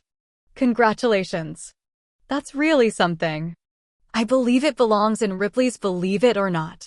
Under the headline Eliana Sullivan does good deed. A good deed that benefits her. A famous son-in-law puts the spotlight on her, too, you know. Just think of the I discovered him and changed his life interviews. Meg pressed a hand to her breast and said, I'm so big-hearted when it comes to family, in a gooey southern drawl. Claire started to laugh. Then she noticed that the tingling in her right hand was back. As she stared down at her hand, her fingers curled into a kind of hook. For a split second, she couldn't open it. She panicked. Please, God. The spasm ended. The car pulled up in front of the hospital and let them out. At the emergency room's reception desk, a heavy-set young woman with green hair and a nose ring looked up at them. Can I help you? I'm here to see a doctor. What's the problem? I have a killer headache.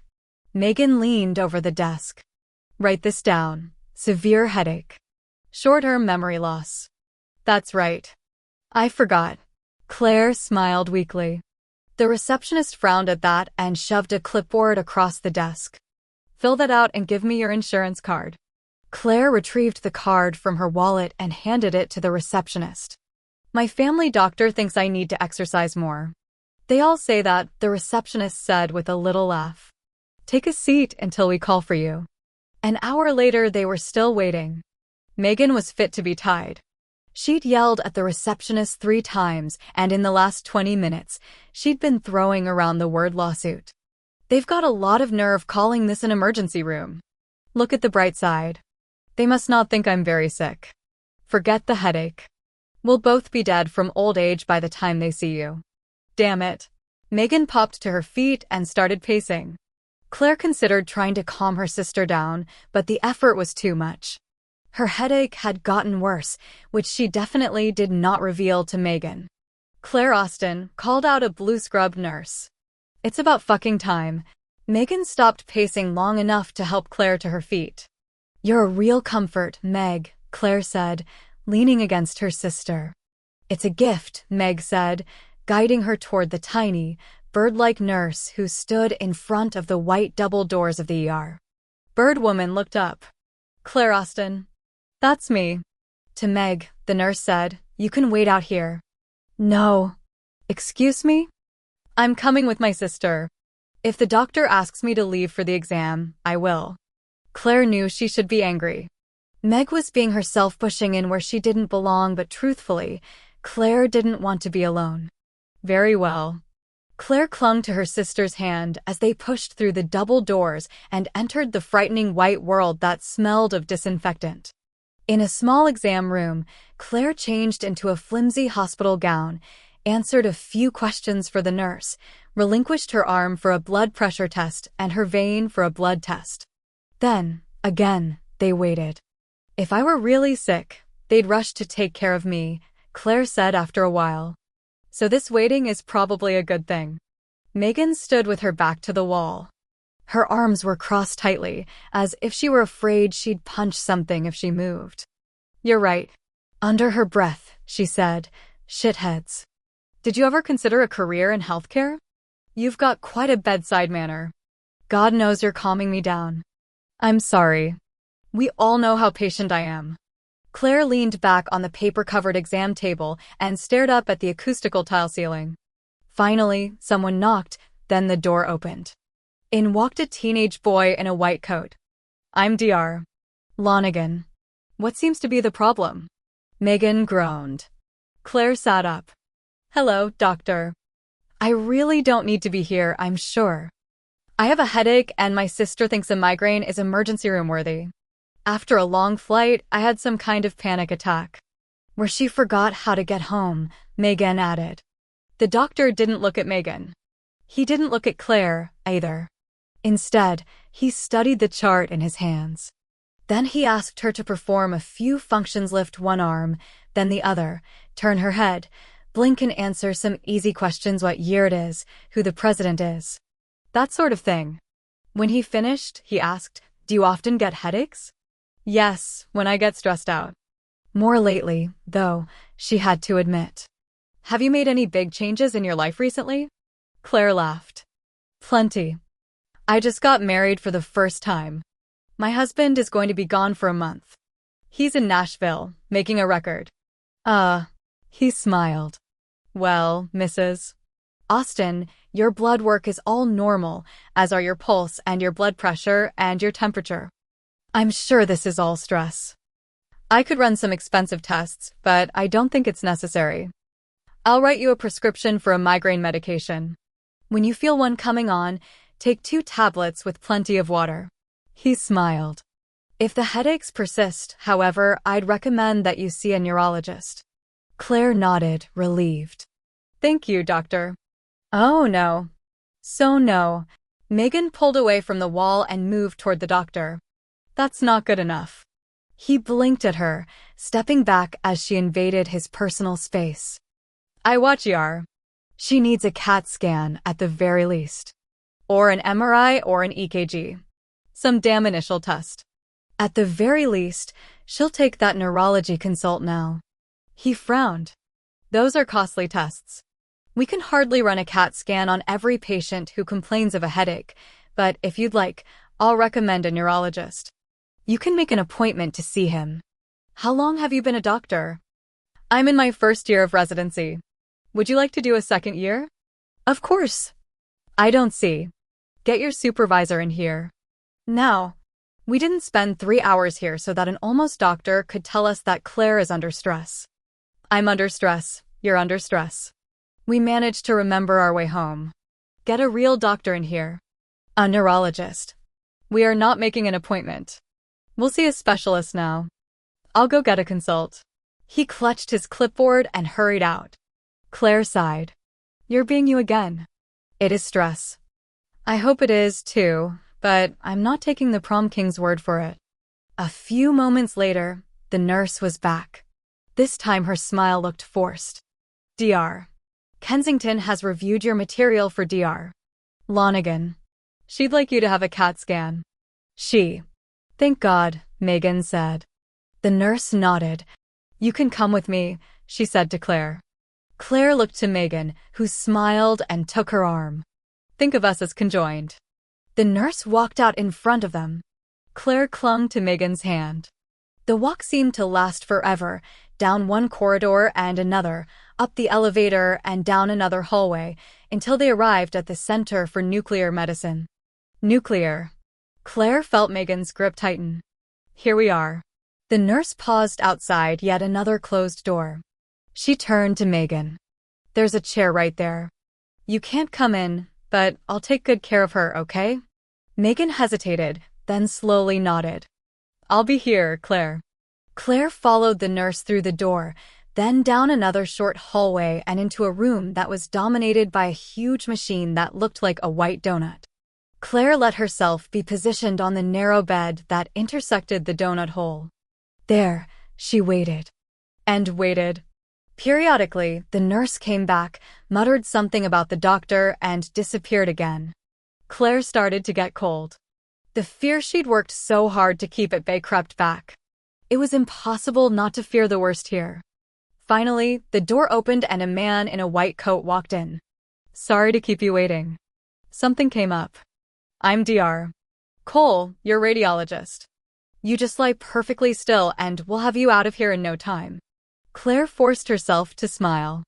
She refused to think about the fact that everyone else wore lead aprons in the room, while she lay with only the thinnest sheet of cotton to protect her. You're done. Fine job, he said when it was finally over. Claire was so thankful she almost forgot the headache that had steadily increased as she lay in the machine. In the hallway, Megan looked angry. What happened? They said it would take an hour. And it did, once they corralled a doctor. Shitheads. Claire laughed. Already she felt better with that behind her. They certainly teach you lawyers to be precise with your language. You don't want to hear precisely what I think of this place. They followed the nurse to another exam room. Should I get dressed? Claire asked. Not yet. The doctor will be here soon. I'll bet, Megan said under her breath. 30 minutes later, the nurse was back. The doctor has ordered another test. An MRI. Follow me. What's an MRI? Claire asked, feeling anxious again. Magnetic resonance imaging. It's a clearer picture of what's going on. Very standard. Another hallway, another long walk toward a closed door. Again, Meg waited outside. This time, Claire had to remove her wedding ring, her earrings, her necklace, and even her barrette. The technician asked her if she had any steel surgical staples or a pacemaker. When she said no and asked why, he said, well, we'd hate to see M fly out of you when this thing starts up. That's a lovely image, Claire muttered. I hope my fillings are safe. The tech laughed as he helped her into the coffin-like machine. She found it difficult to breathe evenly. The bed was cold and hard. It curved up uncomfortably and pinched her upper back. The technician strapped her in. You need to lie perfectly still. Claire closed her eyes. The room was cold and she was freezing, but she lay still. When the machine started, it sounded like a jackhammer on a city street. Quiet, Claire. Still. Perfectly still. She closed her eyes and barely breathed. She didn't realize she was crying until she felt the moisture drip down her temple. The 1-hour test lasted for 2.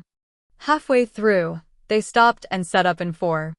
The needle pinched her arm. Dye bled through her system, feeling ice cold. She swore she could feel it pump into her brain. Finally, she was let go.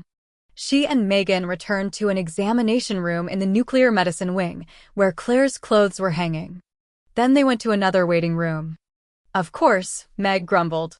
They were there another hour. Finally, a tall, tired-looking woman in a lab coat came into the waiting room. Claire Austin. Claire stood up. At the suddenness of the movement, she almost fell. Meg steadied her. The woman smiled. I'm Dr. Sherry Kensington, Chief of Neurology. Claire Austin. This is my sister, Megan. It's nice to meet you. Come this way. Dr.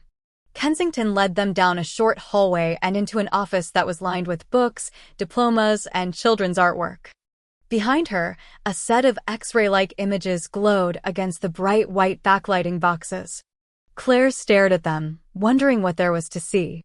The doctor sat down at her desk and indicated that Claire and Megan should sit opposite her. I'm sorry you had problems with Dr. Lonigan. This is, as I'm sure you know, a teaching hospital, and sometimes our residents are not as thorough as we would wish. Your demand for a higher level of care was a much-needed wake-up call for Dr. Lonigan. Claire nodded. Megan is good at getting what she wants. Do I have a sinus infection? No, Claire. You have a mass in your brain. What? You have a mass. A tumor. In your brain. Dr. Kensington rose slowly and went to the X-rays, pointing to a white spot. It appears to be about the size of a golf ball and located in the right frontal lobe, crossing the midline. Tumor. Claire felt as if she'd just been shoved out of an airplane. She couldn't breathe. The ground was rushing up to meet her. "I'm sorry to say this, Dr. Kensington went on, but I've consulted with a neurosurgeon and we believe it's inoperable. You'll want second opinions, of course. You'll need to see an oncologist also." Smack. Megan was on her feet, pressed against the desk as if she were going to grab the doctor's throat. "You're saying she has a brain tumor?" "Yes." The doctor went back to the desk and sat down. "And that you can't do anything about it?" "We believe it's inoperable, yes, but I didn't say we can't do anything." "Meg, please." Claire was absurdly afraid that her sister was going to make it worse. She looked pleadingly at the doctor. Are you saying I might die?" "We'll need more tests to determine the exact nature of your tumor, but given the size and placement of the mass, it's not a good outlook." "Inoperable means you won't operate," Meg said in a don't-screw-with-me voice that was almost a growl. Dr. Kensington looked surprised. "I don't believe anyone will. I consulted with our top neurosurgeon on this. He agrees with my diagnosis. The procedure would be too dangerous." "Oh, really? It might kill her, huh?" Meg looked disgusted. "Who will do this kind of operation?" "No one in this hospital." Meg grabbed her handbag off the floor. "Come on, Claire. We're in the wrong hospital." Claire looked helplessly from Dr. Kensington to her sister. "Meg," she pleaded, "you don't know everything. Please.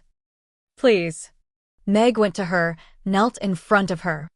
"I know I don't know everything, Claire, and I know I'm a blowhard. I even know I've let you down in the past, but none of that matters now. From this second on, all that matters is your life." Claire felt herself starting to cry. She hated how fragile she felt, but there it was. Suddenly she felt like she was dying. "Lean on me, Claire." Claire gazed into her sister's eyes and remembered how Meg had once been her whole world. Slowly, she nodded. She needed a big sister again. Megan helped her to her feet, then she turned to the doctor. "You go ahead and teach Dr. Lonigan how to read a thermometer. We're going to find a doctor who can save her life." Chapter 25. A few years ago, Claire had gone through a foreign film phase.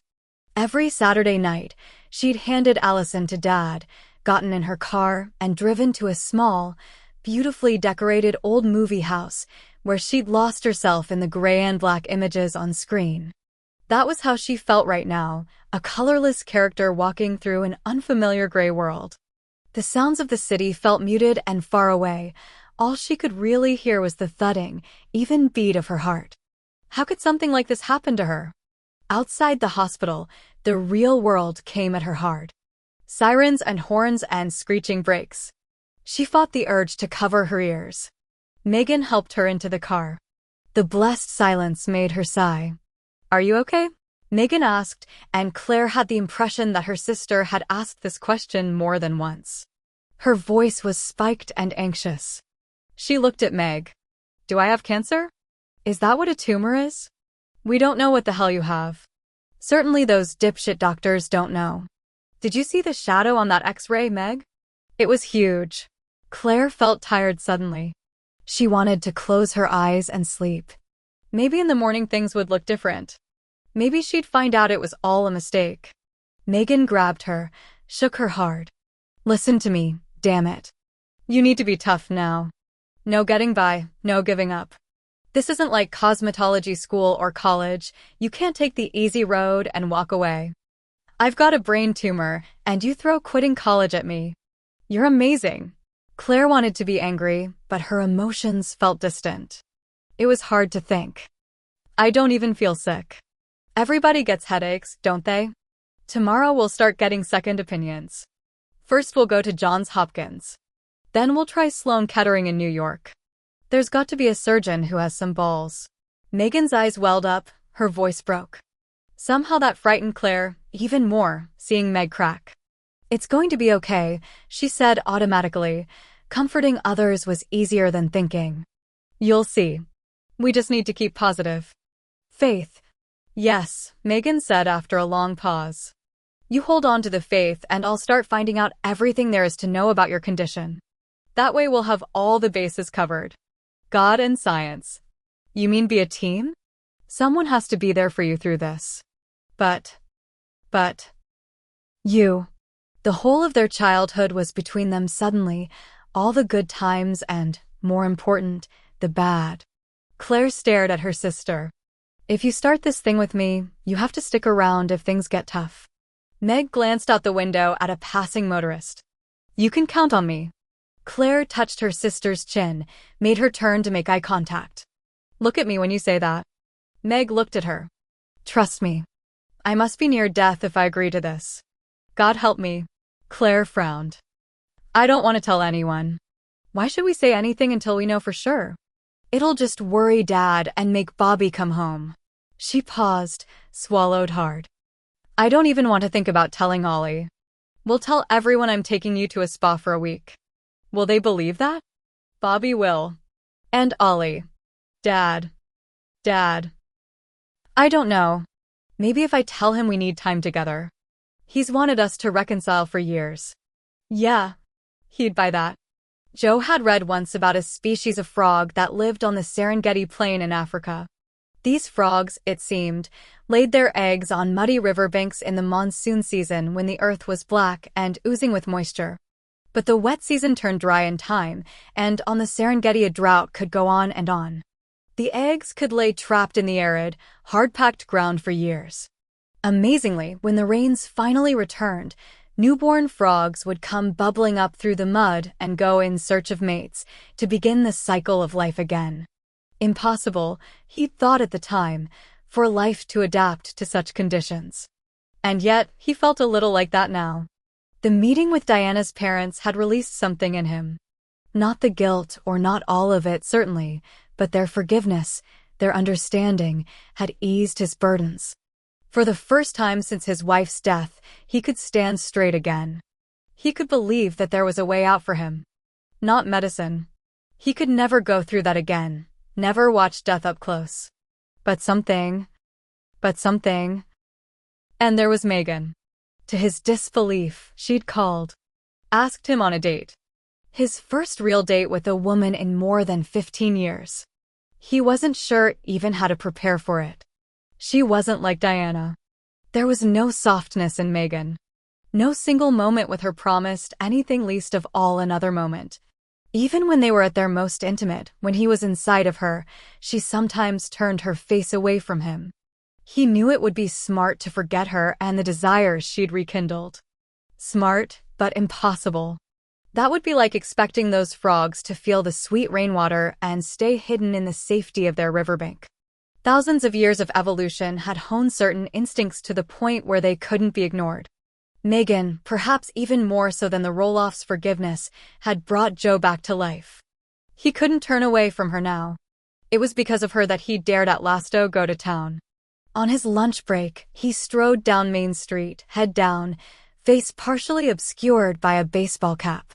He walked past the two old men sitting outside the loose screw hardware shop, past a woman dragging two small children out of the ice cream store. He was aware of people pointing at him and whispering. He kept moving. Finally, he ducked into the old barber shop and climbed up into the empty chair. I could use a haircut, he said, not making eye contact with Frank Hill, who'd first cut Joe's hair for the 4th grade class photo. You sure could. Frank finished sweeping the floor, then grabbed a comb and some scissors. After pinning a bib in place, he started combing Joe's hair. Head up. Joe slowly lifted his head. Across the room, a mirror held his reflection. He saw the imprint of the last few years. Sadness and guilt had left their mark in the lines around his eyes and the silver in his hair. He sat still for the next 30 minutes, his stomach clenched, his hands fisted, waiting for Frank to recognize him. When it was over and he'd paid Frank for the haircut, he headed for the door.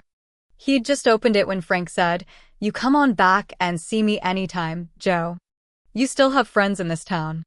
That welcome gave Joe the courage to walk down to Swain's Mercantile, where he bought new clothes. Several old acquaintances smiled at him. He made it back to the garage by 1 o'clock and worked for the rest of the day. "That's about the 10th time you've looked at that clock in the past half an hour," Smitty said at 4:30. He was at the workbench, putting together a skateboard for his grandson's birthday. "I've got someplace to be," Joe said. Smitty reached for a wrench. "No kidding." Joe slammed the truck's hood down. "I thought maybe I'd leave a couple of minutes early. Wouldn't hurt my feelings none." "Thanks." Joe looked down at his hands. They were black with grease.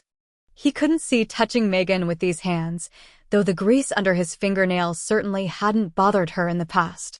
It was one of the things he liked about her. The women he'd known in his previous life looked down on men like the one he'd become. "What you got going on, if you don't mind me asking?" Smitty asked, moving toward him. "A friend is coming over for dinner." "This friend drive a Porsche?" "Yeah." Smitty smiled. "Maybe you want to borrow the barbecue." "Cut a few flowers from Helga's garden." I didn't know how to ask. "Hell, Joe, you just do. Open your mouth and say please. That's part of being neighbors and coworkers." "Thank you. Helga made a cheesecake last night. I'll bet she has a few extra pieces. My friend is bringing dessert." Sort of a potluck, huh?" "That isn't how we did it in my day. Course in my day, us men never cooked a thing." He winked. "Not on the stove, anyway." "Have a nice night, Joe." Humming a jaunty tune, he headed back to the workbench. Joe shoved the oily rag in his back pocket and left the shop. On his way to his cabin, he stopped by Smitty's house, talked to Helga for a few minutes, and left carrying a small hibachi. He set up the barbecue on the front porch, filling the black hole with briquettes that he'd bought that morning at Swain's. Inside the house, he looked around, making a mental list of things to be done. Oil, wrap, and stab the potatoes. Shuck the corn. Season the steaks. Arrange the flowers in the water pitcher. Set the table. He looked at the clock. She'd be there in 90 minutes. He showered and shaved, then dressed in his new clothes and headed for the kitchen. For the next hour, he moved from one chore to the next, until the potatoes were in the oven, the corn was on the stove, the flowers were on the table, and the candles were lit. Finally, everything was ready. He poured himself a glass of red wine and went into the living room to wait for her. He sat down on the sofa and stretched out his legs. From her place on the mantel, Diana smiled down at him. He felt a flash of guilt, as if he'd done something wrong. That was stupid. He wasn't being unfaithful. Still. He set his glass down on the coffee table and went to her. "Hey, Dee," he whispered, reaching for the photograph. This was one of his favorites, taken on New Year's Eve at Whistler Mountain. She wore a white fur hat and a silvery parka. She looked impossibly young and beautiful. For 3 years, he'd poured his heart out to her, told her everything. Suddenly, he couldn't think of a thing to say. Behind him, candles flickered on the table set for two. He touched the photo. The glass felt cold and slick. "I'll always love you." It was true. Diana would always be his first, maybe his best love. But he had to try again.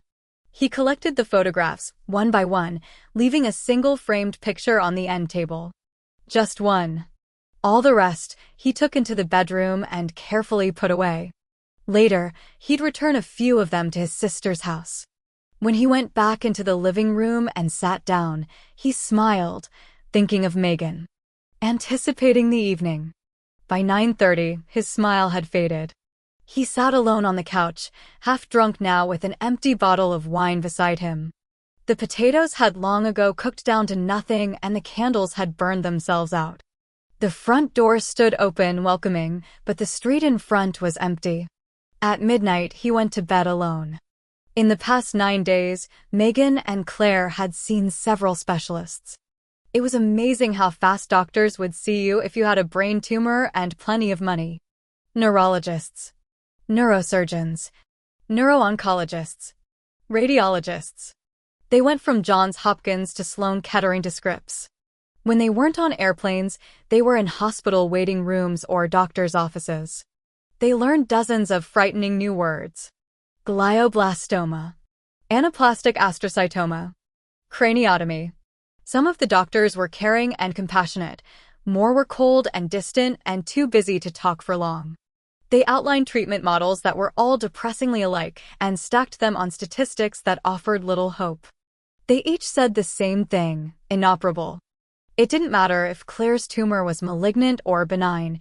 Either way, it could be deadly. Most of the specialists believed Claire's tumor to be a glioblastoma multiforme, a kind they called the Terminator. Haha. Each time they left a city, Megan pinned her hopes on the next destination. Until a neurologist at Scripps took her aside. "Look," the doctor said, "you're using up valuable time. Radiation is your sister's best hope right now. 25% of brain tumors respond positively to the treatment. If it shrinks enough, perhaps it will be operable. Take her home. Stop fighting the diagnosis and start fighting the tumor." Claire had agreed, and so they'd gone home. The next day, Megan had taken her sister to Swedish hospital, where yet another neuro-oncologist had said the same thing, his opinion bolstered by yet another radiologist. They'd agreed to begin radiation treatment the next day. Once a day for 4 weeks. "I'll need to stay here for the treatments," Claire said as she sat on the cold stone fireplace in Megan's condo. "Hayden's too far away." "Of course. I'll call Julie and take some more time off of work." "You don't have to do that. I can take the bus to the hospital." "I'm not going to dignify that with an answer. Even I am not that big a bitch." Claire looked out the window. "A friend of mine went through chemo and radiation." She stared at the sparkling city, but all she really saw was Diana wasting away, losing her soul along with her hair. In the end, all those treatments hadn't helped at all. "I don't want Ollie to see me like that. She can stay with Dad. We'll visit every weekend. I'll rent a car for Bobby. That way you guys can drive back and forth." "I'm not going to tell Bobby." "Yet." Megan frowned. "What?" "I am not going to call my brand new husband and tell him I have a brain tumor. He'll come home, and I couldn't stand that." Claire looked at her. "He's waited his whole life for this break. I don't want to ruin it for him. But if he loves you—" "He does love me," she answered fiercely. "That's the point. And I love him. I want him to have his chance. Besides, there's nothing he can do but hold my hand. I thought the point of love was holding each other up through the hard times. That's what I'm doing." "Really? It sounds to me like you're afraid he won't want to come." "Shut up." Megan went to her sister then, sat down beside her. "I know you're scared, Claire. And I know Mama and I left you a long time ago. I know. We hurt you. But you have to give Bobby the chance to. This isn't about the past. My shrink says everything is about our past, and I'm beginning to agree with her. The point is, do not tell me the point of my own life. Please." Claire's voice cracked. "I'm the one who has a tumor. Me. You don't get to organize or critique my choices, okay? I love Bobby, and I am not going to ask him to sacrifice everything for me." Claire stood up. "We better get going. I need to tell Dad what's going on." "What about Mama? What about her? You want to call her? And hear her say she's too busy picking out sofa fabrics to visit her sick daughter?" "No, thanks. I'll call her if I get worse. You know how she hates unnecessary scenes. Now let's go." 2 hours later, Meg turned onto River Road, and they were there. Late afternoon sunlight drizzled down the yellow clapboard sides, caught the blooming pink roses, and turned them orange. The garden was a riot of color.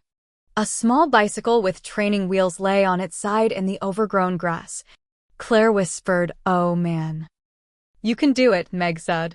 "Radiation can save you. Just like we talked about. I'll help you." Claire's smile was wobbly. "I need to do this alone." Meg understood. This was Claire's family, not hers. "Okay." Claire got out of the car and walked haltingly up the path. Meg fell in step beside her, offering a solid arm for support. At the front door, Claire paused, drew in a deep breath. "I can do this. Mommy's sick. And the doctors are going to make her better." She looked helplessly at Megan. "How do I promise that?" What if? We talked about this, Claire.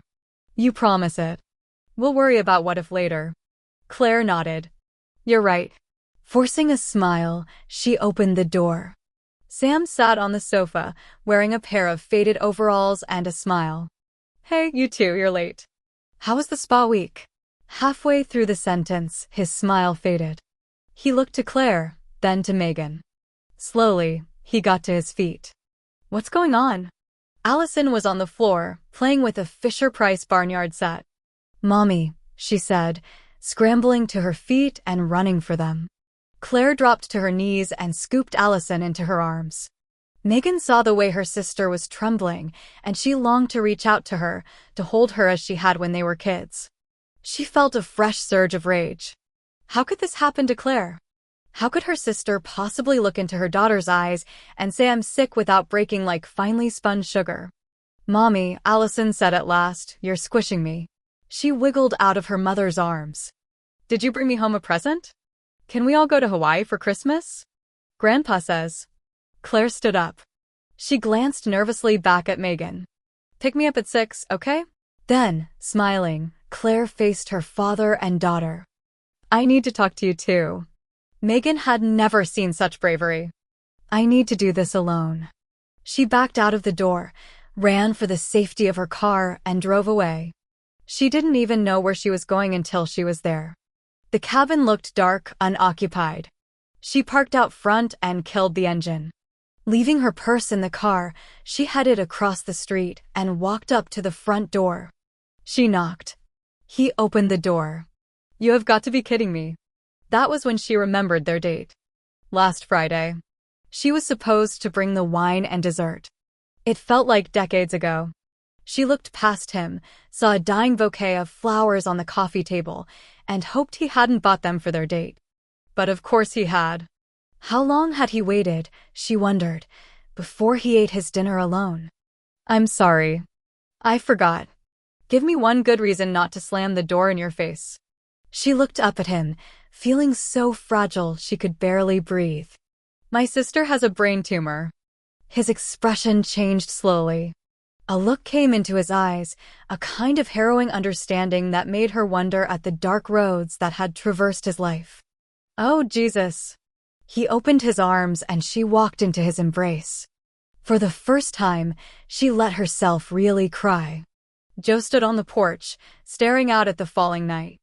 At the park across the street, a baseball game was being played. An occasional roar of the crowd erupted through the silence. Otherwise, there was only the sound of a cool breeze rustling the honeysuckle leaves. It had been better, he now understood, to be angry at Megan, to write her off for standing him up. When she stepped into his arms and looked up at him with tears in her eyes, he'd wanted desperately to help her. My sister has a brain tumor. He closed his eyes, not wanting to remember, not wanting to feel the way he did. He'd held Megan for almost an hour. She'd cried until there were no tears left inside her, and then she'd fallen into a troubled sleep. He imagined that it was her first sleep in days. He knew. After a diagnosis like that, sleep either came to a person too much or not at all. They hadn't spoken of anything that mattered. He'd simply stroked her hair and kissed her forehead and let her cry in his arms. He couldn't think of it without shame. Behind him, the screen door screeched open and banged shut. He stiffened, unable to turn around and face her. When he did, he saw that she was embarrassed. Her cheeks were pink, and that gorgeous hair of hers was a fuzzy mess. She tried to smile, and the attempt tore at him. I'll put you in for a Purple Heart. He wanted to take her in his arms again, but he didn't dare. Things were different between them now, though she didn't know it. Hospitals. Tumors. Death and dying and disease. He couldn't be a part of all that again. He had only just begun to survive his last round of it. There's nothing wrong with crying. I suppose not. It doesn't help much, though. She moved toward him. He wondered if she knew that she was wringing her hands. He got the sense that the time in his arms had both soothed and upset her. As if maybe she hated to admit a need. He'd been alone long enough to understand. I want to thank you for... I don't know. Being there. I shouldn't have busted in on you. He knew she was waiting for an argument, waiting for him to say, "I'm glad you're here." At his silence, she stepped back, frowning. "Too much too soon, I guess." "I completely understand. I hate needy people too." "Well, I better go. Claire starts radiation tomorrow." He couldn't help himself. "Where?" She paused, turned back toward him. "Swedish hospital. Did you get second opinions?" "Are you kidding? We got opinions from the best people in the country. They didn't agree on everything, but inoperable was a favorite. There's a guy, a neurosurgeon at UCLA, Stu Weissman. He's good." Megan was watching him. "They're all good. And they all agree." "How do you know Weissman?" "I went to school with him." "College?" "Don't sound so surprised. Just because I live like this now doesn't mean I always did. I have a degree in American Lit. We know nothing about each other. Maybe it's better that way. Normally, I'd have a funny comeback to that. But I'm a little slow today. Having a sister with a brain tumor will do that to a girl." "Pretend I was witty." Her voice cracked a little. She turned and walked away. With every step she took, he wanted to go after her, apologize and tell her the truth, who he was and what he'd been through. Then, perhaps, she'd understand why there were places he couldn't go. But he didn't move. When he went back inside the house, he saw the last remaining picture of Diana staring at him from the mantel. For the first time, he noticed the accusing glint in her eyes. "What?" he said. "There's nothing I can do." Allison listened carefully to Claire's explanation of a golf ball size OE in her brain. "A golf ball is little," she said at last. Claire nodded, smiling. "Yes. Yes, it is. And a special gun is gonna shoot magic rays at it until it disappears? Like rubbing Aladdin's lamp?" "Exactly like that. How come you have to live with Aunt Meg?" "It's a long drive to the hospital. I can't go back and forth every day." Finally, Ollie said, "Okay." Then she got to her feet and ran upstairs. "I'll be right back, Mommy," she yelled down. "You haven't looked at me," Dad said when Ollie was gone. "I know." He got up and crossed the room, then sat down beside her. She felt the comforting, familiar heat of him as he put an arm around her, pulled her close. She rested her head on the hard ledge of his shoulder. She felt a splash of tears on her face and knew he was crying. "I drive you back and forth, you know," he said softly, and she loved him for it. But she didn't want to grow weak in front of him. She and Megan had read about radiation. When it was focused on the brain, it could really make a person sick. It would take everything she had to stay strong through the treatments. She couldn't come home every night and see herself through her dad's eyes. "I know that. You've always been there for me." He sighed heavily, wiping his eyes. "Have you told Bobby?" "Not yet. But you will?" "Of course. As soon as he's finished in Nashville." "Don't." She looked at him, confused by the sudden harshness of his voice. "What?" "I didn't know your mama was pregnant. Did I ever tell you that?" "You told me.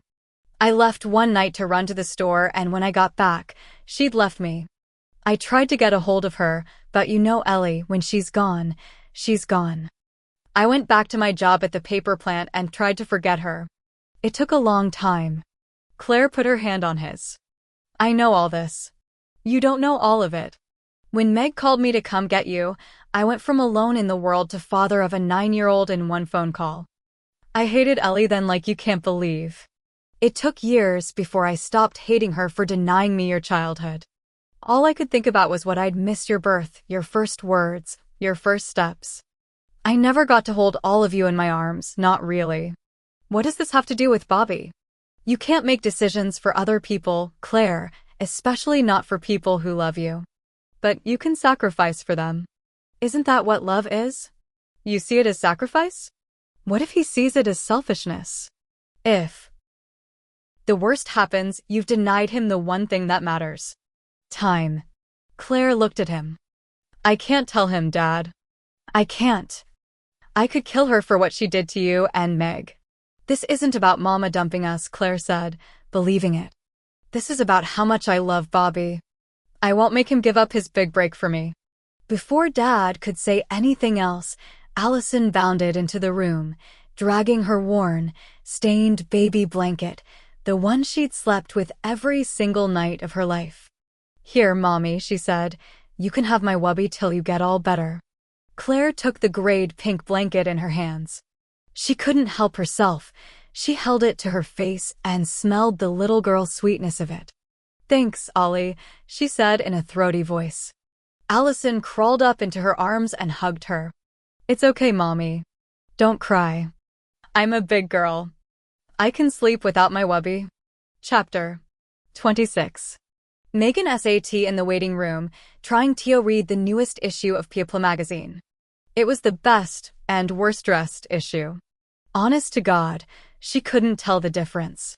Finally, she tossed the magazine on the cheap wooden table beside her. The wall clock ticked past another minute. She went up to the desk again. "It's been more than an hour. Are you sure everything is okay with my sister?" "Claire." "Austin, I know. I spoke with radiology 5 minutes ago. She's almost finished." Megan refrained from pointing out that she'd received the same answer 15 minutes earlier. Instead, she sighed heavily and went back to her seat. The only magazine left to read was Field and Stream. She ignored it. Finally, Claire came out. Megan rose slowly. On the right side of her sister's head was a small area that had been shaved. "How was it?" Claire touched her bald spot, feeling it. "They tattooed me. I feel like Damien, that kid from The Omen." Meg looked at the tiny black dots on the pale, shaved shin. "I could fix your hair so you couldn't even see the, bald spot? That would be great." They looked at each other for a minute or so. "Well, let's go, then," Megan finally said. They walked through the hospital and out to the parking garage. On the short drive home, Megan kept trying to think of what to say. She had to be careful from now on, had to say the right thing. Whatever that was. "It didn't hurt," Claire said. "Really? That's good. It was hard to keep still, though." "Oh!" "Yeah, it would be. I closed my eyes and imagined the rays were sunlight. Healing me. Like that article you gave me." Meg had given her sister a stack of literature on positive thinking and visualization. She hadn't known if Claire had read them until just now. "I'm glad it helped. The lady at Fred Hutch is supposed to be sending me another box of stuff." Claire leaned back in her seat and looked out the window. From this side, she looked perfectly normal. Megan wished she could say something that mattered. So much was unsaid between them. With a sigh, she pulled into the underground lot and parked in her space. Still silent, they went upstairs. In the condo, Megan turned to Claire. She stared at the bald spot for a second too long. "Do you want something to eat?" "No," Claire touched her briefly, her fingers were icy cold. "Thanks for coming with me today." It helped not to be alone. Their gazes met. Once again, Megan felt the weight of their distance. "I think I'll lie down. I didn't sleep well last night." So they'd both been awake, staring at their separate ceilings from their separate rooms. Megan wished she'd gone to Claire last night, sat on her bed, and talked about the things that mattered. "Me either." Claire nodded. She waited a second longer, then turned and headed for the bedroom. Megan watched the door slowly close between them. She stood there, listening to her sister's shuffling footsteps beyond the door. She wondered if Claire was moving slower in there, if fear clouded her eyes, or if she was staring at that small, tattooed pink patch of skin in the mirror. Did Claire's brave front crumble in the privacy of that room? Meg prayed not as she went to the condo's third bedroom, which was set up as an in-home office. Once, files and briefs and depositions had cluttered the glass desk. Now it was buried beneath medical books, memoirs, JAMA articles, and clinical trials literature. Every day, boxes from BarnesandNoble.com and Amazon arrived. Megan sat down at her desk. Her current reading material was a book on coping with cancer. It lay open to a chapter called "Don't Stop Talking Just When You Need to Start." She read, "This time of tragedy can be one of growth and opportunity, too. Not only for the patient, but for the family as well." It can be a time that draws you and your loved ones closer. Megan closed the book and reached for a JAMA article about the potential benefits of tamoxifen to shrink tumors. She opened a yellow legal pad and began to take notes. She worked furiously, writing. Hours later, when she looked up, Claire was standing in the doorway, smiling at her. "Why do I think you're planning to do the surgery yourself? I already know more about your condition than that first idiot we saw." Claire came into the room, carefully stepping over the empty Amazon boxes and the magazines that had been discarded. She stared down at the filled legal pads and inkless pens. "No wonder you're the best lawyer in the city. I research well. I'm really starting to understand your condition. I've made you a kind of abstract synopsis of everything I've read. I think I better read it for myself, don't you? Some of it's hard." Claire reached for the standing file on the left side of the desk. In it was a manila file with the word HOPE emblazoned in red ink on the notched label. She picked it up. "Don't," Meg said. "I've just started." Claire opened the file. It was empty. She looked down at Megan. "This goes in it," Meg said quickly, ripping several pages out of her notebook. "Tamoxifen. Drugs. There must be people who beat brain tumors," Megan said fiercely. "I'll find every damn one and put their stories in there. That's what the file is for." Claire leaned over, picked up a blank piece of paper. On it, she wrote her name. Then, she placed the paper in the file and returned the file to its stand. Meg stared up at her sister in awe. "You're really something. You know that? We Sullivan girls are tough. We had to be." Meg smiled. For the first time all day, she felt as if she could draw an easy breath. "You want to watch a movie?" "Anything except love story." Meg started to rise. The doorbell rang. She frowned. Who could that be? "You act like no one ever visits you." Megan sidled past Claire and walked to the door.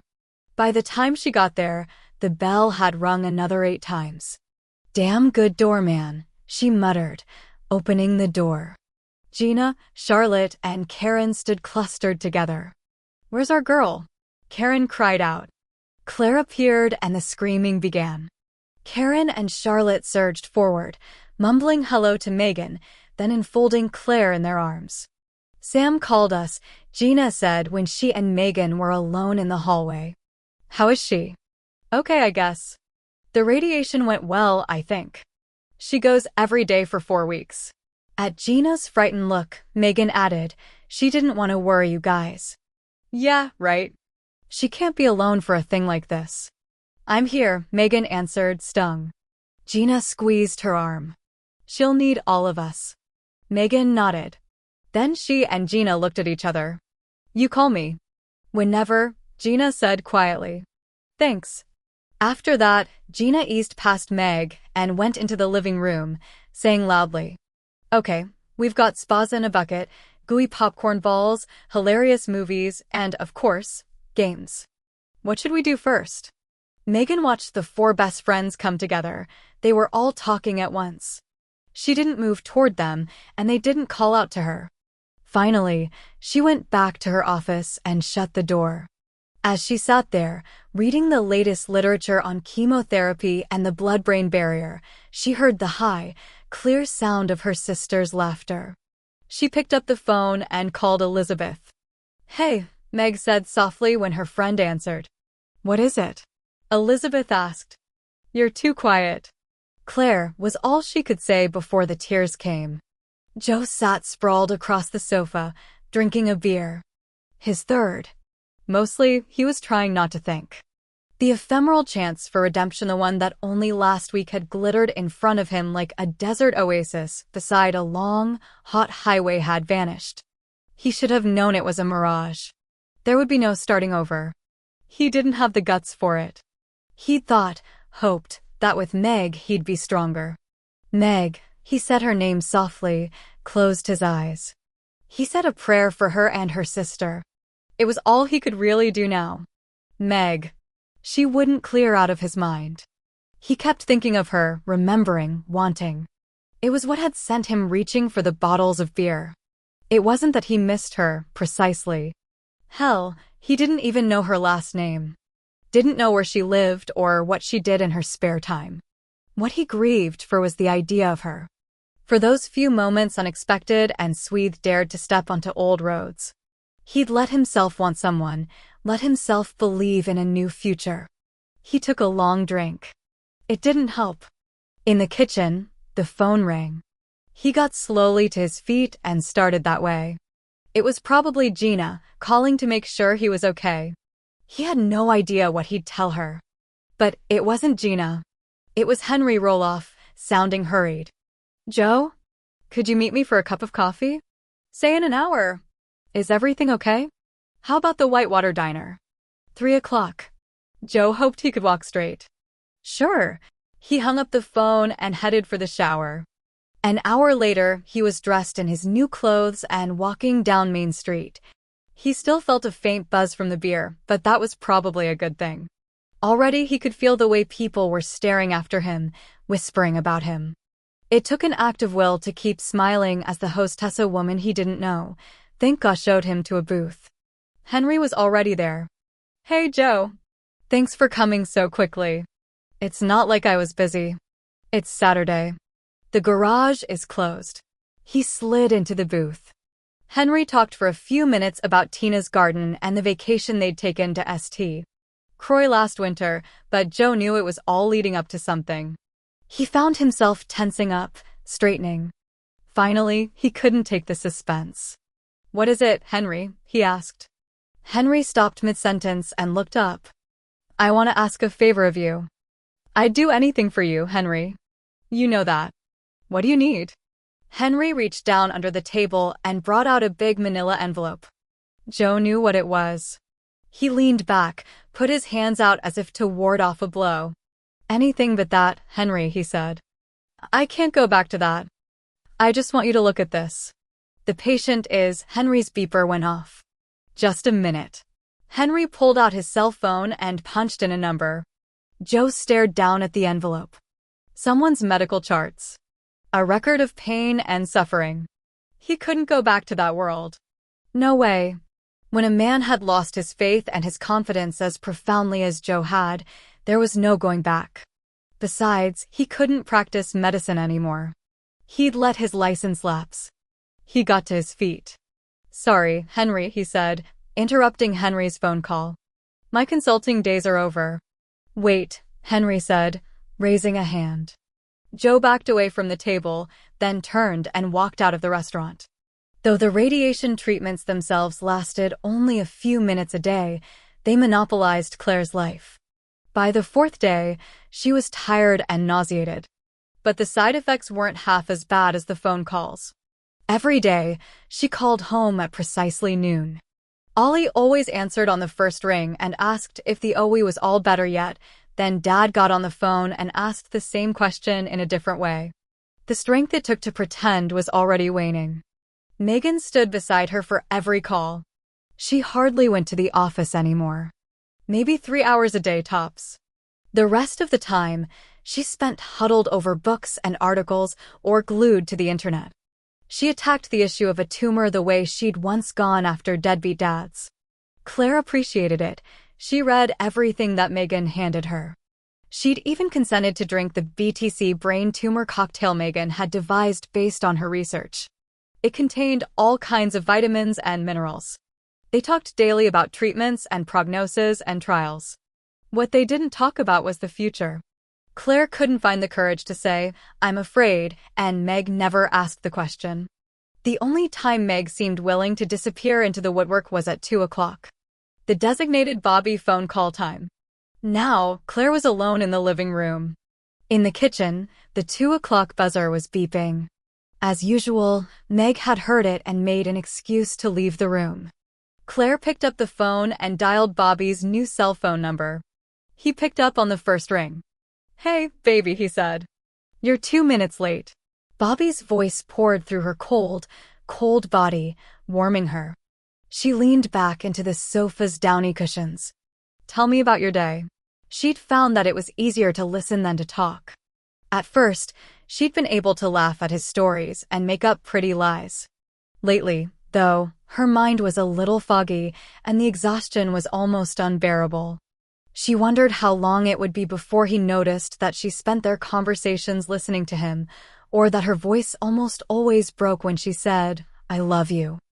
I met George Strait today. Can you believe it? He passed on a song one called Dark Country Corners and then mentioned that it'd be a good match with my voice. I listened to the song and it was great. He started to sing to her. A sob caught in her throat. She had to stop him before she burst into tears. That's beautiful. Top 10 for sure. Are you okay, baby? I'm fine. Everyone here is fine. Meg and I have been spending a lot of time together. You'd be surprised. And Ollie and Sam send their love. Slap, right back with mine. I miss you, Claire. I miss you too. But it's only a few more weeks. Ken thinks we should have all the songs chosen by next week. Then it's into the studio. Do you think you could come down for that? I'd love to sing the songs to you.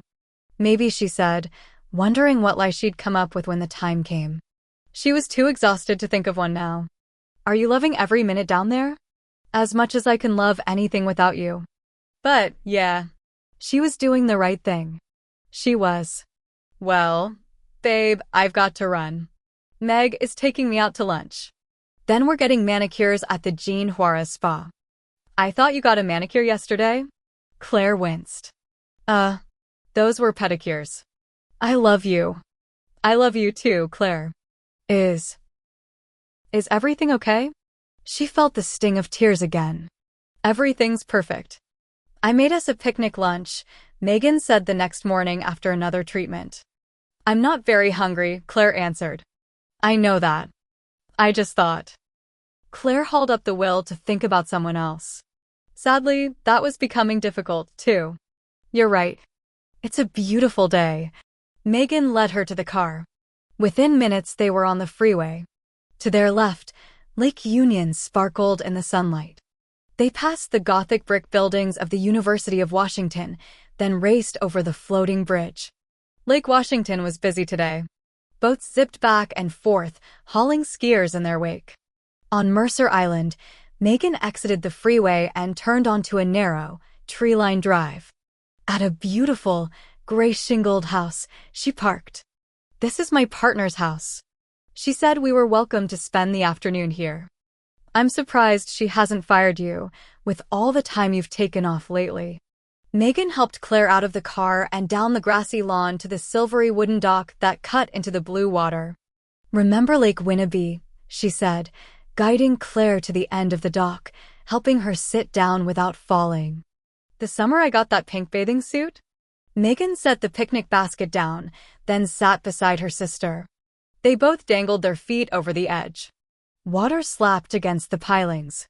Beside them, a varnished wooden sailboat called the Defense Rests bobbed easily from side to side, its lines screeching with each movement.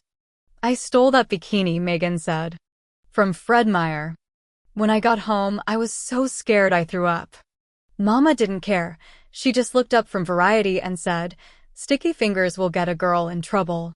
Claire turned to her sister, studying her profile. I waited for you to come back, you know. Dad always said, "Don't worry, Claire Bear, she's your sister. She'll be back." I waited and waited. What happened? Megan sighed heavily, as if she'd known this conversation couldn't be avoided anymore. Remember when Mama went down for the Starbase 4 audition? Yes. She didn't come back.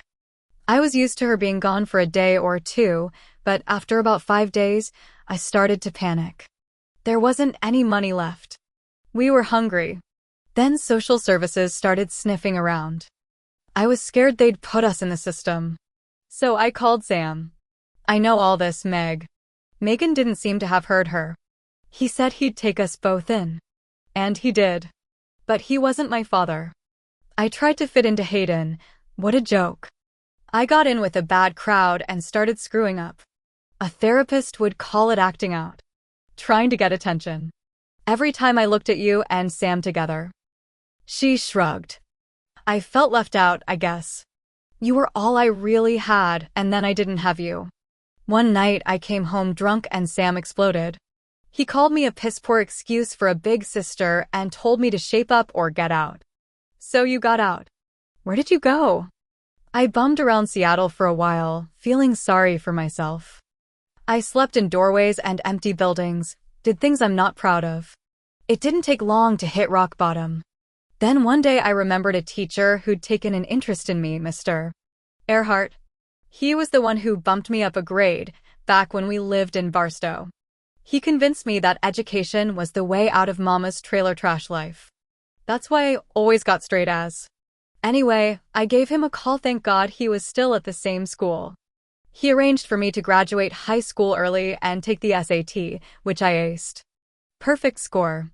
The UW offered me a full scholarship. You know the rest. My genius sister, Claire said. For once, there was pride in her voice instead of bitterness. I told myself it was the best thing for you, that you didn't need your big sister anymore. But I knew how much I'd hurt you. It was easier to keep my distance, I guess. I believed you'd never forgive me. So I didn't give you the chance. Meg finally looked at her. She offered a small smile. I'll have to tell my shrink I finally got my money's worth. It cost me about $10,000 to be able to tell you that. The only thing you did wrong was stay away, Claire said gently. I'm here now. I know.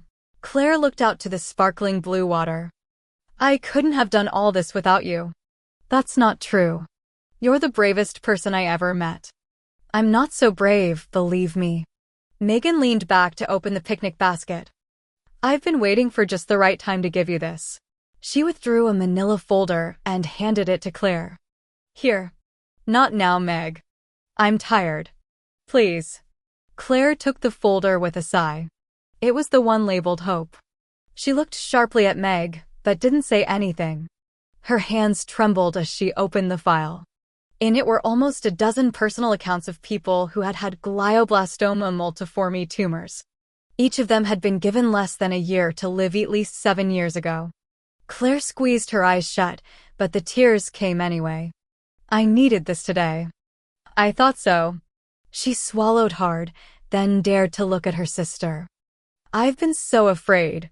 It felt good, finally admitting it. Me, too, Meg answered quietly. Then she leaned forward and took Claire in her arms. For the first time since childhood, Claire was held by her big sister. Megan stroked her hair, the way she'd done when Claire was young. A handful of hair fell out at Megan's touch, floated between them. Claire drew back, saw the pile of her pretty blonde hair in Megan's hand. Strands drifted down to the water, where they looked like nothing at all. She stared down at the hair floating away on the current. I didn't want to tell you it's been falling out. Every morning I wake up on a hairy pillow. Maybe we should go home, Meg said finally. I am tired. Megan helped Claire to her feet. Slowly they made their way back to the car. Claire's steps were shuffling and uncertain now, and she leaned heavily on Meg's arm. All the way home, Claire stared out the window. Back in the condo, Megan helped Claire change into her flannel pajamas and climb into bed. It's just hair, Claire said as she leaned back against a pile of pillows. Megan set the Hope file on the nightstand. It'll grow back. Yeah. Claire sighed and closed her eyes. Megan backed out of the room. At the doorway, she stopped. Her sister lay there, barely breathing it seemed, with her eyes closed. Strands of hair decorated her pillow. Very slowly, still not opening her eyes, Claire brought her hands up and started touching her wedding ring. Tears leaked down the sides of her face, leaving tiny gray splotches on the pillow. And Megan knew what she had to do. She closed the door and went to the phone. All of Claire's emergency numbers were on a notepad beside it, including Bobby's. Megan dialed Bobby's number and waited impatiently for him to answer. In the past 24 hours, Claire had lost almost half of her hair. The bare skin that showed through was an angry, scaly red. This morning, as she got ready for her appointment, she spent nearly 30 minutes wrapping a silk scarf around her head. Quit fussing with it, Megan said when they arrived at the nuclear medicine waiting room. You look fine. I look like a gypsy fortune teller. And I don't know why you made me wear makeup. My skin is so red I look like Martha Phillips. Who is that? In the 8th grade. She fell asleep under a sun lamp. We called her Tomato Face for 2 weeks. Kids are so kind. Claire left for her treatment and was back in the waiting room 30 minutes later. She didn't bother putting the scarf back on. Her scalp was tender. "Let's go out for coffee," she said when Megan stood up to greet her. "Coffee makes you puke." "What doesn't?" "Let's go anyway. I have to go into the office today. I've got a deposition scheduled." "Oh!" Claire followed Megan down the hospital corridor, trying to keep up. Lately, she was so tired it was hard not to shuffle like an old woman. She practically fell asleep in the car. At the condo door, Megan paused, key in hand, and looked at her. "I'm trying to do what's right for you. What's best. I know that. Sometimes I screw up. I tend to think I know everything." Claire smiled. "Are you waiting for an argument? I just want you to remember that. I'm trying to do the right thing." "Okay, Meg. I'll remember. Now go to work. I don't want to misjudge Judy. She reminds me of you." "Smartass." Meg looked at her a moment longer, then opened the condo door. "Bye. This is the longest farewell in history." "Bye, Meg. Go to work." Megan nodded and walked away. When Claire heard the ping of the elevator, she went into the condo, closing the door behind her. Inside, the stereo was on. Dwight Yoakam's "Pocket of a Clown" pumped through the speakers. Claire turned the corner and there he was. "Bobby." Her hand flew to her bald spot. She ran to the bathroom, flipped open the toilet lid, and threw up. He was behind her, holding what was left of her hair back, telling her it was okay. "I'm here now, Claire. I'm here." She closed her eyes, holding back tears of humiliation one breath at a time. He rubbed her back. Finally, she went to the sink and brushed her teeth. When she turned to face him, she was trying to smile. "Welcome to my nightmare." He came toward her, and the love in his eyes made her want to weep. "Our nightmare, Claire." She didn't know what to say.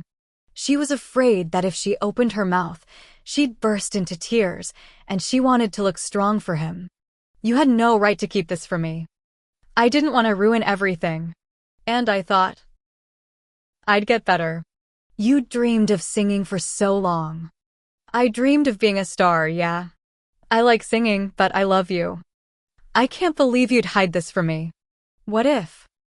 Claire caught her lip between her teeth. "I'm sorry. You didn't trust me. Do you know how that feels?" His voice was tight, not his voice at all. "I was just trying to love you. I wonder if you even know what love is. I'm in the hospital every day, honey, battling for my life, but don't you worry about it, just sing your stupid songs. What kind of man do you think I am?" "I'm sorry, Bobby. She stared at him, shaking her head. He grabbed her, pulled her toward him, and held her so tightly it made her gasp. "I love you, Claire. I love you," he said fiercely. "When are you going to get that through your head?" She wrapped her arms around him, clung to him as if she might fall without him. "I guess my tumor got in the way. But I get it now, Bobby. I get it." Hours later, when Megan returned to the condo, the lights were off. She tiptoed through the darkness. When she reached the living room, a light clicked on. Claire and Bobby lay together on the sofa, their bodies entwined. He was snoring gently. "I waited up for you," Claire said. Megan tossed her briefcase on the chair. "I had to call him, Claire." "How did you know what he'd do?" Megan looked down at Bobby. "He was in the recording studio when I called. Actually recording a song. Honestly, I didn't think he'd come." Claire glanced down at her sleeping husband, then up at Meg. A look passed between the sisters, and it was the sad residue of their childhood. "Yeah," she said softly, "neither did I." "He didn't hesitate for a second, Claire. Not a second. He said, and I quote, 'Fuck the song. I'll be there tomorrow.' This is the second time you've called a man to come save me. You're lucky to be so loved." Claire's gaze was steady. "Yeah," she said, smiling at her sister. "I am." Chapter 27. Joe was sitting on the sofa, staring at the small black and white television screen. He was so caught up in the show, it was a moment before he noticed the footsteps outside. He tensed, sat up. A key rattled in the lock, then the door swung open. Gina stood in the opening, her fists on her hips. "Hey, big brother. Nice way you have of calling people." He sighed. "Smitty gave you a key. We were worried about you." "I've been busy." She looked at the stack of beer cans and pizza boxes and smiled grimly. "Come on. You're coming home with me. I have a roast in the oven and I rented Ruthless People. We're going to drink wine and laugh." Her voice softened. I could use a laugh. Something about the way she said it shamed him. He'd forgotten about her troubles. He'd been too busy swimming in the pool of his own. "Are you okay?" "Come on," she said, avoiding the question. "Smitty told me to drag your sorry ass out of here's words. I intend to do just that." He knew there was no point in fighting with her. She had that look on her face and, truthfully, he didn't want to. He was tired of being alone. "Okay." He followed her out to her car. Within minutes, they were in her bright, airy kitchen. She handed him a glass of Merlot. While she basted the roast and turned the potatoes, Joe wandered around the great room. In the corner, he found a sewing machine set up. A pile of bold, beautiful fabric lay heaped beside it. He picked up the garment she'd made, ready to compliment her, when he saw what it was. There was no mistaking the slit back. "It's a hospital gown," Gina said, coming up behind him. "I should have put that stuff away. I forgot. I'm sorry." He remembered the day Gina had come to his house, bearing pretty designer hospital gowns just like this one. "You shouldn't have to look like everyone else," she'd said to Diana, who'd wept at the gift. Those gowns had meant so much to Diana. It didn't seem like a big deal, just a change of fabric, but it had brought back her smile. "Who are they for?" "Claire. She's undergoing radiation right now." "Claire," he said her name softly, feeling sick. Life was so damn unfair sometimes. She just got married. "I didn't tell you because, well, I knew it would bring up memories." "Where's she getting the radiation?" "Swedish. That's the best place for her." "Good. Radiation." He remembered all of his sunburn-looking skin, the puffiness, the way Diana's hair started to fall out. In strands at first, then in handfuls. He and Gina had spent their fair share of time in the cancer end zone. He couldn't imagine how Gina could handle it again. Claire flew all around the country seeing the best doctors. "I know she's going to get better. It won't be like, you know, like Diana," he said into the uncomfortable silence. Gina came up behind him, touched his shoulder. "I tried to protect you from this. I'm sorry." He stared out the window at the backyard designed for children. Once, he and Diana had dreamed of bringing their babies here to play. "Maybe you'd like to go see Claire." "No," he said so quickly he knew Gina understood. "My time in hospitals is done."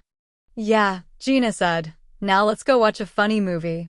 He slipped an arm around his sister and pulled her in close. "I could use a laugh."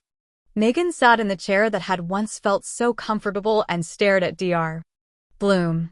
"It was all bullshit," she said bitterly. "All my appointments with you. They were just a way for a self-obsessed woman to vent about the mistakes she'd made in her life.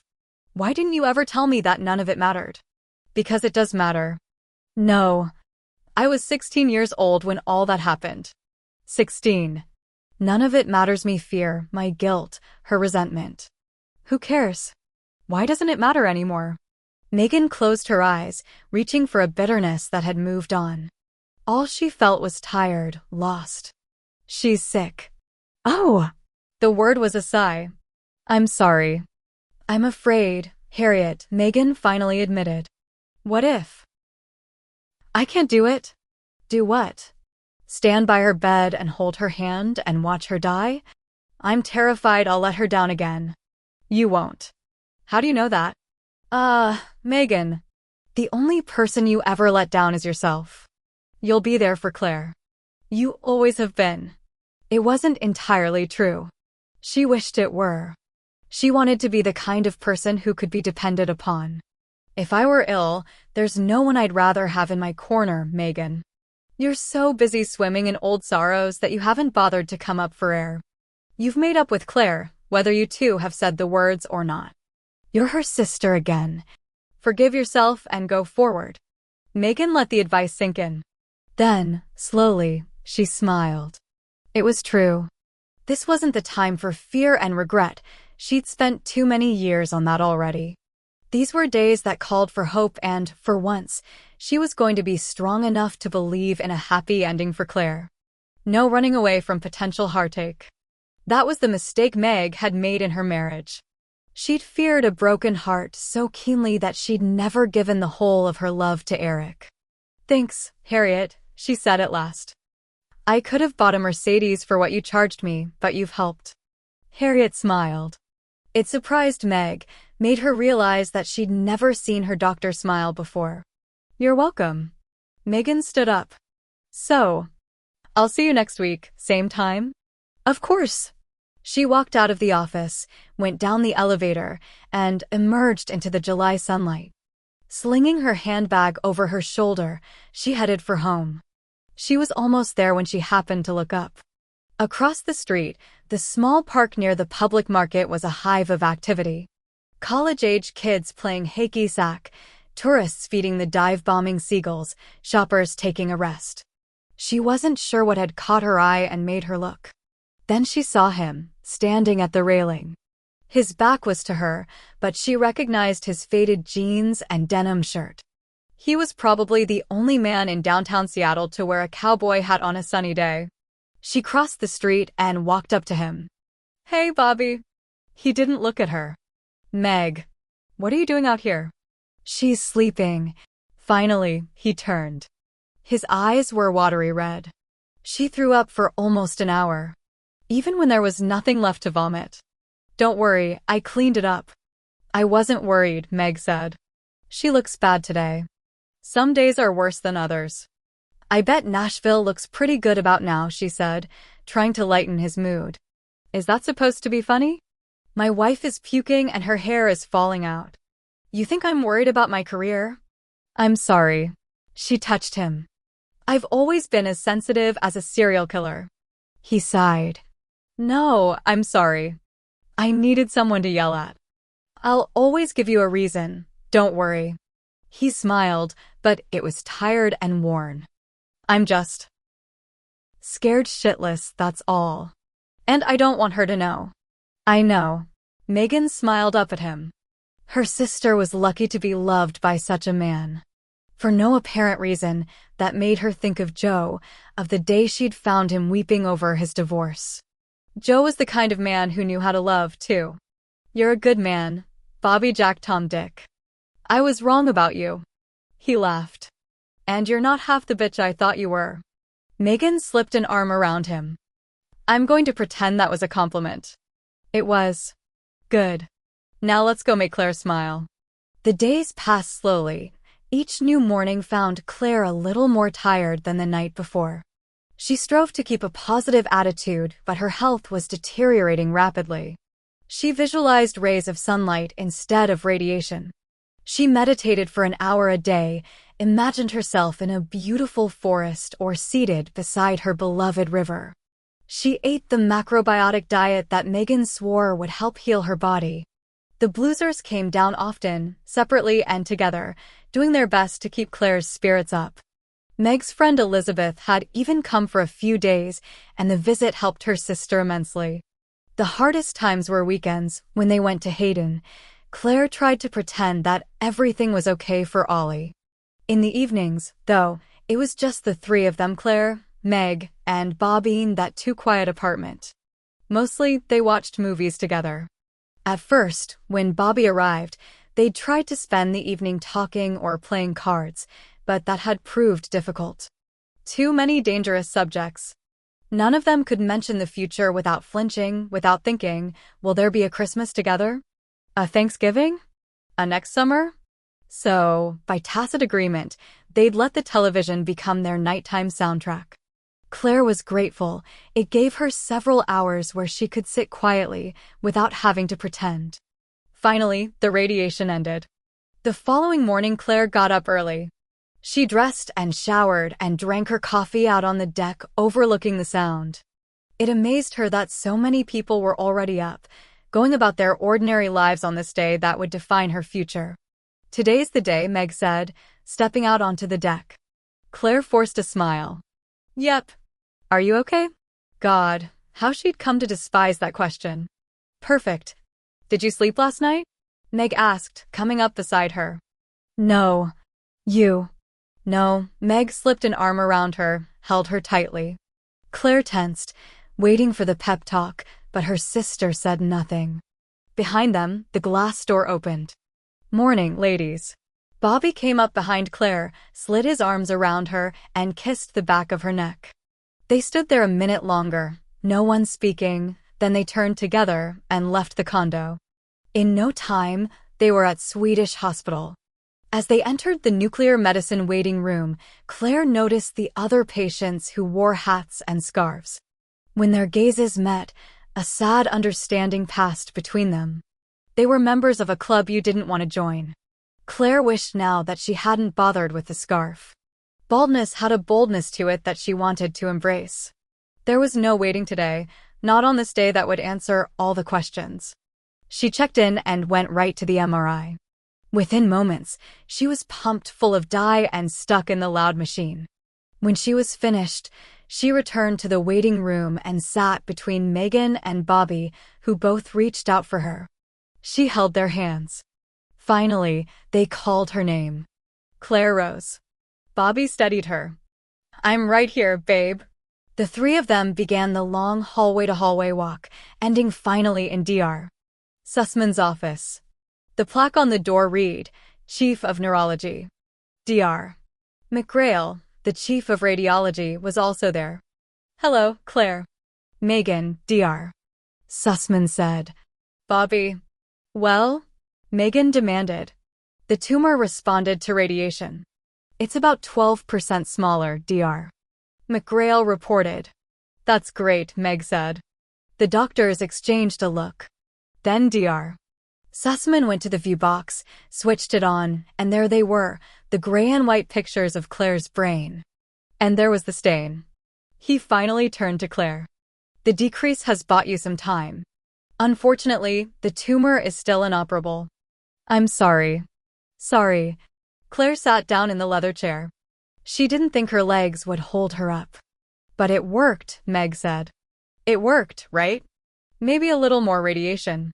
Or a round of chemo. I read that some are crossing the blood-brain barrier now." "Enough," Claire said. She'd meant to say it softly, but her voice was loud. She looked at the neurologist. "How long do I have?" Dr. Sussman's voice was gentle. "The survival rates aren't good, I'm afraid, for a tumor of this size and placement. Some patients live as long as a year. Perhaps a bit longer. And the rest? 6 to 9 months. Claire stared down at her brand-new wedding ring, the one Grandma Myrtle had worn for 6 decades. Megan went to Claire then, dropped to her knees in front of her. "We won't believe it. The files." "Don't," she said softly, shaking her head, thinking about Ollie.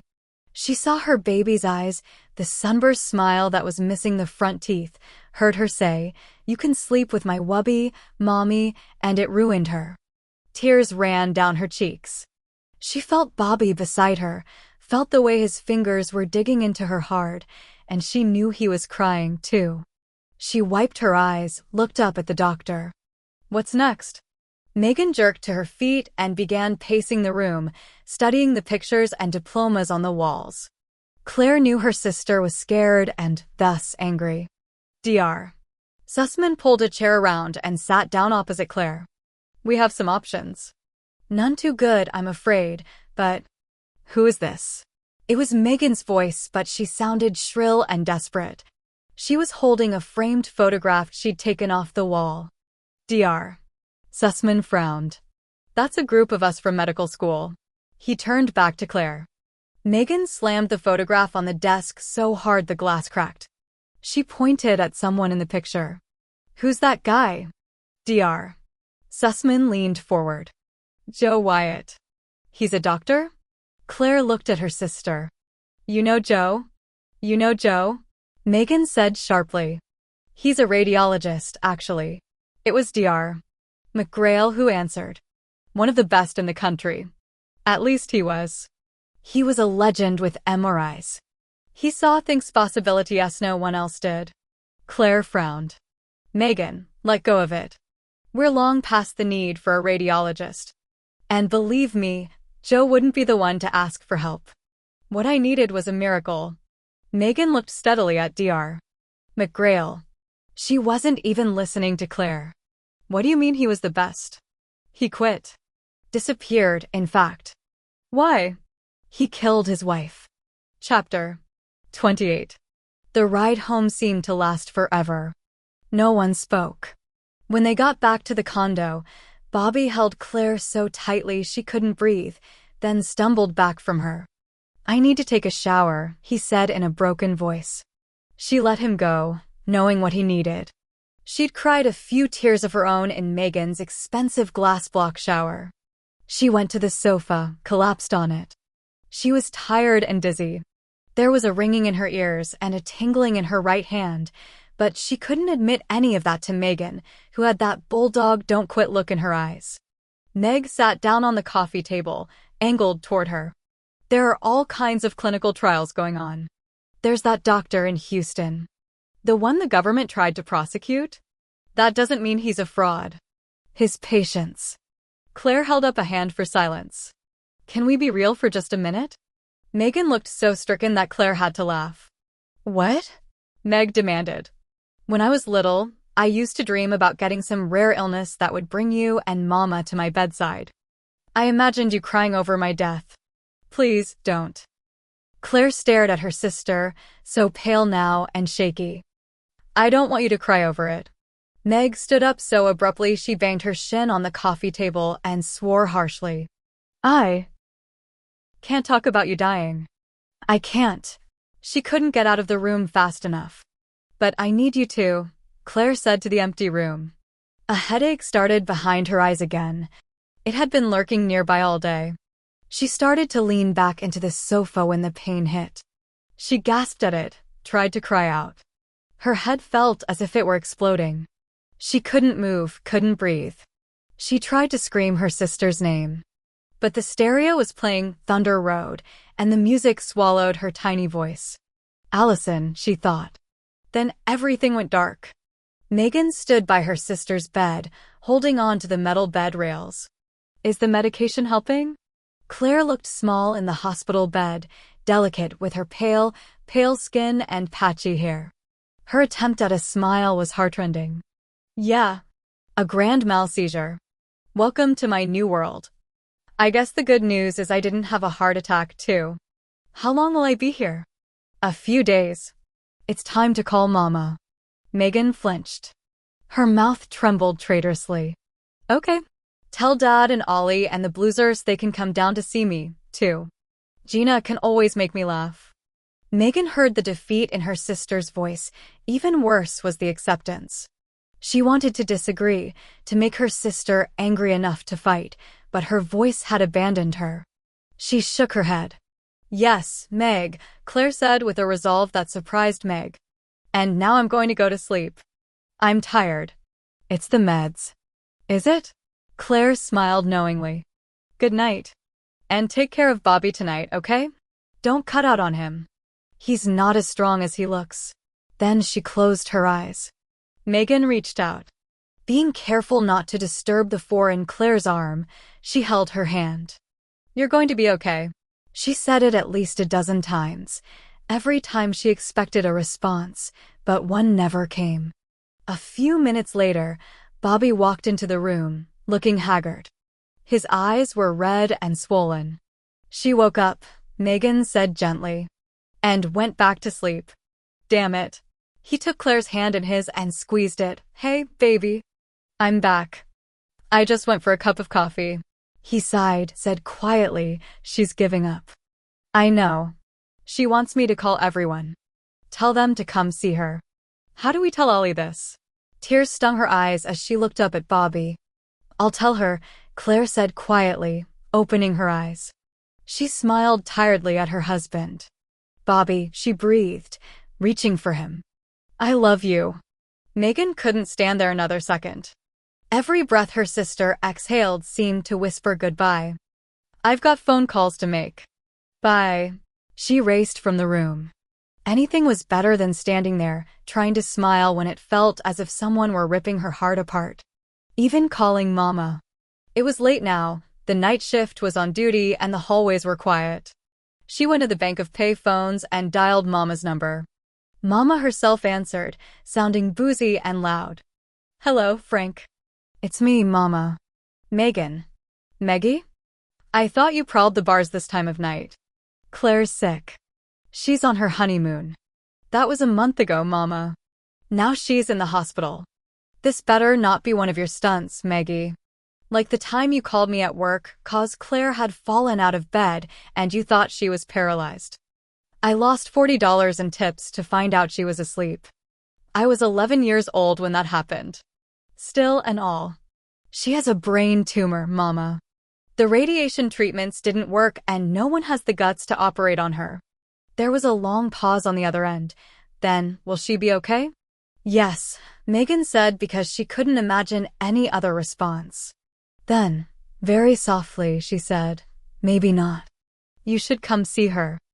I've got a Starbase 4 event tomorrow at 2, and be here tomorrow or I call People magazine and tell them you didn't visit your daughter who has a brain tumor." It was a long moment before Mama said, "I'm no good with this sort of thing." "None of us are, Mama." Megan hung up without saying goodbye, then punched in the 800 number on her calling card and dialed Sam. The phone rang once and she lost her nerve. She couldn't tell Sam this over the phone. She slammed the receiver onto the hook and went back to her sister's room. Bobby stood by the bed, singing softly to Claire, who snored gently. It brought Megan up short. Bobby looked up at her. Tears glistened on his cheeks. "She hasn't opened her eyes again. She will. Keep singing. I'm sure she loves it." "Yeah." His voice cracked. Meg had never seen a man in so much pain. She knew the look in Bobby's eyes matched her own. "I'm going to go tell Sam in person. I can't give him this news over the phone. If Claire wakes up," she caught herself. "When Claire wakes up, tell her I love her and I'll be back soon. Do you have your keys to my place? I'll sleep here tonight." "Okay." Megan wanted to say something else, but didn't know what. So she left the room. She practically ran for her car. Once inside, she hit the gas and headed north. 90 minutes later, she reached Hayden. She slowed down through town, stopped at the light. And there it was, the silver Quonset hut. Joe Wyatt. He's a radiologist. Probably one of the best in the country. It came rushing back to her now, the stunning news that had been lost somehow, buried beneath a thick layer of grief. Dr. Joseph Wyatt. Of course. No wonder he'd looked familiar. His trial had been front-page news. She and her colleagues had speculated about his fate over many a beer. She'd been firmly in his camp, certain he'd be acquitted. It had never occurred to her to wonder what had become of him after the trial. Now she knew. He'd run away, hidden out. But he was still one of the best radiologists in the country. He saw things possibilities no one else did. Yet when she'd come to him, sobbing about her sick sister, he'd done nothing. Nothing. And he knew Claire. Son of a bitch. She glanced sideways. The envelope from the hospital was on the passenger seat. She turned the wheel hard and slammed on the brakes, parking along the curb. Then she grabbed the envelope and marched toward the cabin. She pounded on the door, screaming, until she heard footsteps coming from inside. When he opened the door, saw her, and said, "What?" she shoved him in the chest so hard he stumbled backward. "Hey, Joe. Invite me in." She kicked the door shut behind her. "It's practically midnight." "So it is, Dr. Wyatt." He sank onto the sofa and looked up at her. "You held me. You let me cry in your arms." Her voice trembled. The ache in her heart only made her madder. "And you offered a referral. What kind of man are you?" "The kind who knows his hero days are behind him. If you know who I am, you know what I did. You killed your wife." At his flinch, she went on. "If I'd known your last name, I would have remembered. Your trial was a big deal in Seattle. The prosecution of the doctor who euthanized his dying wife. Euthanasia is a prettier word than manslaughter. Some of the steam went out of her at the soft sadness in his voice. She'd learned about that kind of sorrow in the past month. Look, Joe. In an ordinary world, I'd talk to you about what you did. I might even take you in my arms and tell you that I understand, that anyone with a drop of compassion in their soul would have done the same thing. That's what your acquittal meant. I might even ask you about the road you've been on, the journey that led one of the country's best radiologists to this place. But it's not an ordinary world for me right now. My sister is dying. She tripped over the word, felt the sting of tears. She tossed the oversized manila envelope on the coffee table in front of him. These are her MRI films. Maybe you can help her. I let my license lapse. I can't practice medicine anymore. I'm sorry. Sorry? Sorry? You have the power to save people's lives and you hide out in this dump of a cabin drinking cheap scotch and feeling sorry for yourself? You selfish son of a bitch. She stared down at him, wanting to hate him, hurt him, but she couldn't imagine how to do either one. I cared about you.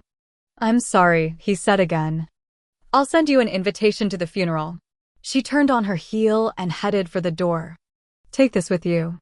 She stopped, gave him one last withering look. No, Joe. You'll have to touch them. Throw them in the trash yourself. Try looking in the mirror after that. Then she left. She made it all the way to her car before she started to cry. Outside the trailer, Meg sat in her car, trying to compose herself. Every time she opened her compact to fix her makeup, she looked at her watery eyes, and it made her cry all over again. She wasn't sure how long she'd sat there, but at some point it started to rain. Drops thumped on the convertible's soft top and tapped on the windshield. Finally, she got out of the car and walked up to the trailer. Sam opened the door before she even knocked. He stood there, frowning, his eyes already watery. I wondered how long you were going to sit out there. I thought you didn't know I was here. He tried to smile. You always did think you were smarter than me. Not just you, Sam. I think I'm smarter than everyone. She wanted to smile but couldn't. How bad is it? Bad. When she said it, the tears came back. She wiped them away. Come here, Sam said gently, opening his arms. Meg hesitated. Come on. She surged forward, let him hold her. She couldn't seem to stop crying. Then he was crying too. When they finally drew back, they stared at each other. Meg had no idea what to say. Suddenly there were footsteps in the hallway. Ollie came running out, dressed in pink-footed pajamas, carrying her groovy girl. She looked up at Meg. Do we get to go see Mommy now? Is she all better? Meg knelt down and pulled her niece into her arms, holding her tightly. Yeah, she said in a throaty voice. You get to see Mommy tomorrow. Megan tossed and turned all night, finally falling into a troubled sleep around dawn. When she woke up again, bleary-eyed and exhausted, she was surprised to see that it was 9:30. A quick check of the condo told her that Sam and Ollie had already gone to the hospital. Bobby hadn't come home last night. She forced herself out of bed and stumbled into the shower. By the time she got to the hospital and parked, it was 10 o'clock. The waiting room was already full. Gina sat in a chair by the windows, knitting a delicate pink blanket. Beside her, Karen and Charlotte were playing cribbage. Bobby stood at the window, staring out. At Megan's entrance, he looked up. She could tell by his eyes that Claire had had a bad night. Ollie sat at his feet, coloring. Aunt Meg, the little girl, cried out, scampering to her feet. Megan scooped her niece into her arms and hugged her. Grandpa's in with Mommy. Can I go now? Can I? Meg looked at Bobby, who sighed and shrugged, as if to say, I can't take her. Sure, Meg said. Slowly, dreading every step, she carried Ollie down the long hallway. At the closed door, she paused, pulled up a bright smile, and went inside. Sam stood by Claire's bedside. He was crying and holding her hand. Ollie wiggled out of Meg's arms and slid to the floor. She immediately went to her grandfather, who picked her up. What's the matter, Grandpa? Do you have something in your eye? One time Sammy Chan got poked in the eye and then Elliot Zane called him a crybaby. Megan and Claire exchanged a look. "Leave my baby with me," Claire said, opening her arms. Ollie didn't notice the way her mother winced at every movement, every touch. Sam wiped his eyes and managed a smile. "I better go call that plumber. The pool filter sounds bad." Ollie nodded. "Like shit." Claire smiled.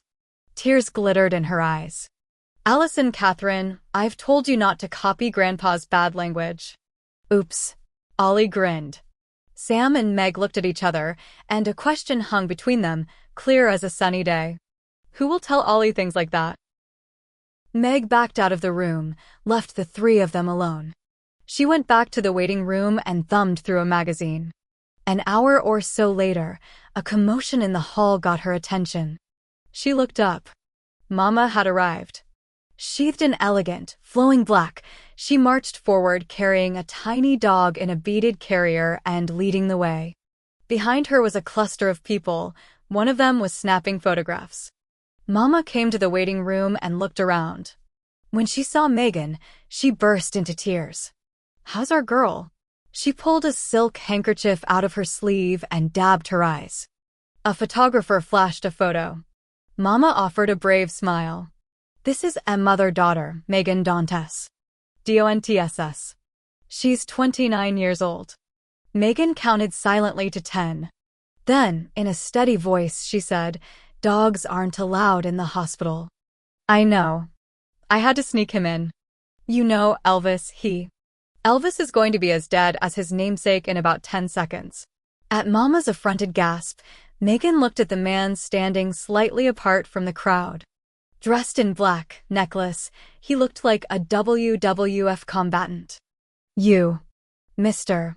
Bodyguard, take the dog to the car." "The hotel," Mama said with a dramatic, suffering sigh. "The suite has plenty of room." "Yes, ma'am." Necklace took the dog carrier and walked away. That left just Mama, the photographer, and a thin, mouse-faced man with a tape recorder. The reporter. "Excuse me," Megan said to the men as she grabbed Mama's arm and pulled her into a quiet corner. "What did you do, hire a publicist?" Mama drew herself up to her full height and sniffed. "I was talking to her on the other line when you called." "What was I supposed to tell her?"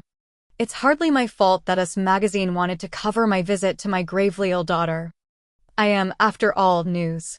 Celebrity can be such a burden." Megan frowned. She should have been mad as hell right now, ready to deep-fry Mama in some down-home chicken grease.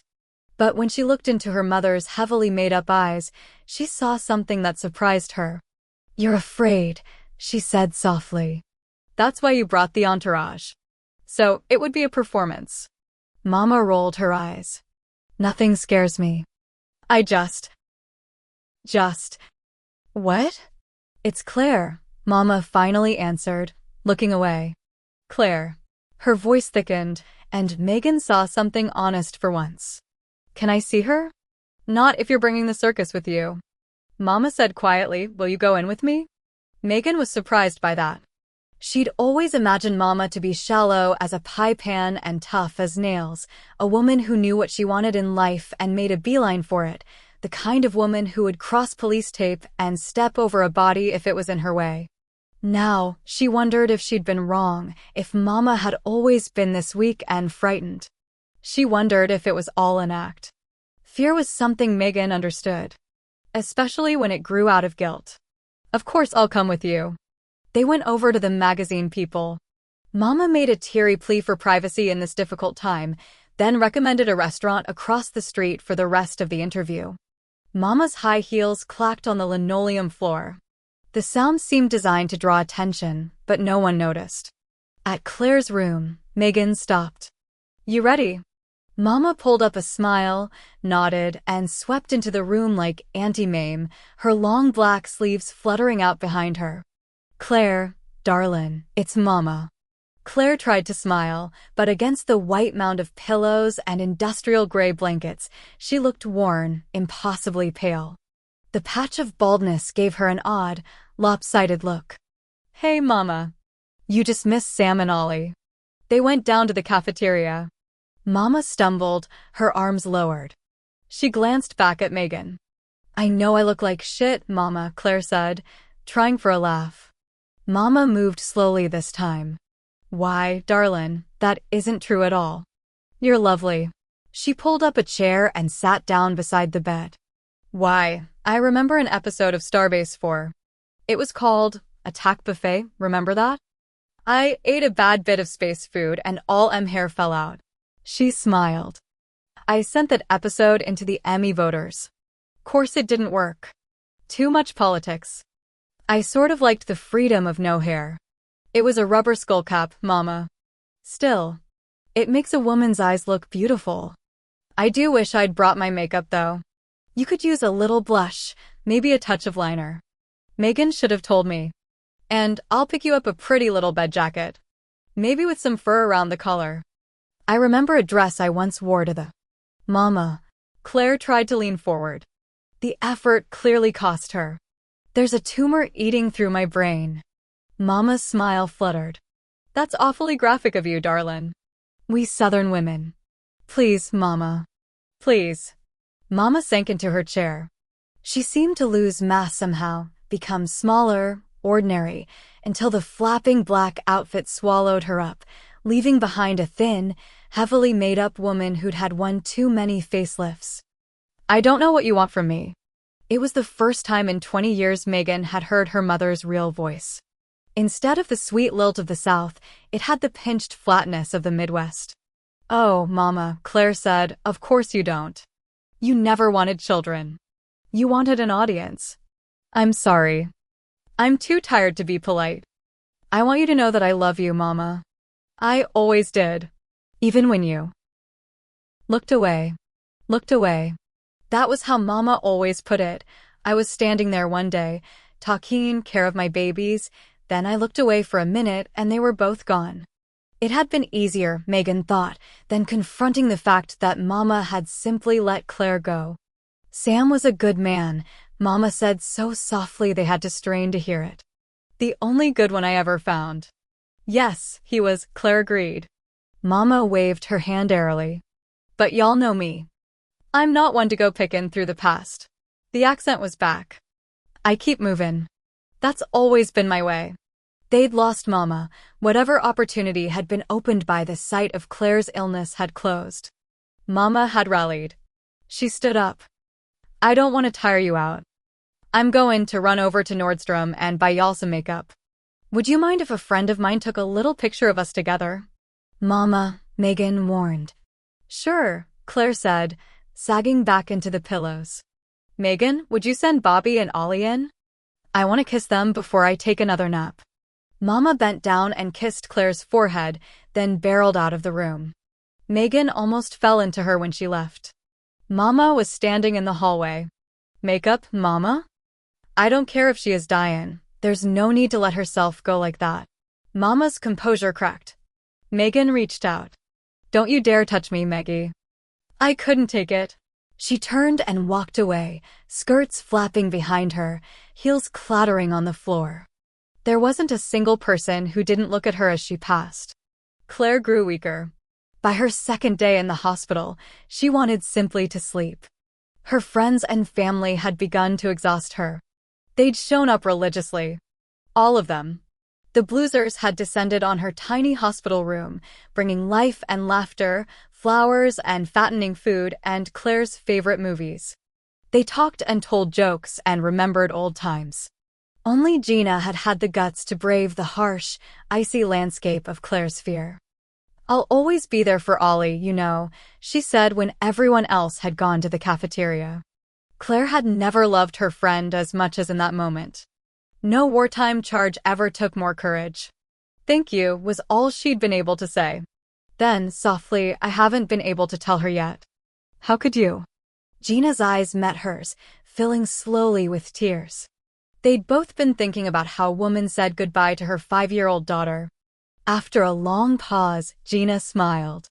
So, what are we going to do about your hair? I thought I'd cut it off. Maybe dye what's left of it platinum. Very chic. We'll all look like old housewives next to you. That's my dream now, Claire said, unable to help herself. Becoming an old housewife. Ultimately, as much as she loved to see her friends, she was glad when they went home. Late that night, in the quiet darkness, she gave into the meds and fell asleep. She woke with a start. Her heart was pounding too fast, skipping beats. She couldn't seem to breathe, couldn't sit up. Something was wrong. Claire, are you okay? It was Bobby. He was sitting beside her bed. He'd obviously been sleeping. Rubbing his eyes, he stood up, came to her bedside. For a second, she thought it was a hallucination, that the Pac-Man tumor had eaten through the good parts of her brain and left her crazy. Then he moved closer to the bed, and she heard the jingle of the keys. Bobby, she whispered, trying in vain to lift her heavy, heavy arms. I'm right here, baby. It took effort, a painful amount, but she reached up and touched his wet cheek. I love you, Robert Jackson Austin. More than anything in the world except my alligator. Come, she said. Get into bed with me. He looked at all the machines, the IVs, the tubes and cords. Oh, baby. He leaned down and kissed her instead. The sweet pressure of his lips felt so good. She closed her eyes, feeling herself sinking into the pillows. Ollie, she whispered. I need my baby. Pain exploded behind her right eye. Beside her bed, an alarm went off. There is no pain. No ache. She feels for the dry, itchy patch of skin on her head and feels long, beautiful hair instead. She sits up. The tubes that connect her to the machines are gone. She wants to shout out that she is better, but there are people in her room. Too many of them, all dressed in white. They're crowding her, talking all at once so she can't understand. She realizes suddenly that she is watching herself from above in the air somewhere, watching the doctors work on her body. They've ripped open her gown and are ramming something on her chest. Clear, one yells. There is such relief in being here above them where there is no pain. Clear. Then she thinks of her daughter, her precious baby girl whom she didn't hold one last time. Her baby, who will have to be told that mommy has gone away. The doctor stepped back. She's gone. Megan ran to the bed, screaming. Don't you do it, Claire. Come back. Come back, damn it. Someone tried to pull her away. She elbowed him hard. I mean it, Claire. You come back. Allison is in the waiting room. You cannot run out on her this way.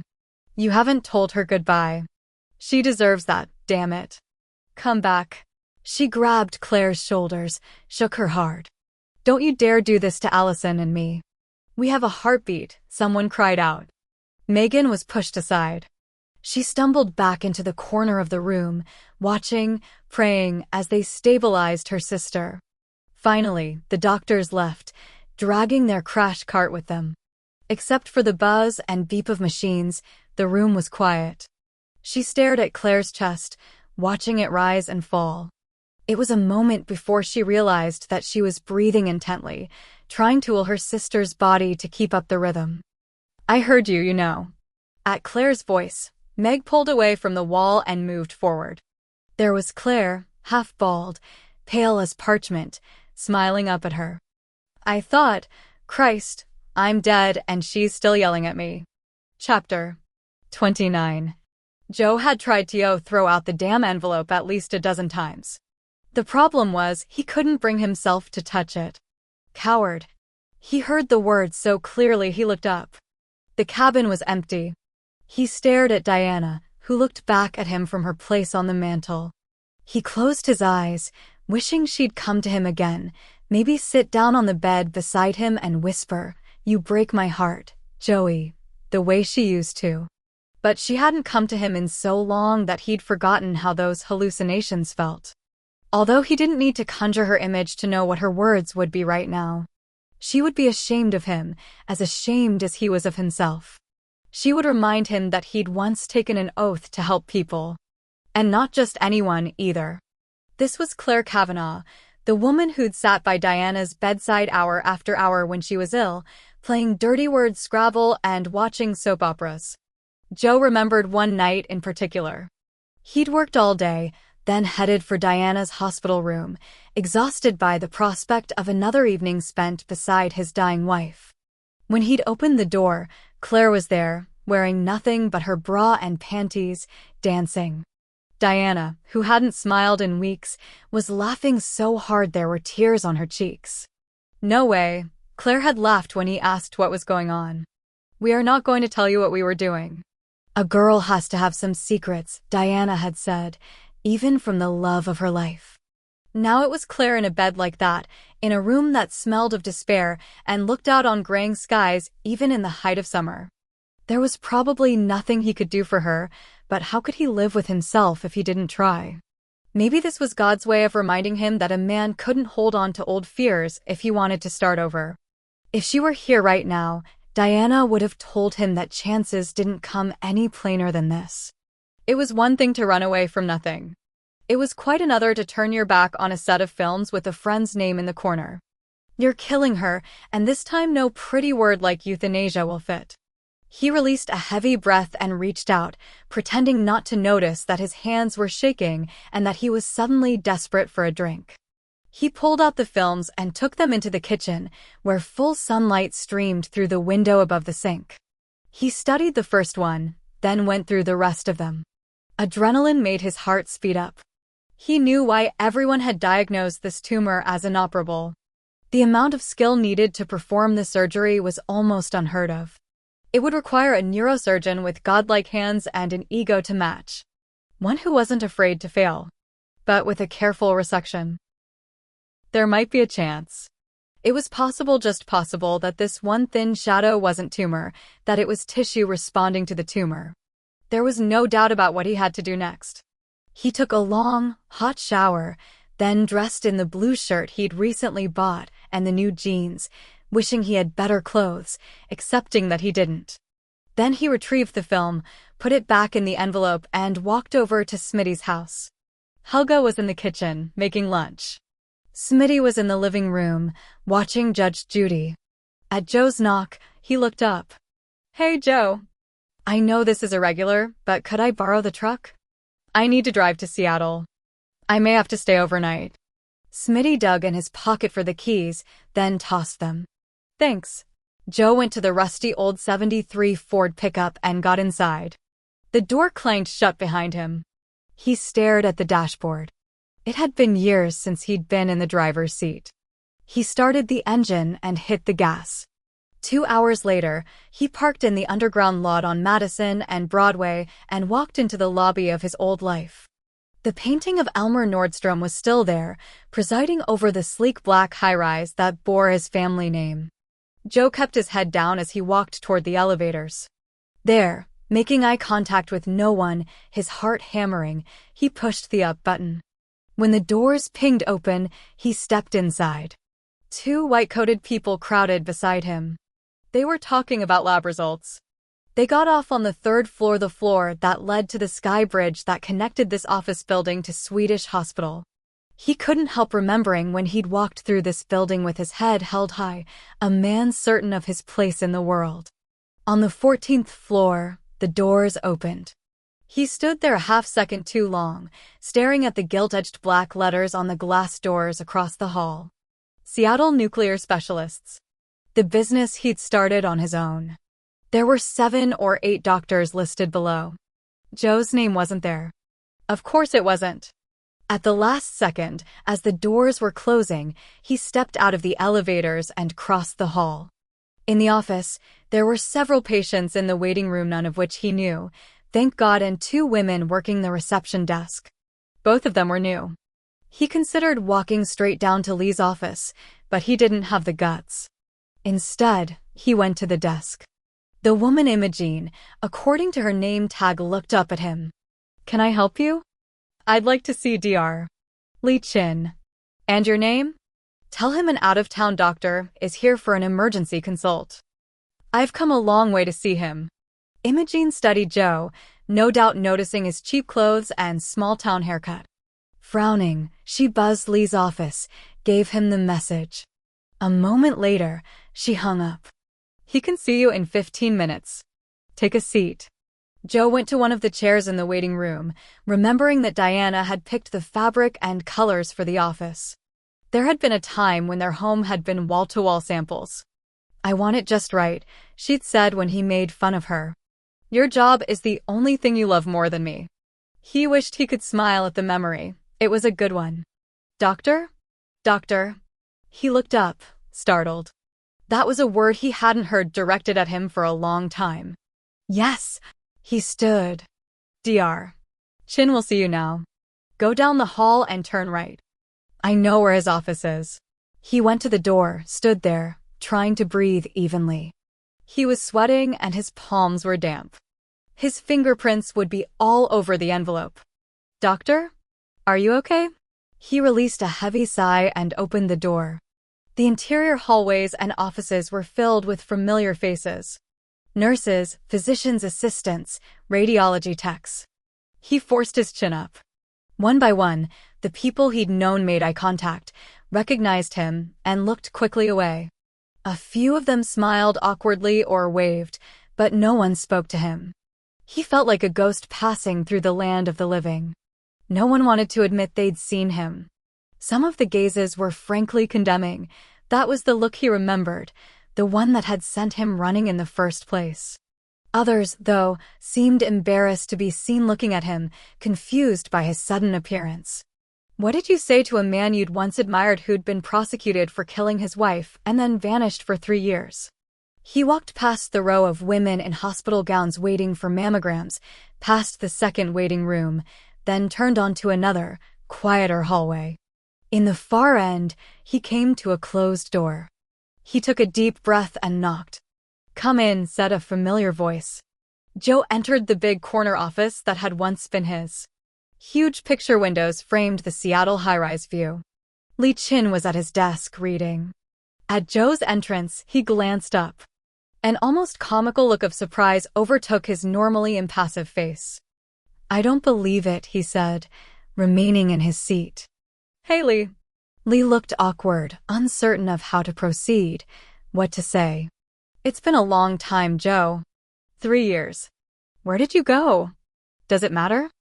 I meant to come by here and tell you I was leaving."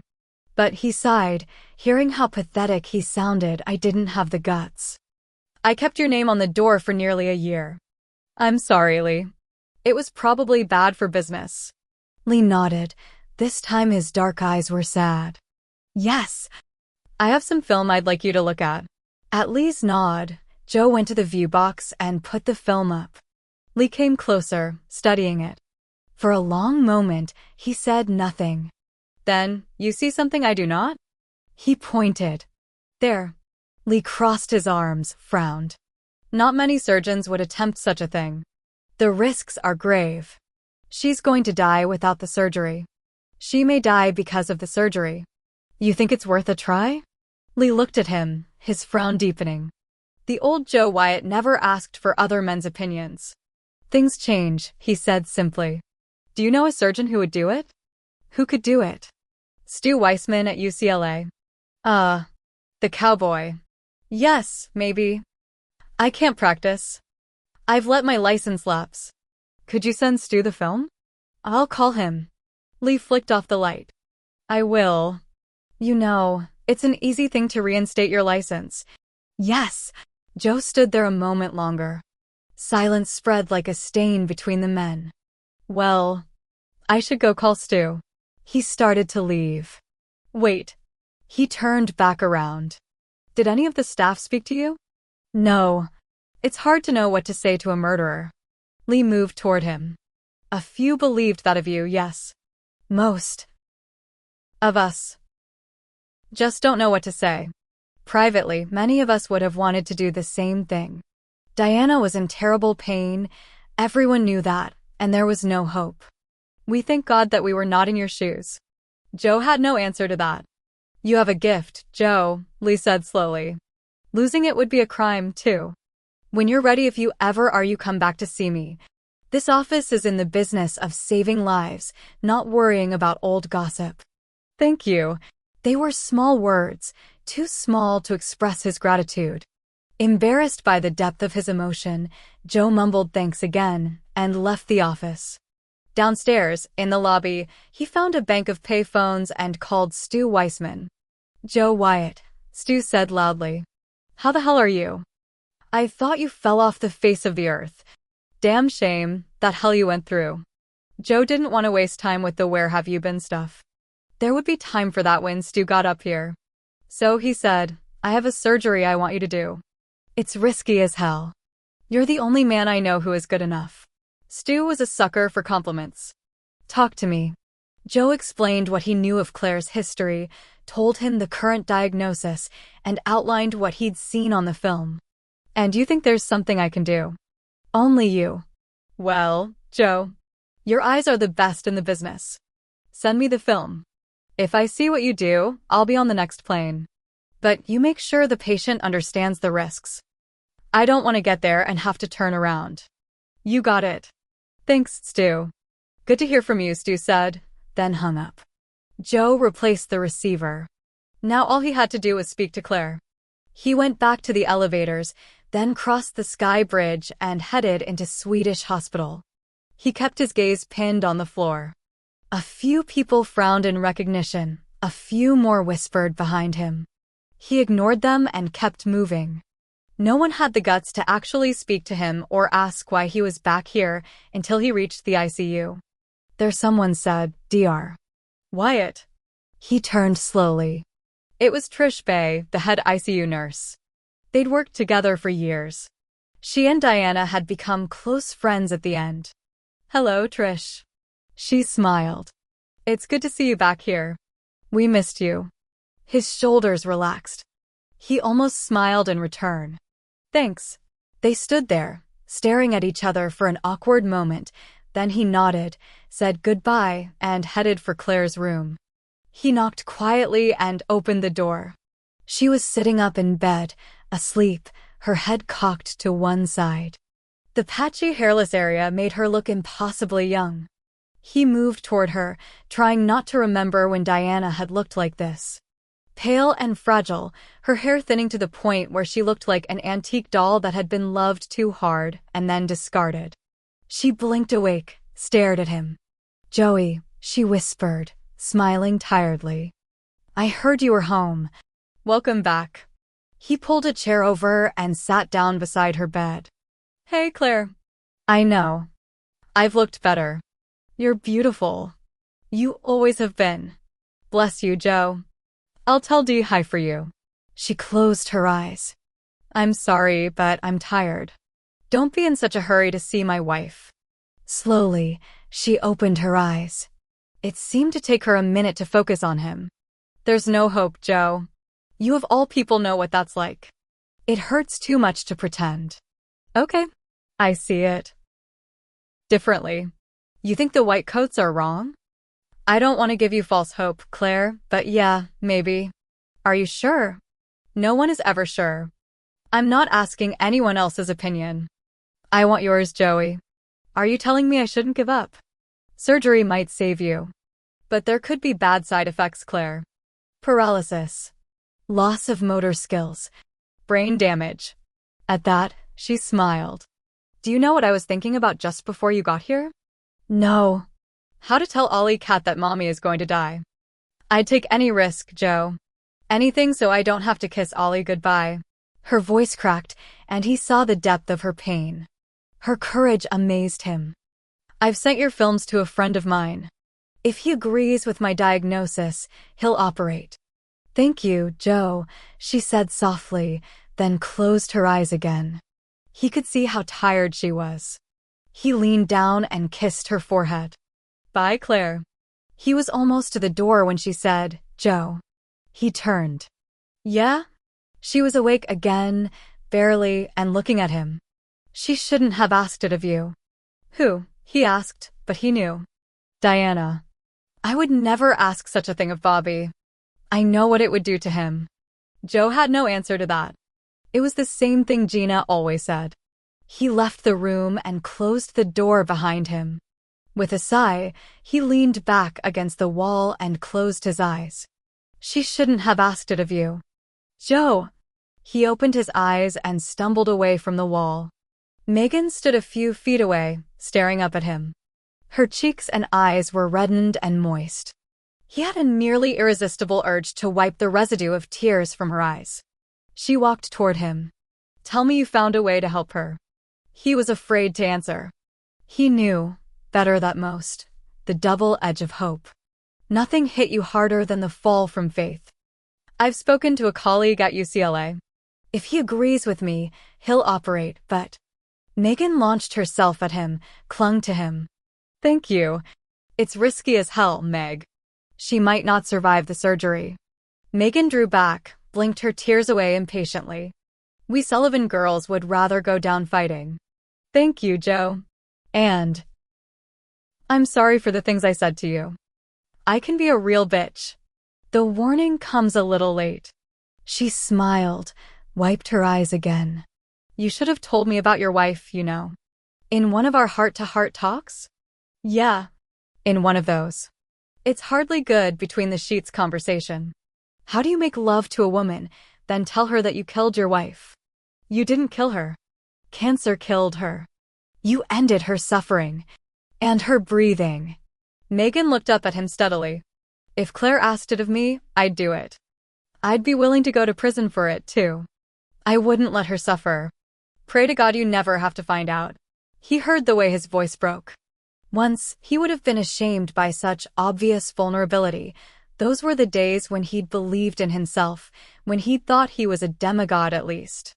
"What do we do now?" she said into the silence that felt suddenly awkward. "For Claire, I mean."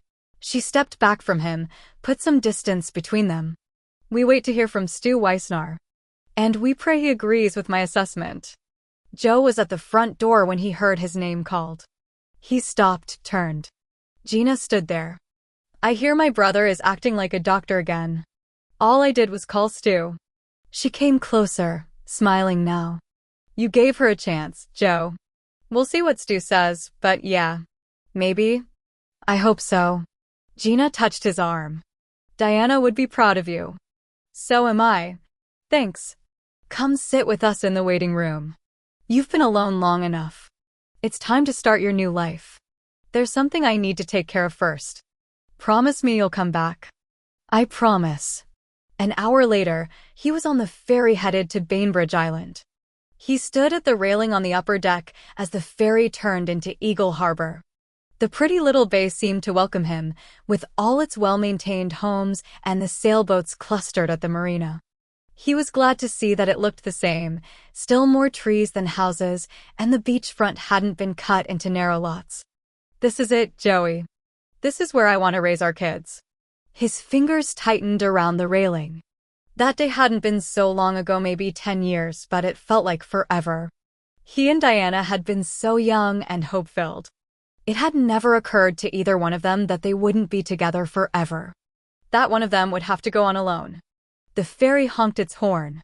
Joe returned to his truck, below deck. When the boat docked, he drove off. Memories came at him from every street corner and sign. "Pick up that armoire for me, won't you, Joey? It's at Bad Blanche's. Let's go to the winery today. I want to smell the grapes. Forget dinner, Joey. Take me to bed or lose me." He turned onto his old road. The trees were huge here. They towered in the air and blocked out the sun. The quiet road lay shadowed and still. There wasn't a house to be seen out here, just mailboxes and driveways that led off to the right. At the last one, he slowed down. Their mailbox was still there. Dr. and Mrs. Joe Wyatt. It had been one of Diana's first purchases after they'd closed on the house. He drove down his long, tree-lined driveway. The house's house sat in a patch of grassy sunlight beside a wide gravel beach. It was a pretty little Cape Cod-style home with cedar shingles and glossy white trim. The wisteria had gone wild, he noticed, growing thick and green along the porch railings, around the posts, and up some of the exterior walls. He was moving slowly now, breathing hard, as he left the safety of his car and walked toward the house. The first thing he noticed was the smell. The salty tang of sea air mixed with the sweetness of blooming roses. He found the key in his wallet, the one he'd kept especially for this day. In truth, There had been weeks, months even, when he'd never believed he'd find the guts to reach for it again. The key fit the lock, clicked. Joe opened the door. "Honey, I'm home," and went inside. The place looked exactly as he'd left it. He still remembered the day he'd come home from court supposedly an innocent man. No, a not guilty one, and packed a suitcase. The only phone call he'd made had been to Gina. "I'm sorry," he'd said, too tired to be eloquent. "I need to go." "I'll take care of the place," she'd answered, crying. "You'll be back." "I don't know," he'd said. "How can I?" And yet, here he was. True to her word, Gina had taken care of the place. She'd paid the taxes and the bills from the money he'd left in a special account. No dust collected on the furniture or windowsills, no spider webs hung from the high-pitched ceilings. He walked from room to room, touching things, remembering. Every stick of furniture reminded him of a time and place. "This chair is perfect, Joey, don't you think? You can sit in it to watch TV." Every knickknack had a story. Like a blind man, he moved slowly, putting his hands on everything, as if somehow touch elicited the memories more than sight. Finally, he was in the master bedroom. The sight of it was almost too much. He forced himself to go forward. It was all still there. The big antique bed they'd gotten from Mom and Dad as a wedding present, the beautiful quilt that had come to them on Dad's death. The old nightstands that had once been piled with books, romance novels on her side, military histories on his. Even the tiny needlepoint pillow that Diana had made when she first got sick. He sat down on the bed and picked up the pillow, seeing the tiny brown spots that marred the fabric. "I don't think needlework is a good therapy. I'm losing so much blood I'm getting lightheaded." "Hey, Diana," he said, wishing for the days when he'd been able to conjure her image. He stroked the pillow, trying to remember how it had felt to touch her. "I was at the hospital today." It felt good. He knew what she'd say to that. But he didn't really know if he was ready to go back. His life had changed so much, degraded somehow into tiny bits that might not fit together again. He hadn't forgotten the way people looked at him at his old office. They saw him and wondered, is that what a murderer looks like? He stared down at the pillow, stroking it. "You shouldn't have asked it of me, Dee. It ruined me." "Well, maybe I ruined me, too," he admitted quietly. He should have stayed here, in this community he'd cared so much for. His mistake had been in running away. It was time to quit hiding and running. Time to stand up to the people who judged him poorly and say, "No more." Time to take his life back. Slowly, he got up and went to the closet, opening the louvered doors. Diana's clothes filled 2/3 of the space. 3 years ago, he'd tried to box them up and give them away. He'd folded one pink cashmere sweater and been done for. He reached out for a beige Angora turtleneck that had been her favorite. He eased it off of the white plastic hanger and brought it to his face. The barest remnant of her scent lingered. Tears stung his eyes. "Goodbye, Diana," he whispered. Then he went in search of a box. Chapter 30. The next morning Stu Weissman called Claire. He spoke in clipped, rushed sentences. She was so groggy and disoriented, it took her several seconds to understand him. "Wait a minute," she finally said, sitting up. "Are you saying you'll do the surgery?" "Yes, but this thing will be a bear cat. Could be a bad outlook all the way around. You could end up paralyzed or brain damaged or worse." "Worse sooner, you mean?" He laughed at that. "Yes, I'll take the chance." "Then I will, too. I'll be there tonight. I've scheduled the surgery for 8 a.m. tomorrow." His voice softened. "I don't mean to be negative, Claire. But you should put your affairs in order today. If you know what I mean." "I know what you mean. Thank you, Dr. Weissman." All that day, Claire said goodbye to her friends. She did it one at a time, feeling that each of them deserved that kind of attention. To Karen, she joked about the gray hairs Willie was sure to cause her in the upcoming years and begged her friend to make this third marriage work. To Charlotte, she said, "Don't give up on babies. They're the mark we leave in this world." If you can't have one of your own, find one to adopt and love her with all you've got. Gina was more difficult. For almost an hour they were together, Claire dozing off every now and then, Gina standing by the bedside, trying not to cry. Take care of my family, Claire said at last, fighting to keep her eyes open. Take care of them yourself, Gina had responded, her voice spiking for humor that it couldn't reach. Then, softly, she said, you know I will. They were awkward, painful partings, full of things unsaid and boundaries upheld. They all pretended Claire would still be here tomorrow night, laughing and screwing up as she always had. She left her friends with that faith, and though she wanted to own it for herself, hope felt like a borrowed sweater that didn't quite fit. She was bone-tired, but most of all, she was afraid. Dr. Weissman had been guarded in his optimism and blunt in his assessment of the risk. A bad outlook all the way around, he'd said. The worst part of her fear was how alone it made her feel. There was no one she could tell. Time and again throughout the long, drawn-out day, she found herself wishing that she'd died already, simply floated from this world unexpectedly. There was no way to be stealthy now, not with all her loved ones in the waiting room, praying for her, and the thought of the goodbyes she still had left was devastating. Bobby and Sam would hold her and cry. She'd have to be ready for that. Meg would get angry and loud. And then there was Ollie. How could Claire possibly get through that? The hospital had a small non-denominational chapel on the second floor. Megan stood outside it, paused in the open doorway. It had been years since she'd gone to a church in search of comfort. Decades, in fact. Slowly, she went inside, let the door ease shut behind her. Her footsteps were hushed, and, even on the mustard-colored carpet, she slid into the middle pew and knelt on the floor. There was no cushion for her knees, but she knelt anyway. It seemed right to be on her knees when she asked for a miracle. She clasped her hands together and bowed her head. I'm Megan Dantes, she said by way of introduction. I'm sure you've forgotten me. I haven't talked to you since. Oh! The 9th grade, I think. That's when I prayed for enough money to get Claire ballet lessons. Then Mama got fired again and we moved on. I stopped believing you could help.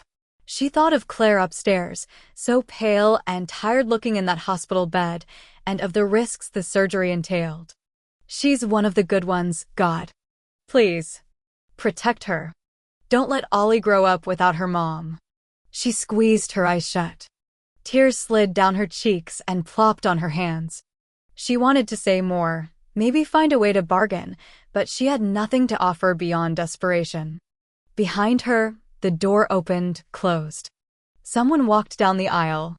Megan wiped her eyes and eased back onto the pew. Meg. She looked up, surprised. Sam stood beside her, his big body hunched in defeat, his eyes a watery red. She's saying goodbye to her girlfriends. I know. I can't stand watching each one come out of her room. The minute they close the door, their smiles fade and the crying starts. Megan had run from the same thing. She's lucky to have so many friends. Yeah. Can I join you? She sidled to the right, making room. He sat down beside her. He was close enough that she could feel the heat of his body, but they didn't touch, didn't speak. Finally, Sam said, I was 30 years old when you called me. She frowned. Oh! What did he want her to say?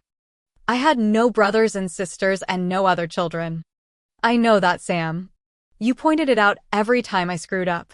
He sighed. I was pissed at Eliana. She denied me my daughter's childhood. All those years I'd been alone when I didn't have to be. And the way you and Claire lived from hand to mouth. I couldn't stand it. I know that. He twisted around to face her. Claire was easy. She looked up at me with those big, trusting eyes and said, Hi, Daddy. Just like that, I fell in love. But you. He shook his head. You scared the shit out of me. You were tough and mouthy, and you thought everything I said to Claire was wrong. I didn't know you were just being a teenager. I thought you were like, Mama. Yeah. And I didn't want Claire to be hurt. It took me a while to see that you weren't like Ellie. By then it was too late. Maybe I am like Mama, she said quietly. No, he said fiercely. You've been Claire's rock through this nightmare. You have the kind of heart that saves people, even if you don't believe it. And I'm sorry I didn't see that when I was younger. A lot of things have become clearer lately. Yeah. He sat back in the pew. I don't see how I'll get through this, Sam said. Megan had no answer. How could she, when the question haunted her as well? A few minutes later, the door opened again. This time it was Bobby. He looked terrible. She wants to see Ollie, he whispered harshly. I can't do it. Sam made a fluttery sound. Oh, God. I'll do it, Meg said, slowly rising. Claire must have fallen asleep again. When she woke, the sunlight outside had faded, leaving the room a soft, silvery color. Mommy's awake. She saw her daughter then. Ollie clung to Megan like a little monkey, arms wrapped around her aunt's neck, feet locked around her waist. Claire made a quiet, whimpering sound before she rallied and pulled out a tired smile. The only way to get through this moment was to pretend there would be another. For Ollie, she had to believe in a miracle. Hey there, Ollie cat. I hear you're eating all the cinnamon rolls in the cafeteria. Allison giggled. Only 3, Mommy. Aunt Meg said if I had one more I'd throw up. Claire opened her arms. Come here, baby. Meg leaned forward and gently deposited Ollie into Claire's thin arms. She hugged her daughter tightly, couldn't seem to let go. She was battling tears and hanging onto her smile by a thread when she whispered into her daughter's tiny, shell-pink ear, You remember how much I love you. I know, Mommy, Ollie said, burrowing closer. She lay still as a sleeping baby, quieter than she'd lain in years. That was when Claire knew that Ollie understood, but when her daughter leaned closer to say, I told God I'd never ask for Captain Crunch again if he made you all better, Claire felt something inside her tear away. She clung to her daughter for as long as she could. Take her home, she finally said when the pain became more than she could bear. Megan was there instantly, pulling Ollie into her arms again. But Ollie wiggled out of Meg's grasp and slithered to the molded plastic chair beside the bed. She stood there on the wobbly chair, staring at Claire. I don't want you to die, Mommy, she said in a husky little voice. It hurt too much even to cry. Claire looked at her precious baby and managed a smile. I know that, Pumpkin, and I love you more than all the stars in the sky. Now you skedaddle on home with Grandpa and Bobby. I hear they're going to take you to see a movie. Megan picked Ollie up again. Claire could see that she was near tears, too. Make Bobby go home, she said to her sister. He's been here every night. Tell him I said Ollie needs him tonight. Meg reached out, squeezed her hand. We need you. Claire sighed. I need to sleep now, was all she could think of to say. Hours later, Claire came awake with a start. Her heart was pounding so hard she felt lightheaded. For a split second, she didn't know where she was. Then she saw the flowers and the machines. If she squinted, she could make out the wall clock. Moonlight glinted on the domed glass face. It was 4 o'clock. In a few hours, they'd crack her skull open. She started to panic, then saw Meg was in the corner, sprawled in one of those uncomfortable chairs, sleeping. Meg, she whispered, hitting her control button. The bed tilted upward. The buzzing of the machinery sounded loud, but Megan didn't wake. Meg, she said in a louder voice. Megan sat upright and looked around. Did I miss the test? Over here. Megan blinked, pushed a hand through her wild, tangled hair. Is it time? No. We have 4 more hours. Megan got up, dragged the chair over to the bed. Did you sleep? Off and on. The prospect of someone cracking your skull open keeps a girl wide awake. Claire glanced out the window at the moonlight. Suddenly, she was so afraid, she was shaking. All the veneer of bravery she'd applied for her family and friends had worn off, leaving her vulnerable. Do you remember what I used to do when I had a nightmare? You used to crawl into bed with me. Yeah. That old cot in the trailer's living room. Claire smiled. It smelled like spilled bourbon and cigarette smoke, and it was too small for the two of us. But when I got into bed and you hugged me, I thought nothing could hurt me. She looked up at Megan, then very gently peeled back the blanket. Megan hesitated, then climbed into bed with Claire, drawing her close. If she noticed how thin Claire had gotten, she didn't comment on it. How come we forgot all the things that mattered? I was an idiot. We wasted a lot of time. I'm sorry, Meg said. I should have said that a long time ago. Claire reached for Meg's hand, held it. I'm going to ask you something, Meg, and I don't want any of your bullshit to get in the way. I can't ask this twice. Saying each word is like swallowing broken glass. If the worst happens, I want you to be a part of Ollie's life. She'll need a mother. Meg squeezed Claire's hand so tightly it cut off the blood flow to her fingers. Long seconds passed before she answered in a throaty voice, I'll make sure she always remembers you. Claire nodded. She couldn't speak. After that, they lay in the darkness, each holding the other one together until dawn lit the room and the doctors took Claire away. Megan stood at the window, staring out at the jumble of beige buildings across the street. In the 3 hours since they'd taken Claire to surgery, Megan had counted every window and every door in this view. 23 people had passed the corner of Broadway and James. Another 16 had stood in line outside the tiny Starbucks. Someone tugged on her sleeve. Megan looked down. There was Allison, staring up at her. I'm thirsty. Megan stared into those bright green eyes and almost burst into tears. Okay, honey, she said instead, scooping Ollie into her arms. Forcing herself not to squeeze the girl too hard, she carried her down to the cafeteria. I want a Pepsi Blue. That's what you got me last time. It's only 11 in the morning. Juice is better for you. You sound like mommy. Meg swallowed hard. Did you know your mommy loved Tab when she was little? And Fresca. But I made her drink orange juice. Megan paid for the juice, then carried Allison back to the waiting room. But when she leaned over to put Ollie down, the girl squeezed harder. Oh, Ollie, Meg said, holding her niece. She wanted to promise that mommy would be better, but the words caught in her throat.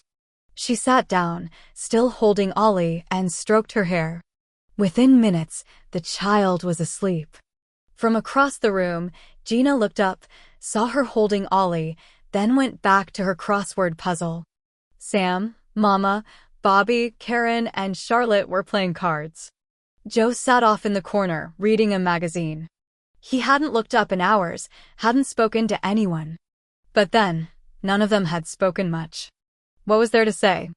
Around noon, the surgical nurse came out, told them all that it would be several more hours. You should get something to eat, she said, shaking her head.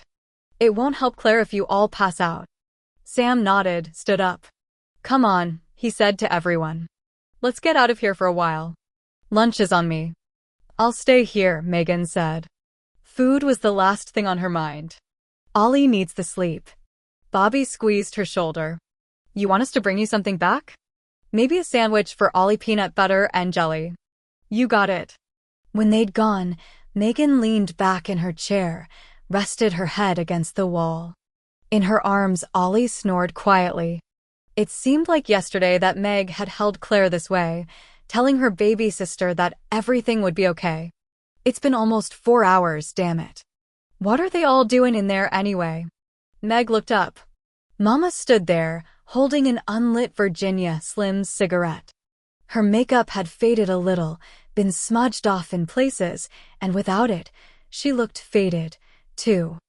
I thought you went out for lunch with everyone. Eat cafeteria food? I don't think so. I'll eat an early dinner in my hotel suite. Have a seat, Mama. Her mother collapsed into the molded plastic chair beside her. This is the worst day of my life, honest to God. And that's saying something. It's hard. Waiting. I should go find Sam. Maybe he'll want to play cards or something. Why did you leave him, Mama? He's a good man, was all Mama said. At first, Megan thought it wasn't an answer. Then she understood.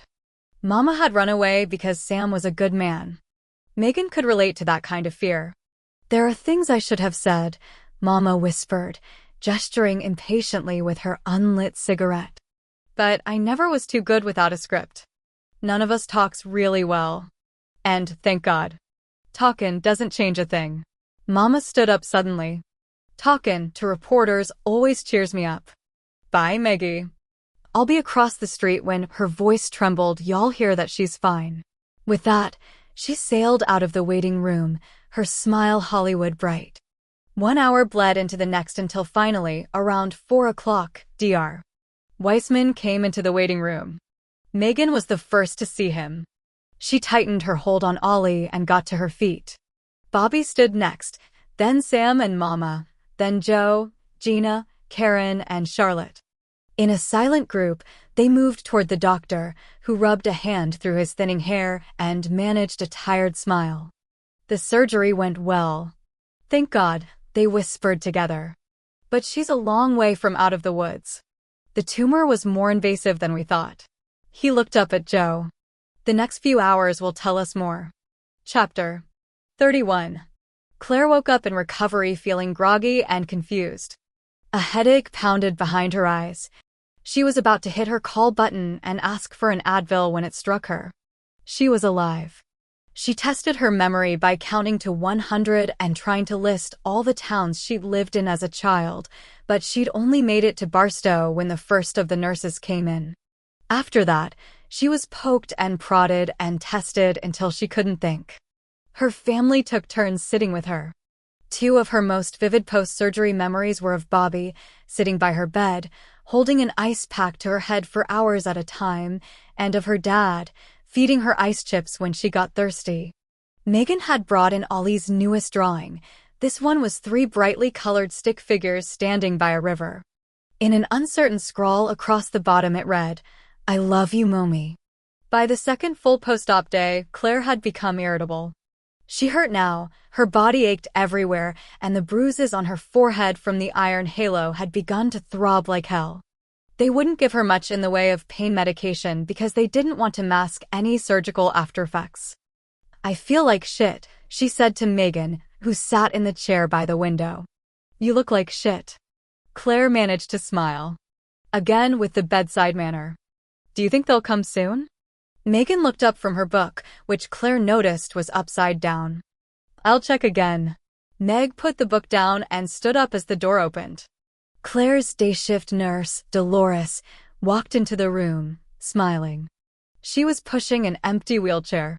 "It's time for your MRI." Claire panicked. Suddenly she didn't want to go, didn't want to know. She felt better. That was good enough. Megan came to her side, squeezed her hand. The touch was enough to get Claire over the hump. "Okay, Dolores. Take me away." When they rolled into the hallway, Bobby was there, waiting for them. "Is it time?" It was Megan who answered. "It is." Bobby held Claire's hand all the way to nuclear medicine. It took an act of will to leave them behind and go down that familiar white hallway alone. A few minutes later, as she lay once again in the jackhammer coffin of the MRI, she visualized a clean, clear scan of her brain, saw it so clearly that by the time it was over, her temples were wet with tears. Bobby, Megan, and Dolores were waiting for her when she was finished. Dolores helped Claire into the wheelchair, then positioned her slippered feet on the footrests. Back to the room they went. After that, the waiting was unbearable. Megan paced the small hospital room. Bobby squeezed Claire's hand so tightly she lost all feeling in her fingers. Sam came in every few minutes. Finally, Dolores returned. "The docs are ready for you, Claire." Little things got Claire through the wheelchair ride without screaming. A warm pressure of Bobby's hand on her shoulder, the easy patter of Dolores's monologue, the way Megan stayed close. "Well, here we are." Dolores stopped at the office door and knocked. Someone called out, "Come in." Dolores patted Claire's shoulder. "We're praying for you, sweetie." "Thanks." Megan took control of the wheelchair and guided Claire into the office. There were several doctors in the room. Dr. Weissman was the first to speak. "Good morning, Claire." "Good morning," she answered, trying not to tense up. The men waited for Megan to sit down. Finally, they realized that she wasn't going to. Dr. Weissman clicked on the view box. There were Claire's films. Her brain. She grabbed the wheels and rolled forward. She studied the film, then looked up at the men. I don't see any tumor. Dr. Weissman smiled. I don't either. I think we got it all, Claire. Oh my God. She'd hoped for this, prayed for it. She'd even worked to believe it, but now she saw that her belief had stood on a shaky foundation. Initial lab reports indicate that it was a low-grade astrocytoma, he said. Not a glioblastoma multiforme? Thank God. Yes, that was good news. Also, it was benign, Dr. Weissman said. One of the other doctors stepped forward. You are a very lucky woman, Mrs. Austin. Dr. Weissman did an incredible job. However, as you know, most brain tumors will regenerate. 28% of all. Stop. Claire didn't realize that she'd yelled out the word until she saw the startled looks on the doctors' faces. She glanced at Meg, who nodded encouragingly. I don't want to hear your statistics. It was benign, right? Yes, the doctor said, but benign in the brain is a rather misleading term. All brain tumors can ultimately be fatal, benign or not. Yeah. Limited space in the head and all that, Claire said. But it's not a cancer that's going to spread through my body, right? Correct. So it's gone now and it was benign. That's all I want to hear. You can talk to me about treatments from here on, but not about chances and survival rates. My sister immersed herself in your numbers. She smiled at Meg. She thought I wasn't listening, but I was. She had a file that she kept on the kitchen counter, a file she labeled Hope. In it, there were dozens of personal accounts of people who'd been diagnosed with brain tumors more than 7 years ago and were still alive. You know what they all had in common? Only Dr. Weissman was smiling.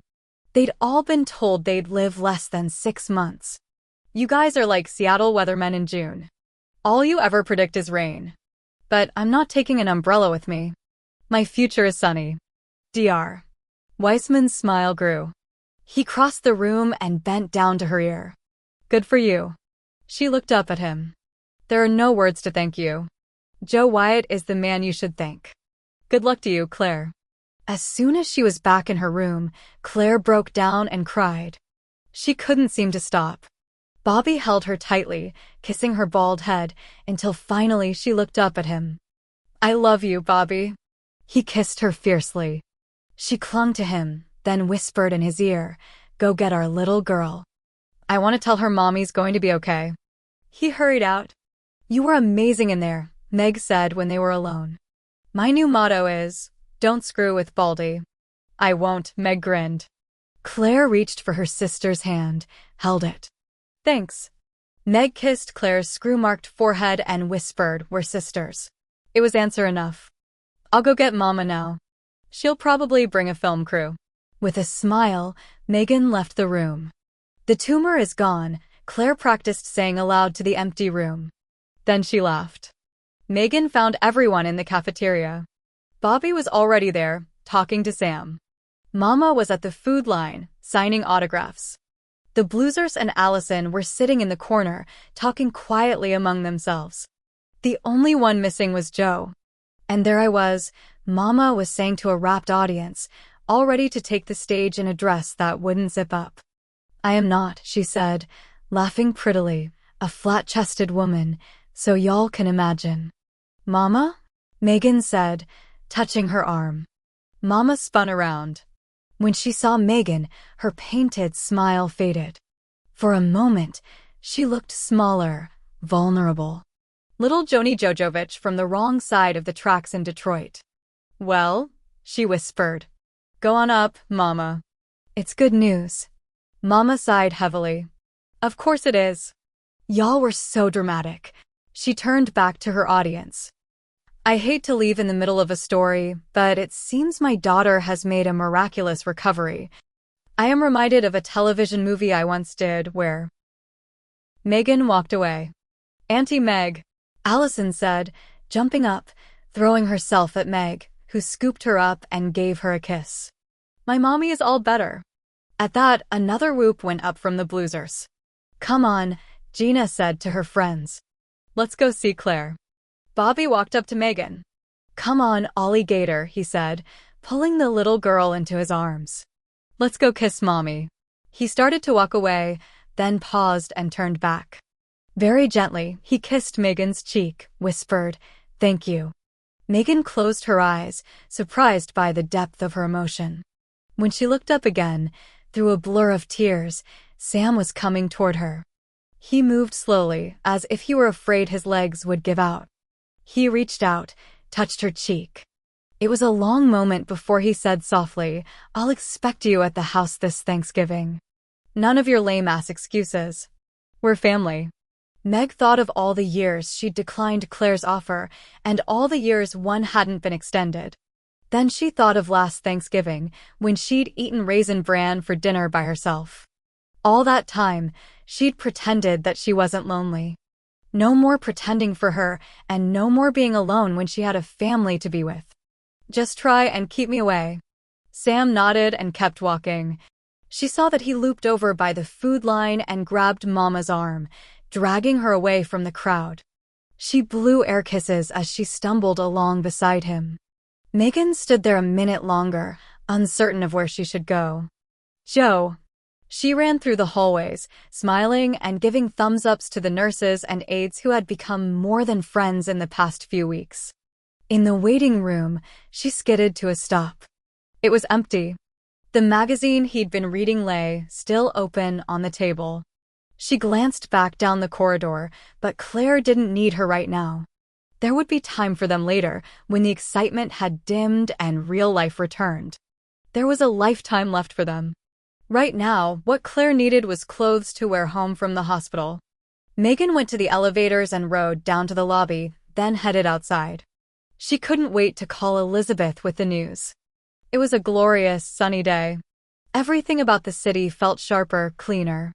The distant sound shone silvery blue between the gray high-rises. She walked downhill, thinking about so many things: her life, her job, her family. Maybe she'd change her career, practice a different kind of law. Or maybe she'd start a business, sort of an informational clearinghouse for people with brain tumors. Maybe she could find a disillusioned doctor to partner with her. Or maybe a charitable company, one that helped finance the best of care in the worst of times. The world seemed wide open to her now, full of new possibilities. It took her less than a half an hour to walk home. She was just about to cross the street when she saw him, standing outside the front door of her building. When he saw her, Joe pulled away from the wall he'd been leaning against and crossed the street. "Gina told me where you lived. Stu told you about the MRI? I spent the last hour with him. It looks good for Claire." "Yeah." He moved toward her. "I'm tired of not caring, Meg," he said softly. "And I'm tired of pretending I died when Diana did." She looked up at him. They were close now, close enough so that he could kiss her if he chose. "What chance do we have, a couple like us?" "We have a chance. It's all any of us gets. We could get hurt. We've survived it before." He touched her face tenderly. It made her want to cry. No man had ever been so gentle with her. "And maybe we could fall in love." She gazed up into his eyes and saw a hope for the future. More than that, even. She saw a little of the love he was talking about, and, for the first time, she believed in it. If Claire could get well, anything was possible. She put her arms around him and pressed onto her toes. Just before she kissed him, she dared to whisper, "Maybe we already have." Epilogue. 1 year later. The noise was deafening. Fairgrounds were jammed with people, kids screaming from the carnival rides, parents yelling after them, carnies barking out enticements to play the games, the musical cadence of the calliope. Allison was up ahead, dragging Joe from ride to ride. Megan and Claire walked along behind, talking softly, carrying the collection of cheesy stuffed animals and cheap glass trinkets that Joe had won. Claire's limp was the only physical reminder of her ordeal, and it was getting less pronounced each day. Her hair had grown out. It was curlier and blonder than before. "It's time," Claire said, signaling to Joe. The four of them fell in line together, walking past the refreshment stand and turning left toward the fairgrounds bleachers. "There's a crowd already," Claire said. She sounded nervous. "Of course there is," Megan said. "Hurry, Mommy, hurry." Allison was bouncing up and down. At the special side door, Claire showed her backstage pass. They made their way through the staging area, past the musicians and singers who were warming up. Bobby saw them coming and waved. Allison ran for him. He scooped her into his arms and twirled her around. "My daddy's gonna sing tonight," she said loud enough for everyone to hear. "I sure am." Bobby looped an arm around Claire and pulled her in for a kiss. "Wish me luck." "You don't need it." They talked to him for a few more minutes, then left him to get ready. They climbed the bleachers and found their seats in the fourth row.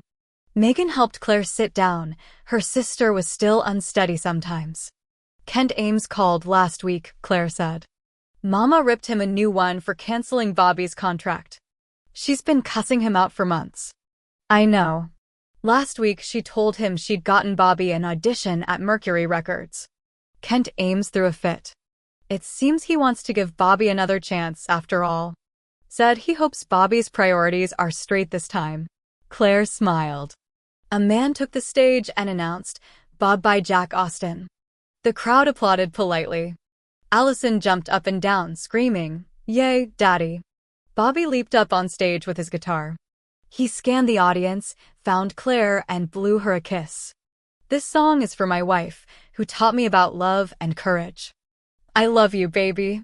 He strummed the guitar and started to sing. His clear, beautiful voice wrapped around the music and mesmerized the crowd. He sang about finding the woman of his dreams and falling in love with her, about standing by her side in dark times. In the final stanza, his voice fell to a throaty whisper. The crowd leaned forward to hear the words.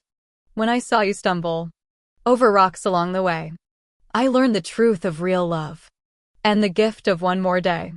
The applause this time was explosive. Half the women in the audience were weeping.